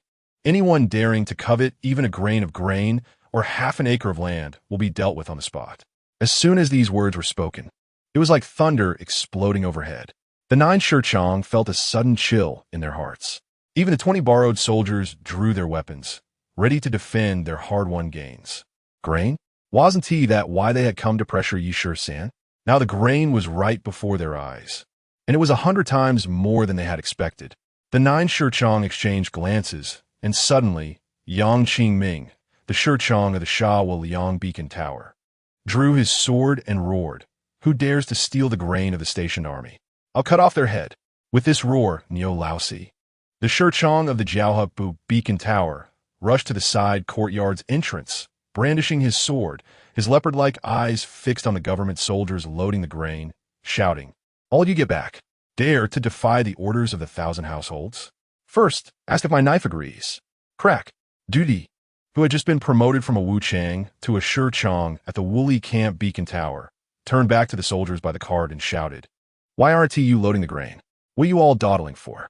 The remaining 6 Shi Chong had no choice but to draw their swords, stepping forward and standing in a row in front of Yi San. Now, Lu Zhengyao panicked. If he messed up this job, even if he went back, he would have a good outcome. The He family's property was a matter of public ownership, and the local government and military had been fighting over it.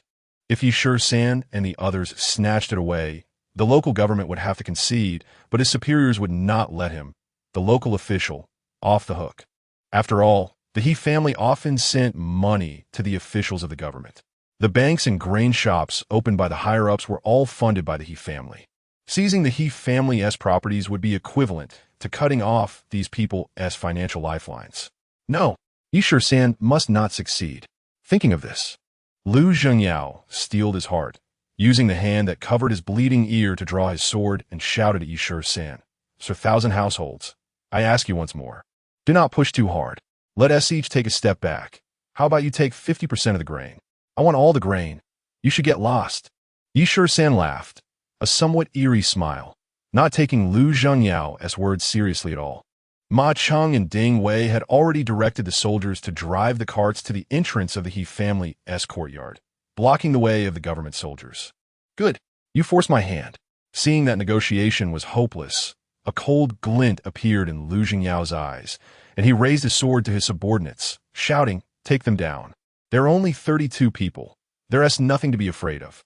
So is relying on their numbers? Yi San glanced at the more than 100 soldiers of the local government, a hint of disdain curling his lips as he coldly said, "Is this your confidence to draw a sword against me? The arrow is on the string. It must be released." Lu Zhengyao's face turned dark blue, not caring that blood was still seeping from his ear, gritting his teeth and saying, with such a disparity in our forces, "Don't blame me for being rude." "Ha ha!" Yi San slowly drew his sword, laughing wildly. "I don't even put a few hundred Tatar cavalry in my eyes. I've killed over 100 in one breath. Do you rabble dare to block my sword?" "Sword?" Lu Zhengyao gripped his sword with both hands, glancing at Yi San's sword with a contemptuous sneer. "With that broken iron bar of yours, how dare you call a sword?" This fool had forgotten that it was that very broken iron bar that had cut off one of his ears. As the saying goes, once the wound heals, one forgets the pain. But this wound had not healed. It was still oozing blood, and the pain continued to gnaw at him. Yet Lu Zhengyao had already forgotten that Yi San was holding a sword. Then you could see if it's a sword. Before the word sword left Yi San's mouth, the sword in his hand had already sliced through an arc before being sheathed again. Lu Zhengyao, who was ready to fight for his life with both hands gripping the sword, suddenly had his head tilt to one side. At the same time, a visible red line slowly widened on Lu Zhengyao's neck, and then a wave of pungent human blood sprayed out. Thud! The sword was still in Lu Zhengyao's hand, but his body had already fallen to the side, his eyes wide open in terror. "Good sword." Lu Zhengyao, gasping for breath, his lips trembled as he uttered a sentence. His eyes filled with fear, and then he breathed his last. In a chorus of gasps, the soldiers of the local government, tightly gripping their weapons, panicked and retreated. He killed the local official. One of the Shi Chong among the local government soldiers stuttered in shock, the first to drop his weapon. Thud! The Shi Chong knelt on the ground, looking at Yi San in a daze, his lips trembling and unable to speak. No one saw how Yi San drew his sword, but they had just witnessed the head of Lu Zhengyao fall to the ground, along with Yi San's words. With Lu Zhengyao killed, the Shi Chong dropped his weapon and knelt. The soldiers of the local government immediately fell into chaos. "Get lost!" Yi San, slowly retracting his smile, suddenly shouted angrily, glaring at the hundreds of local government soldiers. "Why aren't you getting out of here? Didn't you hear the orders of the 1,000 households? Are your ears deaf?" The 9 Shi Chong were emboldened and stepped forward, pointing their swords at the panicking soldiers. "Sir 1,000 households, please calm down." The local government soldiers, terrified to the core, hastily sidled away from Yi San.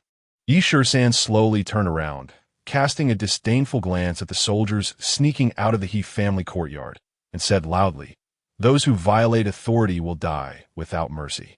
If you dare to find trouble with me again, you'd better ask if your head is hard enough." Chapter 54. Prepare to meet the enemy. The atmosphere on the scene changed drastically. The government soldiers, who had originally been pulling the grain carts, were now hurriedly fleeing with the corpse of a local official Lu Zhengyao. "Sir, 1,000 households, please." The clever Ma Cheng tore down the seal on the He family's main house, letting Yi Shisan enter first. "Sir, 1,000 households, wait a moment. I'll start a fire." Ding Wei, not being foolish, immediately got to work, finding charcoal, and soon had a pot of coal fire going. Before long, the cold, chilling main house gradually warmed up. Looking at the large courtyard of the He family, Yi Shisan changed his mind and slowly said, "Leave half of the grain.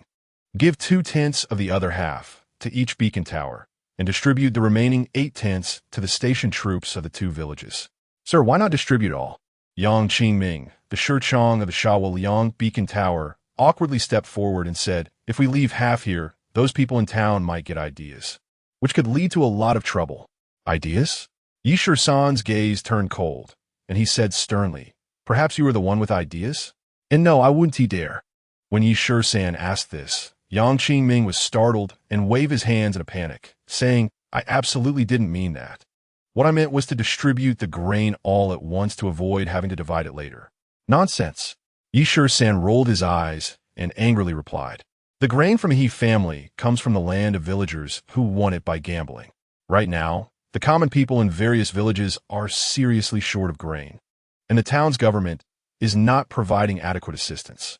This grain must be distributed to help the people in urgent need." After saying this, Yi Shisan turned his gaze to Ma Cheng and said, "Quickly send a message down, all leaders and captains in the jurisdiction. Come to the He family courtyard to see me." Yi Shisan knew very well that if this grain was not distributed in time, there would be many people eyeing it. This included the captains. They only cared about themselves and not about the villagers who were short on grain. Moreover, getting rid of the local government and withholding the He family's property was not appropriate, as the local government had the power to govern. The property seized from the He family had already become public property. If the other half of the grain was distributed to the villagers, it would not be easy for the local government to raise objections even if they reported it to the military. With grain and money in hand, this 1,000 household position would be justified. Otherwise, no matter how high the military rank, it would just be a useless paper hat. Right now there was grain, but money was still lacking. The He family's money was in the town's pawn shop, already taken over by the local government. The gambling house and the spare silver at home had already been taken by Su Laolu during the house raid. What remained were the grains left by Su Laolu and the He family's real estate and farmland, which the local government had already taken over.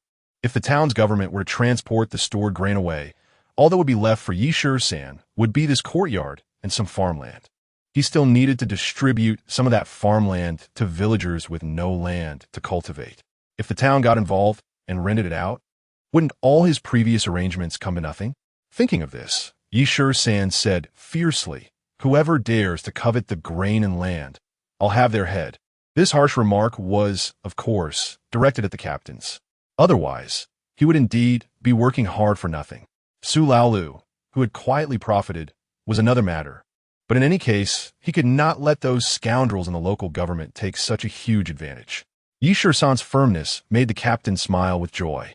The grain they could distribute would be enough to get through this winter.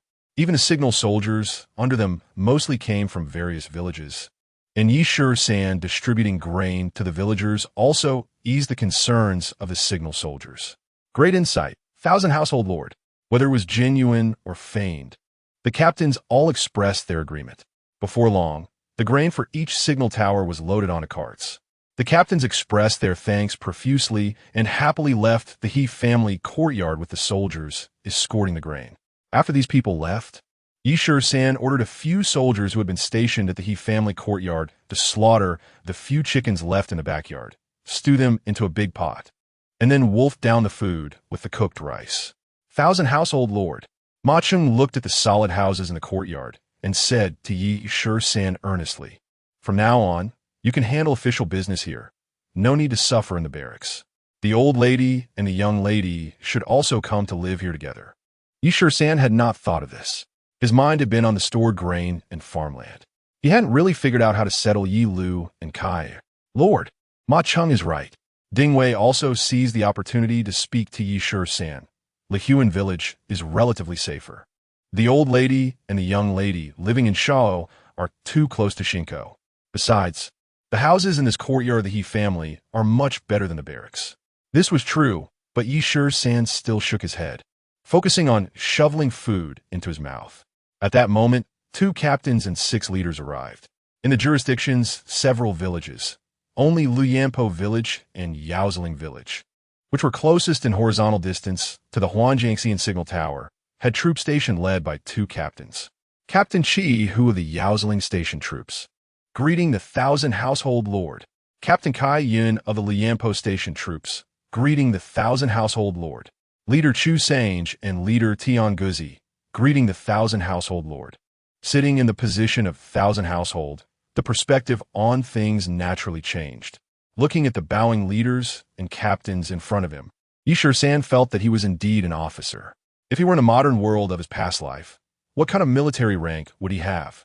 Squad leader, platoon leader, company commander, battalion commander? This 1,000 households, lower 1,000 household, should be a deputy regiment, right? All right. Even if he graduated smoothly from a military command academy and joined the army, he would at most be a battalion commander. Instead, being transported back to ancient times was quite fitting.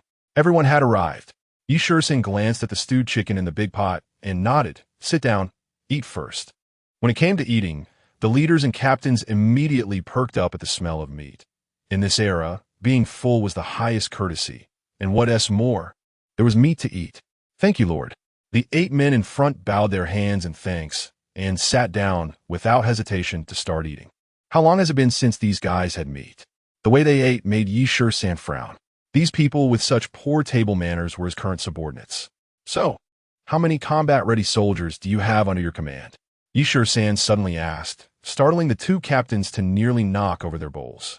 To reply to the Lord, Captain Kai Yun of the Liampo station troops raised his head, puffed his cheeks, and swallowed the mouthful of chicken meat hard, saying, I have about 270 or 80 soldiers. The number of troops at Yaoziling is less than 300. Captain Chi Hu of the Yaoziling station troops quickly added, while also busy gulping down his food. As captains, think carefully before answering this 1,000 household. Shisan's Buddha's Furovit. He knew these 2 were inflating their numbers. It might actually be 275. It should be around 260. The 2 men, hearing this, stiffened and added another comment. Damn, the roster only had 500 troops, but in reality, it was less than 80%. Yet, these 2 were claiming an extra 20%. Shisan patiently turned his gaze to the 6 leaders. When they saw Shisan looking at them, the leaders who had stopped swallowing suddenly lowered their heads, not daring to meet Shisan's gaze. It seemed that without a little pressure, these 2 wouldn't tell the truth. All right. Shisan stood up, sweeping his gaze over everyone's faces and said, Heavy snow is coming. Prepare to meet the enemy. Chapter 55. Crazy. This person is crazy. Facing the blatant lies, Shisan's eyes turned cold. Inflating troop numbers to embezzle pay seemed to have become a persistent problem. These people really needed to be dealt with. Ding Wei, I'm here. You have nothing to do here. The matters of the old lady and the young lady can wait. Starting from the Huanjiangxian signal tower, you, as a captain, are in charge. If anything goes wrong, I will hold you accountable. Please rest assured, 1,000 household lord, I understand, and I will arrange it right away. Increasing the scope of the lookout. Good. Shisan nodded, then turned his gaze to Ma Cheng and said in a deep voice, Arrange for 2 soldiers to guard this courtyard. Let the others return, and tell Su Qian that they must do a good job with the cooperative defense. Understood. Ma Cheng replied, and then went out to make arrangements. At this time, the 2 captains and 6 leaders were peeking at each other's expressions, unsure of what Shisan was really planning. The 8 men exchanged glances and then lowered their heads to continue eating. Let these guys eat first. This account will be kept in mind, and when the time comes, I will make you all spit it out. Shisan patiently waited for the 8 men to finish their meal and then slowly said, Are you full? Once you are full, It's time to work. There is no such thing as a free lunch in this world. Work? 8 people were startled and looked up at Yi San in confusion. Let's go, Yi San said, hands behind his back, as he was the first to leave the room. As he walked, he added, let's first check out the garrison at Yaozi Ridge. I've heard that the signal tower there is about to collapse. It should be the weakest point in our defense. Seeing that Yi San had mounted his horse, Chi could no longer hold back and hurried to the front of the horse, awkwardly saying, Lord Qianhu, it's freezing cold right now. Even if we go, we won't be able to build fortifications. There is so much grain stored here. I can take some back myself. Grain? This bird person, indeed, only cares about the rations. Norus, Yi San replied, sitting steadily on the horse. With the war imminent, there will surely be conflict in my defense zone in just a few days. It's just right to inspect the military affairs at your garrison. Inspect military affairs? Isn't that risking lives? Chihu's forehead was already sweating, glancing furtively at Kai Yun. And my lord, the Tartars have been quiet lately. What conflict are you talking about? Kai Yun asked nervously, bracing himself. Quiet? Yi San raised an eyebrow and said, I'll just drag them out. Isn't there a Tartar's horse farm just 40 miles from Yaozi Ridge? Upon hearing this, Kai Yun and Chi, who were nearly spitting blood. The other 6 soldiers were also greatly alarmed. Is this person insane? They can't even hide. Who would voluntarily provoke the Tartars? Even a newly appointed official wouldn't act so recklessly. The idea of attacking a horse farm is not something a sane person would think of. It's purely seeking death. Amidst the astonishment of everyone, Yi San raised his whip and coldly said, right now, the Tartars have not retaliated against Huan Jiangxian. They are waiting for the right moment. Once the heavy snow falls, their advantage in cavalry will be realized. Instead of sitting and waiting for death, it's better to take the initiative. Crazy, this person is crazy. Yi San's words nearly scared the garrison leaders into wetting themselves. If that happens, it will be better to choose an escape route in advance. Taking the initiative? Has his brain been kicked by a donkey? The soldiers and centurions who dared not voice their anger were already cursing in their hearts. Yi San seemed oblivious to their dissatisfaction and said calmly, You've raised soldiers for 1,000 days, but you only use them for a moment.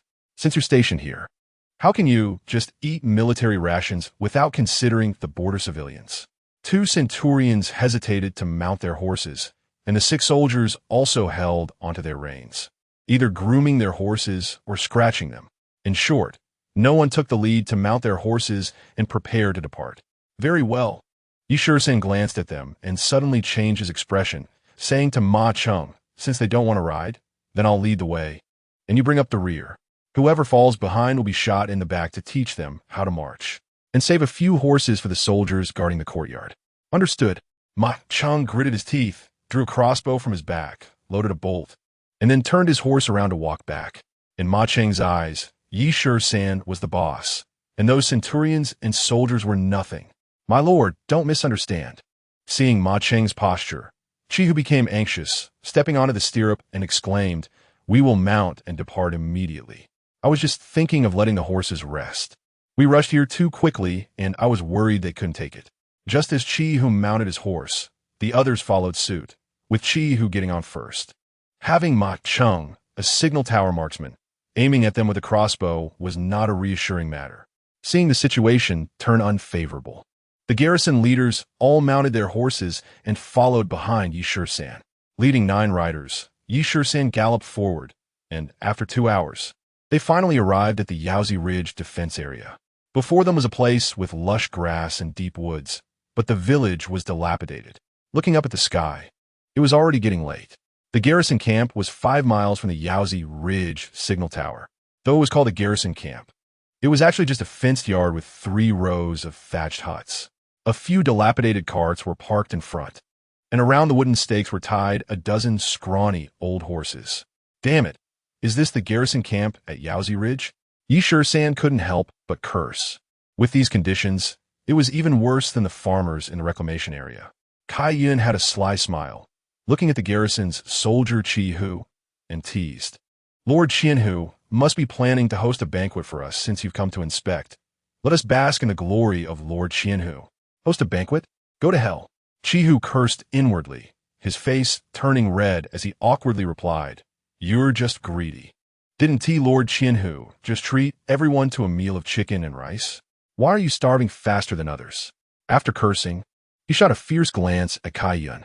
Everyone present knew that their situations were similar. They were all on the verge of running out of food. And yet he was talking about a banquet? All right. Yi San, with a grim face, dismounted, handed the reins to the approaching Ma Cheng, and scanned the 8 who had dismounted. Whether or not you want to eat a full meal depends on yourselves. Upon hearing this, a glimmer of hope shone in the eyes of the 8. Is this Qianhu really going to distribute rations?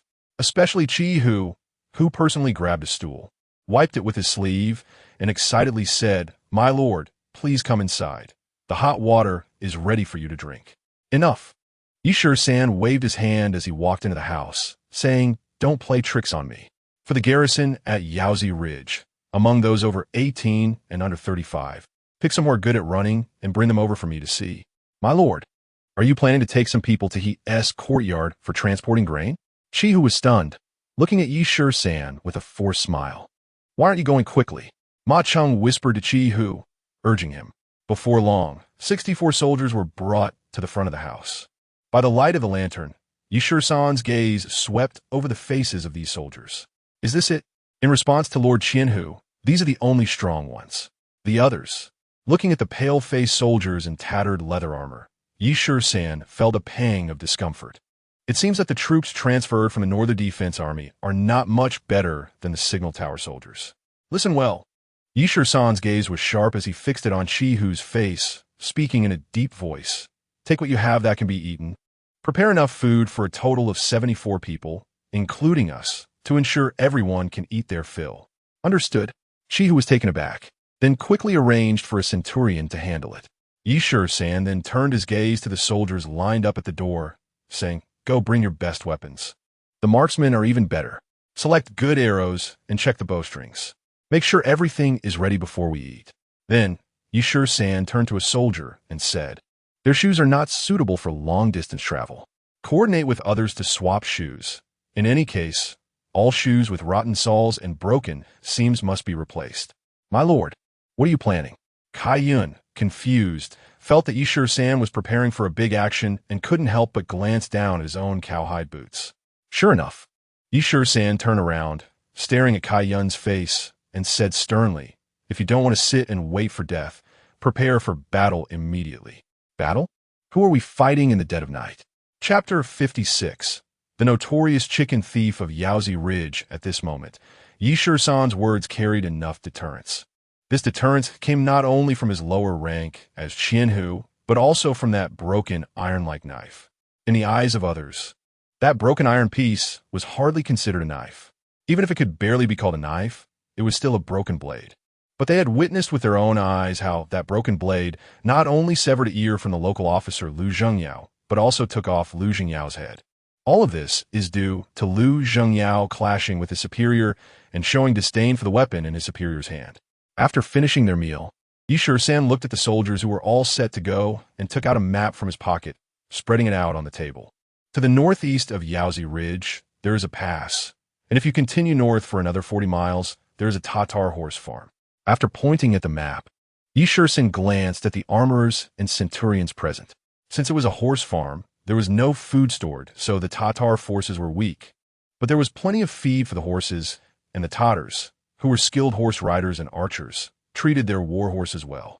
After saying this, Yi San turned his gaze to Qi Hu and asked, "Do you understand?" With the conversation having reached this point, Qi Hu couldn't possibly not understand. If he still didn't get it, he would have to find another job as a centurion. "Sir, do you mean that the Tatar army has stored a lot of feed for their horses?" "Yes." Yi San nodded and added, "There must be a lot of feed.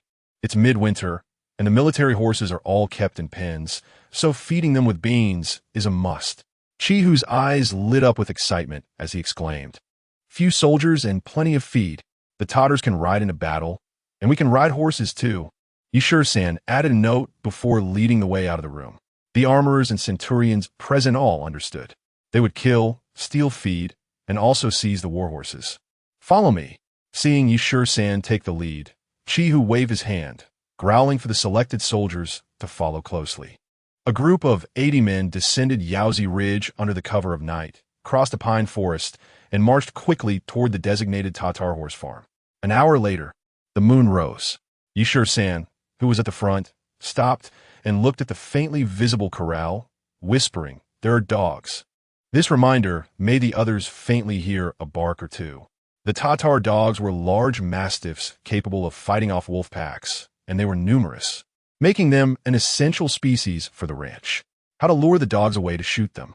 San looked at Ma Cheng, seemingly seeking a satisfactory answer from his face. "Sir." Ma Cheng scratched the back of his head and whispered, "If we had sheep leg bones to tempt them, we could lure the vicious dogs out of the horse farm.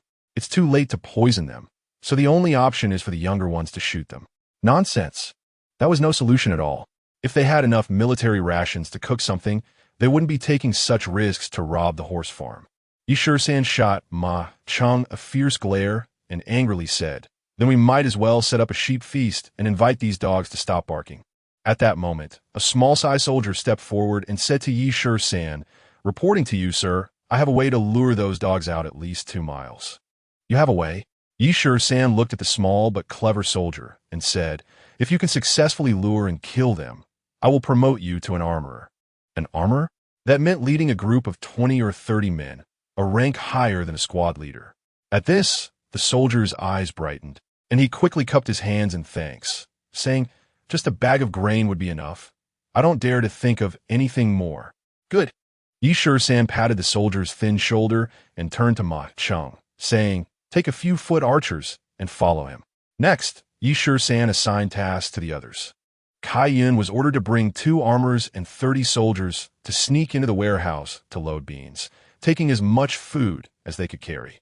Chi was ordered to take 2 armorers and 30 soldiers to lead the horses from the corral, coordinating with Kai Yun to carry out the beans, and to drive out as many military horses as possible afterward. The remaining 2 armorers and 10 soldiers were to follow me to the barracks.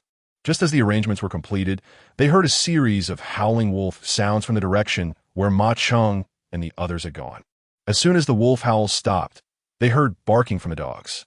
The chilling wolf howls and the deep growls of the dogs intermingled and echoed. In an instant, the horse farm was filled with various barking sounds. "Hey, that really is a talent." San laughed, never expecting that this inconspicuous soldier had such skills.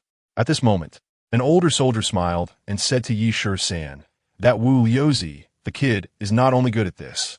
He's known as the chicken thief among our garrison at Yaozi Ridge." Chicken thief? What kind of title is that? Oh, upon hearing this, San was taken aback. "That's right," the old soldier said proudly. "This kid can steal chickens without them even making a sound, letting Wu Liuzi steal them and cover them with a lid. What's that worth?" Another soldier chimed in, glancing at the old soldier and saying, "Stealing a domesticated chicken isn't a big deal.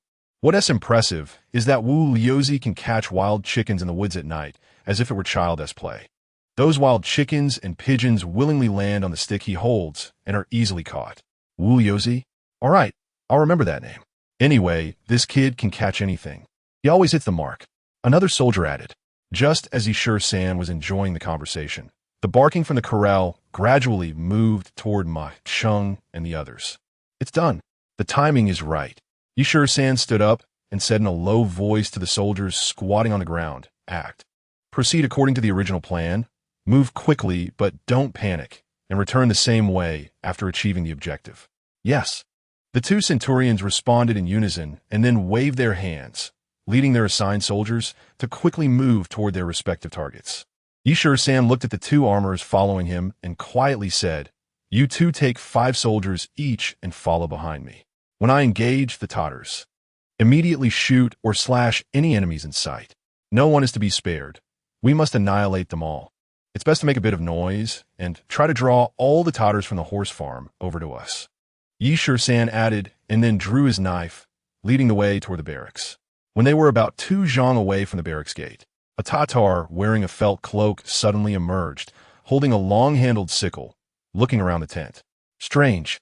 The Tatar, using the moonlight to look around, muttered, "It's been a long time since the wolf pack came to the horse farm. What's going on tonight?" Following this, Several Tatars dressed in leather robes came out from various tents, some holding torches, some with curved knives, and some with long-handled sickles, all checking the surroundings. The howls of wolves were sometimes distant and sometimes close, and the barking of dogs varied in intensity. Fortunately, the wolf pack had gotten close to their horses and had been driven away by their dogs. One Tatar listened to the sounds, determined the direction of the wolf howls, and said to a few others, "Let us go check it out. We mustn't let the wolves eat what the dogs can." At this moment, a good 10 or more Tatars emerged from the tents. Bang! Bang! These Tatars raised their torches, and one of them banged on a gong to scare away the wolves. The Tatars shouted loudly, rushing out of the camp toward the direction of Ma Chung and the others. Good. This scene exceeded Shisan's expectations. Originally, he planned to kill the Tatars inside the tents like last time, giving the others enough time and space to steal food and livestock. Now, this is much easier. No need to search each tent to kill. Moving closer to follow, waiting for the right moment to annihilate the enemy. Shisan gave the order, crouching low as he followed closely. Half a mile from the horse farm campsite, Shisan suddenly leaped like a wildcat, swinging his knife toward the back of a Tatar's neck. Thud! The unlucky one at the back didn't have time to shout in pain before his head was severed from his body. Watch your step, don't trip. A Tatar who heard the noise in front turned back to remind. Suddenly, the Tatar companion shouted in alarm. Not good, enemy attack, there are thieves. As the Tatar turned around, he was met with the sight of a dozen figures wielding knives and bows, rushing towards them from behind. Chapter 57. Wu Liuzi, you really are a talent. Whoosh! 2 arrows shot out from behind Shisan. After a scream of agony, one Tatar, who had dropped his torch and curved knife, fell to the ground, covering his eyes and wailing. It seemed that one of the arrows had missed while the other struck a Tatar in the eye. Let's fight back. The leading Tatar roared, swinging his curved knife and lunging at a soldier holding a bow and arrow behind him. With a thud, the Tatar who had jumped high suddenly fell straight to the ground, blood spraying from his back as he stumbled 2 steps before collapsing slowly. A bloody hole went through his chest and out his back. Shisan darted around like a bat, wildly attacking.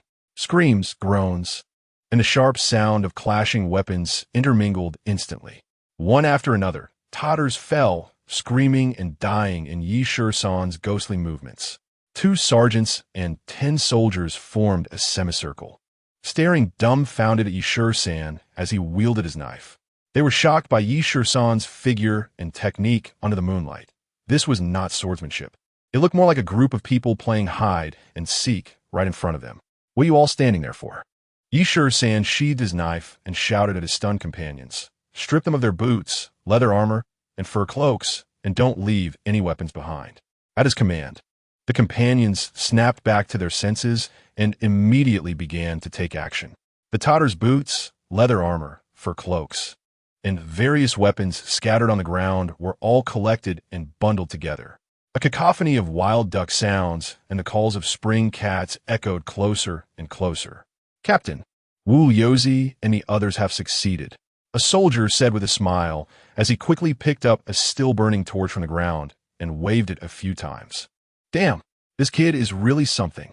I told you, in the middle of winter, where would you find house cats calling out in the wild? It's just wild ducks. And there are no reeds or water here, and they're making noise in the middle of the night? Shisan grinned, glancing at the corpses of the Tatars on the ground, which numbered over 20. The last remaining Tatar, covering his eyes and rolling around in agony, was also finished off by a sergeant. Before long, 5 figures came rushing over. Upon closer inspection, Shisan was delighted. The 5, including Ma Chung, were carrying several corpses of the Yuanming Mastiff on their backs. The Yuanming Mastiff is a large breed, and when Ma Chung and the others carried them, the heads dragged on the ground. One soldier was carrying 3 dogs on his back, panting heavily with his mouth wide open. Damn, you really are something. Shisan walked over to Wu Liuzi and jokingly scolded him. Wu Qi grinned stupidly and said, Sir, now we can have dog meat to eat. Eating dog meat in winter is a great boost. Enough. Shisan raised his hand and said sternly, we can't stay here long. Quickly go to the corral and drive the horses. At this time, since the few toddlers had been lured away to chase the wolf pack. There was no one left near the warehouse and corral. Despite this, Kai Yun and Chi, who were still in a panic, hurriedly preparing the loads, then driving the remaining military horses to begin the retreat. By the time Shisan and the others arrived at the entrance of the corral, herds of military horses had already been driven out. "All right, gather the troops," Shisan shouted, stopping the horses that had not yet been driven out, and called, "Quickly, each person grab a horse and leave this place at full speed." Fortunately, these soldiers had decent skills and experience, even without reins and saddles. They managed to grab the manes and mount the horses. The ground trembled, and dust rose in the moonlight. In less than an hour, Shisan and the others had returned to the territory of Yaozi Ridge. "Captain, it's almost dawn." Looking up at the darkening night sky, Chi instructed the soldiers to light torches. The night before dawn becomes particularly dark, although they had returned to Yaozi Ridge. This area filled with pine forests was the easiest to get lost in. Fortunately, no pursuers were found, and nearly everyone focused their energy on herding the horses. At night, it's easiest for horses to get lost, and no one wanted to lose the meat right at their lips. 30 or 40 torches were lit, illuminating the faces filled with excitement. "Slow down, be careful on the way, and make sure not to lose any spoils," Shisan reminded the soldiers once again. The military horses that had run off inside and outside the corral didn't count, but even a bag of beans from the military horses that had been driven back over 40 miles was something Shisan didn't want to lose easily. After a stick of incense, the military camp at Yaozi Ridge erupted in excitement. The soldiers who had not been selected rushed out of the barracks, their faces filled with astonishment as they looked at the herds of military horses in the corral. At this point, the sky had already brightened. Almost all the soldiers were gathered outside the horse herd, marveling in awe. Reporting to Captain, Chi, drenched in sweat, his eyes filled with excitement and admiration, approached Shisan and bowed, saying, "This battle was a great victory. We captured a total of 160 bags of beans and 367 military horses." As soon as he finished speaking, Kai Yun's face turned pale. 160 bags of beans was no small harvest. Calculating as 60 pounds per bag.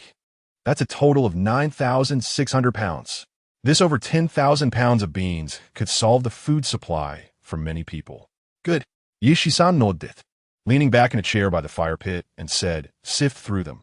The good ones are for eating, and the inferior ones are for feeding the horses." "Understood." Without a moment's rest, Chi hurriedly instructed the sergeants to make arrangements. "Bring Wu Yozi over." Shisan glanced at Ma Chung, instructing him to call Wu Yozi to see him. Moments later, Wu Yozi, busy in the courtyard skinning the dog, was brought before Shisan. Shisan's gaze once again scrutinized the slender soldier from head to toe. "How old are you?" Reporting to the captain, "I just turned 21 this year."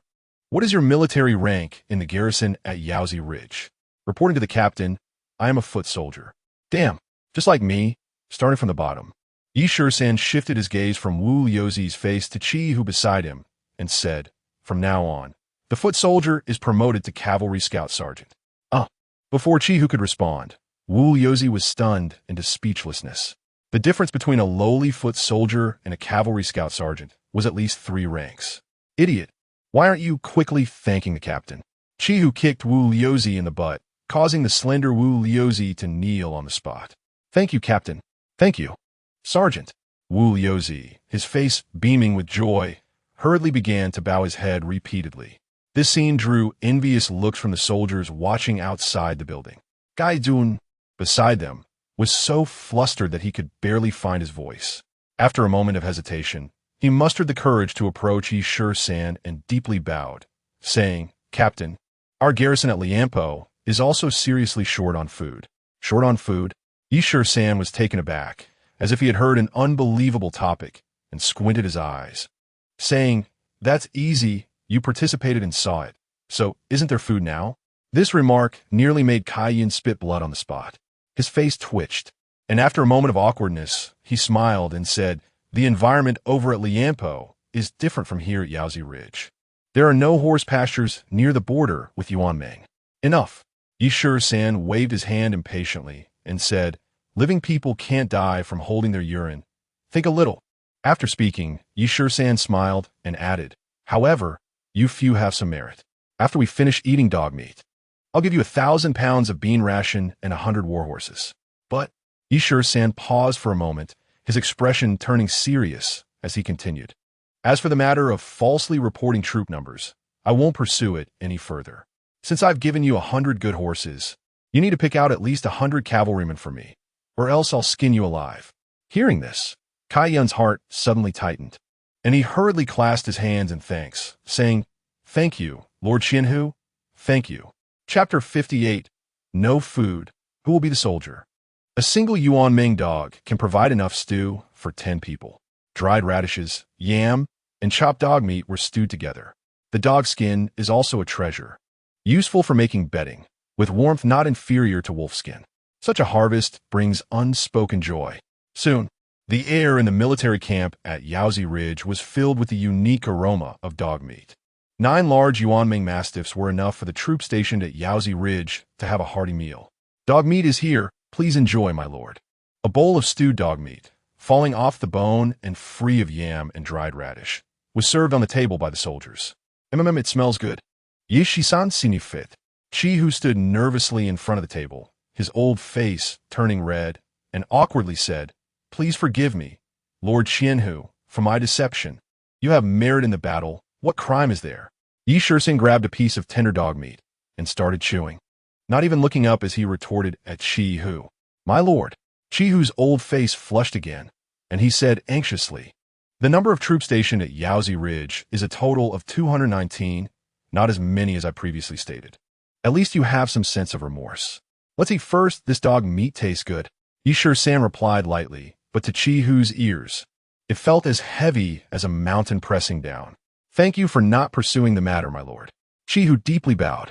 With this statement, Chi Hu felt slightly more at ease, realizing that Shisan was not someone to be easily fooled. In the North Defense Army, Shisan was the first to dare to snatch horses from the Tartars. If the Tartars did not invade Daxia, the North Defense Army would be in a good position. Who would dare to forcibly invade Tartar territory, robbing horses and food while killing people? Only Shisan, the soldier of slave status who had been conscripted, could be promoted to a lower officer rank from the very bottom, and it was not without reason. The rumors of his previous promotions turned out to be true. The knife in his hand was not just for decoration, but forged specifically for killing.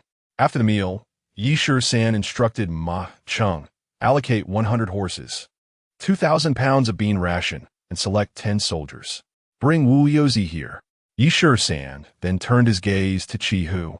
Also allocate 5 horses and 500 pounds of bean ration to the beacon tower at Yaozi Ridge. Deliver my orders that the beacon tower is to enter wartime alert immediately, including your station troops. If there is any wind or movement regarding the Yuanming Tartars, immediately light the beacon. Anyone who dares to delay military matters will be executed without mercy. This statement sent another shock through Chi Hu's heart. Moments later, Wu Liuzi, accompanied by the 10 newly selected soldiers, drove 100 military horses carrying 2,000 pounds of bean ration back to Huangjiangxian with Shisan. Upon arrival at the barracks, without even having a sip of water, Shisan ordered Ma Cheng to quickly summon Su Laolu to see him. Now that he was a lower officer, the military households in Tunshan village were no longer just for cooperation, but were directly under Shisan's jurisdiction. This meant that Su Laolu, as the deputy, was now Shisan's subordinate. Before Ma Cheng could set out, Su Laolu, accompanied by several farm soldiers, had already rushed over from the sandy area towards the barracks. From a distance, upon seeing a large group of horses coming this way, Su Laolu guessed that Shisan had probably robbed the Tartars again. Upon meeting, Su Laolu knelt on one leg and clasped his hands, saying, Deputy Su Laolu from Tunshan village, I greet you, Lord Lower Officer. All right. Shisan grinned and waved his hand. We are all old acquaintances. No need for all this formality. Thank you, Lord Qianhu. Su Laolu stood up, chuckling awkwardly. I heard the soldiers say that you have seized all of the He family's grain, not allowing a single grain to be transported to the town's yamen. Shisan waved his hand again, grinning. I've worked hard to acquire this grain and land. Why should I let others decide? This was something only Su Laolu understood. and it was meant for him to hear. Setting a trap for the He family, who had crossed him, was something they both knew well. Otherwise, there would be no breakthrough to find such an enemy to resolve the food issue. Su Laolio's eyes flickered over the 100 military horses, and he was instantly filled with greed, nearly drooling, as if it were as long as the horse reins. My lord. Su Laolio's gaze remained fixed on the group of horses. Yi Shisan raised his hand and said, "Let's talk inside." Once inside, Yi Shisan, who had been lacking sleep the entire night, climbed onto the Kong and half lay down on the bedding, stretching lazily before saying, "Ma Chung, listen up. Clean up the next room and let Wu Liuzi and the others stay in the big Kong next door. Then make a trip to the beacon tower and tell Ding Wei to be on duty immediately and keep the lookout." Yes. Ma Chung clasped his hands and immediately went to make arrangements. After watching Ma Chung leave the room, Yi Shisan turned to Su Laolu and said, "These horses are all for you, 90 horses. Adding the ones from last time, you need to immediately organize a cavalry unit. Without cavalry, we can't fight the Tartars. In the entire North Defense Army, cavalry made up less than 40%, while the Yuanming Tartars had cavalry accounting for almost 80%. This disparity in speed and formation impact meant that the North Defense Army would collapse upon encountering the enemy. Even in a standoff, if the enemy's cavalry charged, the remaining troops would scatter, leaving the Tartars to chase and kill. The border residents in the northern desert were not skilled in herding livestock and primarily focused on agriculture. In combat relying on vast deserts, gobi, and grasslands, cavalry directly crushed infantry. Su Laolu understood all of this. As an old soldier, knowing was not enough. You needed to provide food, silver, and horses to let soldiers mount horses and become cavalry. Su Laolio's face was filled with gratitude as he sighed. Now that we have grain, though it's not abundant, it's much better than gnawing on yam every day. Moreover, now that we have war horses, training cavalry won't be a difficult task. With the military's distribution, the discarded war horses that can pull carts can't even be counted on one hand, let alone charging in a battle. Exactly. Yi Shisan lazily glanced at Su Laolu and said, "Training cavalry isn't difficult. The most lacking thing right now is the number of soldiers." He knew well that the station troops from the two villages were officially recorded as 500, but the actual number was less than 80%, and the number capable of fighting was even less than half. If they could gather 300 cavalry, plus 100 from the farm soldiers of Tunshan village, and recruit 200 from the villagers, then 600 cavalry could barely contend with the nearby Tartars. Recruiting from the villages would require food. No food? Who will be the soldier? My lord. Su Laolu pondered for a moment, and then looked up to say, "I suggest we take a portion of the He family's grain for conscription. The surrounding villages are already under your jurisdiction, and for each man recruited, we could provide a stone of grain. This way, we should be able to gather 200 to 300 able-bodied men." Yi Shisan nodded and said, "That's what I was thinking, and we can also select 100 war horses from the pasture of my wild Donkey Beach village. That would complete the task. My lord, the horses from the wild Donkey Beach pasture need to be allocated by the military department. Even though you manage wild Donkey Beach village, all military resources still require the military department's approval and signature." A hint of anxiety surfaced on Su Laolio's face as he looked worriedly at Yi Shisan. "Let me think." Yi Shisan frowned, unable to come up with a strategy at the moment. War horses belonged to military supplies, which was an unbreakable fact, and currently, they could not outright defy the orders from the military department. "Let's go. You accompany me to the village." Yi Shisan suddenly sat up from the Kong and said, "Zheng Yidao might have a good solution. We can't let that old man sit idle." "Find him?" Su Laolu shook his head, looking somewhat troubled as he gazed at Yi Shisan and said, "Zheng Yidao was a well-known guerrilla fighter in the Northern Defense Army, with a fierce and swift blade technique." "What a pity." "What a pity about what?" Yi Shisan asked while putting on his boots. "Sigh." Su Laolu sighed and shook his head. "It is said that Zheng Yidao, back in the day, was searching for some kind of stone, said to have fallen from the sky. As a result, during a mission, he fell deep into the enemy's encirclement and lost half of his left leg. After recovering, he was relegated to a military settlement as a blacksmith, and from then on, he has been in decline." Upon hearing this, Yi Shisan was suddenly startled. His own knife was forged with some kind of meteorite, wasn't it? The Xian iron knife, combined with the 9 nether blade technique, could trouble even gods and ghosts. Then I need to make a trip to the blacksmith's shop. Shisan's gaze sharpened as he picked up the broken knife from the Kong and walked straight out of the room. Chapter 59. How many returned from ancient battles when he arrived at the blacksmith's shop? Shisan went directly to the backyard. I've seen you, sir. Zhang Yidao, who was taken aback upon seeing him, leaned on his crutch and was about to kneel. Sit down, don't stand on ceremony. Shisan quickly reached out to stop Zhang Yidao from kneeling. Since being promoted to a lower officer, everyone he knew had to kneel and pay their respects upon meeting him. Although Shisan spoke politely, he felt quite pleased inside to see Zhang Yidao struggling to kneel with his injured leg. At that moment, Shisan caught a glimpse of Yishioer, casting him a complex look before she quickly slipped into the kitchen. Remembering the day Yishioer got married, the way she looked at him after he forcefully broke through that narrow barrier always gave him a strange feeling. That vivid, piercing red, like a plum blossom, lingered in his heart. Please sit, sir. Zhang Yidao stood beside him, terrified, leaning on his crutch to offer Shisan a seat. Shisan scanned the room.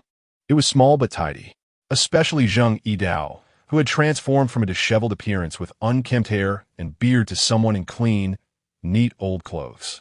Get back in the game, Shisan said directly, without beating around the bush, issuing a command to Zhang Yidao. Zhang Yidao was taken aback, then shook his head. I'm already a useless person, only able to pull the bellows in the blacksmith shop to get by. I cannot delay your future, sir. Nonsense. Shisan changed his tone, no longer respectful, and said sternly, I will personally train the cavalry, but you need to teach the infantry combat skills. Sir. Zhang Yidao's eyes turned red and his lips trembled. Don't say anything more. Prepare yourself. Wait for me at home tomorrow. We will go to the training ground in the settlement together. After saying that, Shisan turned and strode out of the blacksmith shop without looking back. Yishioer, holding a teapot in one hand and a teacup in the other, stared blankly as Shisan walked away. You have to listen to him. Yes, that's a military order. I cannot disobey. He is different from others. I know, no one in the Northern Defense Army can surpass him right now. He is a man. He is a war god. Yishioer smiled, repeating Zhang Yidao's earlier words. That's right, he is a war god, and more importantly, he is a man. Zhang Yidao tossed aside his crutch, reached out, and lifted Yishioer by the waist, placing her on the Kong. One hand went to her waist, while the other began to unbuckle his belt, breathing heavily. What do you think? Can I do it? Yishioer, with a smile that was neither laughter nor a frown, replied ambiguously, you can't become him, but he can make you. Shisan borrowed a hand drill from the carpenter in the settlement, then gathered some tanned cowhide and ironed before leaving the settlement. In the barracks, Shisan sketched and revised on a piece of paper repeatedly. An hour later, Shisan held up the paper he had been working on, smiling. It's done. It should work. At that moment, Yiju was holding a thick cow leg bone and approached Shisan, saying, I've cleaned it, scraped while roasting it. It should not crack. Shisan took the cow leg bone, measured it against his calf, and then compared it with a ruler for a while. What about wood? Shisan's eyes were fixed on the cow leg bone on the table. Glancing at the paper, he continued, pear wood is best. It has toughness. Juju wood is hard, but not easy to make joints. Confused, Yiju went to fetch a wooden board from behind the door and placed it on the table before retreating. His cousin was currently in charge of 7 villages, 10 beacon towers, and 500 station troops as a lower officer. Afraid of disturbing Shisan, Yiju quietly boiled a pot of tea and silently placed it on the table before stealthily leaving. Back in the kitchen, Yiju was full of energy, busy preparing dinner for nearly 20 people. Even as a servant, working was natural, but at this moment, he was no longer bullied or trampled upon. He envied Yi Laba, who was young and had been appointed as a beacon soldier, thus starting to receive rations. All of this was thanks to Shisan. May the heavens bless. May they keep my child safe and sound. Yiju could only silently place all his hopes on Shisan. As long as Shisan was there, they would not suffer too much. Meanwhile, in a thatched cottage in the sand pit, Kai Air was munching on a piece of flatbread, unable to hide her joy, excitedly saying, Mother, this flatbread is so delicious. much better than roasted yam. Today, Brother Sukai personally delivered the flour and rice. It should last us a while. Yilu shook her head and smiled. We can't just think about eating flatbread. Your brother is still in the army eating coarse grains and yam. We need to save the flour for when your brother comes back, and I'll make him pancakes myself. Mother, Kai Er pouted and said sweetly, Brother is already the highest official here, 1,000 household general now. All the beacon towers and soldiers around here are under his command. That's what Brother Sukai said. Sigh. Yi Lu's expression darkened immediately, murmuring, a general success comes at the cost of countless lives. How many return from ancient battles? After speaking, Yi Lu turned away, wiping the corners of her eyes with her sleeve. Although Kai Er could not see anything, Yi Lu was always afraid someone would notice her feelings. My Laba brother is also a beacon soldier now. Unable to hide her joy, Kai Er was the happiest at this moment. Completely unaware of the heavy crises her brother Yi Shisan was facing. Mentioning Yi Laba, Kai E, who was mending clothes nearby, couldn't help but blush. This woman, who once begged Yi Shisan for food, was now filled with endless longing. Her past thoughts of being at the mercy of men for food replaced by hopes for a better future. Yi Shisan had given her food, but he did not take advantage of her. Although she was ready, he did not do so. Keep it down. Finally unable to hold back, Kai raised her head and laughed. This thatched cottage doesn't block the wind or sound. Everyone in the village can hear you. What are you talking about? Kai stuffed the last bite of flatbread into her mouth, cheeks puffed out, and continued. The military households in the village knew about Brother becoming 1,000 household general even earlier than us. If it weren't for Brother Sukai saying so, we wouldn't even know. Looking at Kai Er's innocent little face, Kai shook her head and smiled, not continuing the conversation. In Kai Er's heart, her brother Yi Shisan was a towering hero. As long as her brother was there, no one would dare to have ill intentions towards her and her mother.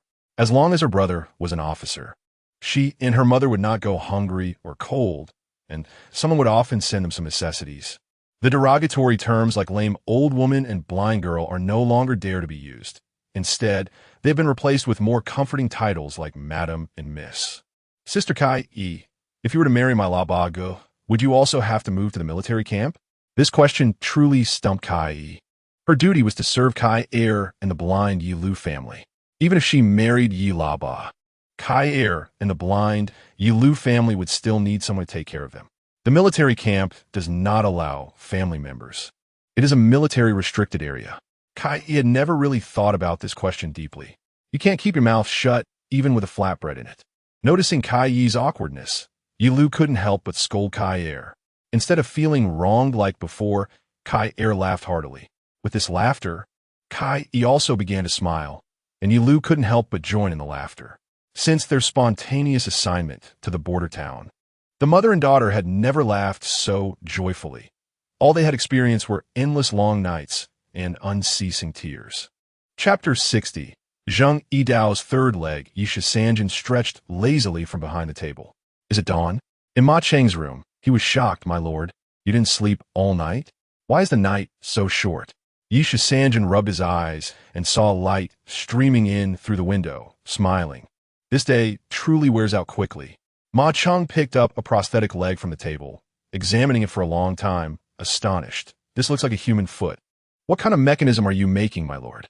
Yi Shisan glared at Ma Cheng and said, Do you have eyes for venting your anger? It looks like a human foot. Isn't it meant for walking? Ma Cheng laughed, looking worse than crying, awkwardly saying, We all have war horses to ride. And we don't lack 2 legs. Who would need it? All right. Yi Shisan waved his hand, yawned, and said, Gather after breakfast, and we'll go to the military training grounds in Tunshan village. Aren't you going to sleep? Ma Cheng was stunned, feeling the question unnecessary. So he awkwardly smiled and hurriedly went out to fetch washing water for Yi Shisan. After a hasty breakfast, Wu Yozi had already brought 10 cavalrymen, ready to set out. Ma Cheng led Yi Shisan's horse, and after Yi Shisan mounted, he climbed onto his own horse. 13 war horses galloped along the sandy ridge towards Tunshan village. The sound of hooves thundered along the way, dust billowed, and the war horses neighed as they quickly disappeared behind the sandy ridge. Strange. On the beacon tower, Zhang Fa. On lookout, shaded his eyes with one hand and said, "My lord must have gone to Tunshan village. Why detour through the sandy ridge instead of going straight through the sandy pit? Are you foolish?" Li Fugui rolled his eyes at Zhang Fa, proudly saying, "Taking the sandy pit is closer, but Lord Ye's family lives in the sandy pit right now, with training being urgent. Lord Yi likely doesn't want to distract himself. So that's how it is. But those Tartars have extraordinary stamina. Even if detouring through the sandy ridge, it won't waste time." Zhang Fa nodded, feeling more respect for Shisan. Sigh. Li Fugui shook his head, lamenting. This time, when raiding the Tartars' horse farm, Lord Yi brought soldiers from the garrison. We brothers missed an opportunity to make a contribution. Nonsense. Zhang Fa spat, disdainfully saying, "Make a contribution? You almost wet yourself during the last night raid on the Tartar pasture." "Ha!" Li Fugui awkwardly laughed, scratching the back of his head and said, "The first time? Who isn't scared? Usually when the Tartars invade, we don't have time to light the signal fire and are busy running for our lives, watching the Tartars burn, kill, and plunder. Who would have thought that Lord Yi would dare to attack the Tartars' residence?" "True." Zhang Fa sighed, reflecting, "It seems the Tartars aren't invulnerable either. Dozens of them can't withstand a wild hack from Lord Yi. Their heads still moved, right?" Li Fugui seemed to remember something, puzzled. "Strange. This time Lord Yi raided the Tartar horse farm. He must have killed some Tartars. Why didn't he cut off their heads and send someone to report to the military for a reward?" Upon hearing this, Zhang Fa shook his head. "Don't go looking for trouble. Without the military's unified deployment, provoking war for no reason will get you in trouble with military law. Lord Ye's raid on the war horses and beans was to save our lives, not for promotion and wealth." Li Fugui nudda tutfuli, suddenly saying, "I heard from Dingshi that Lord Yi promoted a soldier named Wu Liuzi to cavalry scout. That kid is really lucky." "Who are you talking about?" "Wu Liuzi." "Damn, that kid?" Zhang Fa shook his head, lamenting, "From my village, he has been stealing chickens and dogs since he was little. I didn't expect Lord Yi to notice him. What a stroke of luck." "Ah, from your village? So you all know each other?" "Hey, not to mention, that Wu Liuzi really has a talent. When he opens his mouth, he can imitate anything, and most people can't tell the difference. Is he that good? You wouldn't believe it. I remember when we were kids, Wu Liuzi learned the mating call of a sheep and lured a ram from a neighboring village, getting beaten up by the shepherd from that village. Ha, that kid really has skills. There's more. In the summer at Shallow Water Bay, he took a piece of reed, submerged himself in the reeds, poked his head out to imitate a wild duck's call, then submerged again, and when the courting wild ducks flew over, he suddenly reached out from under the water and grabbed their feet. That kid, now following Lord Yi, has finally found a use for his skills. As a guerrilla cavalry, scouting enemy situations is essential, and this kid will definitely come in handy. Indeed, Wu Liuzi is naturally silent when he walks, can imitate anything, and is elusive. While Zhang Fa and Li Fugui were engrossed in discussing Wu Liuzi, Shisan and his group of 13 riders had already arrived at Tunshan village. Upon entering the village entrance, Shisan looked at Ma Cheng and said, "You take them to the training grounds. I will stop by the blacksmith shop first." Upon reaching the backyard, Zhang Yidao had already shaved his head and face to a shine. The scar on his cheek looked like a military merit badge. "Lord Qianhu has arrived. The village woman will brew tea for you right away." Ishioer composed, bowed her head to Shisan, and then turned to go to the kitchen. Watching Ishioer's walking posture, Shisan couldn't help but feel a surge of heat in his heart. "Lord Qianhu, please have a seat. My wife's tea will be ready shortly." Zhang Yidao, dressed neatly in short clothing, hurried to move a stool for Shisan. "Enough." Shisan waved his hand, throwing a bag he was holding on the ground, saying, "Try it, it should work." "What is this, my lord?" Zhang Yidao looked confused, his eyes puzzled as he looked at Shisan. Shisan grinned and said, "Open it and see." At that moment, Ishioer placed a teapot and teacups on the table, not hurrying to pour tea for Shisan, but squatting down to untie the bag thrown on the ground. What appeared before Ishioer, in Zhang Yidao's eyes, was a half-leg of a person wearing leather boots. At the knee joint, thick leather was sewn into a hollow cylinder about the width of a bowl. On both sides of the hollow cylinder, There were 2 leather straps about 2 fingers wide, each nearly 5 feet long. The other leather boot lay on the side, horizontally on the ground. Try it. It should work. Shisan jinrated. From the direction of the leather boot, it was clear this was a half left leg. My lord. Zhang Yidao instantly understood Shisan's intention and knew the purpose of the object before him. You sit down. I will help you wear it. He Shioer, with tears in her eyes, picked up the half leg and supported Zhang Yidao's remaining leg to fit it on. Yes, just like that. Shisan stood by, directing. Cross the straps, yes. Wrap it around the knee twice, yes. Then wrap the rest around the waist and secure it. He Shioer, completely undressed, followed Shisan's instructions to attach the half leg to Zhang Yidao's left leg. Tilting his head and examining for a moment, he took another cowhide long boot. Quickly removed the cloth shoe from Zhang Yidao's right foot and replaced it. Take a few steps to try it out. Shisan enjoying it. Looking at Zhang Yidao's excited, trembling face, take bigger steps. Just treat it as your original legs. He helped Zhang Yidao stand up, but said anxiously, Be careful, be very careful. Take it slow, walk steadily, my lord. Zhang Yidao pushed away Hishio's hands that were supporting him, turned around excitedly, and walked back into the house from the yard, shouting, I can do it, I can do it. After speaking, Zhang Yidao's gaze fell on the cane he had leaned on for several years. Crack! A cane made of jujube wood, polished to a shine, was swung by Zhang Yidao and smashed into several pieces on the ground. Heaven above, if I, Zhang, ever have second thoughts about Lord Qianhu in the future, let this cane lead me to ruin. Zhang Yidao's expression was stern as he knelt on one knee after breaking the cane, raising his head to the sky to make a solemn vow. Chapter 61. Zhang Yidao grew afoot. Tunshan village, major training ground. Over 100 field soldiers stood in 2 neat rows, waiting in formation. Shisan handed the reins to Ma Cheng, who had been waiting at the entrance of the training ground. Why isn't Zhang Yidao using a cane? Is that really Zhang Yidao? Didn't he break his leg? Why does he look no different from a normal person? Look, Zhang Yidao has grown a foot. It was indeed Zhang Yidao, walking over without a cane. The neatly arranged formation immediately became chaotic with Zhang Yidao's appearance. Soldiers of Tunshan village, pay respects to Lord Qianhu. Upon seeing Shisan approach, the field soldiers immediately stopped discussing Zhang Yidao and knelt on one leg, cupping their fists in salute to Shisan. No need for formalities.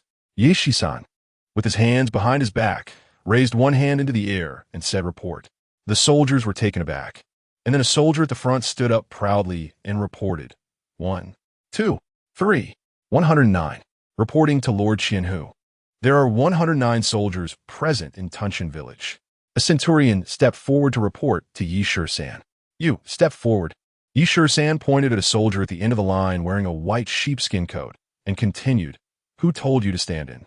The soldier stepped forward, knelt before Shisan, and stubbornly said, It was my father.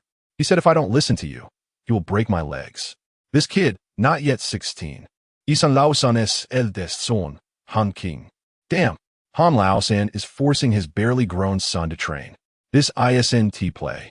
This is about going to battle against the Tatars invading our great Xia territory. Go home, or help my lord feed the horses. Shisan frowned, genuinely reluctant to let a 14 or 15-year-old boy participate in training. Just then, Han Laosan hurriedly arrived at the training ground, bending down and holding a repaired wooden-handled saber. I have seen Lord Qianhu. As soon as they met, Han Laosan knelt on one leg, dragging the saber's handle and bowing in greeting. Why aren't you at home recuperating? What are you doing here? Shisan frowned and asked Han Laosan in an annoyed tone. Reply to my lord.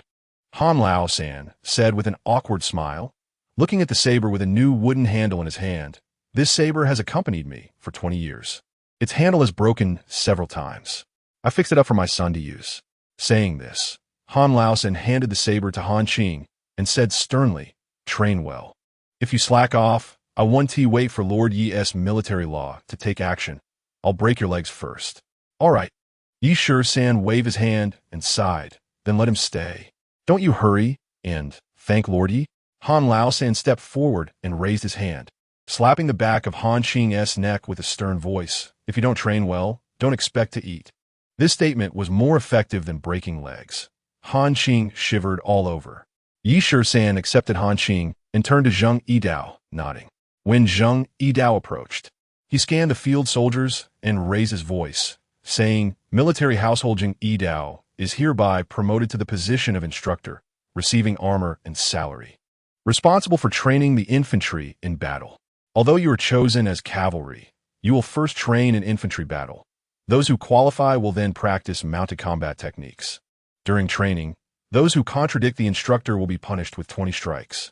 Those who neglect training subjects will be punished with 100 strikes and 3 years of hard labor. Upon hearing this, the entire field fell silent.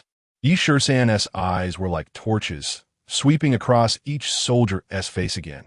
And he continued, You are all familiar with Instructor Zheng, right? If you want to eat, if you want to keep your family alive, then train hard in combat skills. Cutting off the enemy's heads is the only way. Cutting off the enemy's heads is the only way. The soldiers raised their sabers high, and the training ground erupted in cheers, startling the crows resting on several dead trees, which flew away in a flurry. Yi Shisan raised his arm again, and the thunderous shouts in the training ground finally subsided. Looking at Zheng Yidao again, his cheeks twitched nervously. The scar on his forehead became purplish red due to excitement. Zheng Yidao slightly swayed his body, took 3 steps forward, and slowly raised a new saber. This saber was crafted by Zheng Yidao, who had climbed down from Hishio's back after Yi Shisan left the blacksmith's courtyard, forging it overnight despite his fatigue. The saber was also quite ugly, resembling a piece of iron. Just as Yi Shisan successfully stitched the prosthetic limb wrapped in cow bone in the early morning, Zheng Yidao also completed the forging of the new saber. My lord, this saber was made by me last night for myself, as a combatant. I can't live without a saber in my life. Zheng Yidao bowed to Yi Shisan, then slowly turned to face the soldiers again and bowed, saying, As a soldier of the border town, I must fight bravely for our territory. I ask for your support, brothers. Ma Cheng, unable to hold back, stepped forward and said to Zheng Yidao, Did you know? While you were forging your saber, Lord Qianhu didn't sleep all night and also made this prosthetic limb for you. Upon hearing this, Zheng Yidao's body trembled. Let us start training. Zheng Yidao shouted loudly. 20 people in a group, divide into 6 groups. Each group spread out a distance of 10 feet. Yi Shisan slightly nodded and said to Wu Liuzi, You 11 will join the remaining 9 to form a group and start training immediately. Wu Liuzi nodded and waved to the 10 cavalry who had dismounted, quickly integrating into the last 9 field soldiers to form a group. In an instant, the training ground was filled with the sounds of battle. Amidst the swirling dust, the 6 groups of infantry faced off, sometimes side by side, sometimes charging, with their sabers glinting coldly, filling the training ground with a chilling atmosphere of battle. Yi Shisan, along with Ma Cheng, went to the signing house courtyard and said to Su Laolu, From now on, Tunshan village will enter level A combat readiness. The Tatars may come at any time. We must be prepared. Give Zheng Yidao his salary, plus 2 sheng of coarse rice and 5 taels of silver. My lord Su Laolu's old face turned red, saying awkwardly, It's easy to add food, just 2 sheng, but what about the silver? Looking at Su Laolu's embarrassed and helpless expression, Yi Shisan knew that the military department hadn't allocated any money for him as a lower Qianhu to distribute salaries. How could a deputy in a military reclamation area have the silver to fill this gap? Then let us take the food first. I'll think of a way for the silver. After speaking, Yi Shisan shifted his gaze to Su Kai's face, saying, Harness 2 carts, one for my mother and the other to transport my mother's belongings, quickly moving her to the He family courtyard in Lahoan village, and repurpose the thatched house in Shao for other uses. Upon hearing about Shao, Su Kai's only I instantly brightened. I'll obey. I will definitely ensure the old lady and Miss Kai are safely delivered to the He family courtyard. Su Kai darted out of the signing house to get to work, and Yi Shisan shook his head and smiled, saying, Give me the land deed for the He family. Su Laolu's expression tightened, and he said anxiously, My lord, we need to be cautious. The local government in the town probably won't let this go easily, right? This birdman is quite careful. Alas, San showed a troubled expression and sighed. I need to take the He family's land deeds to the local government and military department to ask for money. Without money, how can I feed the people of these 7 villages and 10 platforms? Su Laolu, still feeling apprehensive, said cautiously, we should take out a portion first. Shouldn't we keep something in hand? I fear the promises from those above may not be reliable. In the end, it will still be our troubles that increase. I think the same, but the current situation is pressing. Let's take it all out. San said helplessly, insisting on taking all the seized land deeds from the He family. Please wait, my lord. Not long after, Su Laolu returned, holding a hard wooden box. My lord, all the land deeds are inside. I kept a portion for myself and only submitted the house and shop documents to the military department. Su Laolu placed the box on the table, looking proudly at San. Very good. You handle matters well, and I can rest assured. San took the key from Su Laolu, signaling Ma Cheng to carry the box. All right, we will go to the town tomorrow to ask for money. Chapter 62. Raising money after dinner. San summoned Wu Liuzi privately. My lord. As soon as Wu Liuzi entered the room, he closed the door behind him. This guy truly lives up to his reputation for sneaky behavior. San nodded, pointing at the box containing the land deeds on the table, and said solemnly, make sure you know this. Don't get it wrong. Saying this, San took out the key and placed it on the table. This is the key. You can take a look and familiarize yourself. May I ask, my lord, what is this? Wu Liuzi, with a cunning look, knew San had a significant task for him. Otherwise, why would he summon this newly promoted officer alone? This box must contain something crucial. Open it and take a look. San instructed Wu Liuzi to open the box and count the land deeds. My lord, there are a total of 2,000 acres. San nodded, saying in a low voice, I will use this to mortgage at the money shop in the town to get some silver to pay the brothers. Otherwise, life will be tough for everyone. Understood? A smart person shouldn't be overly detailed. Wu Liuzi's eyes turned, and he whispered, is that what you mean, my lord? San did not respond, raising his hand to interrupt Wu Liuzi's words. He then personally put the land deeds back in a box, locked it, and returned the key to his pocket. You can go now, San said lightly, and Wu Liuzi bowed and left. Just as Wu Liuzi was about to step out after opening the door, San called out from behind, tomorrow morning. I will take Ma Cheng to the money shop in the town and mortgage it. I expect to be back before dark. The next morning, after a hasty breakfast, San and Ma Cheng rode quickly toward the town. Have you gathered all the information? San asked casually while looking ahead. Ma Cheng, half a horse length behind San, replied without thinking, rest assured, my lord. The Sitong money shop is run by the influential Lord Zhou, and this is not a secret in the entire border town. It's common knowledge. That's good. San smiled slightly, and they continued in silence. It's not just in Tontian Post Town, even 60 miles away in Wanchuan County.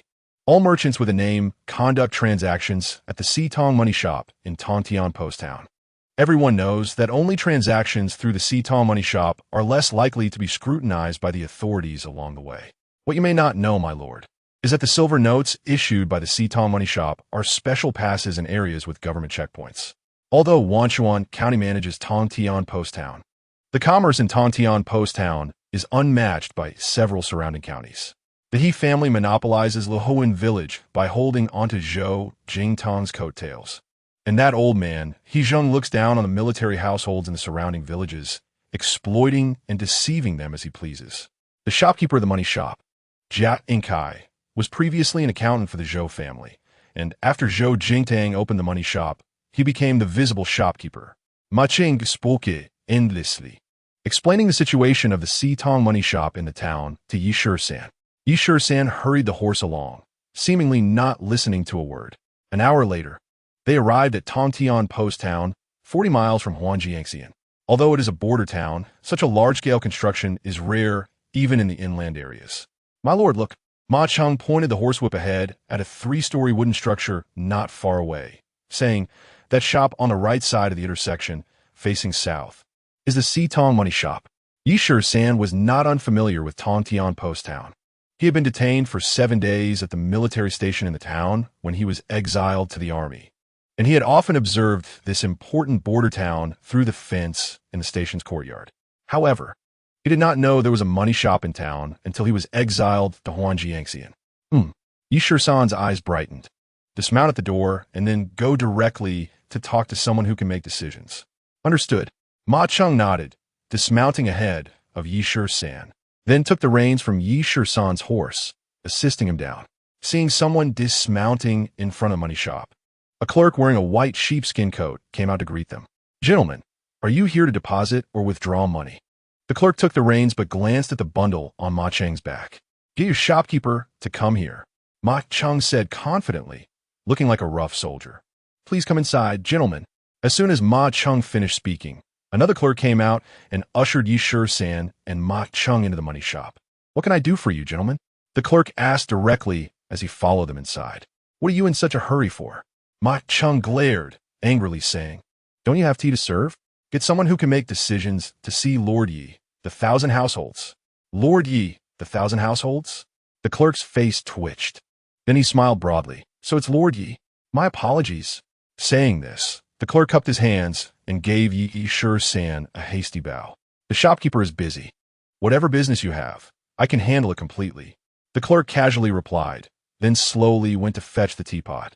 At this moment, the clerk who went to tie up the horses entered the money shop and smiled. So it's the newly appointed 1,000 households. Should I call for some food and let Shen Lu send it over? Enough. Yi Shisan frowned and impatiently said, Just do your business. Don't waste time with nonsense. So, Lord 1,000 households, do you have business to conduct? Is it a deposit or a mortgage? Mortgage. Yi Shisan replied in a deep voice and no longer paid attention to the clerk. The clerk still smiled, saying, Our money shop has 3 items we do not accept as collateral. First, weapons and armor. Second, living people and animals. Third, government documents. May I ask what Lord 1,000 households is looking to mortgage? Looking at the clerk who seemed to disregard the status of 1,000 households, Yi Shisan did not respond but glanced at Ma Cheng. Open your eyes wide and pay attention. Ma Cheng cursed, unbuckling the bundle from his back. Then took out a key from his pocket, opened a hard-wooden box inside the bundle, and coldly said, Land deeds just for 3 days. 3 days? As soon as the words fell, the clerk's eyes widened. Sir, are you joking with me? The clerk immediately lost his smile, looking serious as he inspected the box filled with land deeds. Who the hell is joking with you? Ma Cheng glared, cursing again. If I had that time, I'd go to Xinxiang building to have some fun with the courtesans. If it weren't for the soldiers demanding their wages, Lord 1,000 households wouldn't have come personally to handle this matter. Mind your tongue. Yi Shisan shot a fierce glare at Ma Cheng, then turned his gaze elsewhere, allowing Ma Cheng to continue negotiating with the clerk. Lord 1,000 households. The clerk turned his head and looked directly at Yi Shisan, saying, The land deed can be used as collateral, but if the money isn't returned by the deadline in 3 days, according to the rules, the collateral will belong to the bank. Stop wasting time. Quickly bring the money. This Qianhu is in urgent need. Yi Shisan acted like a clueless fool, reaching out to ask the clerk for the money. Seeing that Yi Shisan didn't even understand the process of pawning for a loan, a hint of surprise flashed in the clerk's eyes. Once he regained his composure, the clerk said, I dare to ask, how much silver does Qianhu need to pawn? At this moment, Ma Cheng interjected, the deed for 2,000 acres of fertile land, valued at 5 taels per acre, totals 10,000 taels of silver. The clerk was taken aback. This price was not high. Just then, the clerk who had gone to fetch the teapot was eavesdropping behind the curtain of the partition. This clerk smiled and clasped his hands, saying, Qianhu, please remain calm. Such a large loan, I must go to invite the shopkeeper to come over. After speaking, the clerk sauntered into the partition, gestured to the clerk carrying the teapot, then dashed out through a door. Sorry for keeping you 2 military gentlemen waiting. Another clerk, with a beaming smile, came out from the partition and quickly poured tea for Yi Shisan and Ma Cheng. I heard the amount of the loan is substantial. We really cannot make the decision and must wait for the shopkeeper to personally attend to you. The clerk maintained a smiling face, continuously refilling the tea. Chapter 63. Borrowing silver from Sitong Bank. Meanwhile, in another room. Shopkeeper, we have a big business deal. The clerk, with an excited expression, reported through the curtain to the person inside. Nonsense. The voice from behind the curtain shouted angrily. Recently, the border city has been unstable, and most merchants are staying home. How can it be a big business deal? The clerk, anxious, paced in circles and said, "It's that blind Yishi-san, claiming that the troops under him are causing trouble over their military pay and brought those land deeds to pawn for a loan." What? The curtain was suddenly lifted from inside, revealing the bank's shopkeeper, Jiang Fu, who immediately slapped the clerk. Nonsense. Since it's that dog Yishi-san walking into the trap. Why didn't you inform me in time? The shopkeeper cursed and then returned inside the curtain to put on his shoes. I just came to report. The clerk felt aggrieved, covering the half of his face that had been slapped. The curtain was lifted again, and coming out with Jiang Fu was a plump woman in a fox fur coat. Next time, don't be so impatient. You've raised people as hopes, but you've run out of steam. The woman waved her handkerchief, shot a glance at the dumbfounded clerk, and giggled as she left through the back door. What's going on? Shopkeeper Jiang Fu, fastening his belt with one hand and holding his shoes with the other, hurriedly asked, "Is it really that dog Yishi-san?" The clerk nodded repeatedly and carefully described the earlier events to Jiang Fu. Good. Jiang Fu clapped his hands and gritted his teeth, walking into the trap. Today don't blame me for being ruthless. After speaking, he glanced at the clerk and waved him closer, saying, "Quickly report to the Lord. Say I hurriedly left to attend to matters." Jiang Fu then strolled with his hands behind his back to the counter of the bank. "I am Jiang Fu, the shopkeeper of Sitong Bank, and I have met Qian Yi." Jiang Fu bowed and clasped his hands, properly greeting Yishi-san. "What about Sitong or Wutong?" Yishi-san, anxious, urged, "I need the money, not time to waste with you. Please remain calm." Jiang Fu was not in a hurry, stroking his few mouse whiskers on his chin, turning to the clerk serving tea and slowly said, "The tea is cold." "Why haven't you quickly replaced it with a hot pot?" Yes, I'll go boil another pot right away." The clerk, in a fluster, understood and grabbed the teapot on the table, turning to head toward the partition door. "Old man, quickly bring the money. I have matters to attend to." "Qian, you are even busier with military affairs. Don't waste my time here." Ma Cheng erupted in rage, pointing his finger at Jiang Fu. However, Jiang Fu paid no mind, not even glancing at Ma Cheng, but instead turned his gaze to Yishi-san, saying, "There are rules in our business, and this bank is no exception. The loan will have interest. It's easy to talk about silver. Even if it's 10,000 taels, we can't let Qian be in a difficult position." After staring into Yishi-san's eyes for a moment, Jiang Fu continued, "How about this for the 2,000 acres of land deed?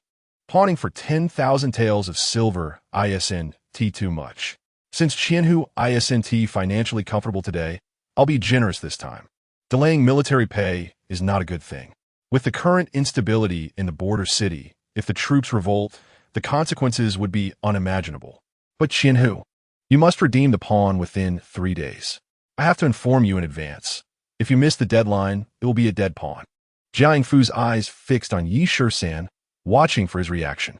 Unexpectedly, Yishi-san slammed the table, stood up, and said, "This Qian will first take the loan.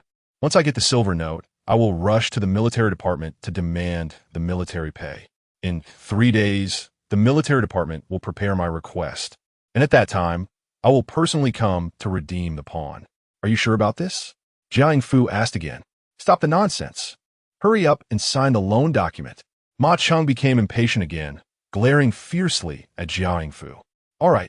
Jiang Fu straightened up, instructed the clerk to bring the writing materials, and quickly drafted the pledge terms, emphasizing the loan period, then stamped it with the seal of Sitong Bank and pressed his handprint. "Qian, please take a look." Jiang Fu pushed the pledge document in front of Yishi-san, saying, "If there are no objections, please sign and leave your handprint." "Wait." Yishi-san glanced at the pledge document and slowly said, "The loan agreement is binding for both parties. If the deadline is missed, I will naturally forfeit the right to redeem it in the future." After finishing, Yishi-san's gaze turned to Jiang Fu's face, and he said in a deep voice, "So, if your bank loses my land deed, what should we do?" This question immediately made Jiang Fu's face twitch. Indeed, the pledge document should clearly state the obligations of both parties, rather than just demanding what the other party should do. Ma Chung stepped forward, picked up the pledged document on the table and glanced at it, angrily saying, "If the loan terms are only dictated by you, then if you lose this deed, according to the market price, fertile land is worth 20 taels per acre. These 2,000 acres of fertile land are worth at least 40,000 taels of silver. According to the rules, if the bank loses the collateral, it should pay double the amount to the lender within the term." Soda, Trudy Soda. Jia Yingfu's face flushed red, and he clasped his hands in a hurry, saying, "I see Qianhu is so anxious that I forgot about this rule. I forgot." After speaking, Jia Yingfu tore up what he had just written, took another piece of paper, and rewrote it. Then he signed and stamped it. However, this time, Jia Yingfu wrote the agreed 10,000 taels as 20,000 taels, smiling and saying, "Qianhu, this 10,000 taels might not be enough. I'm considering your needs, and thought it would be better to prepare an extra 10,000 taels for any unforeseen needs." Indeed, Shisan smiled and nodded, saying, "It is said that those who run pawn shops are all blood-sucking fiends. You, shopkeeper Jia, are a bodhisattva to me. It seems this rumor has some truth." Exactly. Jia Yingfu, flattered, nodded and smiled, saying, "It's still Qianhu who sees clearly. The rumors outside are biased against banks and pawn shops, and such biases should not be spread." At this moment, the clerk brought the silver notes, and Ma Chung counted and exchanged them in front of him. Shisan also signed and left his handprint on the pledge document. Then they each took a copy of the document before clasping their hands to bid farewell. As Shisanjia and Ma Chung disappeared from sight, Jia Yingfu chuckled while touching the hardwood box containing the land deed. "Zhou Darren is looking for a chance to deal with you, and you've come right to his door. In 3 days, if you can't get a couple of taels of silver from the military department, I'll take your surname." Heh. The assistant beside him was also quite pleased and laughed. A brute is just a brute. His head is filled with nonsense. He doesn't even think. How can the military department's silver just be asked for and received? Jia Yingfu nodded and handed the box to the assistant, saying, "Put it away properly. In 3 days, these 2,000 acres of fertile land will belong to Zhou Darren. You're still the cleverest shopkeeper." The assistant took the box into his arms and continued to flatter. "If you lend him another 10,000 taels, that dog will be overjoyed. Spending money is quick, but paying it back, 20,000 taels plus 3% interest. Haha." Chapter 64. 3 days later, who will kill whom? After leaving the pawn shop, they headed straight to a restaurant. "Darren, aren't we going to the military department?" Ma Chung looked confusedly at Shisan. Shisan waved his hand and said, "Order 4 roasted lamb legs, 2 bowls of rice, a pot of mountain mushroom soup, and 20 big steamed buns. Eat well and go back to the barracks." Upon hearing this, Ma Chung was struck dumb. "But we owe 20,000 taels. Aren't we going to urge the military department for the payment? What are we going to use to redeem the land deed in 3 days? Deaf." Shisan glanced at the dazed Ma Chung, then pulled out a 100 tael note from his pocket and handed it to him, saying, "Hurry up and order. Besides rice and mushroom soup, half of the lamb legs and buns should be eaten here and half taken back. Get the change in silver coins, preferably small change." With no other choice, Ma Chung could only go to the counter to pay for the meal in exchange for small change with a bitter smile. Meanwhile, at the local government office, the assistant reported to Deputy Chief Zhou Jingtang in a quiet room. "Ha, you fatten up like a pig." Zhou Jingtang laughed, shaking his head. "It's heaven's will. I didn't expect you to come knocking at my door. Is the He family's wealth that easy to take? You aren't afraid of burning your hands?" Zhou Jingtang cursed again, then waved his hand to dismiss the pawn shop assistant. After the assistant left, the secretary who had been waiting outside entered the quiet room and said, "Darren, it seems Shisan is nothing special. He can't handle things when the soldiers cause trouble. A brute is just a brute." Zhou Jingtang shook his head and continued, "Such a person is destined for the battlefield. He has brute strength, but is as clever as a 3-year-old. Don't mention that shopkeeper Jia. Even a random doorman from the Seafing pawn shop could play him around. He is just a slave. Does he have the fate to enjoy wealth?" After thinking for a moment, the secretary said, "Now the several Darren in the military department are doing their best to protect Shisan, fearing that the military department will respond to his requests and allocate funds to him within 3 days. Impossible. Zhou Jingtang shook his head again, continuing, the military department lacks capable generals who dare to confront the Tatars. But those daring have to ask the Ministry of Revenue for military pay to settle Yishur-san's debts. Even if those daring support Yishur-san, there are people in the court who support them.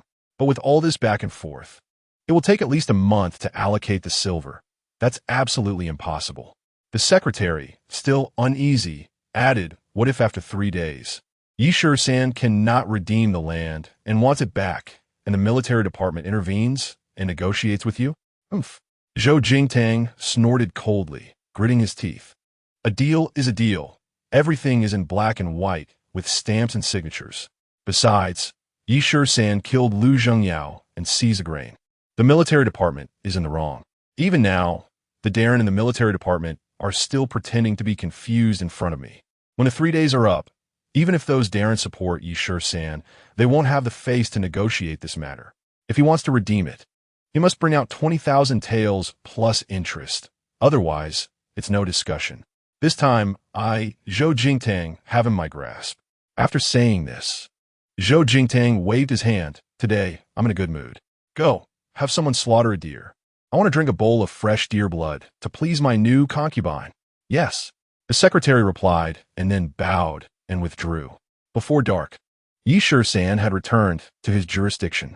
At a fork in the road, he told Ma Cheng, you go to the He family compound first and deliver those 2 roasted lamb legs and 10 big steam buns to my mother, then come back overnight. After Ma Cheng left, Yishur-san rode back to the barracks alone, just in time to see Wu Liuzi returning from training. As before, Wu Liuzi entered the house and closed the door behind him. Here, the key. You can keep it. The box containing the land deed had already been mortgaged to the Sifeng pawn shop, but Yishur-san kept the key with him. Wu Liuzi understood and nodded. Without another word, he opened the door and went out, grabbing 2 dark buns from the kitchen and tucking them into his arms before riding off into the night. Yishur-san made a trip to the beacon tower, carefully checking it from top to bottom with a torch. Not bad. Yishur-san turned his gaze to Ding Wei, saying, recently, the Tatars have suffered a lot. Retaliation is certain, so we must not be careless. During the watch, those on duty must not be lazy and sleep. Those who are off duty must not disregard military discipline and run around. They also need to be ready for auxiliary duties. Darren, please rest assured. I have it in mind. Ding Wei nodded with a determined expression. Before leaving, Yishur-san added, take good care of Yilaba. Just because he is my cousin doesn't mean we can be lax in our duties. We must be strict where we need to be. After leaving the beacon tower, Yishur-san slowed his pace as he walked back to the barracks, looking up at the starry sky and smiling. Give me another 10,000 taels? You think it will be even harder for me to repay? Haha, do they really think I'm a mindless brute? Dream on. In 3 days. Let's see who will kill whom. You set a trap for me, and you birds really overestimate yourselves. Yishur-san muttered to himself, cursing as he walked. When he reached a flat area, he glanced at the barracks not far away that were lit up and simply stopped. Clang! Yishur-san drew his knife, reflecting the starlight, and said, this knife will cut gods when it meets gods and kill ghosts when it meets ghosts. Whoever blocks my way, I will kill him. With a light shout, the knife in Yishur-san's hand conjured a waterfall of stars, and the knife wind stirred up countless grains of sand, forming a circular barrier around him. Chapter 65. Wu Liuzi has succeeded at dawn. Yishur-san returned to the barracks. He had practiced his knife all night, and Ma Cheng, who returned to the barracks in the middle of the night, was still unaware of it. Darren, you went out so early? Ma Cheng saw Yishur-san entering through the barack door, holding a lit dung fire pot, ready to bring it into Yishur-san's room. Is the fire burning well?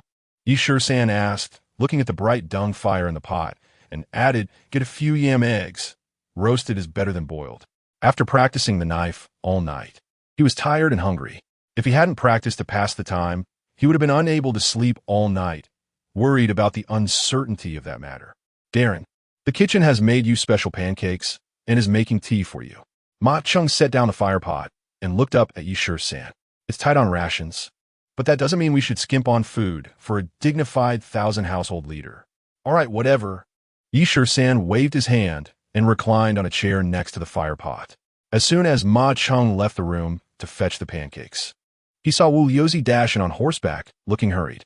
"Why are you patrolling so early? Why didn't you bring anyone else?" Ma Cheng muttered to himself as he went to the kitchen. Once inside the barracks, Wu Yozi didn't even tie up his horse and rushed into Yi Shisan's room. As before, he closed the door after entering. "Darren, it's done." Wu Yozi stepped forward, took out a stack of land deeds from his bosom, and placed it along with a key on the table, saying, "It's all here. Please check." "No need." Yi Shisan almost jumped up from his chair, grabbed the land deeds and the key that Wu Yozi had placed on the table, stuffed them into his bosom, and then said, "Sit down, have something to eat first. Then take a nap. You have a day off today." While saying this, Yi Shisan took out a handful of silver coins and said, "Here, a reward for you." Seeing the handful of silver, which was about 20 taels, Wu Yozi's eyes instantly lit up green, and he chuckled awkwardly, saying, "My lord, there's no need to be so polite. It's just my duty. If I tell you to take it, you take it. Why so much nonsense?" After saying this, Yi Shisan coldly added, "This matter is top secret. Heaven knows, earth knows, only you and I know." Wu Yozi nodded, then put away the silver into his bosom, bowed, and retreated. When he reached the next room, the 10 cavalrymen who had already washed up all turned their gazes towards Wu Yozi, who had not returned all night. "Captain Wu, where have you been?" "Oh, the 1,000 household lords sent me to patrol at night to see if those beacon towers in the jurisdiction were slacking off. Too many people would attract attention. It was a covert visit. Indeed, the beacon towers rely on smoke signals to convey information. It's common for the signal soldiers to slack off and sleep at night." "Nonsense. If there's no emergency, who would dare to light the signal fire? Alerts don't happen all the time." Glancing at the soldiers who were arguing endlessly, Wu Yozi yawned and said angrily, "What are you shouting about? Hurry up and have breakfast, then go train at the drill ground." When Wu Yozi got angry, the 10 cavalrymen immediately stopped shouting and hurried to the kitchen to get food. Ma Cheng brought over a flatbread, placed it by the fire to roast, and said, "My lord, are you really giving everyone a salary?" "What salary?" Yi Shisan was taken aback, then said, "Right now, we don't owe the brothers any salary. Even for next month, it's allocated by the military department. I just want to indulge in the feeling of being wealthy and experience what it's like to have money in hand." This left Ma Cheng perplexed. Not giving salary? Then why go through all this trouble to borrow money from money shop in town? 200,000 taels. The interest for 3 days is almost 60 taels. Is Yi Shisan going crazy? With a belly full of questions, Ma Cheng didn't dare to ask Yi Shisan directly. "By the way," Yi Shisan took a bite of the flatbread and said, "The 50 taels of reward silver I promised you. Let me borrow it for 2 days. Ma Cheng was shocked again. Yi Shisan already had nearly 200,000 taels in banknotes. Even if he was indulging, that was more than enough. Now he still wanted to borrow his 50 taels of reward silver. "My lord, you really want to borrow that little reward silver from me?" Yi Shisan nodded and said, "I'll return it to you in 2 days. I have the banknotes, but I still lack cash. Holding both banknotes and cash together feels really good as a wealthy person." Upon hearing this, Ma Cheng's face turned pale. Yi Shisan was indeed fierce in battle, but was his mind a bit lacking? Using the excuse of paying soldiers' salaries, he went to the money shop to pawn off 2,000 acres of good farmland just to feel what it's like to be rich by holding banknotes. Was he out his mind? Not only was the 200,000 taels of banknotes not enough, but he also wanted to borrow cash from his subordinate. Realizing this, Ma Cheng suddenly broke into a cold sweat. What a spendthrift, a complete spendthrift.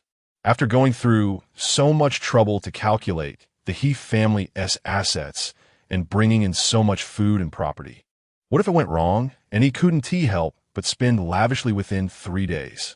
What if he couldn't pay back the high-interest loan from the money shop? Then, wouldn't the hard-earned 2,000 acres of good farmland just go back to those people? This spendthrift. Forget it. It seems he is destined to be poor. A beggar can't keep overnight food, and it's only right for Yi Shisan to suffer. If you need it, I can go get the money for you right now.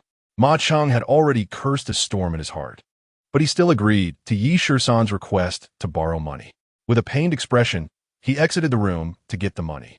Luckily, he had been so busy these past few days that he forgot to leave money at home when he returned last night. When Ma Cheng brought back the money, Feeling like he was cutting his flesh to put the silver on the table, Shisan grabbed the silver, stuffed it into his bosom, and smiled. I'll have the money to pay you back in a couple of days, and I'll also give you 10 taels of interest. How about that?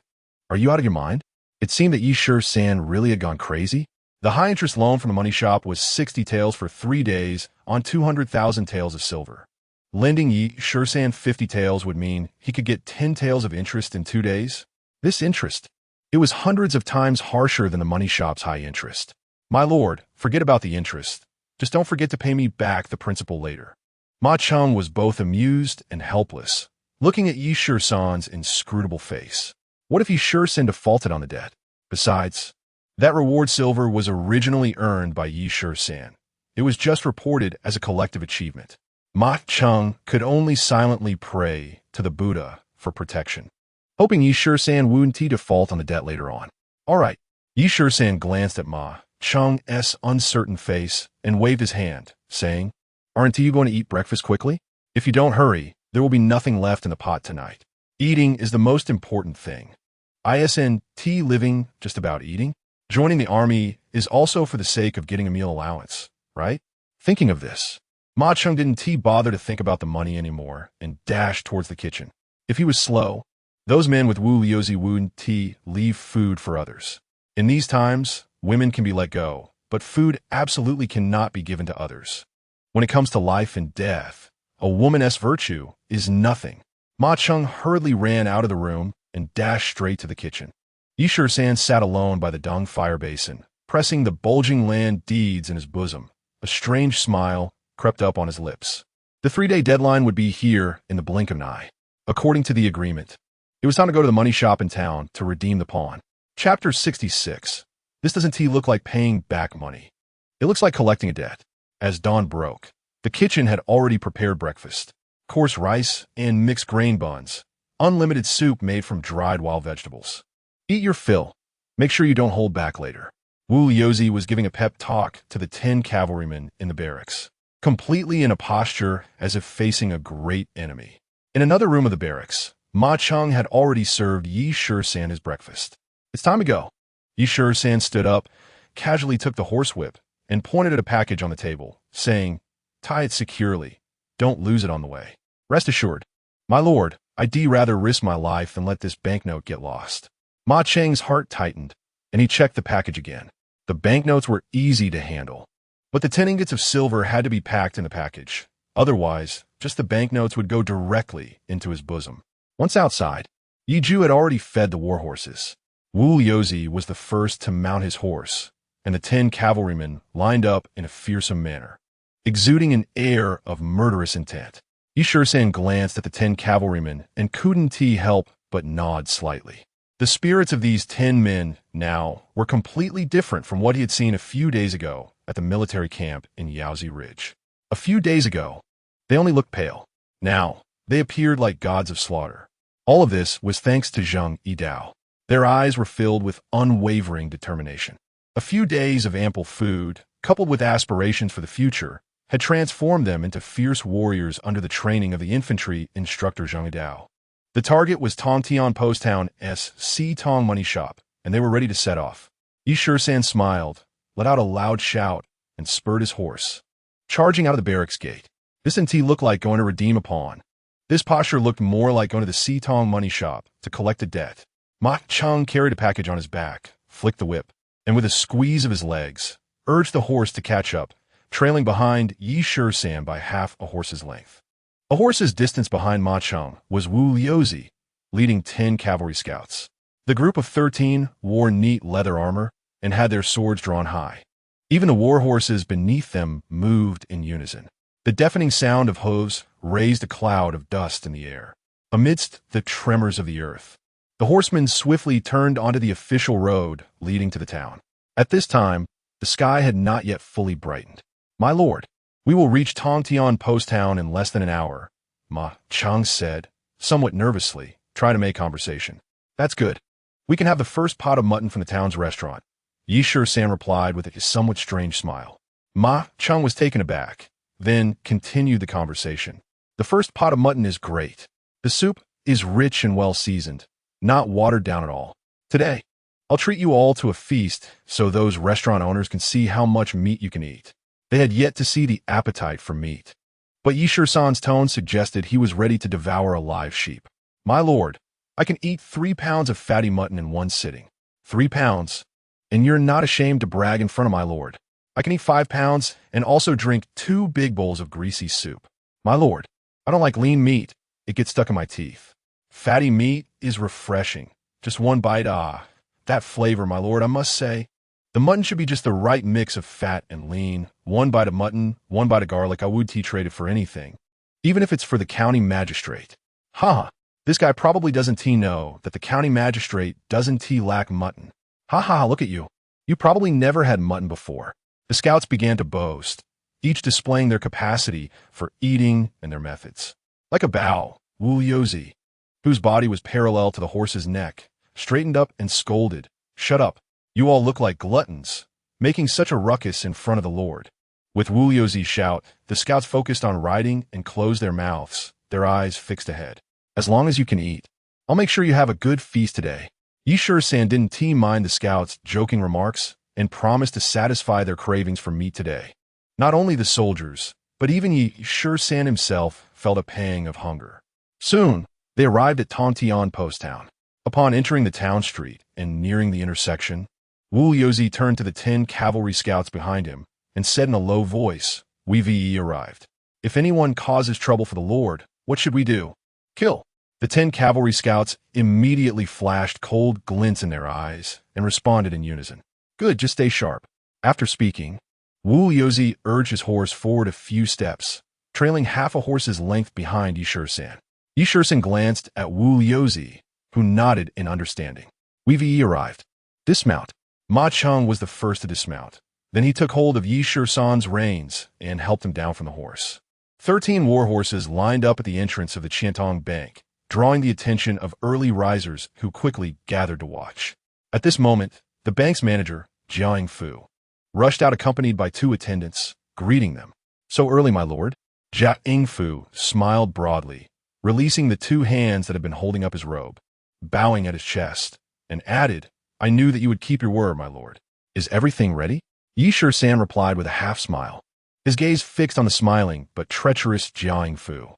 Oh, Jiang Fu was taken aback, then laughed again. For such an important matter, how could I dare to be negligent? However, once inside the bank, Shisan noticed that there were still 4 soldiers standing at both sides of the counter. No need to say, these are the soldiers from the Yamen. The soldiers exchanged glances with Shisan for a moment before lowering their heads. They sensed a surging, killing intent from Shisan's eyes. Serve the tea, Jiang Fu shouted to the attendants, then turned back to Shisan with a broad smile. Is the military salary coming down from the military department, my lord? Shisan did not directly answer Jiang Fu's question.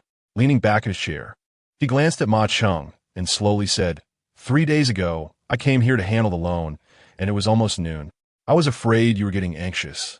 So I hurried here an hour early to redeem the pledge. Redeem the pledge? Jiang Fu's face twitched in panic as he forced himself to calm down, saying, My lord is indeed punctual. We are all from the same family. A delay of an hour or so is nothing. Less nonsense. Quickly bring out the land deed. Ma Cheng unfastened the package from his back and placed it on the table, saying, The 3-day deadline is still an hour early. The silver is right here. Count it carefully. Jiang Fu, suddenly alarmed, rolled his eyes and said with a forced smile, Our personal favors are personal, but business is business. The rules of the bank have interest. It's 3% interest. Have my lord accounted for that? Nonsense. Ma Cheng's face darkened as he shouted. My lord had prepared it long ago. The interest of 60 taels of silver is not a single cent less. Here's the cash. Open your eyes and take a good look. Cash. Jiang Fu's heart trembled as he reached out to rummage through the package on the table. Next to a stack of banknotes, there were also 16 shiny silver ingots. This, Jiang Fu trembled all over, almost collapsing to the ground. Count it, Manager Jia. Shisan, steady as a rock, looked at Jiang Fu's expression as if he had eaten excrement and slowly spoke. 19,900 taels in banknotes. 160 taels in cash. This total, including principal and interest, is correct, right? Jia Yingfu's face turned green as he trembled his hands, counting for a long while before finally confirming the amount on the table. Adding the cash, it totaled 20,060 taels. Ma Qing, who had been closely watching Jia Yingfu, was also stunned. Clearly, he had lent Shisan 10 ingots of silver, which shouldn't add up to this much. According to reason, after exchanging 100 taels of banknotes while dining in town 3 days ago, it should have been 19,900 taels in banknotes, and adding his cash, it should have been at most 20,000 taels flat. But now, the number of banknotes was correct, but there were 16 ingots, meaning the cash amount was 160 taels. He didn't know that Shisan had also borrowed Ding Wei and others' share of the rewards. Otherwise, where would he have gotten the 50 taels of silver to give to Zheng Yidao for household expenses? In fact, that 50 taels was essentially a disguised dowry for his Shioer. After breaking off the raw melon from someone else's, it should be compensated. Shisan had an indescribable feeling towards his Shioer. He just wanted to make her life a little easier when following Zheng Yidao. Have you counted it clearly? Shisan asked lightly. Clearly, not a single cent is wrong, Jia Yingfu replied, his face ashen and spirit dejected. Ma Cheng's eyes widened, shouting, "Then why aren't you quickly bringing over the pledged land deed?" Yes. Jia Yingfu's face twitched again, turning to the attendant at the counter and saying, "Bring the pledged item for my lord." Moments later, the attendant carefully brought out a hard wooden box and placed it beside the silver on the table. "My lord, please." The stiff-faced Jia Yingfu let Shisan check the banknotes right in front of him. "You didn't tamper with it, did you?" Shisan asked casually while taking out a key from his pocket. Jia Yingfu's face slightly changed. Business has its rules. Our bank has been open for business for quite some time, and we still have some credibility. You, my lord, are being a bit petty. Impudent. Ma Cheng nearly slapped him, angrily saying, "Just asking for clarity about the loan and repayment. How is that being petty?" Jia Yingfu smiled faintly and shook his head, saying, 3 days ago, the captain said that the station troops were demanding their pay, fearing that if the delay continued, there would be trouble. That's why he opened his mouth to ask for money. I was just trying to help the captain in his urgent time of need, and I generously took the job. I didn't expect that these banknotes would be returned to me by the captain without any changes, which left me puzzled. When doing business, you earn your profits. And what does it matter to me what you do with the money? After finishing, Shisan didn't rush to open the box to check the goods, but spoke slowly again. "Please don't laugh, Manager Jia. I have been afraid of poverty and suddenly thought of having a large sum of silver in my pocket. Wanted to experience the feeling of being rich. So I took some land deeds as collateral, just to enjoy the hidden life of the wealthy for 3 days. You can't deny it, the feeling of being rich is really great." Shisan added. In the stunned gaze of Jia Yingfu, Shisan took out the key and slowly unlocked the box. The moment he removed the lock and lifted the lid of the box, everyone present who was staring at it seemed to be struck by lightning, stiffening on the spot. "Manager Jia, what does this mean?" Shisan pointed at the opened wooden box, casting an angry glance at the petrified Jia Yingfu. Inside the box, a lump of dried cow dung came into everyone's sight. What is this? Jia Yingfu, who began to stutter, felt his cheeks twitch violently. "What is this?" Ma Cheng, who had jumped up in anger, grabbed Jia Yingfu by the collar, lifting him off the ground. "Where's the captain's land deed? Explain yourself." Ma Cheng, with his eyes wide open, looked ready to skin Jia Yingfu alive. Seeing Ma Cheng take action, the 4 soldiers at the counter rushed forward. Let go of Manager Jia. Go to hell." As the soldier's words fell, the soldier closest to Ma Cheng was kicked away and fell to the ground in a spread eagle position. "How dare you? You still dare to hit people?" The remaining 3 soldiers immediately retreated but continued to shout loudly. Shisan slowly stood up, took a step forward, and said with his hands behind his back, "Manager Jia, are you trying to play tricks?" No. Jia Yingfu, who was being held off the ground by Ma Cheng, trembled and said, "There must be a misunderstanding here. Let me check. Please give me a little time." "Good." Shisan raised his head, waved his hand to Ma Cheng, and said, "Then give Manager Jia a little time. But I am busy with military affairs and won't wait too long." With a thud, Ma Cheng loosened his grip, and Jia Yingfu, unable to stand, sat down on the ground. Not having time to get up, he shouted at the 4 soldiers. Take the assistants down and report to Lord Zhou quickly. 2 assistants, already terrified, were pinned to the wall by 2 soldiers with knives on their shoulders, while another soldier dashed out towards the yamen. Shisan, as if nothing had happened, sat back down at the table, picked up the tea that the assistant had just poured, shook his head left and right, and gently blew the foam on the surface of the tea. Next to him, Ma Cheng kept his right hand on the hilt of his knife, staring motionlessly at the pale-faced Jiang Fu. The money shop was suddenly enveloped in silence, so quiet that one could hear a heartbeat. Before long, there was a commotion outside. Zhou Jingtang, with a black face, hurried and surrounded by a group of soldiers. After sizing up the situation, Zhou Jingtang rolled his eyes and suddenly said, Are you Shisan? That's right. Shisan didn't even lift his head, focused on blowing the foam on his tea. How dare you? Seeing Deputy Wanhu Zhou, why don't you kneel as a mere lower captain? A loud shout came from behind Zhou Jingtang. A soldier, with his sword pointed at Shisan, approached menacingly. Step back. Ma Cheng also shouted loudly, drawing his sword and blocking the table, sternly admonishing. Since you are the people from the town yamen, it's one thing not to uphold justice for the station troops, but are you trying to collude with the unscrupulous merchants to swindle the captain's land deed? Step back. Zhou Jingtang waved his hand, dismissing the soldiers rushing forward, and squinted his eyes, saying, I think there must be a misunderstanding here. Please wait a moment, Captain Yi.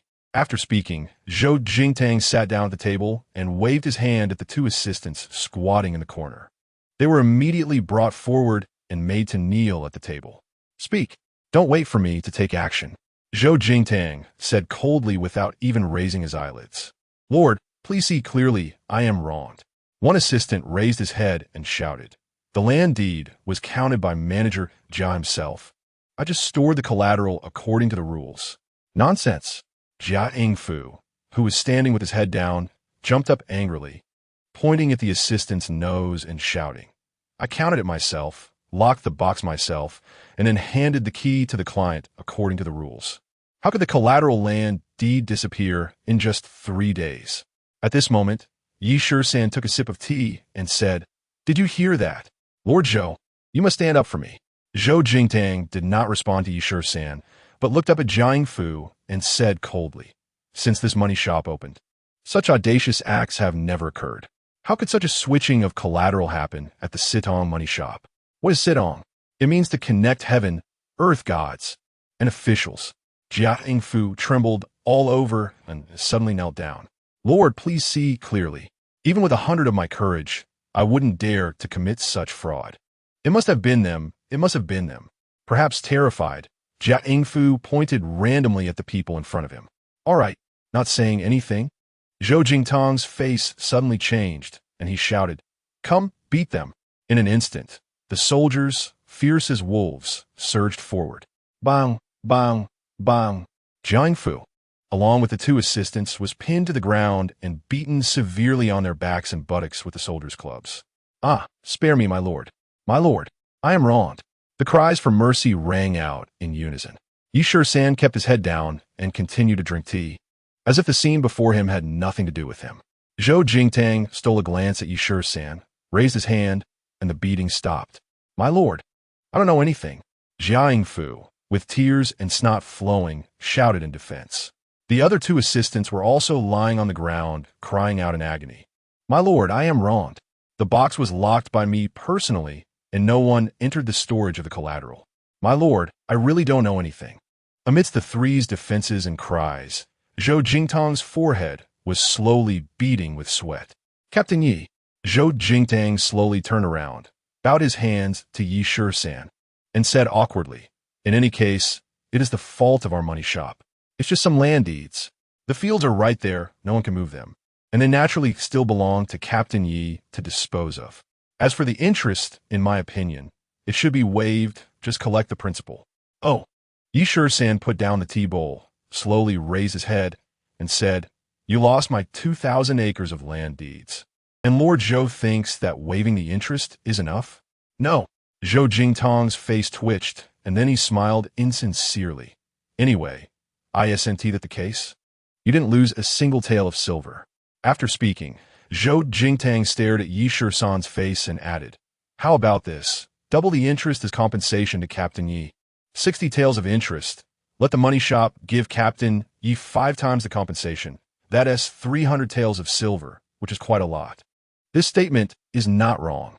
300 taels of silver is indeed a lot. Yi Shisan's monthly salary is only 50 taels. This 300 taels of silver compensation is enough to offset his salary for half a year. Lord Zhou really knows how to joke. Yi Shisan stood up, hands clasped behind his back, pacing back and forth on the ground, and slowly said, "The pledge document is still in my possession. It's a written agreement in black and white. Lord Zhou should be able to read. So why not take out the copy from the money house and read it carefully?"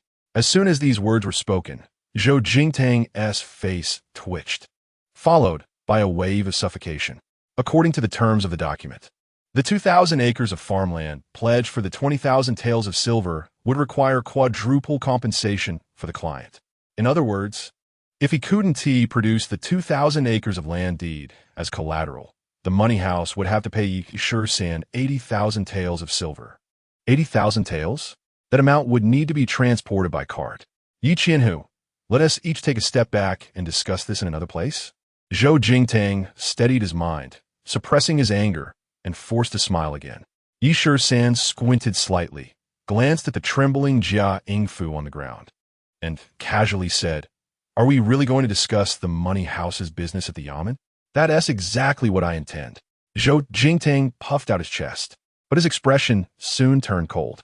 Yi Shisan was completely unfazed by this threat, his face darkening as he coldly replied, "We must follow the rules. Even if it goes to the military department, that is the responsibility of the money house.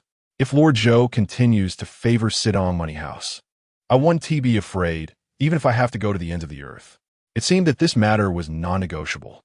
As soon as these words were spoken, Zhou Jingtang's face twitched again. After pondering for a moment, he gritted his teeth and said, "Since Yi Qianhu is so stubborn, then fine, the 20,000 taels of silver for the loan, our money house will not take it. How about that?" "Damn, you think 20,000 taels of silver can dismiss me? You're really trying to avoid the main issue. Today, I will definitely make you pay." Yi Shisan's mouth twisted stubbornly, insisting, "Let us stick to the rules." According to the rules, if Sidong Money House loses the client as collateral, it must compensate 80,000 taels of silver to the client. This is clearly written in the pledge document, and both sides have stamped their seals. On Zhou Jingtang's territory, who would dare to tug at a tiger's whiskers? Only Yi Shisan, a soldier of low status, would dare to do such a thing, especially since he was in the right. Better to back down while you can. Zhou Jingtang's eyes flashed coldly, his voice reaching an extreme low. But Yi Shisan was not intimidated. He urged, "The repayment has a deadline. Even a single hour late counts." "Lord Zhou, are you going to make me wait?" Prolonging the discussion was pointless. Zhou Jingtang's expression suddenly changed, angrily saying, "If you continue to pester me, I can charge you with extorting local merchants.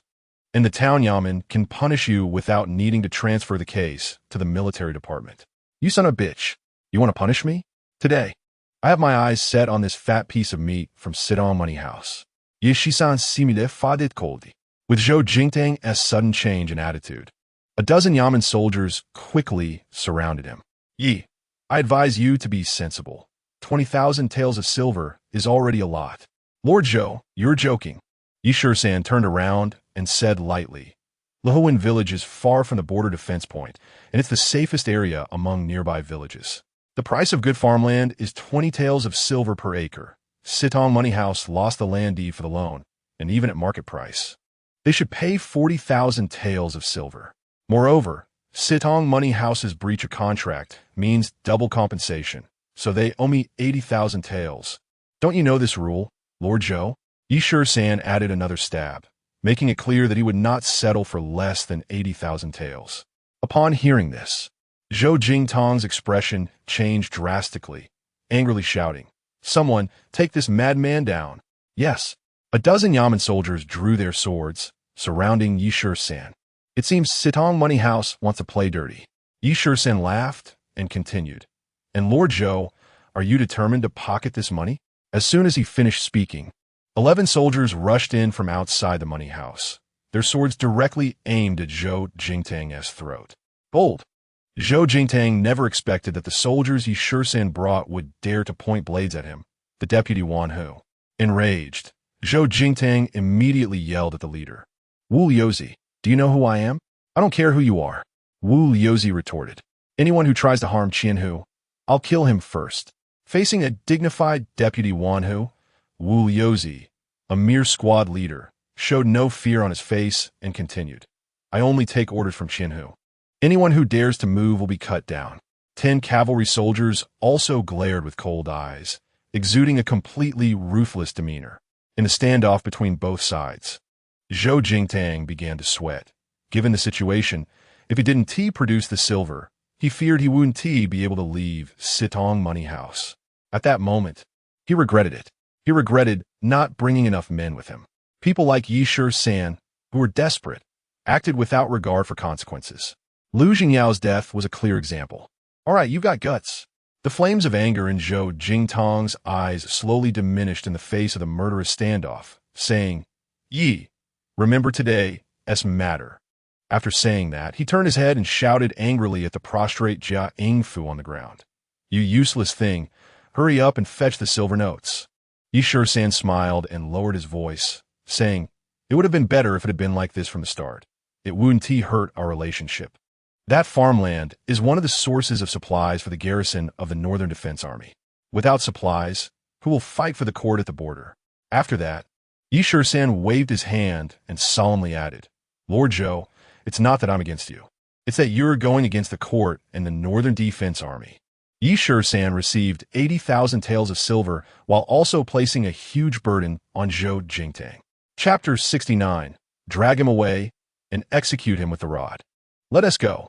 To the restaurant. Shisan waved his hand, extremely generous. 80,000 taels of silver. That was a huge sum. After leaving Sitong Money House, he headed straight to the restaurant where he had eaten stewed lamb last time, sitting down without even realizing it. How did he manage to get 80,000 taels of silver just like that? No killing, no arson, and no midnight ambush. He managed to make Sitong Money House bleed heavily. It should be noted that the owner behind Sitong Money House was the dignified deputy Wan Hu. The head of the town yamen, Lord Zhou Jingtang. Ma Cheng clearly remembered that 3 days ago, after inspecting the land deeds, it was the money house's manager, Jia Yingfu, who personally locked the 2,000 acres of farmland deeds in a box and then returned the key to Shisan. Today, during the redemption, in the blink of an eye, the hen turned into a duck. The neatly arranged land deeds had turned into a pile of dried cow dung. At that moment, Jia Yingfu's face turned green. In the border town, although cow dung is a good thing, no matter how good it is, it cannot compare to land deeds worth 10,000 taels of silver. That box was made of sandalwood. The only use for cow dung is as fertilizer for fields or as fuel for heating. But today this pile of cow dung allowed Shisan to make a windfall of 80,000 taels of silver. The cow that produced this dung was truly a golden cow. Only a golden cow could produce white and shiny silver. Did Shisan bribe Jia Yingfu? That's impossible. Absolutely impossible. No matter how good the silver is, Jia Yingfu wouldn't risk his life. What are you still dawdling for? Shisan casually sat down in a chair, glaring fiercely at Ma Cheng, angrily saying, Aren't you going to get some lamb for the brothers? Eating is the priority. Ma Cheng's heart tightened, and he hurried to the back hall, personally urging the restaurant to bring out the best lamb. Military officer, please wait a moment. Have some tea first. The meat will be ready soon. The restaurant manager, with a face that had already blossomed like a chrysanthemum, hurriedly led people to get busy. Before long, steaming, fragrant lamb was served in large bowls at the table. Large white steamed buns were also brought in baskets. Don't be polite. Eat your fill. I have plenty of silver. This posture definitely screams nouveau riche. Shisan waved his hand and first grabbed a piece of greasy lamb, urging the scouts who had been boasting on the way to dig in. The 10 scouts were just as surprised as Ma Cheng. Only Wu Liuzi was oblivious.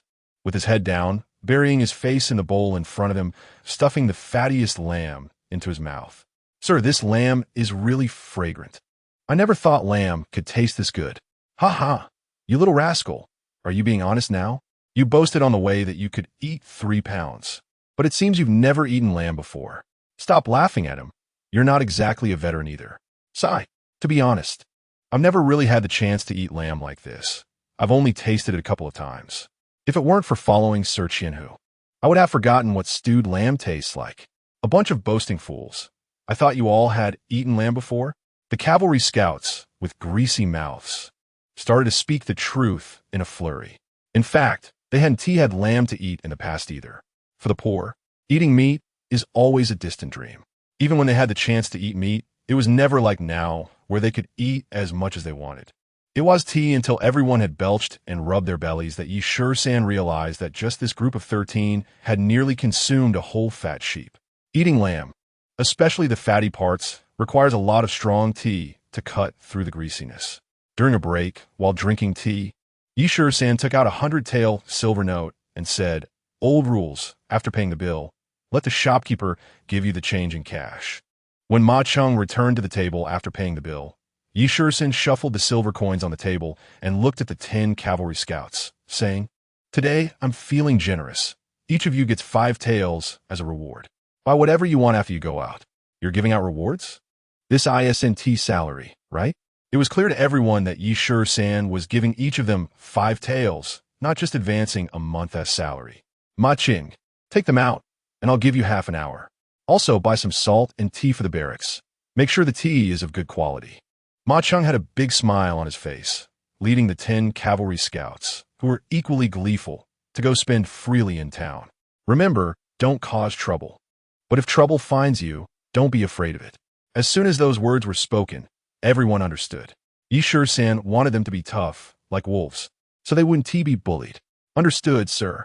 Ma Chung bowed and nodded before leaving the restaurant. At this point, only Shisan and Wu Liuzi remained at the table. "Here, this is your share. Take it. Your family must be lacking food and drink. It's getting cold. Make sure to add clothes and store food. If war breaks out, we want to be able to take care of our families." Shisan said, pulling out a 100-tael note and pushing 2 10-tael ingots of cash in front of Wu Liuzi. "Sir, I can't accept this." Looking at the silver note and cash in front of him, Wu Liuzi's heart immediately stirred. After a few years in the army, he only received 5 taels of salary each month, and that 5 taels was often deducted by 1 or 2 taels or delayed for months before being paid. But what Shisan was giving him now was an amount he had never seen in his life. This reward was a fortune for him. "Take it. I don't like people who are shy." Shisan glared, startling Wu Liuzi into a shiver. However, Wu Liuzi wasn't foolish. He said seriously in a low voice, "Sir, that matter, I've already kept it to myself. Since it's already kept to yourself, why bring it up?" Shisan got angry again, scaring Wu Liuzi into quickly grabbing the note and cash and stuffing them into his clothes. "That is more like it." Shisan simidet, and Wu Liuzi's cheek twitched as he smiled back. Before long, Ma Chung and the others returned, apart from the salt and tea needed for the barracks. Everyone else came back empty-handed, seemingly having bought nothing. Shisan understood. Even though these soldiers had received a reward, they were still reluctant to spend it frivolously. Spending all day in the barracks training was enough to be tedious. Being able to stroll around town was already very satisfying for them. By now, it was past noon. "Let us go." Shisan didn't say much, but his attitude was very firm. 13 healthy horses kicked up a cloud of dust as they majestically left Tongtian Post Town. At the Chintong Money Exchange, 2 clerks and the manager, Jia Yingfu, were trembling in fear. "Sir, I'm being wronged," Jia Yingfu cried, kneeling on the ground, frantically clawing at the dirt, wishing he could prove his innocence by pulling out his own heart. Zhou Jingtang's face was dark. He trusted this manager. Even if Jia Yingfu had 100 times the courage, he wouldn't dare to be so reckless, swapping items. Jia Yingfu wouldn't take such risks with his head on the line. Even if he was greedy for the deed to the 2,000 acres of land that was pledged, he wouldn't dare to act like the owner of that land. If that were the case, the authorities would find out right away. So, Jia Yingfu wouldn't risk his life for such a gamble. As for the 2 clerks, there was a possibility, but it was slim, unless they were pushed to desperation. What could push clerks to commit fraud on the pledged items? Gambling debts? Trading the deed for money? and then disappearing? Impossible, absolutely impossible. Unless these clerks acted impulsively, but money earned that way could cost them their lives. Furthermore, among these three, one might have been bribed in advance. This theory seemed plausible, but didn't hold up under scrutiny, as Shisan wasn't from the area and had no connections. He was just a conscript from the mainland. Or perhaps it was a political enemy trying to trip him up. At this thought, Zhou Jingtang's expression turned cold. You two confess. Zhou Jingtang's gaze was icy, with a chilling aura as he stared at the two clerks who had been beaten nearly to death on the ground. Who instigated this? Sir, no one instigated me. I really don't know anything. Sir, I never touched the box with the deeds after I put it in the cabinet. Facing the clerks' cries of injustice, Zhou Jingtang knew that if no one was behind this, the clerks wouldn't take such a big risk. One of the two must have tampered with the box containing the deeds. The possibility of them colluding was slim. What if neither of them confessed? Then just don't leave any of them. 80,000 taels of silver is a huge fortune anywhere. Even if he didn't lack that 80,000 taels, he couldn't swallow this anger. A mere 1,000 household, and a lower 1,000 household at that. His soldiers actually dared to draw a blade against him. The deputy of the 10,000 households. Take them away, execute them. At this thought, Zhou Jingtang, who was so enraged that his cheeks twitched, finally made up his mind against his two clerks. Spare us, sir. I'm wrong, sir. As the two clerks were dragged out by the soldiers of the government, their cries gradually faded, and Jiang Fu trembled all over, urinating and defecating himself in fear. Chapter 70. My son dares not to misbehave, sir. Since we're in town, why not pay a visit to the military department? Trailing half a horse length behind Shisan, Ma Cheng, filled with confusion, said, if those officials knew about today's events, they might be secretly thrilled, as this would reduce the burden on the military department. Nonsense. Shisan turned around and glared fiercely at Ma Cheng, angrily saying, if they found out I got so much silver, those officials in the military department would be so envious they'd want to eat me alive. However, Shisan thought for a moment, slowed his horse, and added, that old man Zhou Jingtang is at fault this time. He definitely won go to the military department to report me. But he'll still try to scheme behind my back. I need to keep an eye on him. Through today's incident at the Sitong Qianzhuang, it is evident that Wu Liuzi and his group have shown unwavering loyalty to Zhou Jingtang. He has given them courage, and Zheng Yidao has honed their killing intent. These are all part of Shisan's foundation at Huangjiangxian. A lower Qianhu can lead 1,000 troops and manage 1,000 households. A middle Qianhu can lead 2,000 troops and manage 3,000 households. An upper Qianhu can lead 3,000 troops and manage 5,000 households. The differences between these ranks are significant. Zhou Jingtang, on the other hand, holds the position of Deputy Wan Huzi, governing the entire town, which is 3 ranks higher than Shisan's lower Qianhu. Fortunately, the border city is under military administration, and half of the affairs still require military approval. The local government collects taxes, but also has to bear the expenses for border defense troops. Offending Zhou Jingtang could lead to considerable trouble in the future. Damn it! Shisan cursed inwardly. Even if something happens, the military will take the lead, and it won't be his job as a lower Qianhu to negotiate with the local government. His responsibility is to oversee the defense and production of 7 villages and 10 beacon towers. It is precisely because of this that Zhou Jingtang failed to interfere in the He family's affairs. Lihuan village is under Shisan's jurisdiction. Return to Lihuan village, Shisan suddenly said, and the galloping horseman immediately changed direction, turning onto a side road and rushing toward Lihuan village. Mother, I hear hoofbeats. My brother is back. Kaya, who had just settled into the He family's courtyard, reached out her hands to grasp at the air. Nonsense. Yilu, who was organizing the clothing box, scolded without looking up. Runner is busy with military affairs, and the troops are in intensive training. How could he have time to run home so often? It really is my brother. I hear his hoofbeats. Kaya exclaimed excitedly, trying to capture every sound around her. The sound of galloping horses is all the same. How could one distinguish whose horse it is? Yilu smiled and replied to Kai. Just then, the hoofbeats grew closer. The Qianhu is here. Suddenly, the The soldier on duty at the door, Tian Bing, shouted loudly. These were a few soldiers left by Yi Shisan to guard the grain stored in the He family's sealed courtyard. Is Runner really back? Yi Lu was taken aback. She never expected Yi Shisan would come to Lihuan village. Reporting to Qianhu, the old lady and the young lady have already been settled. It was indeed the voice of the soldier reporting to Yi Shisan. Runner, is that really you? Yidu, Ovaduit. Couldn't help but wipe the corners of her eyes with her sleeve. Brother. Kaya reached out her hands toward the door. Miss, be careful. Let the servant girl support you. Kai hurried forward to support Kaya in time. If Kaya bumped into something, how could she explain it to Yi Shisan? Mother, Kaya, I'm back. When Kaya was pulled back by Kai, her hand suddenly touched a face at the door. Brother? Kaya quickly touched the other hand to the face that had suddenly appeared at the door. It really is my brother. Kaya exclaimed again, warming Yi Shisan's heart. These two, mother and daughter, are his dearest family since he transmigrated here. Next are Yi Ju and Yi Laba, uncle and nephew. Your voice is so loud that I heard it from 2 miles away. Yi Shisan smiled, reaching out to rub Kaya's nose and said, Kaya has sharp ears. My ears are sharp too. I knew it was Kaya, missing her brother, sneezing for the past 2 days. Silly girl, don't block your brother at the door. Let him in so he won't freeze. Yi Lu scolded, and only then did Kaya fumble to take Yi Shisan's hand and walk inside. The servant girl has seen the Qianhu. After helping Kaya to sit on a chair, Kai hurriedly knelt down to bow to Yi Shisan. No need for formalities. Yi Shisan waved his hand, and Kai hurried off to the kitchen to brew tea.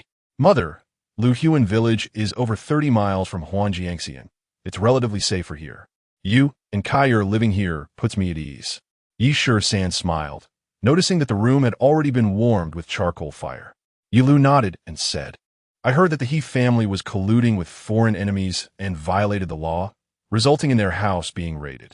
With such a large courtyard, it's enough for me and Kaya to have 2 rooms. We shouldn't interfere with the government's business and cause you trouble. Mother, don't worry. Yi Shisan smiled and whispered, tomorrow, I'll have second uncle come back to be a steward here. If you need anything, just let second uncle handle it. As for feeding the horses, let the soldiers do it. My son must not act recklessly. Yi Lu was startled and waved her hand, urgently saying, don't forget. Our Yi family is still in exile and under hard labor. Feeding horses is still a task for the court. Being a steward is against the rules. If it causes trouble and the government investigates, you will also be implicated. Yi Shisan understood Yi Lu's concerns. After all, Yi Ju is a man in exile. Their status as slaves is a heavy burden on their heads and a humiliation in their hearts. Mother, Yi Shisan's eyes turned cold as he said, if the local government dares to trouble me, it would have to be Zhou Jingtang tired of living. Runner, Yi Shisan's words startled Yi Lu, and she exclaimed, you mustn't speak so recklessly. We are indeed in a position of guilt and cannot be disrespectful to the government. Looking at Yi Lu's panicked expression, Yi Shisan felt a pang of pain in his heart. He knew that the road of exile, spanning thousands of miles, had instilled fear into the bones of the Yi family. Living is the greatest luxury. Who would dare to think of anything else? Yi Lu feared that Yi Shisan would cause trouble, and she was constantly worried about him. He is her only son, the sole heir of the Yi family. Mother, your teachings are well remembered in my heart. To avoid worrying Yi Lu, Yi Shisan put on an attentive demeanor. After sitting for a while and finishing a bowl of hot tea, it was time for Yi Shisan to leave. Once he had settled Yi Lu and Kai, he would feel more at ease at Huangjiangxian. Originally, he planned to buy a small courtyard in town with the military's rewards to let Yi Lu and Kaya live there. Who would have thought? The military's rewards were completely discounted. Aside from an empty title of Lower Qianhu, there were no substantial assets to help him complete his plan. After appeasing a few subordinates, he was left with no money at all. Therefore, the He family, which fell into his hands, became his first pot of gold for supporting his family. He Zheng and He Wang, the 2 brothers, unknowingly lost their lives for this. These 2 unfortunate souls, on their way to reincarnation, didn't even know how they got killed. Chapter 71. Fire cannot be hidden by paper. The incident at Xitong Xianzhuang quickly spread throughout Tongtian Post Town. Especially within the military, there was a stir. A deputy Wanhozi of a 4th-grade official actually compensated a lower Qianhu of a 6th-grade slave status with 80,000 taels of silver. Moreover, the land deeds and collateral lost by Xitong, Qianzhuang were already highly disputed. The He family of Luhuan village, administratively, still belongs to the jurisdiction of the town government. The military only assists in military defense. Even if the He family committed a heinous crime and faced execution and confiscation, all confiscated items should be returned to the local government. However, since the He family committed treason, the military handled the matter. The military was aware of the investigation into the He family. But how would it be decided if Shisan used the confiscated land deeds to mortgage its Xitong Qianzhuang? The loan silver was used to pay the salaries of the station troops. This reason was also the main factor that made Zhou Jingtang bow his head. Shisan's name was once again mentioned within the military. Everyone knew that being able to distribute grain and salaries on time was already the military's utmost effort. Shisan's move allowed the military department to breathe a little easier under the pressure of grain and salary.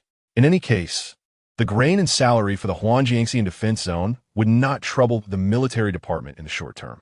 Unfortunately, this large sum of silver went directly into Shisan's hands, causing some parties to miss out on a significant profit.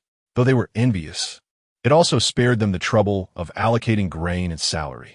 In the afternoon, at the training ground in Tunshan village, the station troops from Lianpo and the troops from Yaozi Ridge, along with the newly formed cavalry from Tunshan village, began to practice combat formations after being reorganized. The 400 cavalry selected from the military households and station troops were the elite under Shisan. Captain Kai Yun commanded the formation, while another captain, Chi Hu, was responsible for equestrian training. The equestrian archery techniques certainly included some methods and skills introduced by Shisan, but were mainly overseen by Chi Hu. Zhang Yidao was in charge of the sword techniques for these 400 cavalry. Shisan was not idle either. He constantly identified flaws in the training methods of the three and set better ways to address them. During the training, there were no restrictions on meals. Various foods were mixed together, and everyone could eat until full at every meal. If you can't even fill your stomach, how can you fight? A small troop of soldiers kicked up dust as they hurried from the Huangjiangxian barracks to Tunshan village. Watching the approaching soldiers, Shisan couldn't help but smirk slightly. You guys can't sit still anymore? Hearing that I made some money, and you're rushing over to take charge? Before long, the soldiers arrived at the training ground. Was it the valiant cavalry officer returning to report? Upon recognizing the visitor, Shisan felt a sudden chill. General Yu was here. The shout from the accompanying guards made Shisan's heart race. General Yu? So the valiant cavalry officer's surname is Yu? A general? Did he get promoted again during this trip to report? Looking at the accompanying soldiers, he noticed that the previous captain was gone. Instead, it was General Zhou Zhao, who had come to Huangjiangxian to issue awards last time. This discovery surprised Shisan considerably. Sir, I've met General Yu. Shisan quickly stepped forward, knelt on one knee before Yutong's horse, and saluted with his right fist touching the ground. Unruly fellow, I'll deal with you later. Yutong shot Shisan a fierce glance, but soon his attention was drawn to the thunderous shouts and the dust rising from the training ground. Because of the noise and chaos, the soldiers practicing did not notice the arrival of Yutong and his party. What is this? Zhou Tong turned his astonished gaze back to Shisan and asked, Are the military households in Tunshan village organized by you? In response to the general, Shisan stood up and cupped his hands in salute, saying, We selected a little over 100 from the military households, while the remaining 300 were chosen from the station troops of the two villages. Hearing this, Yutong looked at Shisan in disbelief and said, The station troops of the two villages number over 500, yet you only have 400 including the military households? Though he spoke like this, Yutong was still shocked by the atmosphere on the training ground. This scene seemed to evoke countless memories for him, reigniting the passion he once had. Shisan smiled, but did not answer immediately. He stepped forward to grab Yutong's reins, trying to help him down from the horse. Get away. I'm not at the point where I need assistance. Yutong's furious glare made Shisan take a step back. If Shisan hadn't dodged quickly, he would have felt the sting of Yutong's whip on his hand. Feeling awkward, Shisan forced a smile and said, General, Be careful. If you fall, I can't afford to take the blame. Humph. Yutong dismounted on his own, coldly brushing aside Shisan's hand that was reaching out to assist him, and strode toward the dusty training ground. Stay close, but don't get too close. Zhou Zhao, who had just dismounted, quietly reminded Shisan as he passed by. Thank you, General Zhou. I'll treat you to roasted whole lamb another day. Shisan smiled and whispered a promise to Zhou Zhao. Nonsense. Zhou Zhao waved his hand and quietly added, the border city is about to go to war. The general has been promoted from valiant cavalry officer to chariot and cavalry general, a third-rank military position. He is here because of the trouble you caused. Chariot and cavalry general? Third-rank military position? Shisan thought, damn, the Minister of War is only a second-rank position. Yutong went directly from valiant cavalry officer to chariot and cavalry general. It seems the border situation is dire. Shisan understood that Zhou Zhao was reminding him to keep quiet. The two followed closely beside Yutong, one on each side. Yutong's sharp gaze followed the movements of the soldiers in combat, his cheeks twitching with emotion. After a moment, Yutong suddenly turned around, fixing his intense gaze on Shisan, and said in a deep voice, this sword technique looks familiar. Who is the instructor? Zhang Yidao. Shisan replied calmly. Zhang. Isn't he disabled in one leg? How could he conduct such training? Yutong asked, shocked, as he observed the instructor's form, which didn't he resemble that of a person like Zhang Yi.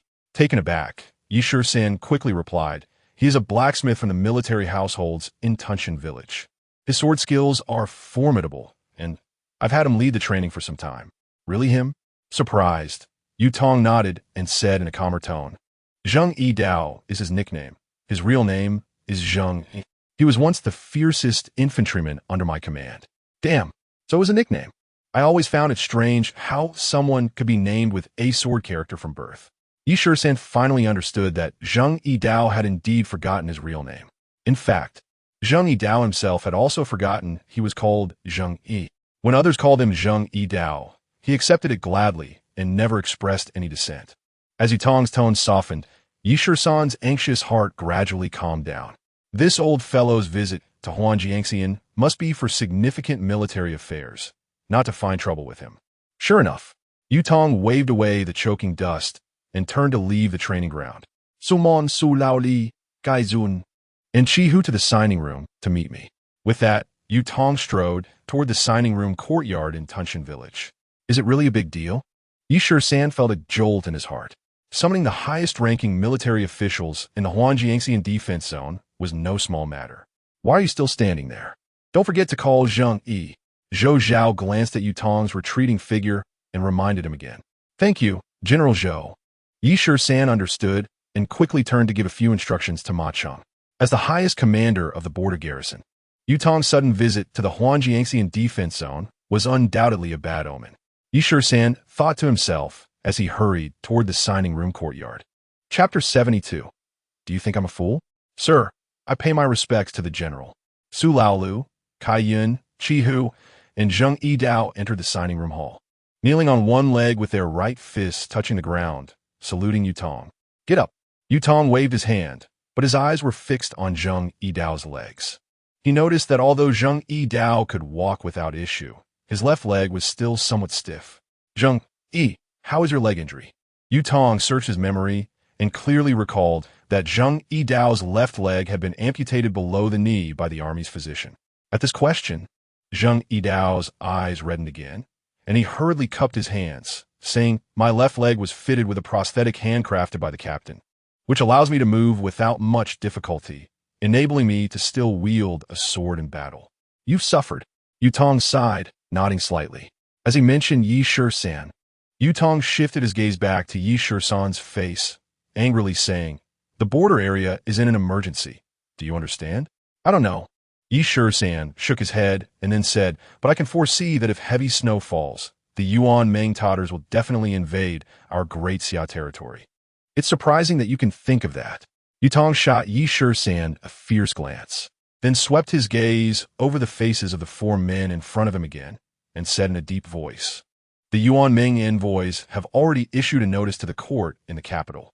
If Great Xia does not cede land and pay reparations, the 100, 000 Iron Cavalry of the Yuan Ming Army will surely tread across the 1,000-mile defense line of Great Xia's northern desert. Damn it. I wondered why the Huangjiangxian area has been so quiet. The Yuan Ming Tatars, who have suffered 3 major losses, haven't they come for revenge? Have they finally learned to be smart? The higher-ups in Yuan Ming are using this as an excuse to pressure the Great Xia court to send troops. They just need to find a reason. Yi Shisan has repeatedly killed the Yuan Ming Tatars, which is an impeccable excuse to send troops. No wonder Yutong has never looked kindly at Yi Shisan upon meeting him. In fact, Yutong understands even more that Yuan Ming's ambition is not just to make Great Xia cede land and pay reparations, but to aim to take over the entire central plains of Great Xia. How could the court not understand this? Of course they understand. But the court is rife with factions, various forces are divided, and the war faction and the peace faction have been at odds. There are also neutral factions waiting to reap the benefits. If war breaks out across the entire northern desert defense line, Great Xia is somewhat unprepared. This is a shortcoming for Great Xia on the northern front, and it is also a hard injury in Yutong's heart. Talented generals and battle-ready soldiers are damn scarce. The signing hall suddenly fell silent. Zhang Yidao's face trembled violently for a moment, hesitated, and then clasped his hands, saying, reporting to the general, logically speaking, "My humble position does not warrant a place at such a military meeting, but I dare to speak out. Please allow me, General." "Speak." Yutong waved his hand, waiting for someone to respond to his earlier words. "In my humble opinion, it's still the general's old saying from years ago. When the soldiers come, we block them. When the water comes, we bury it. If the Tatars dare to invade our land, one word, kill. Kill. This old fellow is indeed ruthless."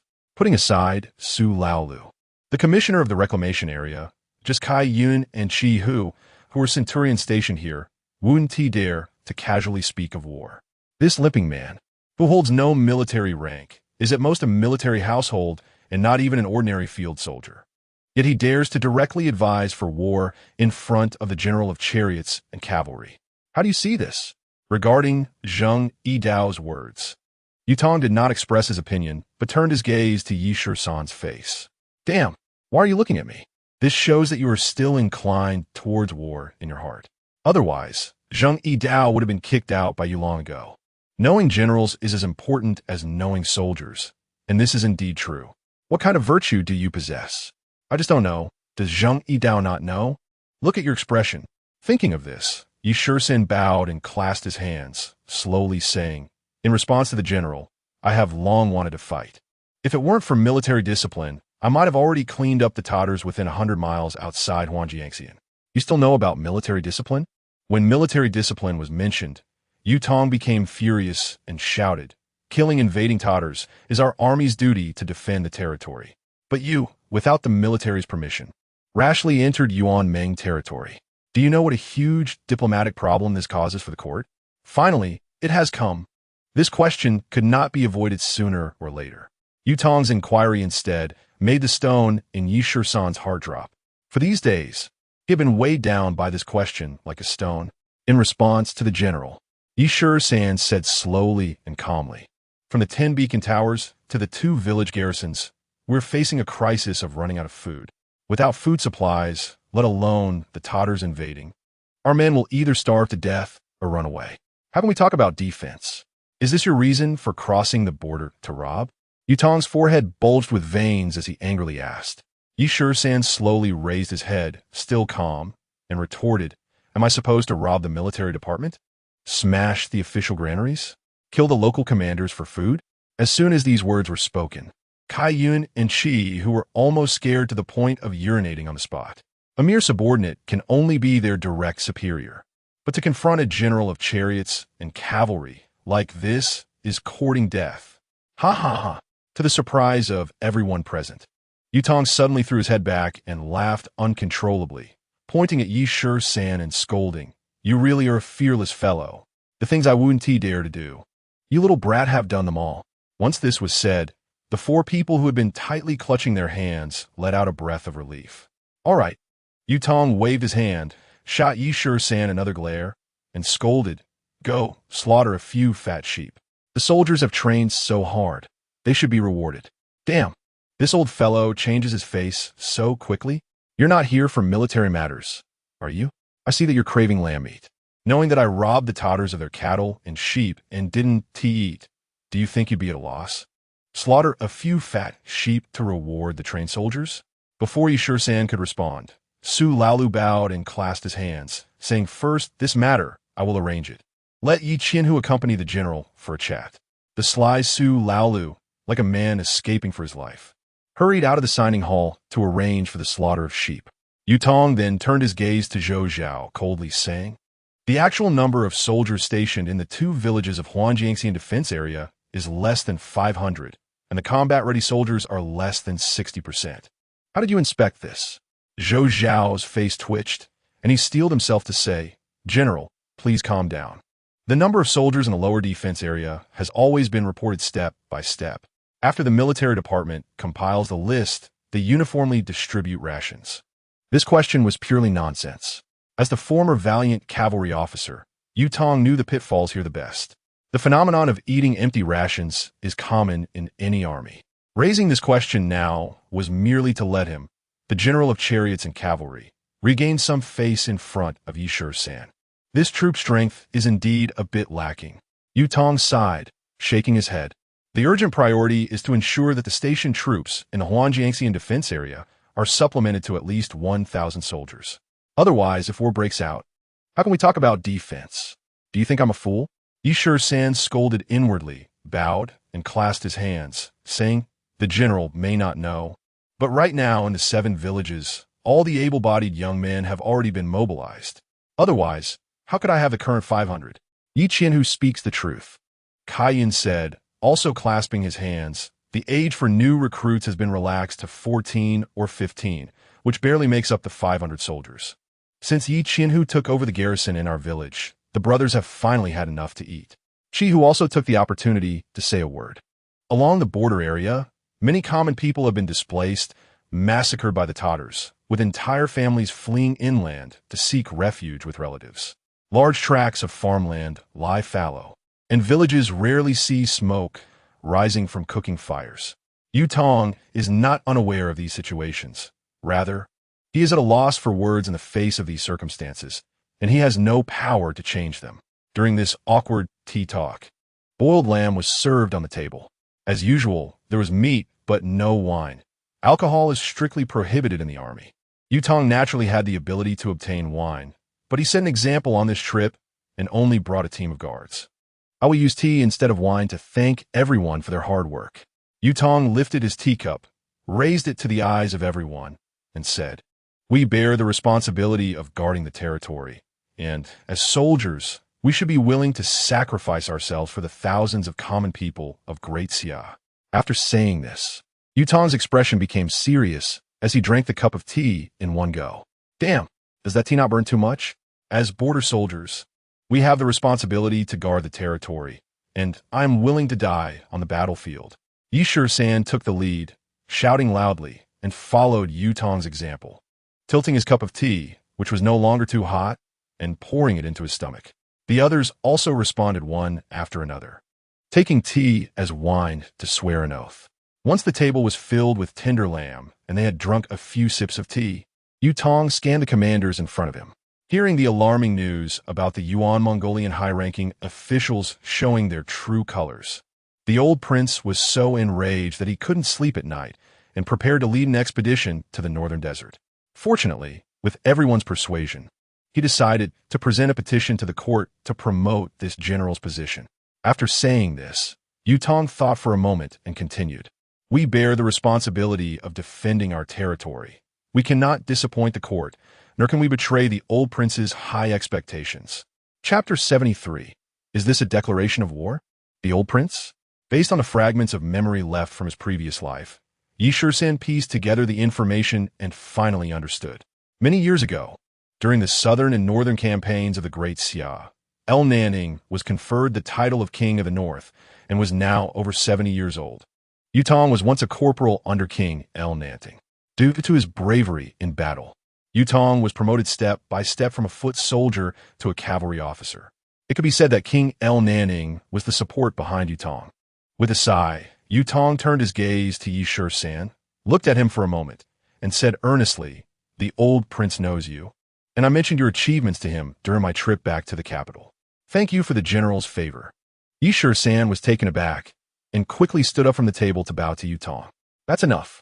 Yu Tong was not one to enjoy flattery, waved his hand, and said, "The title of King of the North was earned through hard fighting, which brought 30 years of peace to the border city of the northern desert.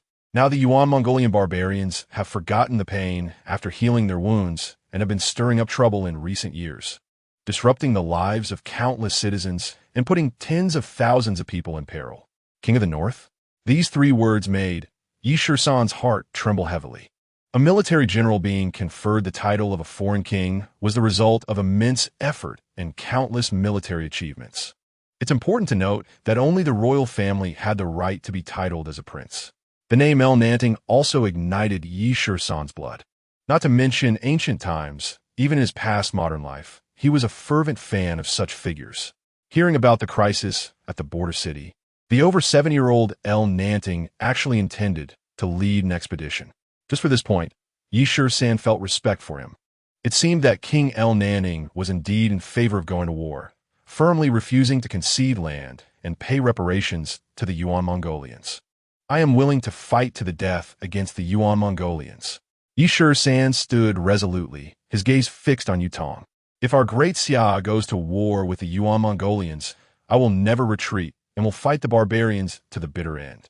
The 200 captains, Kai Yun and Shi Hu, also stood up, showing their determination to fight the Yuan Mongolians to the end in front of Yu Tong. Only Zheng Yidao sat there in silence. Lost in thought, he knew he was a cripple and could only teach the soldiers to practice with the sword, not lead them into battle. Even if he boasted here, he truly did not have that qualification. "You've suffered all these years." Yu Tong noticed this and understood Zheng Yidao's current mindset. He softened his tone and continued, "How about this? You focus on training the troops and cooperate fully with Yi Qianhu, managing the rations for the captains." "Thank you, General." Zheng Yidao was startled and knelt on one knee, but Yu Tong waved his hand to stop him. "I would die 1,000 deaths without hesitation." With the formal greeting stopped, Zheng Yidao could only clasp his fists in response. "All right." Yu Tong waved his hand again, glancing at the large pieces of mutton on the table, and said, "Everyone eat. This is hard-earned. Don't let Yi Qianhu's efforts go to waste." With this, the atmosphere in the hall relaxed considerably. Yu Tong turned his gaze to Zhou Zhao and slowly said, "As for Yi San's military achievements, he could be promoted to 1,000 households, commanding 3,000 troops. Unfortunately, local officials have interfered, and some people in the military are envious. Since he has already been promoted to a lower household, let us hold off on this matter for now." However, Yu Tong pondered for a moment and added, "The current situation is pressing. This troop strength is insufficient for defense, and we need to find ways to gather more soldiers." Isn't that stating the obvious? Yi San's defense area only has 7 villages, and everyone knows that there is a severe shortage of soldiers and no able-bodied men to recruit. Yu Tong knew that to allow Yi San to lead a certain number of soldiers, he needed to have a military position that matched it. Currently, even the 1,000 soldiers required for the lower household military position could not be gathered to meet the current defense needs. Yi San's military position would need to be promoted to a higher household. Even as a middle household, according to the regulations of the Great Xia military, he could command 2,000 troops. But every promotion required military merit to back it up. Even for an emergency promotion, military merit was a hard requirement. Otherwise, recruiting soldiers would be considered private recruitment of troops, which could lead to accusations of treason. This red line was something even Yu Tong, as the Grand General, would not dare to cross. Moreover, Yi San was still a slave. Thinking of this, Yu Tong stood up, gazed at Yi San for a moment, and said, "I believe you will quickly turn this situation around." After saying this, Yu Tong glanced at Zhou Zhao and remarked that it was getting late and that there were many matters to attend to at the military department. As for the military reorganization at Huangjiangxian, let us put a stop to it for now. Understood. Zhou Zhao understood the implication and knew it was time to return to the town. After sending Yu Tong off, Yi San smiled. This was not a declaration of war. As the Grand General, Yu Tong was hinting at him to unleash a massacre.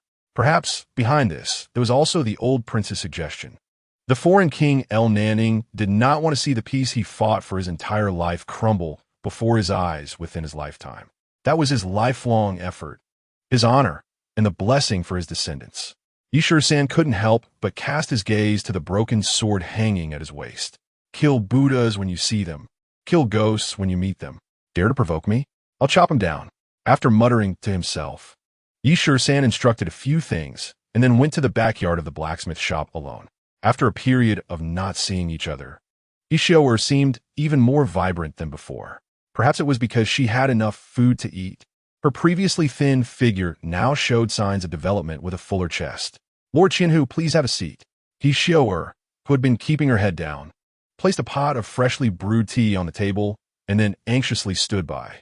If you have time, send some food to your father.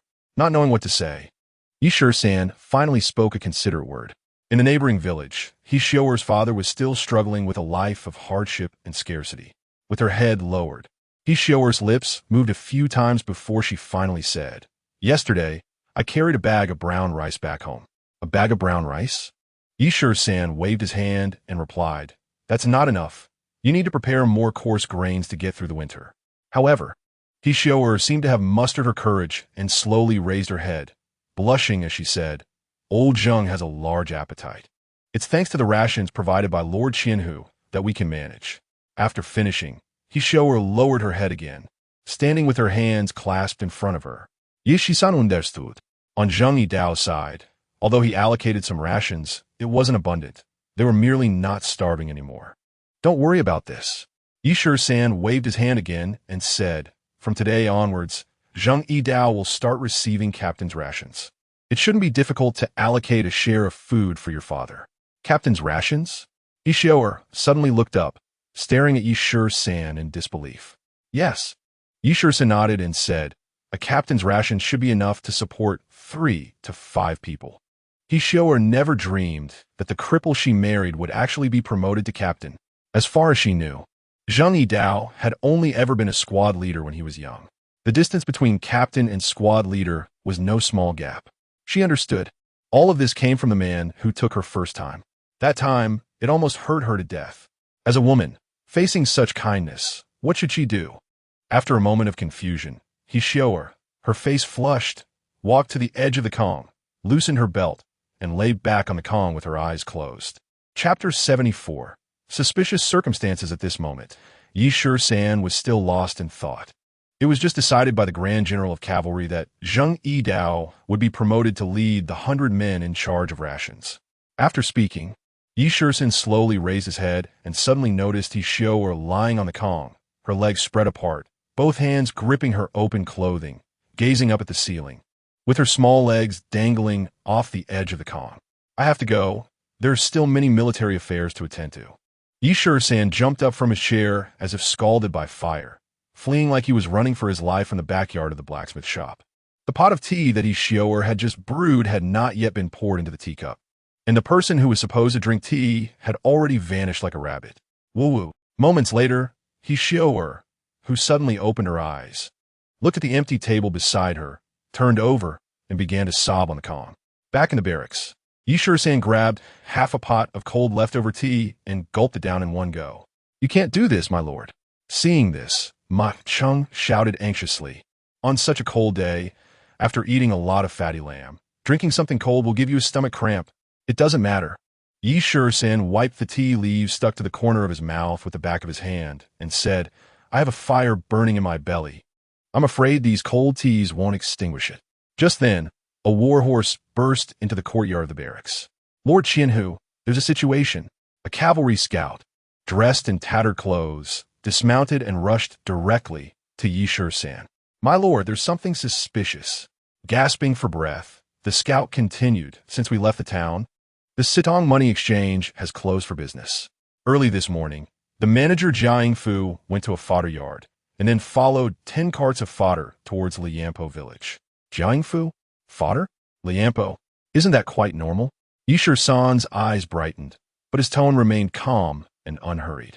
"There are troops stationed at Liampo, and the local government allocates rations, which is within the scope of official business. What's suspicious about that?" My lord, the carts carrying the fodder are not light. The scout paused and said, though fodder is bulky, it is lighter than other supplies. Isn't that obvious? It's just a pile of dry grass. Can it be heavier than grain? The scout continued, I saw those large carts leaving tracks in the mud. Logically speaking, during this severe winter, the ground is so hard that a cart loaded with fodder shouldn't leave tracks. Continue, go on. Shisan seemed to take an interest and urged the scout to keep going. Taking a breath, the scout continued, the local government allocates rations to the station troops, which are naturally transported by soldiers from the government, but from the drivers to the guards, they are all servants of the Zhou family. Shisan similet. A somewhat strange smile. Send word to Wu Liuzi to take the remaining men with him and come with me to Lianpo village. The scout went to relay the message, and Ma Cheng hurried to prepare the horses. Moments later, Wu Liuzi, with 3 scouts left behind, was ready to set off. On the way, Ma Cheng asked, my lord, does this mean that Lord Zhou is privately selling fodder to the station troops? You pig-headed fool. Shisan glared at Ma Cheng, almost striking him with a whip. Use your brain. How much is 10 carts of fodder worth? Moreover, does Cayenne have money to pay Lord Zhou? Ma Cheng's face flushed, instinctively shrinking his neck. At this moment, Wu Liuzi behind Ma Cheng spoke up. I'm afraid there are other valuable things loaded beneath the fodder. Otherwise, how could there be such heavy tracks? Keep talking. Shisan turned to Wu Liuzi, giving him an appreciative glance, then said to Ma Cheng, learn from him, stop thinking only about how to flatter me. Seeing Ma Cheng taken down a notch by Shisan, the 3 scouts following behind also laughed and began to share their own judgments. There must be something unspeakable on the cart. Otherwise, how could the money exchange manager personally guard the carts? It must be grain. In these times, grain is the most precious. That's nonsense. Lord Qinhu just said, how could Cayenne have money to pay? In response to the various opinions of his subordinates, Wu Liuzi said again, 10 large carts headed to Lianpo village don't necessarily mean they are delivering fodder to the station troops. Remember, Cayenne is still training with his cavalry in Tunshan village. This point hit the nail on the head. If the local government were to supply the station troops with goods, they would naturally be transported by soldiers from the government, even if they were privately selling goods. If Centurion Cayenne is not in the village, whom would he sell to? Thinking of this, Shisan halted the horse, glanced around for a moment, and shouted, take a shortcut. We must reach the beacon tower at Lianpo before dark. As soon as the words fell, 6 war horses let out a long neigh and galloped towards the beacon tower at Lianpo. In less than half an hour, the 6 men who had taken a shortcut handed their horses to the beacon guards at Lianpo, and then, following Shisan's deployment, they began another urgent march. Arriving in an open area, Shisan stopped. At this time, the sun had not yet set, and visibility extended for 10 miles. This place was far from the military camp and the village, situated in the opposite direction from the beacon tower. This desolate area had very few dry grasses, with sparse camel thorns scattered around. This is it. Shisan waved his hand, signaling everyone to crouch down to minimize their target. Across the stream was the Yuan Meng territory. Currently, the stream was frozen, and the ground here was flat and unobstructed, making it very convenient for vehicles. My lord, do you think Jia Yingfu will take 10 large carts this way? If my guess is correct, this old fellow must have dealings with the Tartars? Isn't Jia Yingfu's audacity too great? It's not that Jia Yingfu is bold, but the backer behind him is not small. My lord means they will trade fodder with the Tartars? Trade fodder? A few piles of fodder. Do the pastoral Tartars care about this? I understand now. This old fellow must have something valuable to sell. Ma Cheng finally understood that Shisan chose to set an ambush here precisely because he calculated that Jia Yingfu would come this way. Shisan smiled, looked around, then pointed to a few clusters of camel thorns not far away and said, Wu Liuzi, take 2 men and set an ambush over there. The remaining 2 go to the opposite side, and Ma Cheng and I will set an ambush directly in front. Understood. The 5 men, including Ma Cheng, responded in unison in a low voice. Conceal yourselves. Shisan shouted in a low voice, crouching down and running toward a patch of camel thorns to hide. Before long, the sound of creaking wheels could be faintly heard coming from the north side of Lianpo village. Everyone, Stay hidden and do not act rashly. Shisan reminded in a low voice. At the same time, several dark dots suddenly appeared on the horizon from the Yuanming direction. The dark dots grew larger under the setting sun, gradually taking shape as horse-drawn carts. 1, 2, 3, 8, 9, 10. Shisan silently counted to 10 in his mind. It was 10 carts, the same number as reported by the scout. However, as the 10 carts drew nearer, it became clear that the 10 carts coming from the Yuanming direction were empty. The two teams of carts were simultaneously nearing the hiding place of Shisan and the others. Jia Yingfu was at the front of the fodder carts, accompanied by 20 people, including the drivers. These people were dressed as merchants, but unlike ordinary merchants, they were armed. The horse-drawn carts from the Yuanming side were different. There were 10 people, all carrying curved knives. These people wore leather cloaks, completely different from the attire of Yuanming soldiers.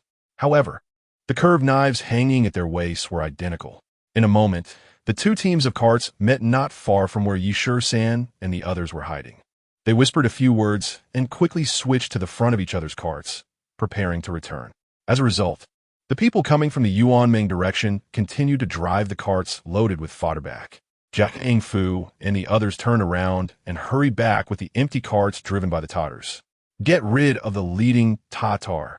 Shisan looked at Ma Cheng, who had already bent his bow and knocked an arrow beside him, and ordered him to shoot the Tatar in front of the first fodder cart. Whoosh! A crossbow bolt whistled through the air and instantly disappeared into the chest of the Tatar, wearing a leather robe. The Tatar in front of the first fodder cart let out a scream and fell down. Immediately after, 3 more crossbow bolts shot out from the camel thorn bushes where Wu Liuzi and the others were hiding. Following that, 6 figures leaped up from the thorn bushes on both sides of the cart. Chapter 75. Only when the wolves are full there be more wolf dung. 3 more screams echoed across the desolate sandbank. 3 Tatars fell to the ground without getting back up, upon seeing figures rushing towards both sides of the cart. The remaining 6 Tatars let out strange cries and ran wildly back in the direction they came from. Can they escape? Shisan chuckled, spinning in midair, and with a wave of his remaining knife, he lunged at the closest Tatar. Puff! The fleeing Tatar lunged forward, spitting out a spray of blood, and collapsed to the ground, lifeless. On the Tatar's back, a 2-finger-wide gash was oozing warm blood. In the blink of an eye, 3 more Tatars fell to the ground, never to rise again. The other 3 Tatars disappeared into the encroaching darkness from 3 different directions. On Ma Cheng's side, Jia Yingfu, kneeling on the ground, was trembling so much that he couldn't utter a complete sentence. The 19 housemen from Zhou's residence who had come with him were already strewn across the ground in disarray. Shisan approached Jia Yingfu slowly with his knife in hand. Casting a disdainful glance at the trembling Jia Yingfu, Shisan said to those beside him, "Tear off the fodder from the carts." With a command, Wu Liuzi was the first to cut the ropes binding the fodder, and the entire cart of fodder was instantly scattered as it was thrown off the cart. "My lord, it's iron." The remaining 9 carts were also stripped of their fodder, revealing various iron tools hidden inside. Broken shovels, pickaxes, broken blades, spear tips, fragments of iron pots, and even thick iron nails were found. From a few other carts, they also discovered smelted iron ingots. The 10 carts that had been disguised with fodder contained not only various iron tools, but also salt and tea leaves. Aside from the tea leaves, the iron and salt were strictly prohibited from trade by the court. Moreover, trading with the Tatars was an even graver crime. Looking at the 10 carts driven by the Tatars, not all of them were empty. 1 cart carried a cowhide box. Opening the box revealed it was filled with gold and silver items. This box of gold and silver weighed at least 100 pounds. "Manager Jia, have you switched to the iron trade?" Shisan said with a half-smile, his gaze fixed on the ashen-faced Jia Yingfu, realizing he was unlikely to survive. Jia Yingfu simply closed his eyes and remained silent. "My lord, if we don't use torture, this old man won't speak, will he?" Ma Cheng said as he raised his whip. "Enough." Shisan sheathed his knife and waved his hand, saying, "Whether he speaks or not is the same. I don't expect his confession. Just take him back and lock him up so he can never see the light of day again. By the time he wants to talk, I won't want to listen." The situation was clear. If Jia Yingfu spoke, he would die. If he didn't speak, he would still die. Shisan glanced at the corpses scattered around and said indifferently, "The Tatar heads are useful. Chop them off and send them to the military department for a reward. Leave the bodies here to feed the wolves. The beacon tower needs wolf dung, after all. Only when the wolves are full will there be wolf dung to collect." "My lord, what about these carts?" Ma Cheng looked at the 20 carts standing silently on the ground, unsure of how to handle them. "Carts?" Shisan nearly whipped Ma Cheng, angrily saying, "Of course we take them back. Do wild wolves need carts?" Yes, Ma Cheng grinned, showing his white teeth, and immediately, together with the scouts, began to connect the 20 carts in a line. He then took the lead in guiding the horse, pulling the cart. Shisan simply picked up a bundle of dry fodder and threw it onto the cart with the cowhide box, then climbed onto the cart and fell asleep. In the dead of night, they finally arrived at the barracks. With a growling stomach, Shisan was completely unable to sleep. Fortunately, there was half a horse carcass in the storeroom that had been stripped of meat. "Cook rice, we want solid food, not watery soup." Shisan instructed one of the scouts to cook, then told another scout, "Chop up some horse bones and stew them with yam. A hearty meat soup over rice will be more filling." After delegating the cooking and stewing, Shisan lay on the heated brick bed and said to Wu Yozi, who was sitting at the table waiting for food, "Record a merit for each of the men. Ma Cheng will take 2 men to deliver the heads of those 6 Tatars to the military department, saying they encountered Tatar scouts during the night patrol." Pointing to the cowhide box on the bed, Ma Cheng cleverly said, "My lord, we don't need to take this, right? What do you think?" Shisan almost rolled over to slap Ma Cheng. Seeing Shisan's anger, Ma Cheng quickly shrank his neck and said, "Better to keep it. If we hand it over to the military department, those people might just split it among themselves." Beside them, Wu Yozi couldn't help but laugh at Ma Cheng's awkwardness, saying, "You should go to the military department to claim credit. Hand over 100 taels of gold and get back 10 taels of silver. Doesn't that sound good? Go, go, go. You little brat have grown wings and dare to tease me?" Ma Cheng's face turned crimson, and he hurriedly went to boil water for tea. "My lord, do we really not need to interrogate that old man Jiang Fu?" Wu Yozi, being the calm one, raised a crucial question to Shisan. Shisan waved his hand, scanning the room, and said, "We must keep the capture of Jia Ingfu a secret from the outside. I don't want to expose Zhou Jingtang yet. With just this physical evidence, even if we had Jia Ingfu's confession, it wouldn't be enough to take down Zhou Jingtang." Exactly. Jia Ingfu's confession could easily be claimed as coerced. As for colluding with the Tatars to sell iron tools and salt, it would also be difficult to form a strong chain of evidence. Zhou Jingtang could easily deny it, as that kind of scrap iron could be collected everywhere. As long as Jia Ingfu didn't trade finished weapons with the Tatars, it would indeed be hard to waste time with this evidence. As it stands, they had already lost 80,000 taels of silver, and with 1 manager and 2 employees gone, the Sidong Bank couldn't open its doors in the short term. Just these losses were enough to make Zhou Jingtang furious for 3 days. "Well then, let's keep an eye on him." Wu Yozi nodded, understanding Shisan's intention. In fact, getting his confession was simple. There was no need for torture. Just starving him for 3 to 5 days, and without asking, he would be eager to talk. Everyone believed Shisan's words. They all knew what it felt like to be hungry. "What about those irons?" Wu Yozi asked again, and this question was indeed crucial. Shisan nodded, saying, "They truly are a timely help. Those broken iron tools weigh at least 4,000 pounds. We should hand them over to the blacksmith shop in the Tunshan village, organize people to melt and forge them overnight, and turn them all into weapons. We must have sharp spears and hooked polearms, then the rest can be made into long knives." Calculating like this batch of scrap iron can basically forge 500 to 600 useful weapons. You should know that some of the knives and guns in the hands of the farmers and station troops are not even as good as firewood axes. "I truly thank the He family and Zhou Jingtang," Shisan said with a proud face, laughing. "When we were short on grain, the He family provided it. When we needed money, the Sidong Bank provided it. Always thinking about replacing everyone's weapons. Jia Ingfu truly sent us iron materials at just the right time, didn't he?" After finishing, the scouts waiting for their meal couldn't help but burst into laughter. Chapter 76. Let's go to the Yamen. The next morning, Su Laolu arrived at the barracks. Shisan pointed at the 20 horse-drawn carts in the courtyard and said, "Leave 2 for the beacon tower, and the rest." Register them along with the horses as military supplies. Did the 100 households move again last night? Su Laolu asked, unable to hide his excitement as he inspected each cart. San pointed to the scrap iron and said, during a routine inspection, we came across some illegal traders secretly dealing with the Tartars and seized some ironware. You should immediately organize the best blacksmiths to forge weapons as quickly as possible. As Su Laolio's men drove the carts away from the barracks, San was suddenly overtaken by drowsiness and could hardly keep his eyes open. Ma Cheng took 6 Tartar heads to the military department in town. Wu Yozi took the remaining 8 scouts to patrol along the route. At this time, Yiju had also finished feeding the horses and went to the He family's courtyard to do some odd jobs. Only San was left in the barracks, and with nothing to do, he felt the urgent need to catch up on the sleep he had missed the previous night. It was past noon, and there was still no sign of Jia Yingfu returning. Zhou Jingtang, feeling anxious, paced back and forth like an ant on a hot pan. If that dog messes up again this time, I'll skin him alive. Gritting his teeth, Zhou Jingtang thought of San again. You little brat, just wait.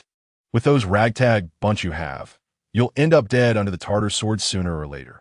Huangyang Xian is not an impenetrable fortress. If the Yuan and Mongolia go to war with Daxia, the first to die will be you dog of the Yi family. Zhou Jingtang cursed to himself, glancing outside from time to time. His hatred for San was so deep that it was irreconcilable. The raid on the He family directly severed his source of income. Just like that, the Qintong Bank lost another 80,000 taels of silver because of this disaster stars loan. Now that Daxia could go to war with Yuan and Mongolia at any moment, a reckless man like San was being propped up by the military department. If it weren't for the military department backing him, he would have loved to slap this slave to death. Just then, while Zhou Jingtang was cursing San, a servant hurriedly entered. Sir, I've been on the lookout along the way for 30 miles, but still haven't seen Jiaguan's group. Hearing the servant's report, an ominous feeling surged in Zhou Jingtang's heart. By now, Jia Yingfu should have returned. Based on the travel time and past transactions, they should have arrived just as it was getting dark, a time that wouldn't draw attention from others. If they returned the same way, they would arrive in town just after midnight, also a relatively discreet time. But now it was already afternoon, and there was still no sign of Jia Yingfu's group. Could the cart have broken down on the way? Zhou Jingtang asked the servant uncertainly. That's unlikely. The servant waved his hand and replied confidently. The carts were thoroughly checked. Even if some carts had minor issues, it wouldn't affect the transport goods. Other carts could just dump their fodder and transfer the cargo. What if something unexpected happened? Zhou Jingtang asked again. Even if that were the case, someone would have come to report it.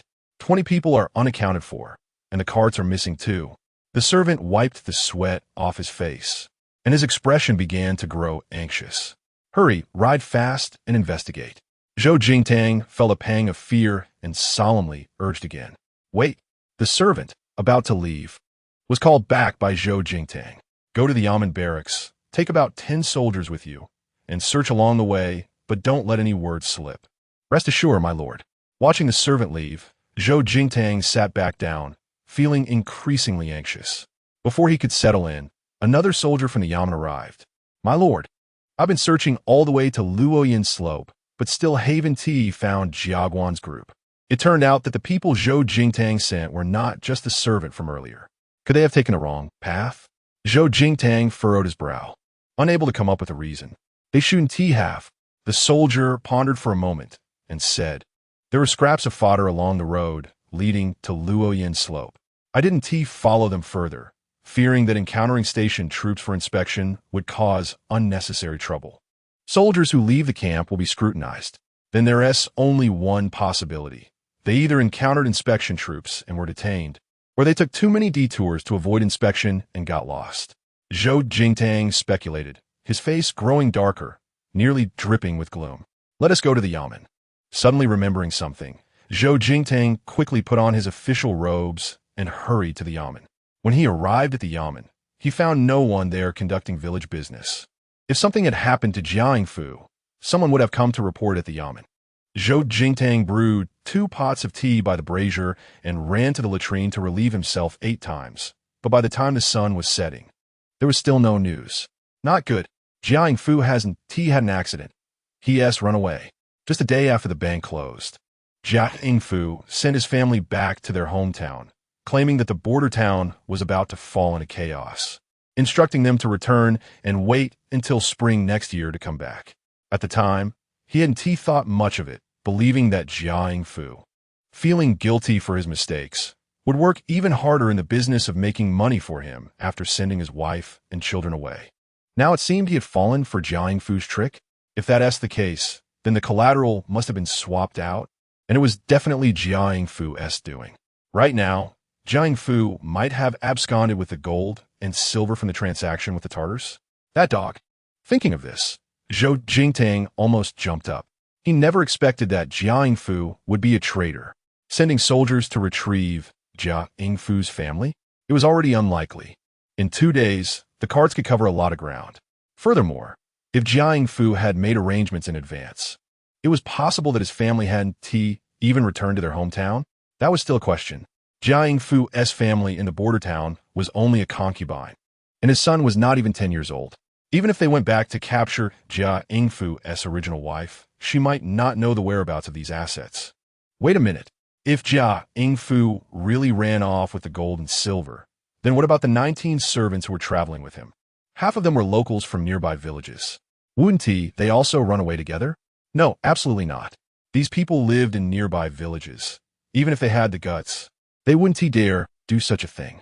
The last possibility is that the Tartars attacked. They ambushed his goods and then killed Jiang Fu and the others. This possibility was the greatest. The Tartars' hatred for the Daxia people was not ordinary. Despite their years of business relations, since Shisan had killed so many Tartars, wouldn't they hold a grudge against the Daxia people? Shisan, I'll dig up your ancestral grave out of spite. Zhou Jingtang cursed again, placing all the blame on Shisan. Even if Jiang Fu and the others were killed by the Tartars, it was still because of the trouble Shisan caused. Just then, a soldier came to report. My lord, Shisan's subordinate Ma Cheng has brought back 6 Tartar heads and 6 curved swords used by the Tartars to the military department to seek merit and rewards. Chapter 77. I'm begging you, give me something to eat. What? Zhou Jingtang was suddenly drenched in cold sweat. I report to you, my lord, it was Ma Cheng, the subordinate of Qianhu Shisan from Huangyang Xian, who has brought 6 Tartar heads and seized weapons to the military department. The soldier, fearing Zhou Jingtang hadn't understood, repeated his earlier words. Without seeing the smoke signal, how could there be a Tartar invasion? Zhou Jingtang tried to calm himself down and asked again. The soldier scratched his head and said, I heard from an acquaintance in the military department that Shisan was patrolling the defense zone and encountered a Tartar scout, which led to a fierce battle. As soon as these words were spoken, Zhou Jingtang flew into a rage, shouting, why wasn't it the Tartar scout who killed that bastard Shisan? If we had captured him alive, we might have been able to interrogate him about the Tartars' troop deployments and their strategies against our great Xia. After saying this, Zhou Jingtang added a remark to correct his earlier slip of the tongue. Letting the Tartars kill Shisan? Such words cannot be said under any circumstances. And even in our own inner courtyard, there shouldn't be such outrageous behavior. Fortunately, the soldier had not yet caught on. Indeed, the soldier nodded and said, capturing a live prisoner could also earn a reward. If we can extract more valuable intelligence, the reward would be greater than for killing a Tartar. Were those Tartars killed?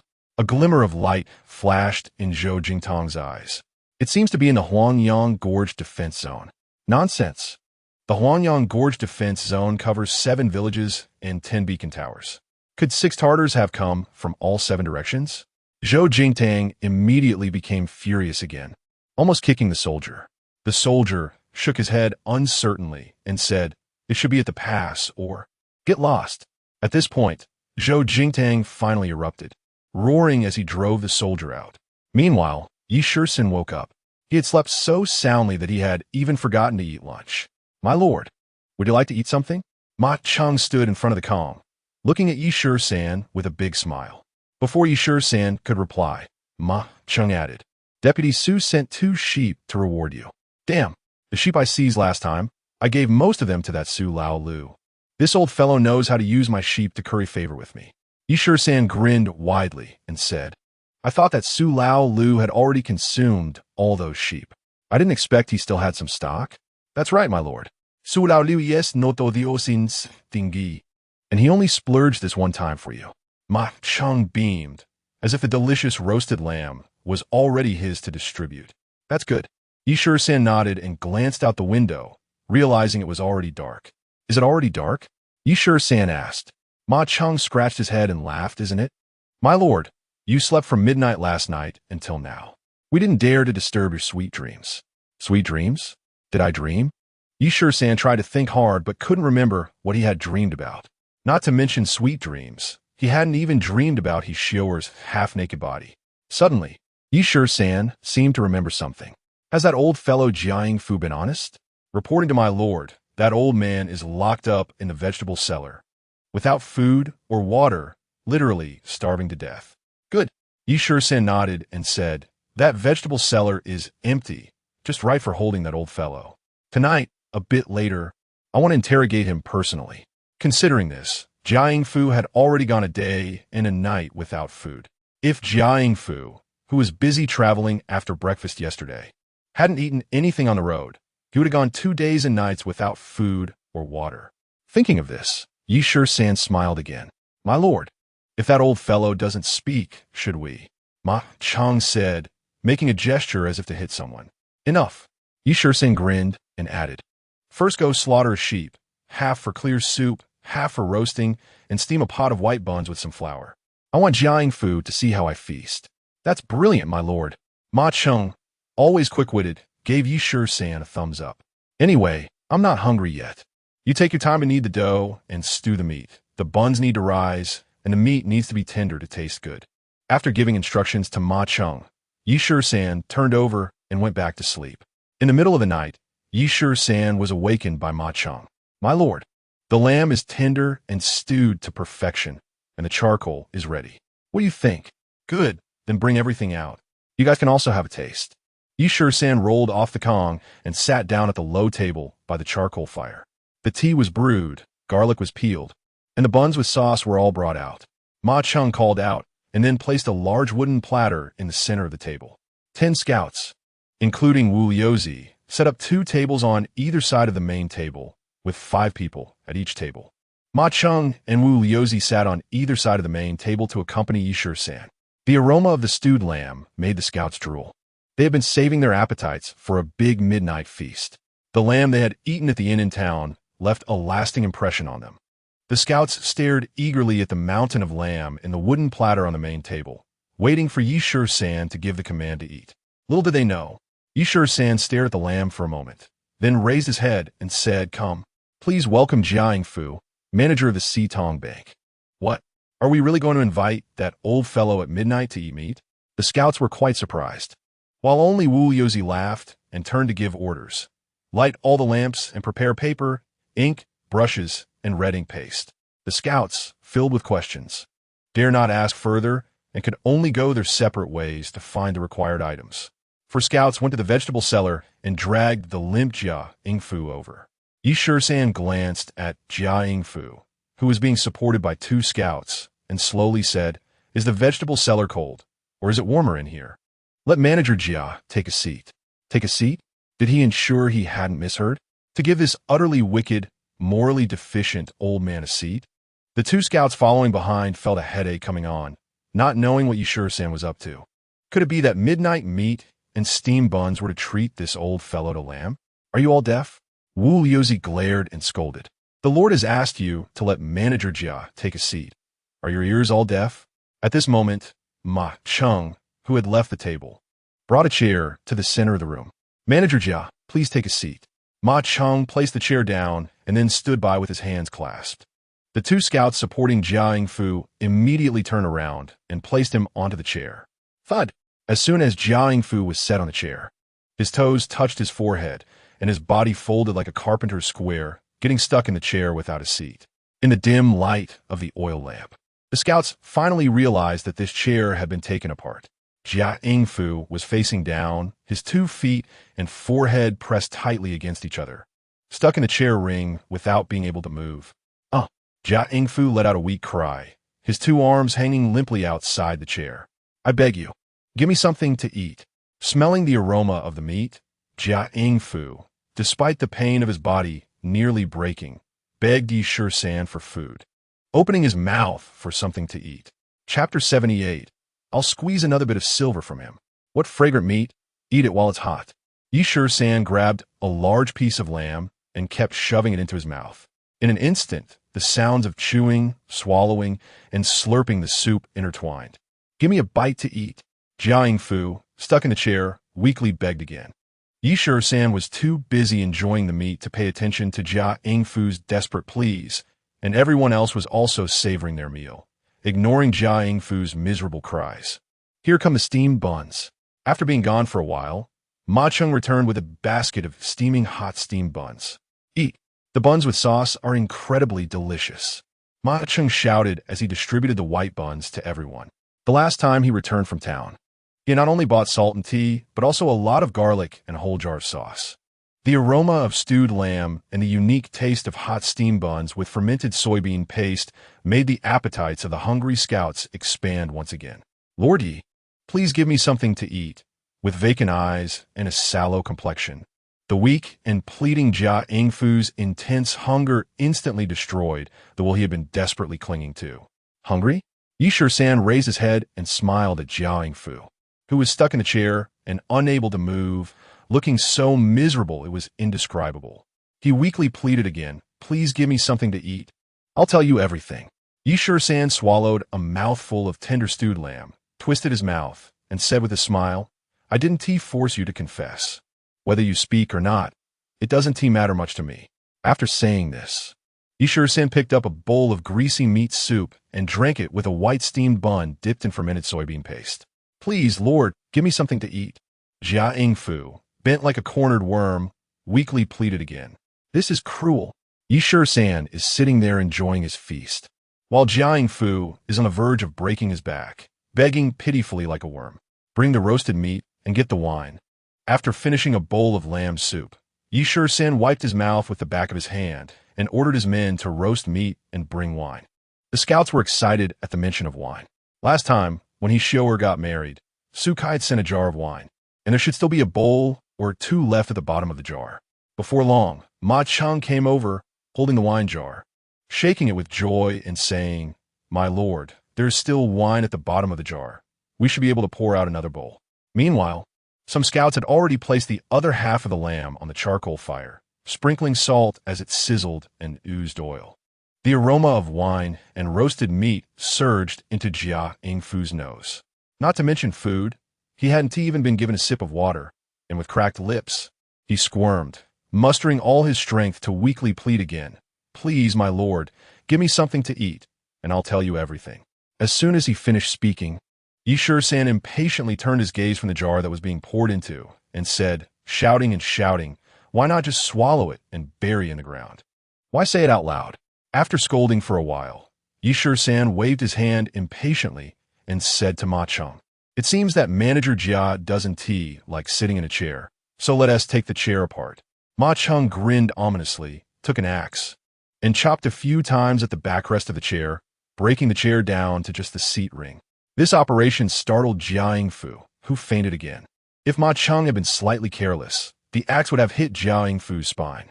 Without the broken chair, the unconscious Jia Yingfu lay on the ground like a maggot. Perhaps the ground was too cold, and before long, Jia Yingfu woke up again. "Please, give me something to eat."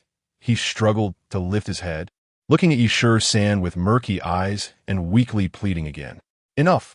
Yi Shisan seemed annoyed by Jia Yingfu's constant shouting, raised his hand, and said, "Give Manager Jia a bowl of meat soup and a steam bun to eat." As soon as he finished speaking, Ma Cheng found a large bowl with a crack, scooped a bowl of meat soup from the pot, and grabbed a steam bun, placing them on the ground in front of Jia Yingfu. Seeing the bowl of meat soup in front of him, a glimmer of light suddenly appeared in Jia Yingfu's murky eyes. He crawled forward, holding the bowl in one hand and grabbing the steam bun in the other, and in the blink of an eye, he finished the bowl of meat soup and the steam bun. Glancing at Jia Yingfu's eager expression, Yi Shisan said, "Not full?" Jia Yingfu nodded, squeezed out 2 drops of murky tears, and replied contritely, Please, my lord, give me a bit more. Yi Shi-san waved his hand, and Ma Cheng tossed another steamed bun in front of Jiang Fu, then scraped the bottom of the pot hard with a ladle, adding a spoonful of thick soup with meat scraps into Jiang Fu's bowl. Lying on the ground, Jiang Fu ate the steamed bun clean without leaving a crumb, licking the soup bowl cleaner than a dog would. My lord, what do you want to know? I'll tell you everything. After 2 bowls of meat soup and 2 large steamed buns, Jiang Fu felt a bit of strength and looked up at Yi Shi-san. Yi Shi-san raised the corner of his mouth and coldly smiled. I'm full now, and I feel sleepy. If you really want to talk, then write it down. I'm too lazy to listen to your rambling. Jiang Fu, who was well-versed in worldly affairs, understood this immediately. Meanwhile, Wu Yuji placed the prepared brush, ink, paper, and inkstone on the table, allowing Jiang Fu to sit down and write slowly. At this moment, Yi Shi-san had already climbed onto the heated Kong, pulled over a pillow, and fell into a deep sleep. Before dawn, Yi Shi-san had finished washing up. Ma Cheng had already reheated the leftover roasted meat from last night, and with steamed buns and freshly brewed tea, the two had another hearty meal. My lord, Ma has already fed the horses. When shall we depart? Yi Shi-san shifted his gaze from the confession in his hands to the outside sky and said, Since everything is ready, let us set off early. After saying this, Yi Shi-san tucked the confession that Jiang Fu had written and stamped into his bosom. As they exited the camp gate, Ma Cheng, who was half a horse's length behind Yi Shi-san, said, My lord, if this confession is handed to the military department, not only will that old fellow Zhou Jingtang be finished, but the military department will also reward you with some silver, at least 200 taels. He excitedly added, Perhaps it will be given to us along with the reward for those 6 Tatar heads. Yi Shi-san twisted his mouth and said, Why hand it over to the military department? Wouldn't it be better to give it directly to Zhou Jingtang? Handing evidence over to a suspect, what does that mean? Ma Cheng was confused, his face twitching, and he didn't dare to ask more questions. The 2 horses galloped eastward into the morning light in silence. As they approached Tongtian Post Town, Yi Shi-san slowed down the horse and looked up at the rising sun, saying, I'm going to squeeze him for some more silver. Chapter 79. The Yamen court. The town was bustling, but the doors of the Qiantong Bank remained tightly shut. Stopping the horse at the intersection and glancing around for a moment, Yi Shi-san raised the corner of his mouth and said in a deep voice, Go to the Yamen. My lord, do you really want to see Zhou Jingtang? If I don't see him, is there someone else in town I need to meet, like my mother-in-law? After being put in his place, Ma Cheng immediately shrank his neck and followed quietly. Moments later, they arrived at the Yamen. The Yamen in Tongtian Post Town wielded the power of a county. This border fortress, which integrated commerce and military, was a major stronghold on the Great Xia's northern defense line. In contrast, Wanchuan County, 30 miles away, had become the living area for officials of Tongtian Post Town. Halt! State your name. As they approached the entrance of the Yamen, the soldiers on either side shouted sternly before they could even dismount. Ma Cheng, who had dismounted first, helped Yi Shi-san down, but as he turned to express his anger, he was stopped by Yi Shi-san's glare.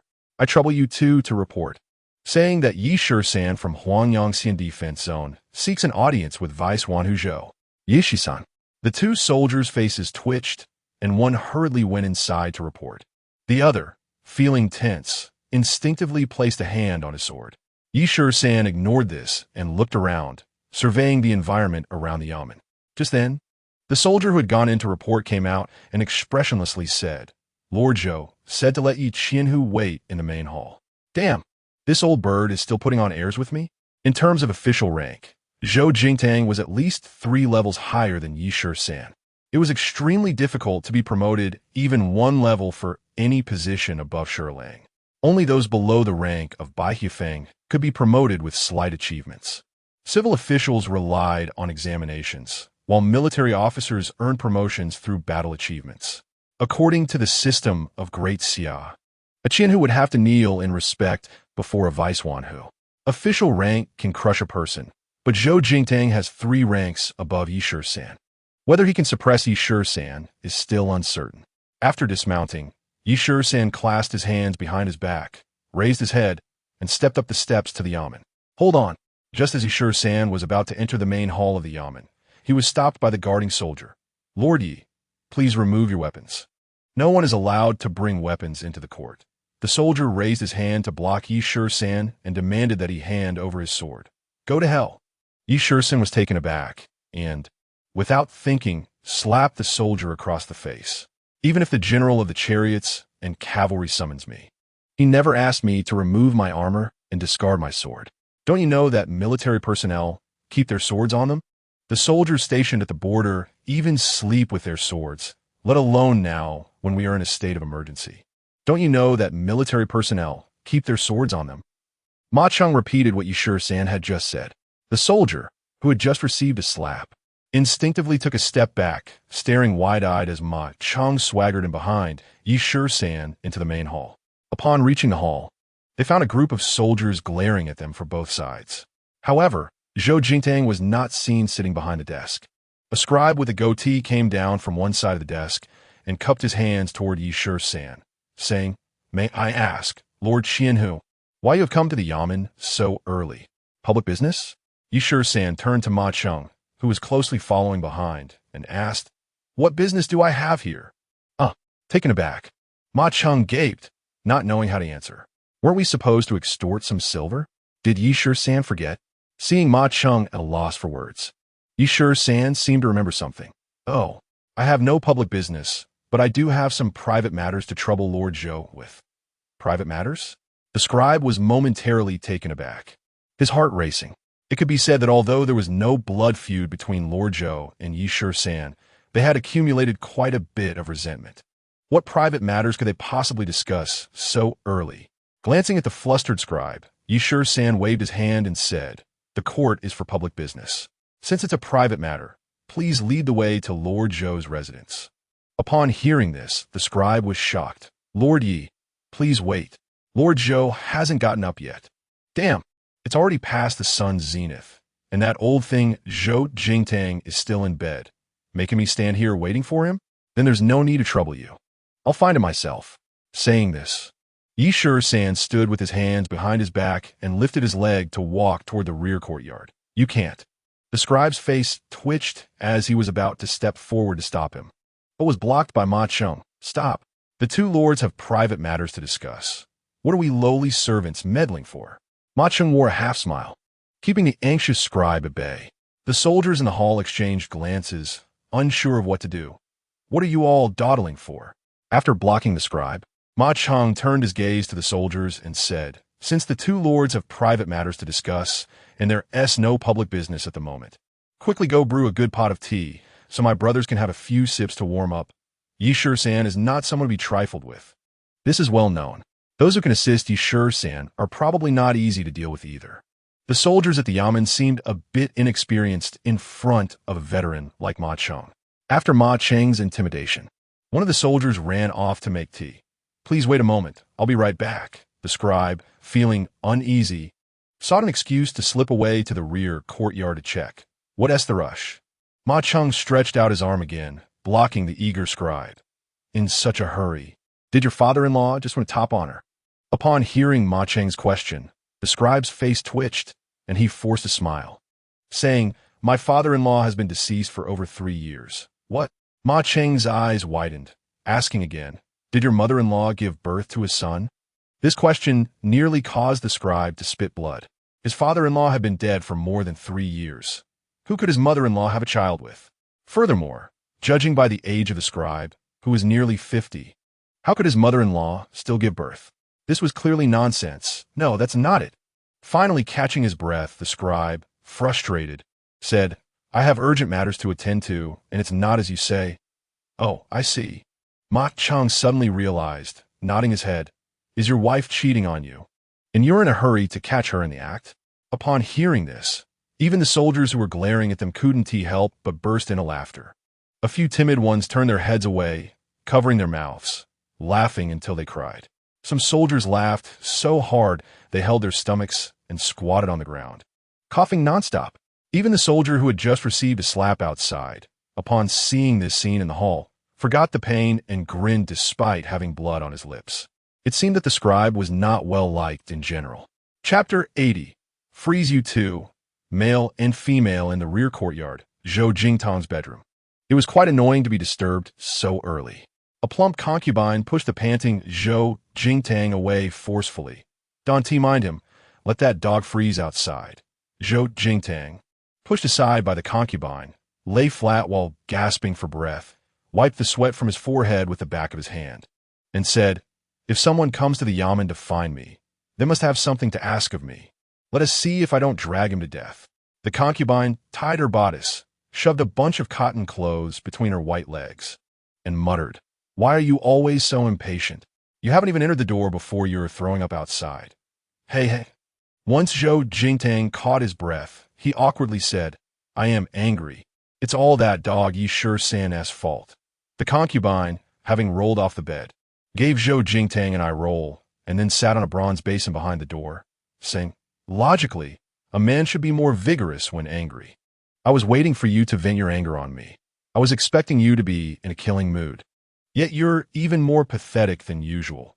A rush of water splashed onto the bronze basin, mixed with the sounds of shouting from outside. In this cold weather, how nice it would be to roast meat by the fire. Suddenly startled by the voices from outside, the concubine jumped up, and a stream of urine splashed on her bare feet. In a panic, she hastily grabbed some clothes to cover herself as the voices approached the door. It seems Lord Zhou is roasting meat. Zhou Jingtang, lying on the bed, felt his pupils constrict at the sound. "Is it Shisan? That dog has come here." Suddenly alarmed, Zhou Jingtang quickly grabbed his clothes and put them on, looking just as flustered as the concubine, except for the urine splashed on his feet. Knock, knock, knock. The door was knocked from the outside. Shisan from the Huangjiangxian Defense Zone has business to discuss with Lord Zhou. It really was that dog Shisan, even announcing his name. Once dressed, Zhou Jingtang steadied himself and said with a frown through the door, "Defense Zone business is not to be discussed in my private quarters." "What does it have to do with you?" "I assure you, Vice One Hazu, I'm not here for official business this time," Shisan replied calmly from outside.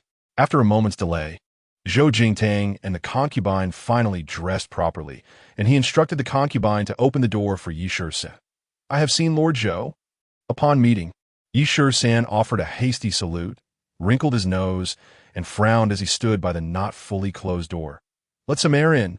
The smell in here isn't much better than that of Widow Zhang." A cold wind blew in through the door curtain, causing the strange smell in the room to dissipate slightly. Zhou Jingtang, shivering from the cold wind, looked at Shisan with suspicion and said coldly, "You have intruded into my inner chamber. Do you know your crime?" "Damn. Isn't this just a temporary residence set up in the back hall of the government office?" "Inner chamber? How could you even say that?" Shisan cursed inwardly. Zhou Jingtang's attitude was completely within his expectations. Shisan did not continue to walk in, but stood at the half-closed door and said, "Since it's so inconvenient for you, Lord Zhou, then I might as well go to the military department to discuss it." Saying this, Shisan opened the door wider and turned to leave. "Old man, I don't believe you want to stop me. I'll let this stinky doghouse ventilate. Otherwise, how can I sit down to discuss things with this overwhelming stench?" Just as Shisan was about to step over the threshold, Zhou Jingtang called out from behind, "Wait." Hearing that Shisan was going to the military department, Zhou Jingtang was suddenly alarmed. "Yichinhu, please stay, come in and sit." Zhou Jingtang's tone softened, glancing at his unwilling concubine, signaling her to stoke the charcoal fire a bit. The cold wind that had blown in when Shisan lifted the curtain almost made him catch a cold. A person who had just sweated wouldn't dare to let cold wind blow on them. If he caught a chill, he might end up bedridden, and it could even cost him his life. "Then I will disturb you, Lord Zhou." Shisan had 1 foot outside and 1 foot inside, one hand on the door frame and the other lifting the curtain, looking at Zhou Jingtang in a dilemma. Without a padded robe, Zhou Jingtang was jolted by the continuous cold wind blowing in from the door curtain. "Achoo!" Zhou Jingtang shivered and sneezed. "Come in and sit, it's warm inside." Zhou Jingtang, cursing inwardly, wished Shisan would just drop the curtain and close the door. His back felt cold, and the urge to urinate hit him again as the concubine, legs crossed, stepped forward and pushed the door, saying, "Please sit inside, Lord Yi. I'll go make tea for you right away." Saying this, the concubine quickly closed the door. "Freeze to death, you two." Ye Shisan jursit inyardli. But his face was full of smiles, repeatedly saying, I truly apologize for disturbing your sweet dreams, Lord Zhou. Zhou Jingtang felt uneasy in his heart and, feigning politeness, pointed to a chair by the fire pit and said, Sit down and talk. What urgent matter do you have for me, Lord Yi? Just a small matter, unrelated to official business. Yi San sat down carelessly, warming his hands by the charcoal fire, and added, I've been a bit tight on cash lately. Shut up. Zhou Jingtang interrupted him rudely before he could finish. The Bestows Bank is currently closed for business. To secure a loan, we'll have to wait a while. I don't know when the Bestows Bank will reopen for customers. Mentioning being tight on cash, Zhou Jingtang's expression suddenly changed, and he began to issue an eviction order. You misunderstand, Lord Zhou. Yi San remained smiling, unaffected by Zhou Jingtang's sudden change of attitude, and said, I'm not looking for the Bestows Bank. The land deeds I treasure have already been lost by the bank. Even if the bank wants to do business with me, I have nothing to pledge. Saying this, Yi San took out a piece of paper from his bosom and casually pushed it in front of Zhou Jingtang, saying, I wonder if this can be exchanged for some pocket money from you, Lord Zhou. Upon seeing the paper Yi San pushed over, Zhou Jingtang's pupils suddenly constricted. The familiar signature and bright red fingerprint on the white paper were unmistakably from Jiang Fu of the Bestows Bank. You. Zhou Jingtang's face twitched, angrily saying, They are indeed in your hands. What do you want to do? I just want to exchange it for some pocket money for the brothers in the garrison. Life in the defense area is tough. Not only is the food poor, but we also lack oil and salt. How can we go on like this? Looking at Yi San's pitiful expression, if it weren't for the knife at his waist that had killed hundreds of Tartar heads, Zhou Jingtang would have almost slapped him. Let me tell you, Zhou Jingtang tried to calm himself down, gritting his teeth and saying, Perhaps I have been too harsh on these subordinates, and they dare to slander me. What does this amount to? It's just a piece of waste paper. Saying this, Zhou Jingtang suddenly reached out and threw the document into the charcoal fire of the fire pit. The red-hot charcoal instantly flared up. The white paper with black characters and the handprint was instantly reduced to ashes before Yi San's eyes. Get out. Zhou Jingtang, having destroyed the evidence, looked at Yi San with a smug expression and sneered, Aren't you going to the military department? Go ahead. I won't stop you. A few subordinates slandering me can't do anything to Zhou. You shouldn't take this seriously. Hehe. Ye Shisan situdichit. Then took out several identical pieces of paper from his bosom, waving them in his hand and saying, Even if you burn all of these I have, I will still make a few hundred more. Since it's inconvenient for you, Lord Zhou, I'll still go to the military department. Who knows? If the general of the cavalry is in a good mood, he might reward me with a few silvers. Wouldn't that be better? At this point, Zhou Jingtang's face turned green. He never expected that Yi San had backup copies in his hands. Chapter 81. I'll kill you. Looking at the papers in Yi San's hands, Zhou Jingtang was already sweating on his forehead. Normally, such accusations wouldn't be able to affect him. But now, as the relationship between the Great Xia and the Yuan Mongols grew increasingly tense, war was imminent. At this critical moment, if the military department caught him selling ironware to the Yuan Mongol Tartars, even with someone backing him in the court, it would still be difficult for him to manage. Name your price. Zhou Jingtang caved in. Still, Lord Zhou has compassion for the hardships of the garrison. On behalf of my brothers, I thank you first. Yi San bowed to Zhou Jingtang and added, I won't ask for much, just 100,000 taels of silver. In these chaotic times, it's not easy for anyone. 100,000 taels? Zhou Jingtang's face twitched again, almost spitting out a mouthful of old blood. 100,000 taels is no small amount, but to Yi San, it sounded as easy as asking for a steamed bun. In these times, a steamed bun is enough to keep a beggar alive. A steamed bun could make a villager's wife take off her pants. 100,000 taels. Zhou Jingtang felt a wave of pressure in his chest, swaying a bit as if he would fall over. If Lord Zhou is short on cash, I won't bother you. Yi San tucked the paper back into his bosom, slowly stood up from beside the fire pit, and prepared to leave, going around the low table on the ground. Just as Yi San reached the door, he lifted the curtain just like when he entered, ready to step out. Wait. Zhou Jingtang's face turned pale, his expression fierce as he stared at Yishur-san, pondering for a moment, and said, "It's settled, 100,000 taels of silver." But what? Facing Zhou Jingtang, who was hesitant to speak, Yishur-san turned around in surprise and asked, "Does Lord Zhou have further instructions?"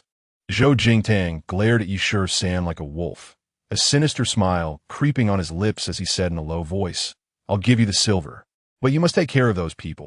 Zhou Jingtang placed one hand on his throat, making a slitting motion. "Dead men tell no tales." After Zhou Jingtang finished speaking, he fixed his gaze on Yishur-san's face. "What does the Lord mean?" Yishur-san raised a hand, palms together, then reached under Zhou Jingtang's chin, mimicking his earlier gesture and pulling hard, saying, "Is it like this?" "Exactly." Zhou Jingtang waved his hand, pushing Yishur-san's hand away from his chin, and shouted angrily, "It's them, not me." "Ah!" Yishur-san nodded repeatedly, saying, "It's them, not Lord Zhou." "Understood?" "That's good." Zhou Jingtang glared fiercely at Yishur-san before turning around and walking to a cabinet.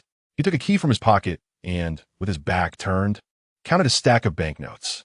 "Here are the banknotes for you, and those things for me, and we'll call it even. However, you must fulfill the promise you made to me," he said, wiping his hand across his throat, reminding Yishur-san not to forget the additional condition. "Rest assured, Lord Zhou." Yishur-san replied repeatedly, extending his hand to mimic Zhou's gesture. Zhou Jingtang's expression darkened as he stepped back and said, "Since we have reached an agreement, I won't waste Lord Ye's time any longer." "Damn, is this the way to kick me out? I'll come all this way, and you won't even let me have a meal?" Yishur-san grumbled internally, forcing a smile as he tucked the banknotes into his pocket, then carelessly placed the papers on the low table, gave Zhou Jingtang a hasty salute, and left the back office, grinning. After watching Yishur-san's figure disappear, Zhou Jingtang slammed the door shut and quickly walked over to the brazier, grabbing the papers and stuffing them into the roaring charcoal fire. "This infuriates me. That bastard deserves to die." Furious, Zhou Jingtang burned the documents and paced back and forth in the room. "My lord, have some tea to calm down." His concubine, who had already brewed tea, came out from the partition with a teapot. "If I get my hands on that bastard, I will tear him to pieces." Zhou Jingtang continued to pace, cursing relentlessly. Seeing Zhou Jingtang so enraged, the concubine, holding the teapot, suddenly had a barely noticeable smile flash across her face. "My lord, if you're angry, take it out on me. Don't keep it bottled up and hurt your health." The concubine had a strange expression as she set down the teapot, slowly walked to the Kong, loosened her belt, and lay back with her legs spread. "I'll kill you." Zhou Jingtang, once again provoked, turned around abruptly, glaring with bloodshot eyes at the concubine, who was looking at him with anticipation. Grinding his teeth, he roughly pushed himself on top of her. In the back office, amidst the cries of the concubine, Yishur-san and Ma Cheng had already ridden away from the town. On the road, Ma Cheng pondered for a moment and said, "My lord, it seems we forgot to have lunch. The lamb from that restaurant. You bastard. Are you a reincarnation of a starving ghost?" Yishur-san scolded Ma Cheng, suddenly realizing he had forgotten to have a good meal at that restaurant. The lamb from that place was truly delicious. "My lord, this is for you." After a round of complaints, Ma Cheng hurried his horse forward and, when level with Yishur-san, held out a white steamed bun filled with fermented bean paste. "You little brat, you still kept this?" Yishur-san took the bun and praised Ma Cheng, but thinking of the clear broth lamb from that restaurant, he immediately lost his appetite for the bun in his hand. "My lord, did Zhou Jingtang give you the money?" Unaware of the situation, Ma Cheng carefully inquired again while entangling the clerk in the yamen. Chewing on a piece of the bun, Yishur-san mumbled indistinctly, "If that old man gave me the money so easily, would I be eating this? The white steamed bun is better. It tastes better with the bean paste." Ma Cheng shrank his neck and quickly began eating his bun, not caring whether Zhou Jingtang had given the money or not. After a while, a weary Zhou Jingtang climbed down from the Kong. After drinking half a pot of hot tea and letting out a long breath, he weakly said, "Call the clerk over." The satisfied concubine was behind the door, sweating profusely as she relieved herself in a copper basin, coyly saying, "The money shop needs to open soon. Otherwise, at this rate, my lord will be drained dry." "You've already drained me dry, you vixen," Zhou Jingtang cursed, then added, "Make me a bowl of ginseng soup. and remember to stew in a deer whip. My lord, just a moment, I'll go prepare it. The concubine tied her belt, donned a fox fur coat, and swayed her plump hips as she left the back office. Not long after, the clerk arrived. Zhou Jingtang stared at the clerk like a wolf for a long time before suddenly speaking. Song Tizui, listen carefully. Find 2 assistants. And make sure to clear the accounts of the money shop before dark. I want to see the Sitong money shop open for business tomorrow morning. The clerk, initially anxious, felt a jolt in his heart upon hearing this, and then he relaxed. Chapter 82. Poor family. Rich road in the evening. Yishi-san returned to the barracks. Bring Jiangfu to see me. Without even taking a sip of water, Yishi-san sent Ma Chung to fetch Jiangfu from the vegetable cellar. Moments later, Jiangfu was brought in.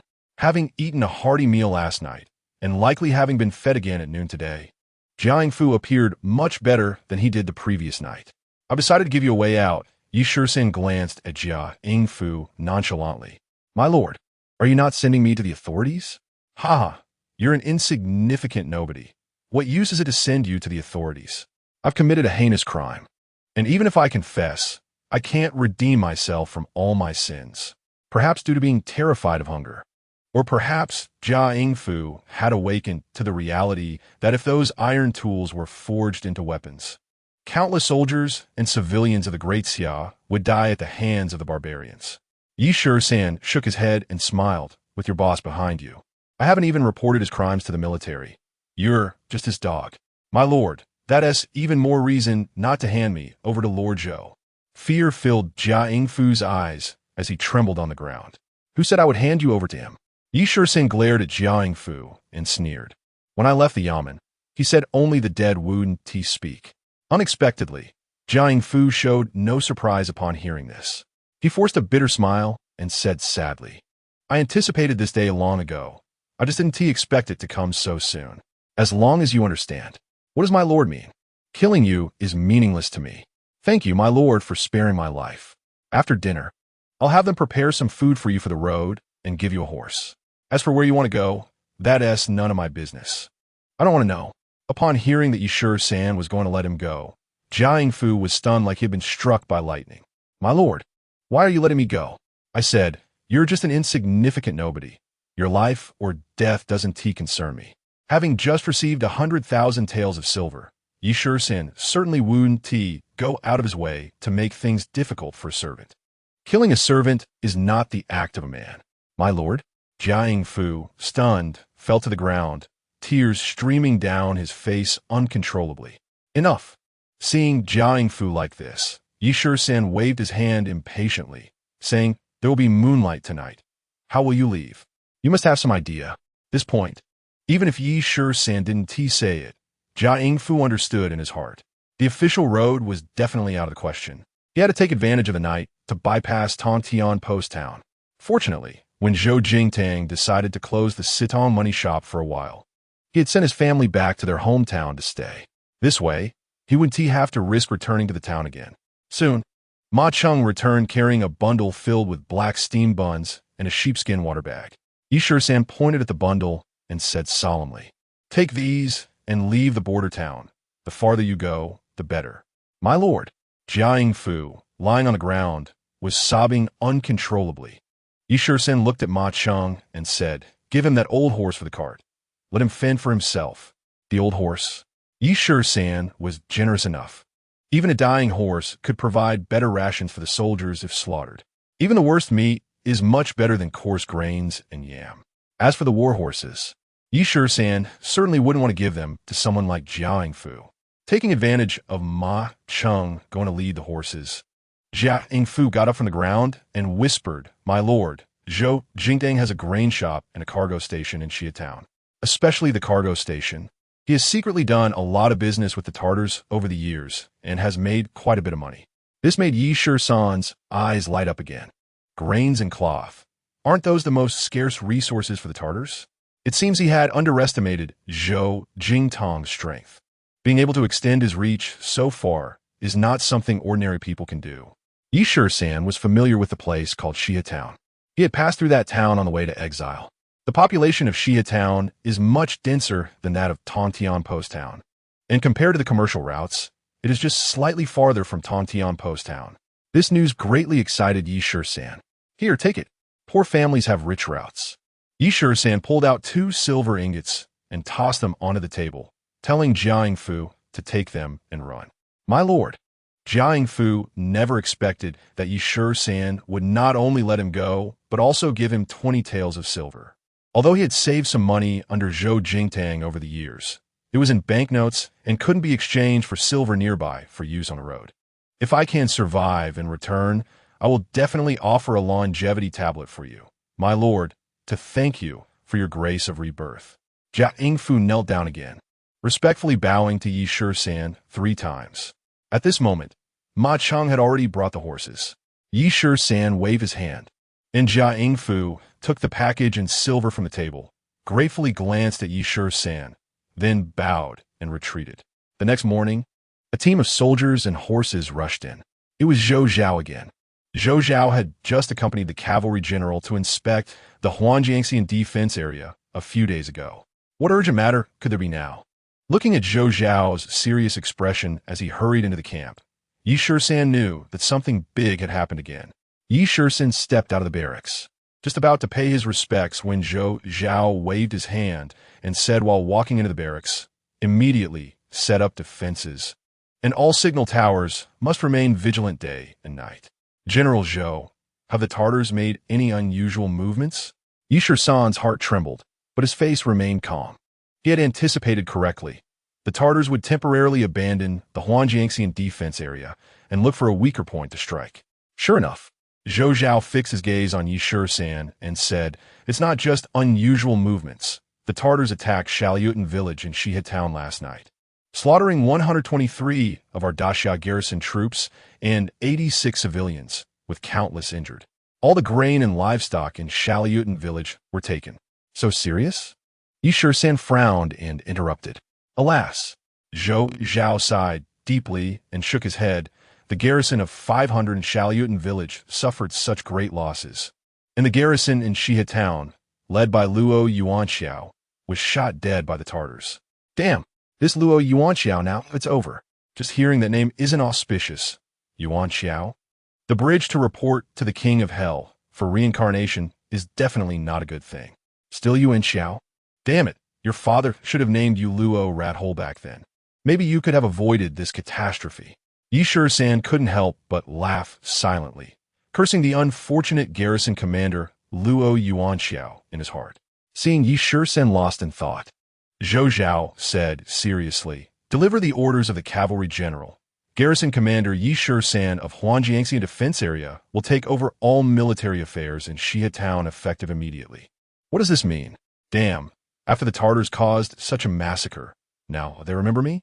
Back then, I killed so many Tartars, and according to the court's award, I should have been promoted to deputy garrison commander and led the garrisons of 2 towns. How would there have been this disaster for the troops and civilians in Shaoyuan village? After cursing in his heart, Yi Shisan's expression changed, and he knelt on one leg. Cupping his fists in response, Yi Shisan obeys the orders of the cavalry general. Chapter 83. The aftermath of the bloodbath in the garrison camp in the midst of excitement. Yi Shisan felt an overwhelming pressure. After delivering the military orders, Zhou Zhao left behind a token and hurriedly left without even taking a sip of water. The frontline defense area was not suitable for lingering. Zhou Zhao, accompanied only by a few bodyguards, certainly did not want to stay in such places for long. Immediately prepare food and dry rations. Watching Zhou Zhao and the others leave in a hurry, Yi Shisan quickly gave orders. "Come here, convey this order for me. Garrison commander, Kai Yun, Chi Hu, Su Laolu, and Zheng Yidao, come to the barracks for a meeting immediately." Just in time, Kai Yun and Chi, who were training in Tunshan village with the garrison troops these past few days. Shortly after, the few of them rushed in. Yi Shisan scanned them and said solemnly, "Immediately suspend the drills.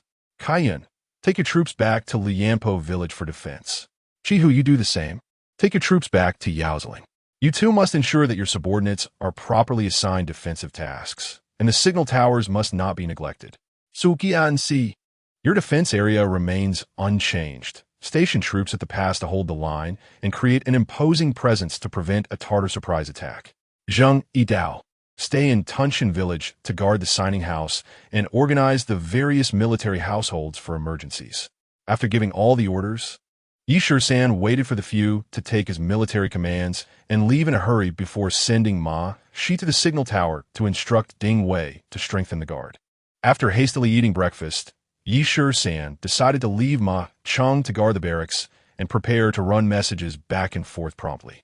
Wu Yozi had already taken 10 cavalrymen to scout and get ready to set off. Don't be careless. You've been at the signal tower for a long time and have plenty of experience. Keep a close watch here. Yi San, already mounted, turned back to remind Ma Cheng. My lord, rest assured, even if I have to run my legs off, I won't delay your deployment. After making all the arrangements, Yi San tightened the reins, and the warhorse beneath him let out a neigh and charged toward the barracks gate. A dozen fine horses kicked up a cloud of dust as they galloped toward Shiha town, 80 miles away. 2 hours later, Yi San and his group arrived at the boundary of Shiha town, Shalyutin village, adjacent to Shiha town, 15 miles away, is relatively safe from a geographical standpoint on the northern defense line. However, the Tartars chose to invade this very village. My lord, looking at the geography and terrain, with such heavy losses, the Tartars must have deployed quite a few troops, right? Wu Yozi observed the surroundings, his face filled with surprise. Yi Shisan similed, a somewhat eerie smile. Not necessarily. After observing for a while, Yi San waved his hand and said, the Tartars didn't deploy many troops. It's just that those useless ones were too weak, causing the village's residents to suffer so badly. Upon hearing this, Wu Yozi fell silent. They were well aware of the current state of the garrison in each village. In terms of weaponry, cavalry, and supplies, they were no match for the regular troops of the Northern Defense Army. The so-called village garrisons were merely self-deceiving scarecrows, not even scaring away birds. How could they scare the Tartars? Yi San muttered to himself, raising his whip again, and the warhorse beneath him galloped forward once more. Soon, they arrived at Shalyutin village, the area most severely affected. Looking at the scorched remains of the thatched houses burned by the Tartars and the cries echoing throughout the village, Yi San's face turned green. In the garrison camp, Yi San saw a yard full of wounded soldiers, lying against the wall with dirty bandages and groaning. In the cold weather, they lay there like that. Some uninjured soldiers were actively preparing for battle to prevent the Tartars from returning. Get up and stand in order. Otherwise, how can I register you all? A dozen soldiers from the military department, led by a sergeant, were registering the casualties. Seeing Yi San's group arrive, the sergeant stopped his registration work, looked Yi San up and down, and asked, Are you the garrison commander Yi San from the Huanjiangxian defense area? Yi San, mounted on his horse, did not directly answer the sergeant's question. He turned his gaze toward the wounded soldiers in the courtyard and coldly said, Li Guzi, slap him. Yes, sir. A burly and fierce-looking scout jumped off a warhorse behind Yi San and strode toward the armor officer not far away. He grabbed the armor officer's collar with one hand and swung his palm left and right. Slap, slap. In an instant, the armor officer's face began to swell at a visible speed. You dare hit me? The armor officer, spitting blood, covered his swollen face and yelled, You, a slave, dare to hit me?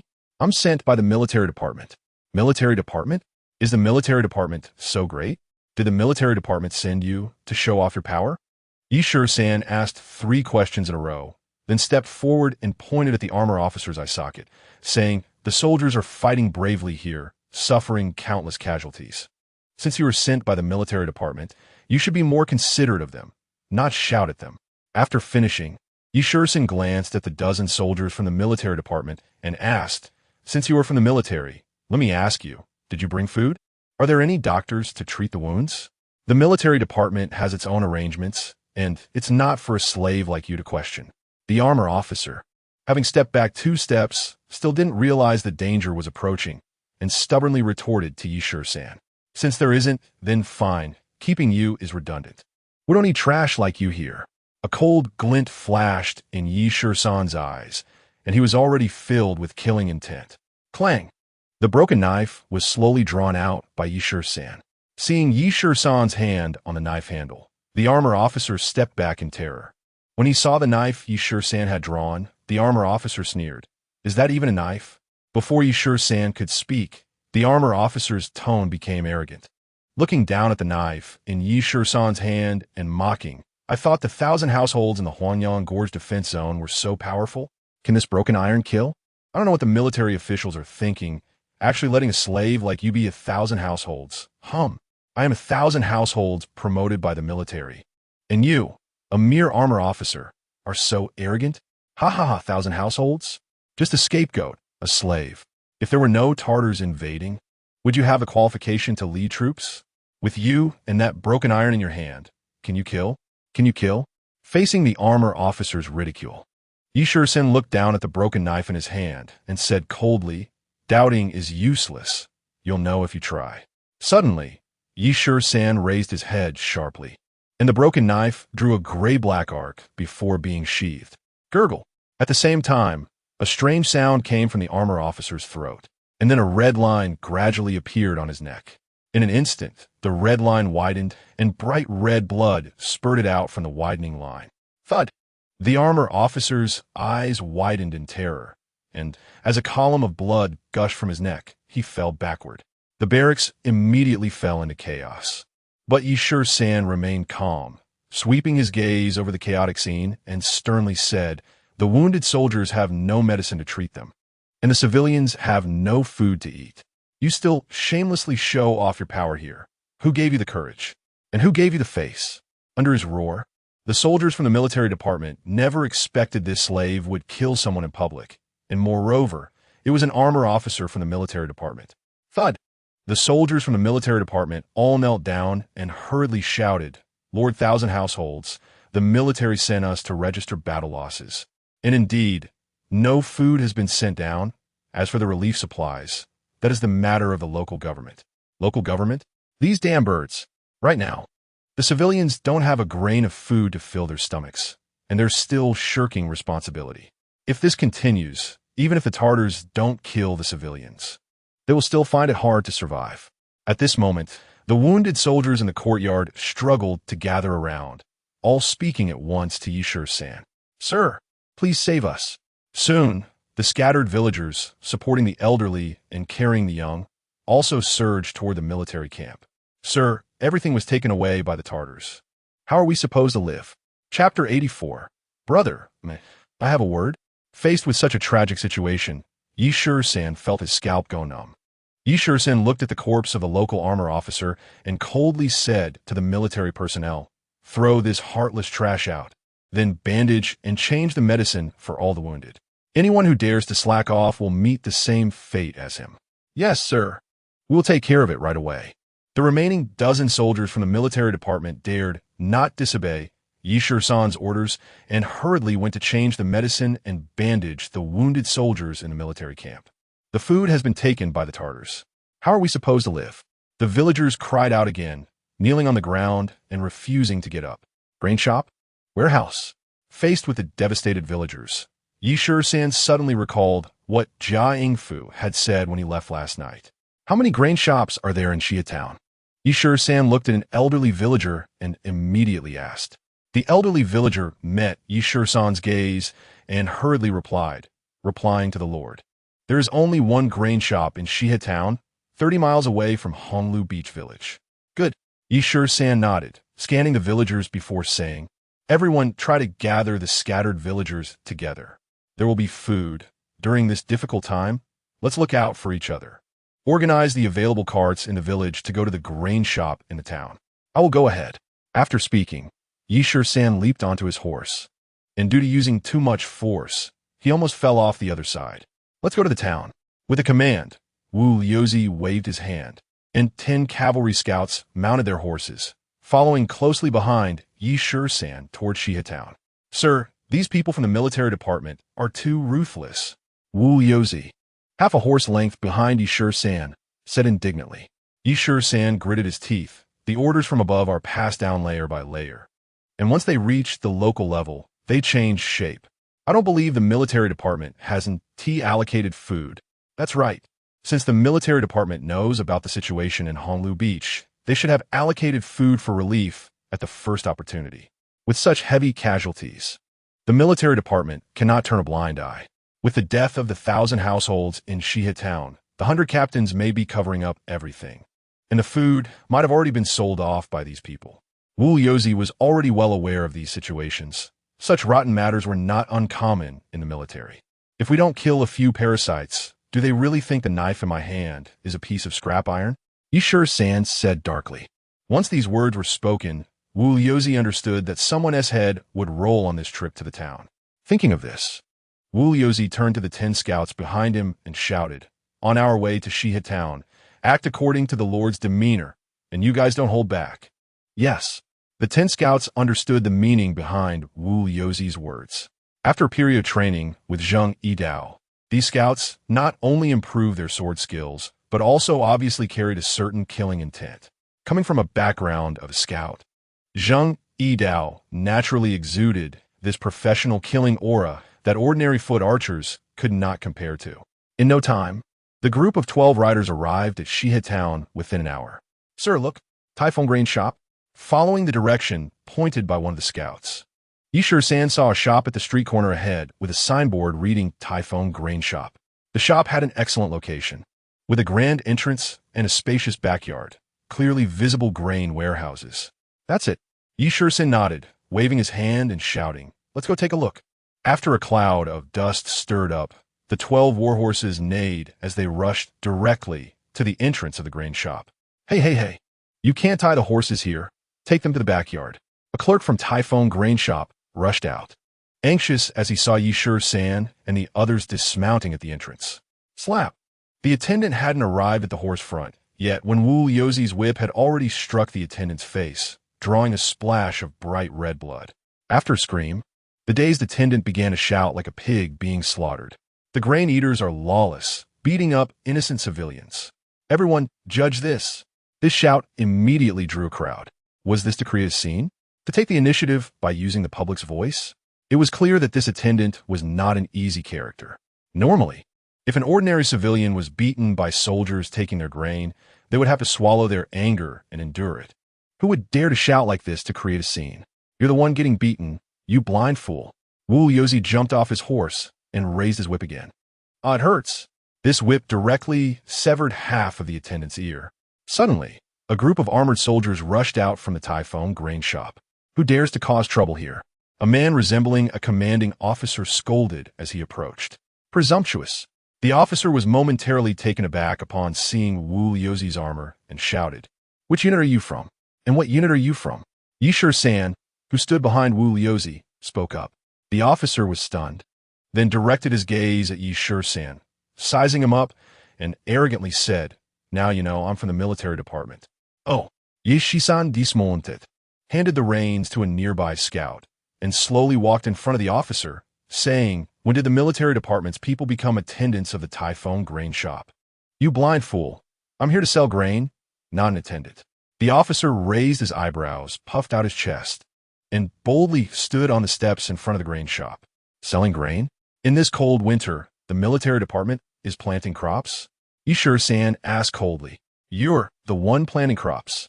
The officer started to say, but suddenly stopped, as if he had let something slip. "Bring me the account book." Shisan's gaze shifted to the other attendants at the grain shop's entrance, gesturing for them to bring out the account book. "Sir, please calm down."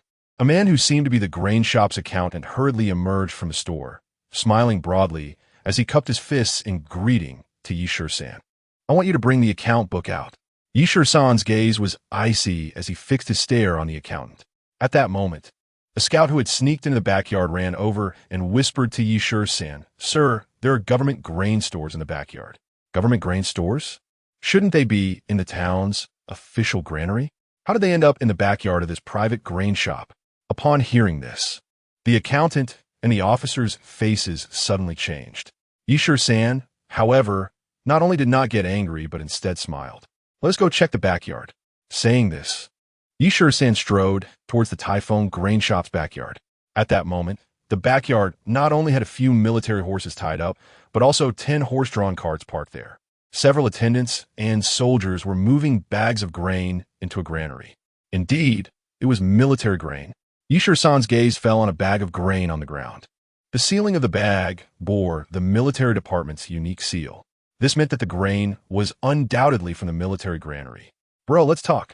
The previously loud officer suddenly lost his arrogance and quickly ran over to Shisan, cupping his fists and lowering his voice to say, "Brother, can we talk privately?"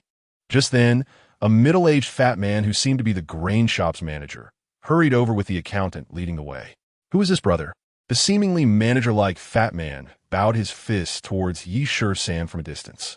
"Damn, I was still looking for trouble, and now you all come out on your own?" Shisan felt a surge of pride and put on a stern face, saying, "What does it matter to you which unit I belong to?" This statement left the approaching officer stunned. The seemingly manager-like fat man also reached Shisan's front. "May I ask who this brother is? I'm just a soldier eating grain.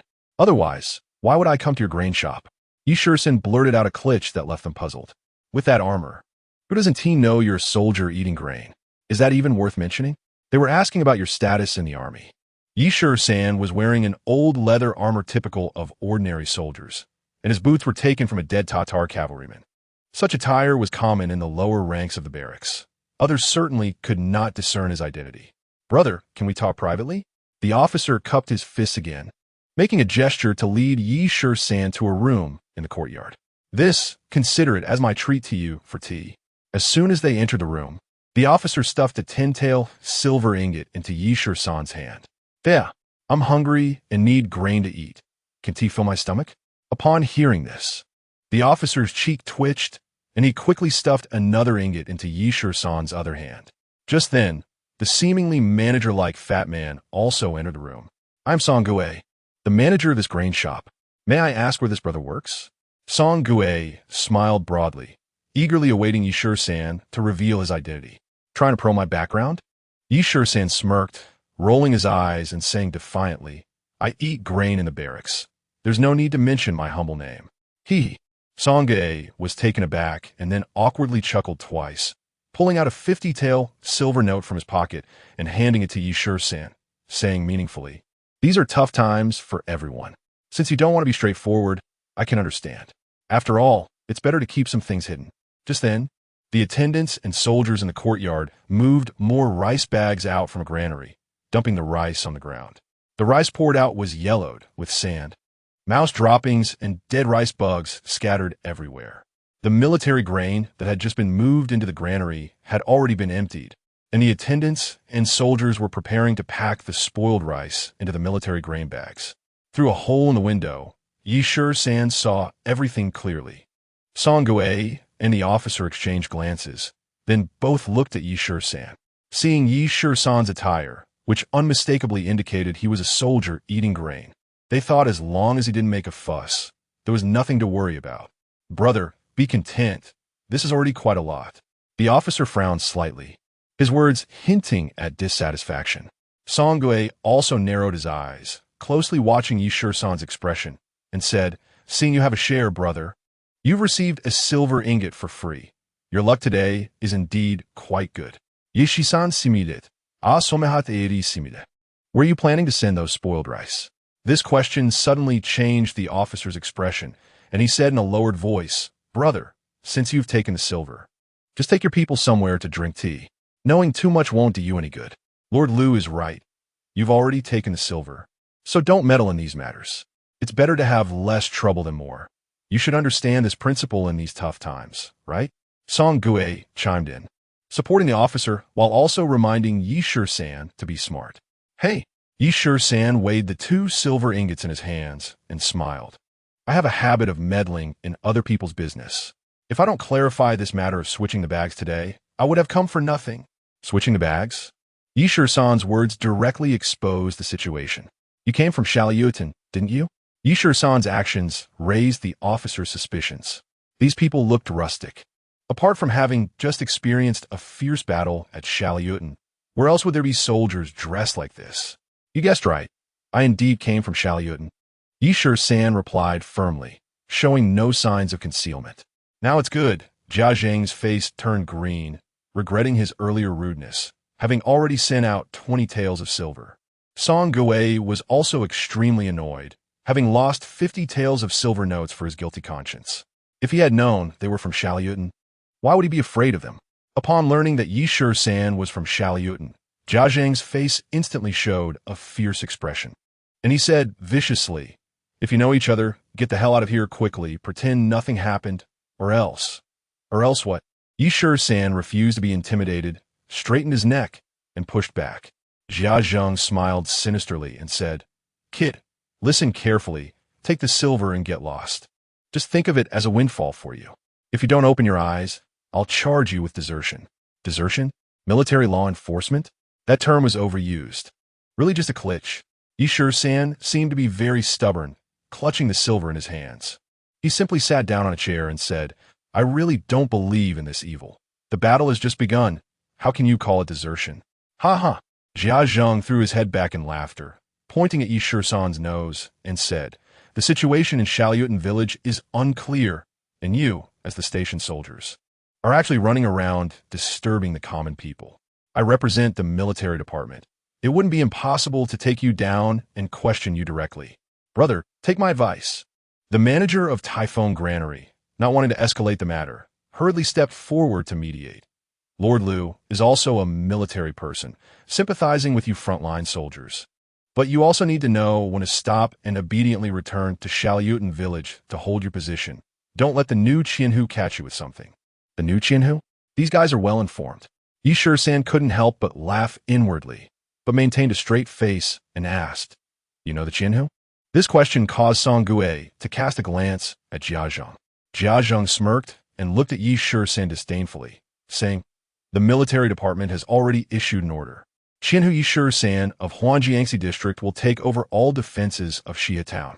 If you make me unhappy again, I'll hand you over to Lord Yi for disposition." "Good."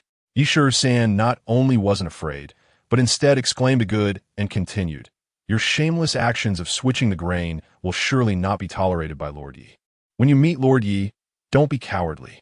Saying this, Yi San stuffed the silver ingots into his chest and turned to leave. Watching Yi San's departing figure, Jia Zhang said, "In the end, he was still afraid. A low-level soldier is not satisfied even after being fooled with a few silver coins. I really don't know what to say about people like this." "Yeah," Song Gue nodded, smiling. "In this era, the bold survive and the timid starve. It just depends on who is tougher." Speaking of Yi San, this bastard is still afraid. Look, he's already disappeared. Just as the two were feeling pleased, Yi San had already exited the back courtyard of the granary, where Wu Liuzis were waiting outside for him. "You all come here." Yi San suddenly saw many horse-drawn carriages approaching from a distance, realizing that the people from Shalyutin had arrived. As he watched the convoy getting closer, a smile appeared on his face, and he waved to Wu Liuzis, quietly giving them instructions. Chapter 86. Cut off the head and display it to the public. "Lord Qianhu, Yi has arrived." Suddenly, outside Typhoon Granary, Wu Liuzis shouted at full force.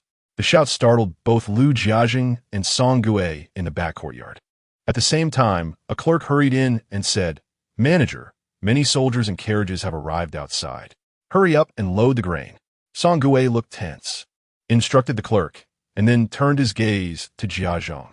"Lord Liu, how did Yi San arrive in town so quickly? Don't be nervous. It should be a normal military transfer. We must not show any signs of trouble." Jia Zhang glared fiercely at Song Gue, calming himself, and said, "Come with me to welcome him. Seize the opportunity and slip a few silver coins to appease him. It will be beneficial for the future." Though he said this, the manager of Typhoon Granary, Song Gue, was already in a state of panic. He had already learned about the situation at Tongtian Post Town's Qianzhong Bank. For this reason, Zhou Jingtang had even sent a trusted aide to warn him to be careful of Yi San. How could it be just a few days? Yi San had arrived already? Moreover, according to Jia Zhang, the military department had issued orders for Yi San to take charge of the defenses of Xia Town. In this way, the bowl of the granary was directly under Yi San's spoon. "Manager Song, what are you still dawdling for?" Jia Zhang had already stepped out of the door when he noticed Song Gue still standing in place, stunned. "Quickly go. Let us welcome Lord Yi." Saying this, Jia Zhang straightened his clothes, puffed out his chest, and walked out of the back courtyard. This fellow was quite shrewd and did not enter through the back door of the granary to the front hall. At this moment, The entrance of the granary was already filled with horse-drawn carriages, and dozens of soldiers stood in formation beside the carriages. Jia Zheng led a few soldiers, followed by a nervous Song Gui, and quickly walked toward the entrance of the granary. I, Liu Jiazheng, of the Border Defense North Army Salary and Supplies Department, have met Lord Qianhu Yi. Jia Zheng walked closer, resting a leg on a carriage blocking his view, and knelt on one knee to bow to Yi Shisan. Commoner, manager of Typhoon Granary Song Gui, pays respects to Lord Qianhu Yi. Behind Jia Zheng, Song Gui knelt down, nearly curling up in nervousness. Yi Shisan turned his back, coldly asking, "Are you the Salary and Supplies Department, Jia Zheng?" "Yes, it is this official." Jia Zheng lowered his head and hurriedly answered, "Just right. This Qianhu indeed has a matter to consult Jia Zheng." "Consult? I wouldn't dare. Please speak, Lord Qianhu. As a military officer, what punishment should be given for embezzling military supplies?" "That goes without saying. Of course, it's beheading to display to the public. If the amount is substantial, the family assets may be confiscated and relatives conscripted for forced labor." Jia Zheng answered Yi Shisan's question with practiced ease, reasoning and evidence at the ready. Just as Jia Zheng finished answering Yi Shisan's question, his expression suddenly changed. Why does this voice sound so familiar? Jia Zheng seemed to recall something. Suddenly looking up, he happened to see Yi Shisan turn around. Their eyes met, and Jia Zheng was instantly petrified as if struck by lightning. You are Yi." The stiff Jia Zheng could no longer form a sentence and began to tremble like chaff. Noticing something was off, Song Gui slowly raised his head and his tailbone tightened, nearly causing him to jump up in shock. What came into view was Yi Shisan's face, which seemed to smile, yet not smile, looking meaningfully toward this side. Since Jia Zheng had already made a decision, and there were both witnesses and evidence, this Qianhu would not waste words. After speaking, Yi Shisan proudly turned around, stepped up onto the steps in front of the granary, cast his gaze toward Wu Liuzis, and shouted, "Arrest the corrupt officials Jia Zheng and Song Gui for embezzling military supplies and grain." Since arriving in Shihe town, Wu Liuzis had been waiting for this command. "Understood." Wu Liuzis grinned, waved his hand, and 10 scouts rushed in like wolves, directly subduing Jia Zheng and Song Gui to the ground and binding them tightly. You are framing me." In a panic, Jia Zheng struggled to lift his head and shouted at Yi Shisan, "You say this Qianhu is framing you?" Yi Shisan reached into his chest, took out 2 silver ingots and a silver note, raised them high and shouted, "You two colluded and conspired to embezzle military grain, bribing this Qianhu with these bribed silver that hasn't even warmed up yet." At this moment, soldiers stationed at Shisan, who had already been instructed by Wu Liuzis, brought over many empty bags, clearly marked with the military department seal. Several bags of rotten rice and grain that had been packed were also brought out and dumped on the ground in front of the granary, switching the grain right under this Qianhu's nose. "What else do you two have to say?" In an instant, the street in front of Typhoon Granary was crowded with onlookers. "Kill these heartless wolves." The Typhoon Granary has always been about big profits for themselves and small losses for us, harming us for many years. They even dare to embezzle and sell the military supplies meant for the station troops. It's truly lawless. Yesterday, the village of Shisan was raided by the Tatars, and many soldiers and villagers died. The remaining people were all waiting for this life-saving grain, but they never expected such black-hearted individuals. These inhumane beings. Not killing them would not quell the public outrage. Fortunately, the newly arrived Qianhu caught them in the act, or how many people would have starved to death. The outraged citizens cursed loudly, throwing stones and tiles like locusts at the bound and kneeling figures of El Huaishan and Song Gui.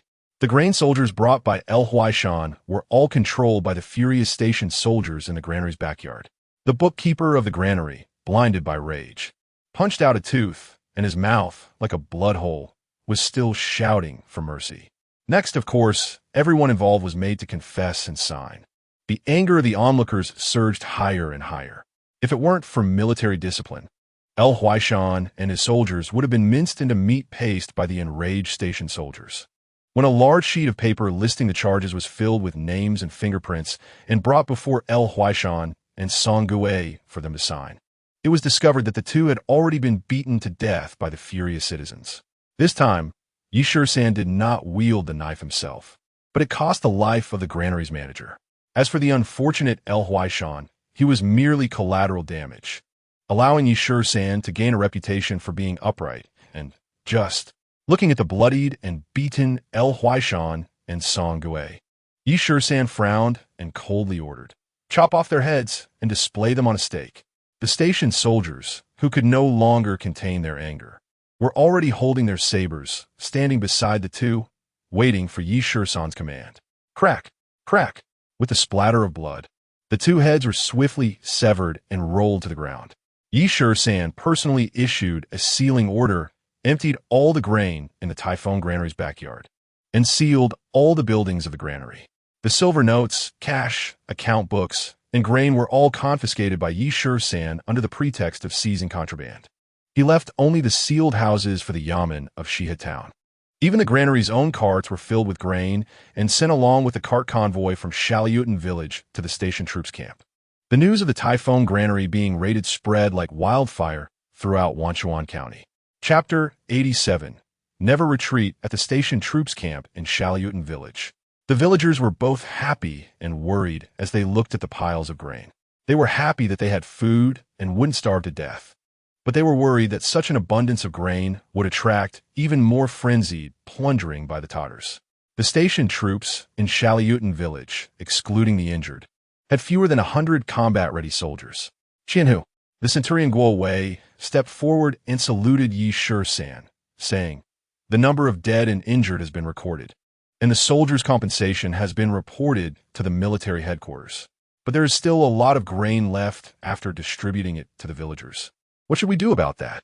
Shisan understood Guo Wei's concerns. It was just that he feared these grains would bring even greater disaster. Currently, the military headquarters had only tasked him with taking over the defense of Shiha town and had not sent any new troops for reinforcement. Wearing this paper hat of a Qianhu was truly not easy. Without grain, one could seize houses. Without money, one could find ways to force it. But with no one, should they really kidnap some women and children from the common people to make up the numbers? The military headquarters released such generous rewards to encourage the soldiers to bravely defeat the enemy. These rewards were unprecedentedly generous. However, due to his status as a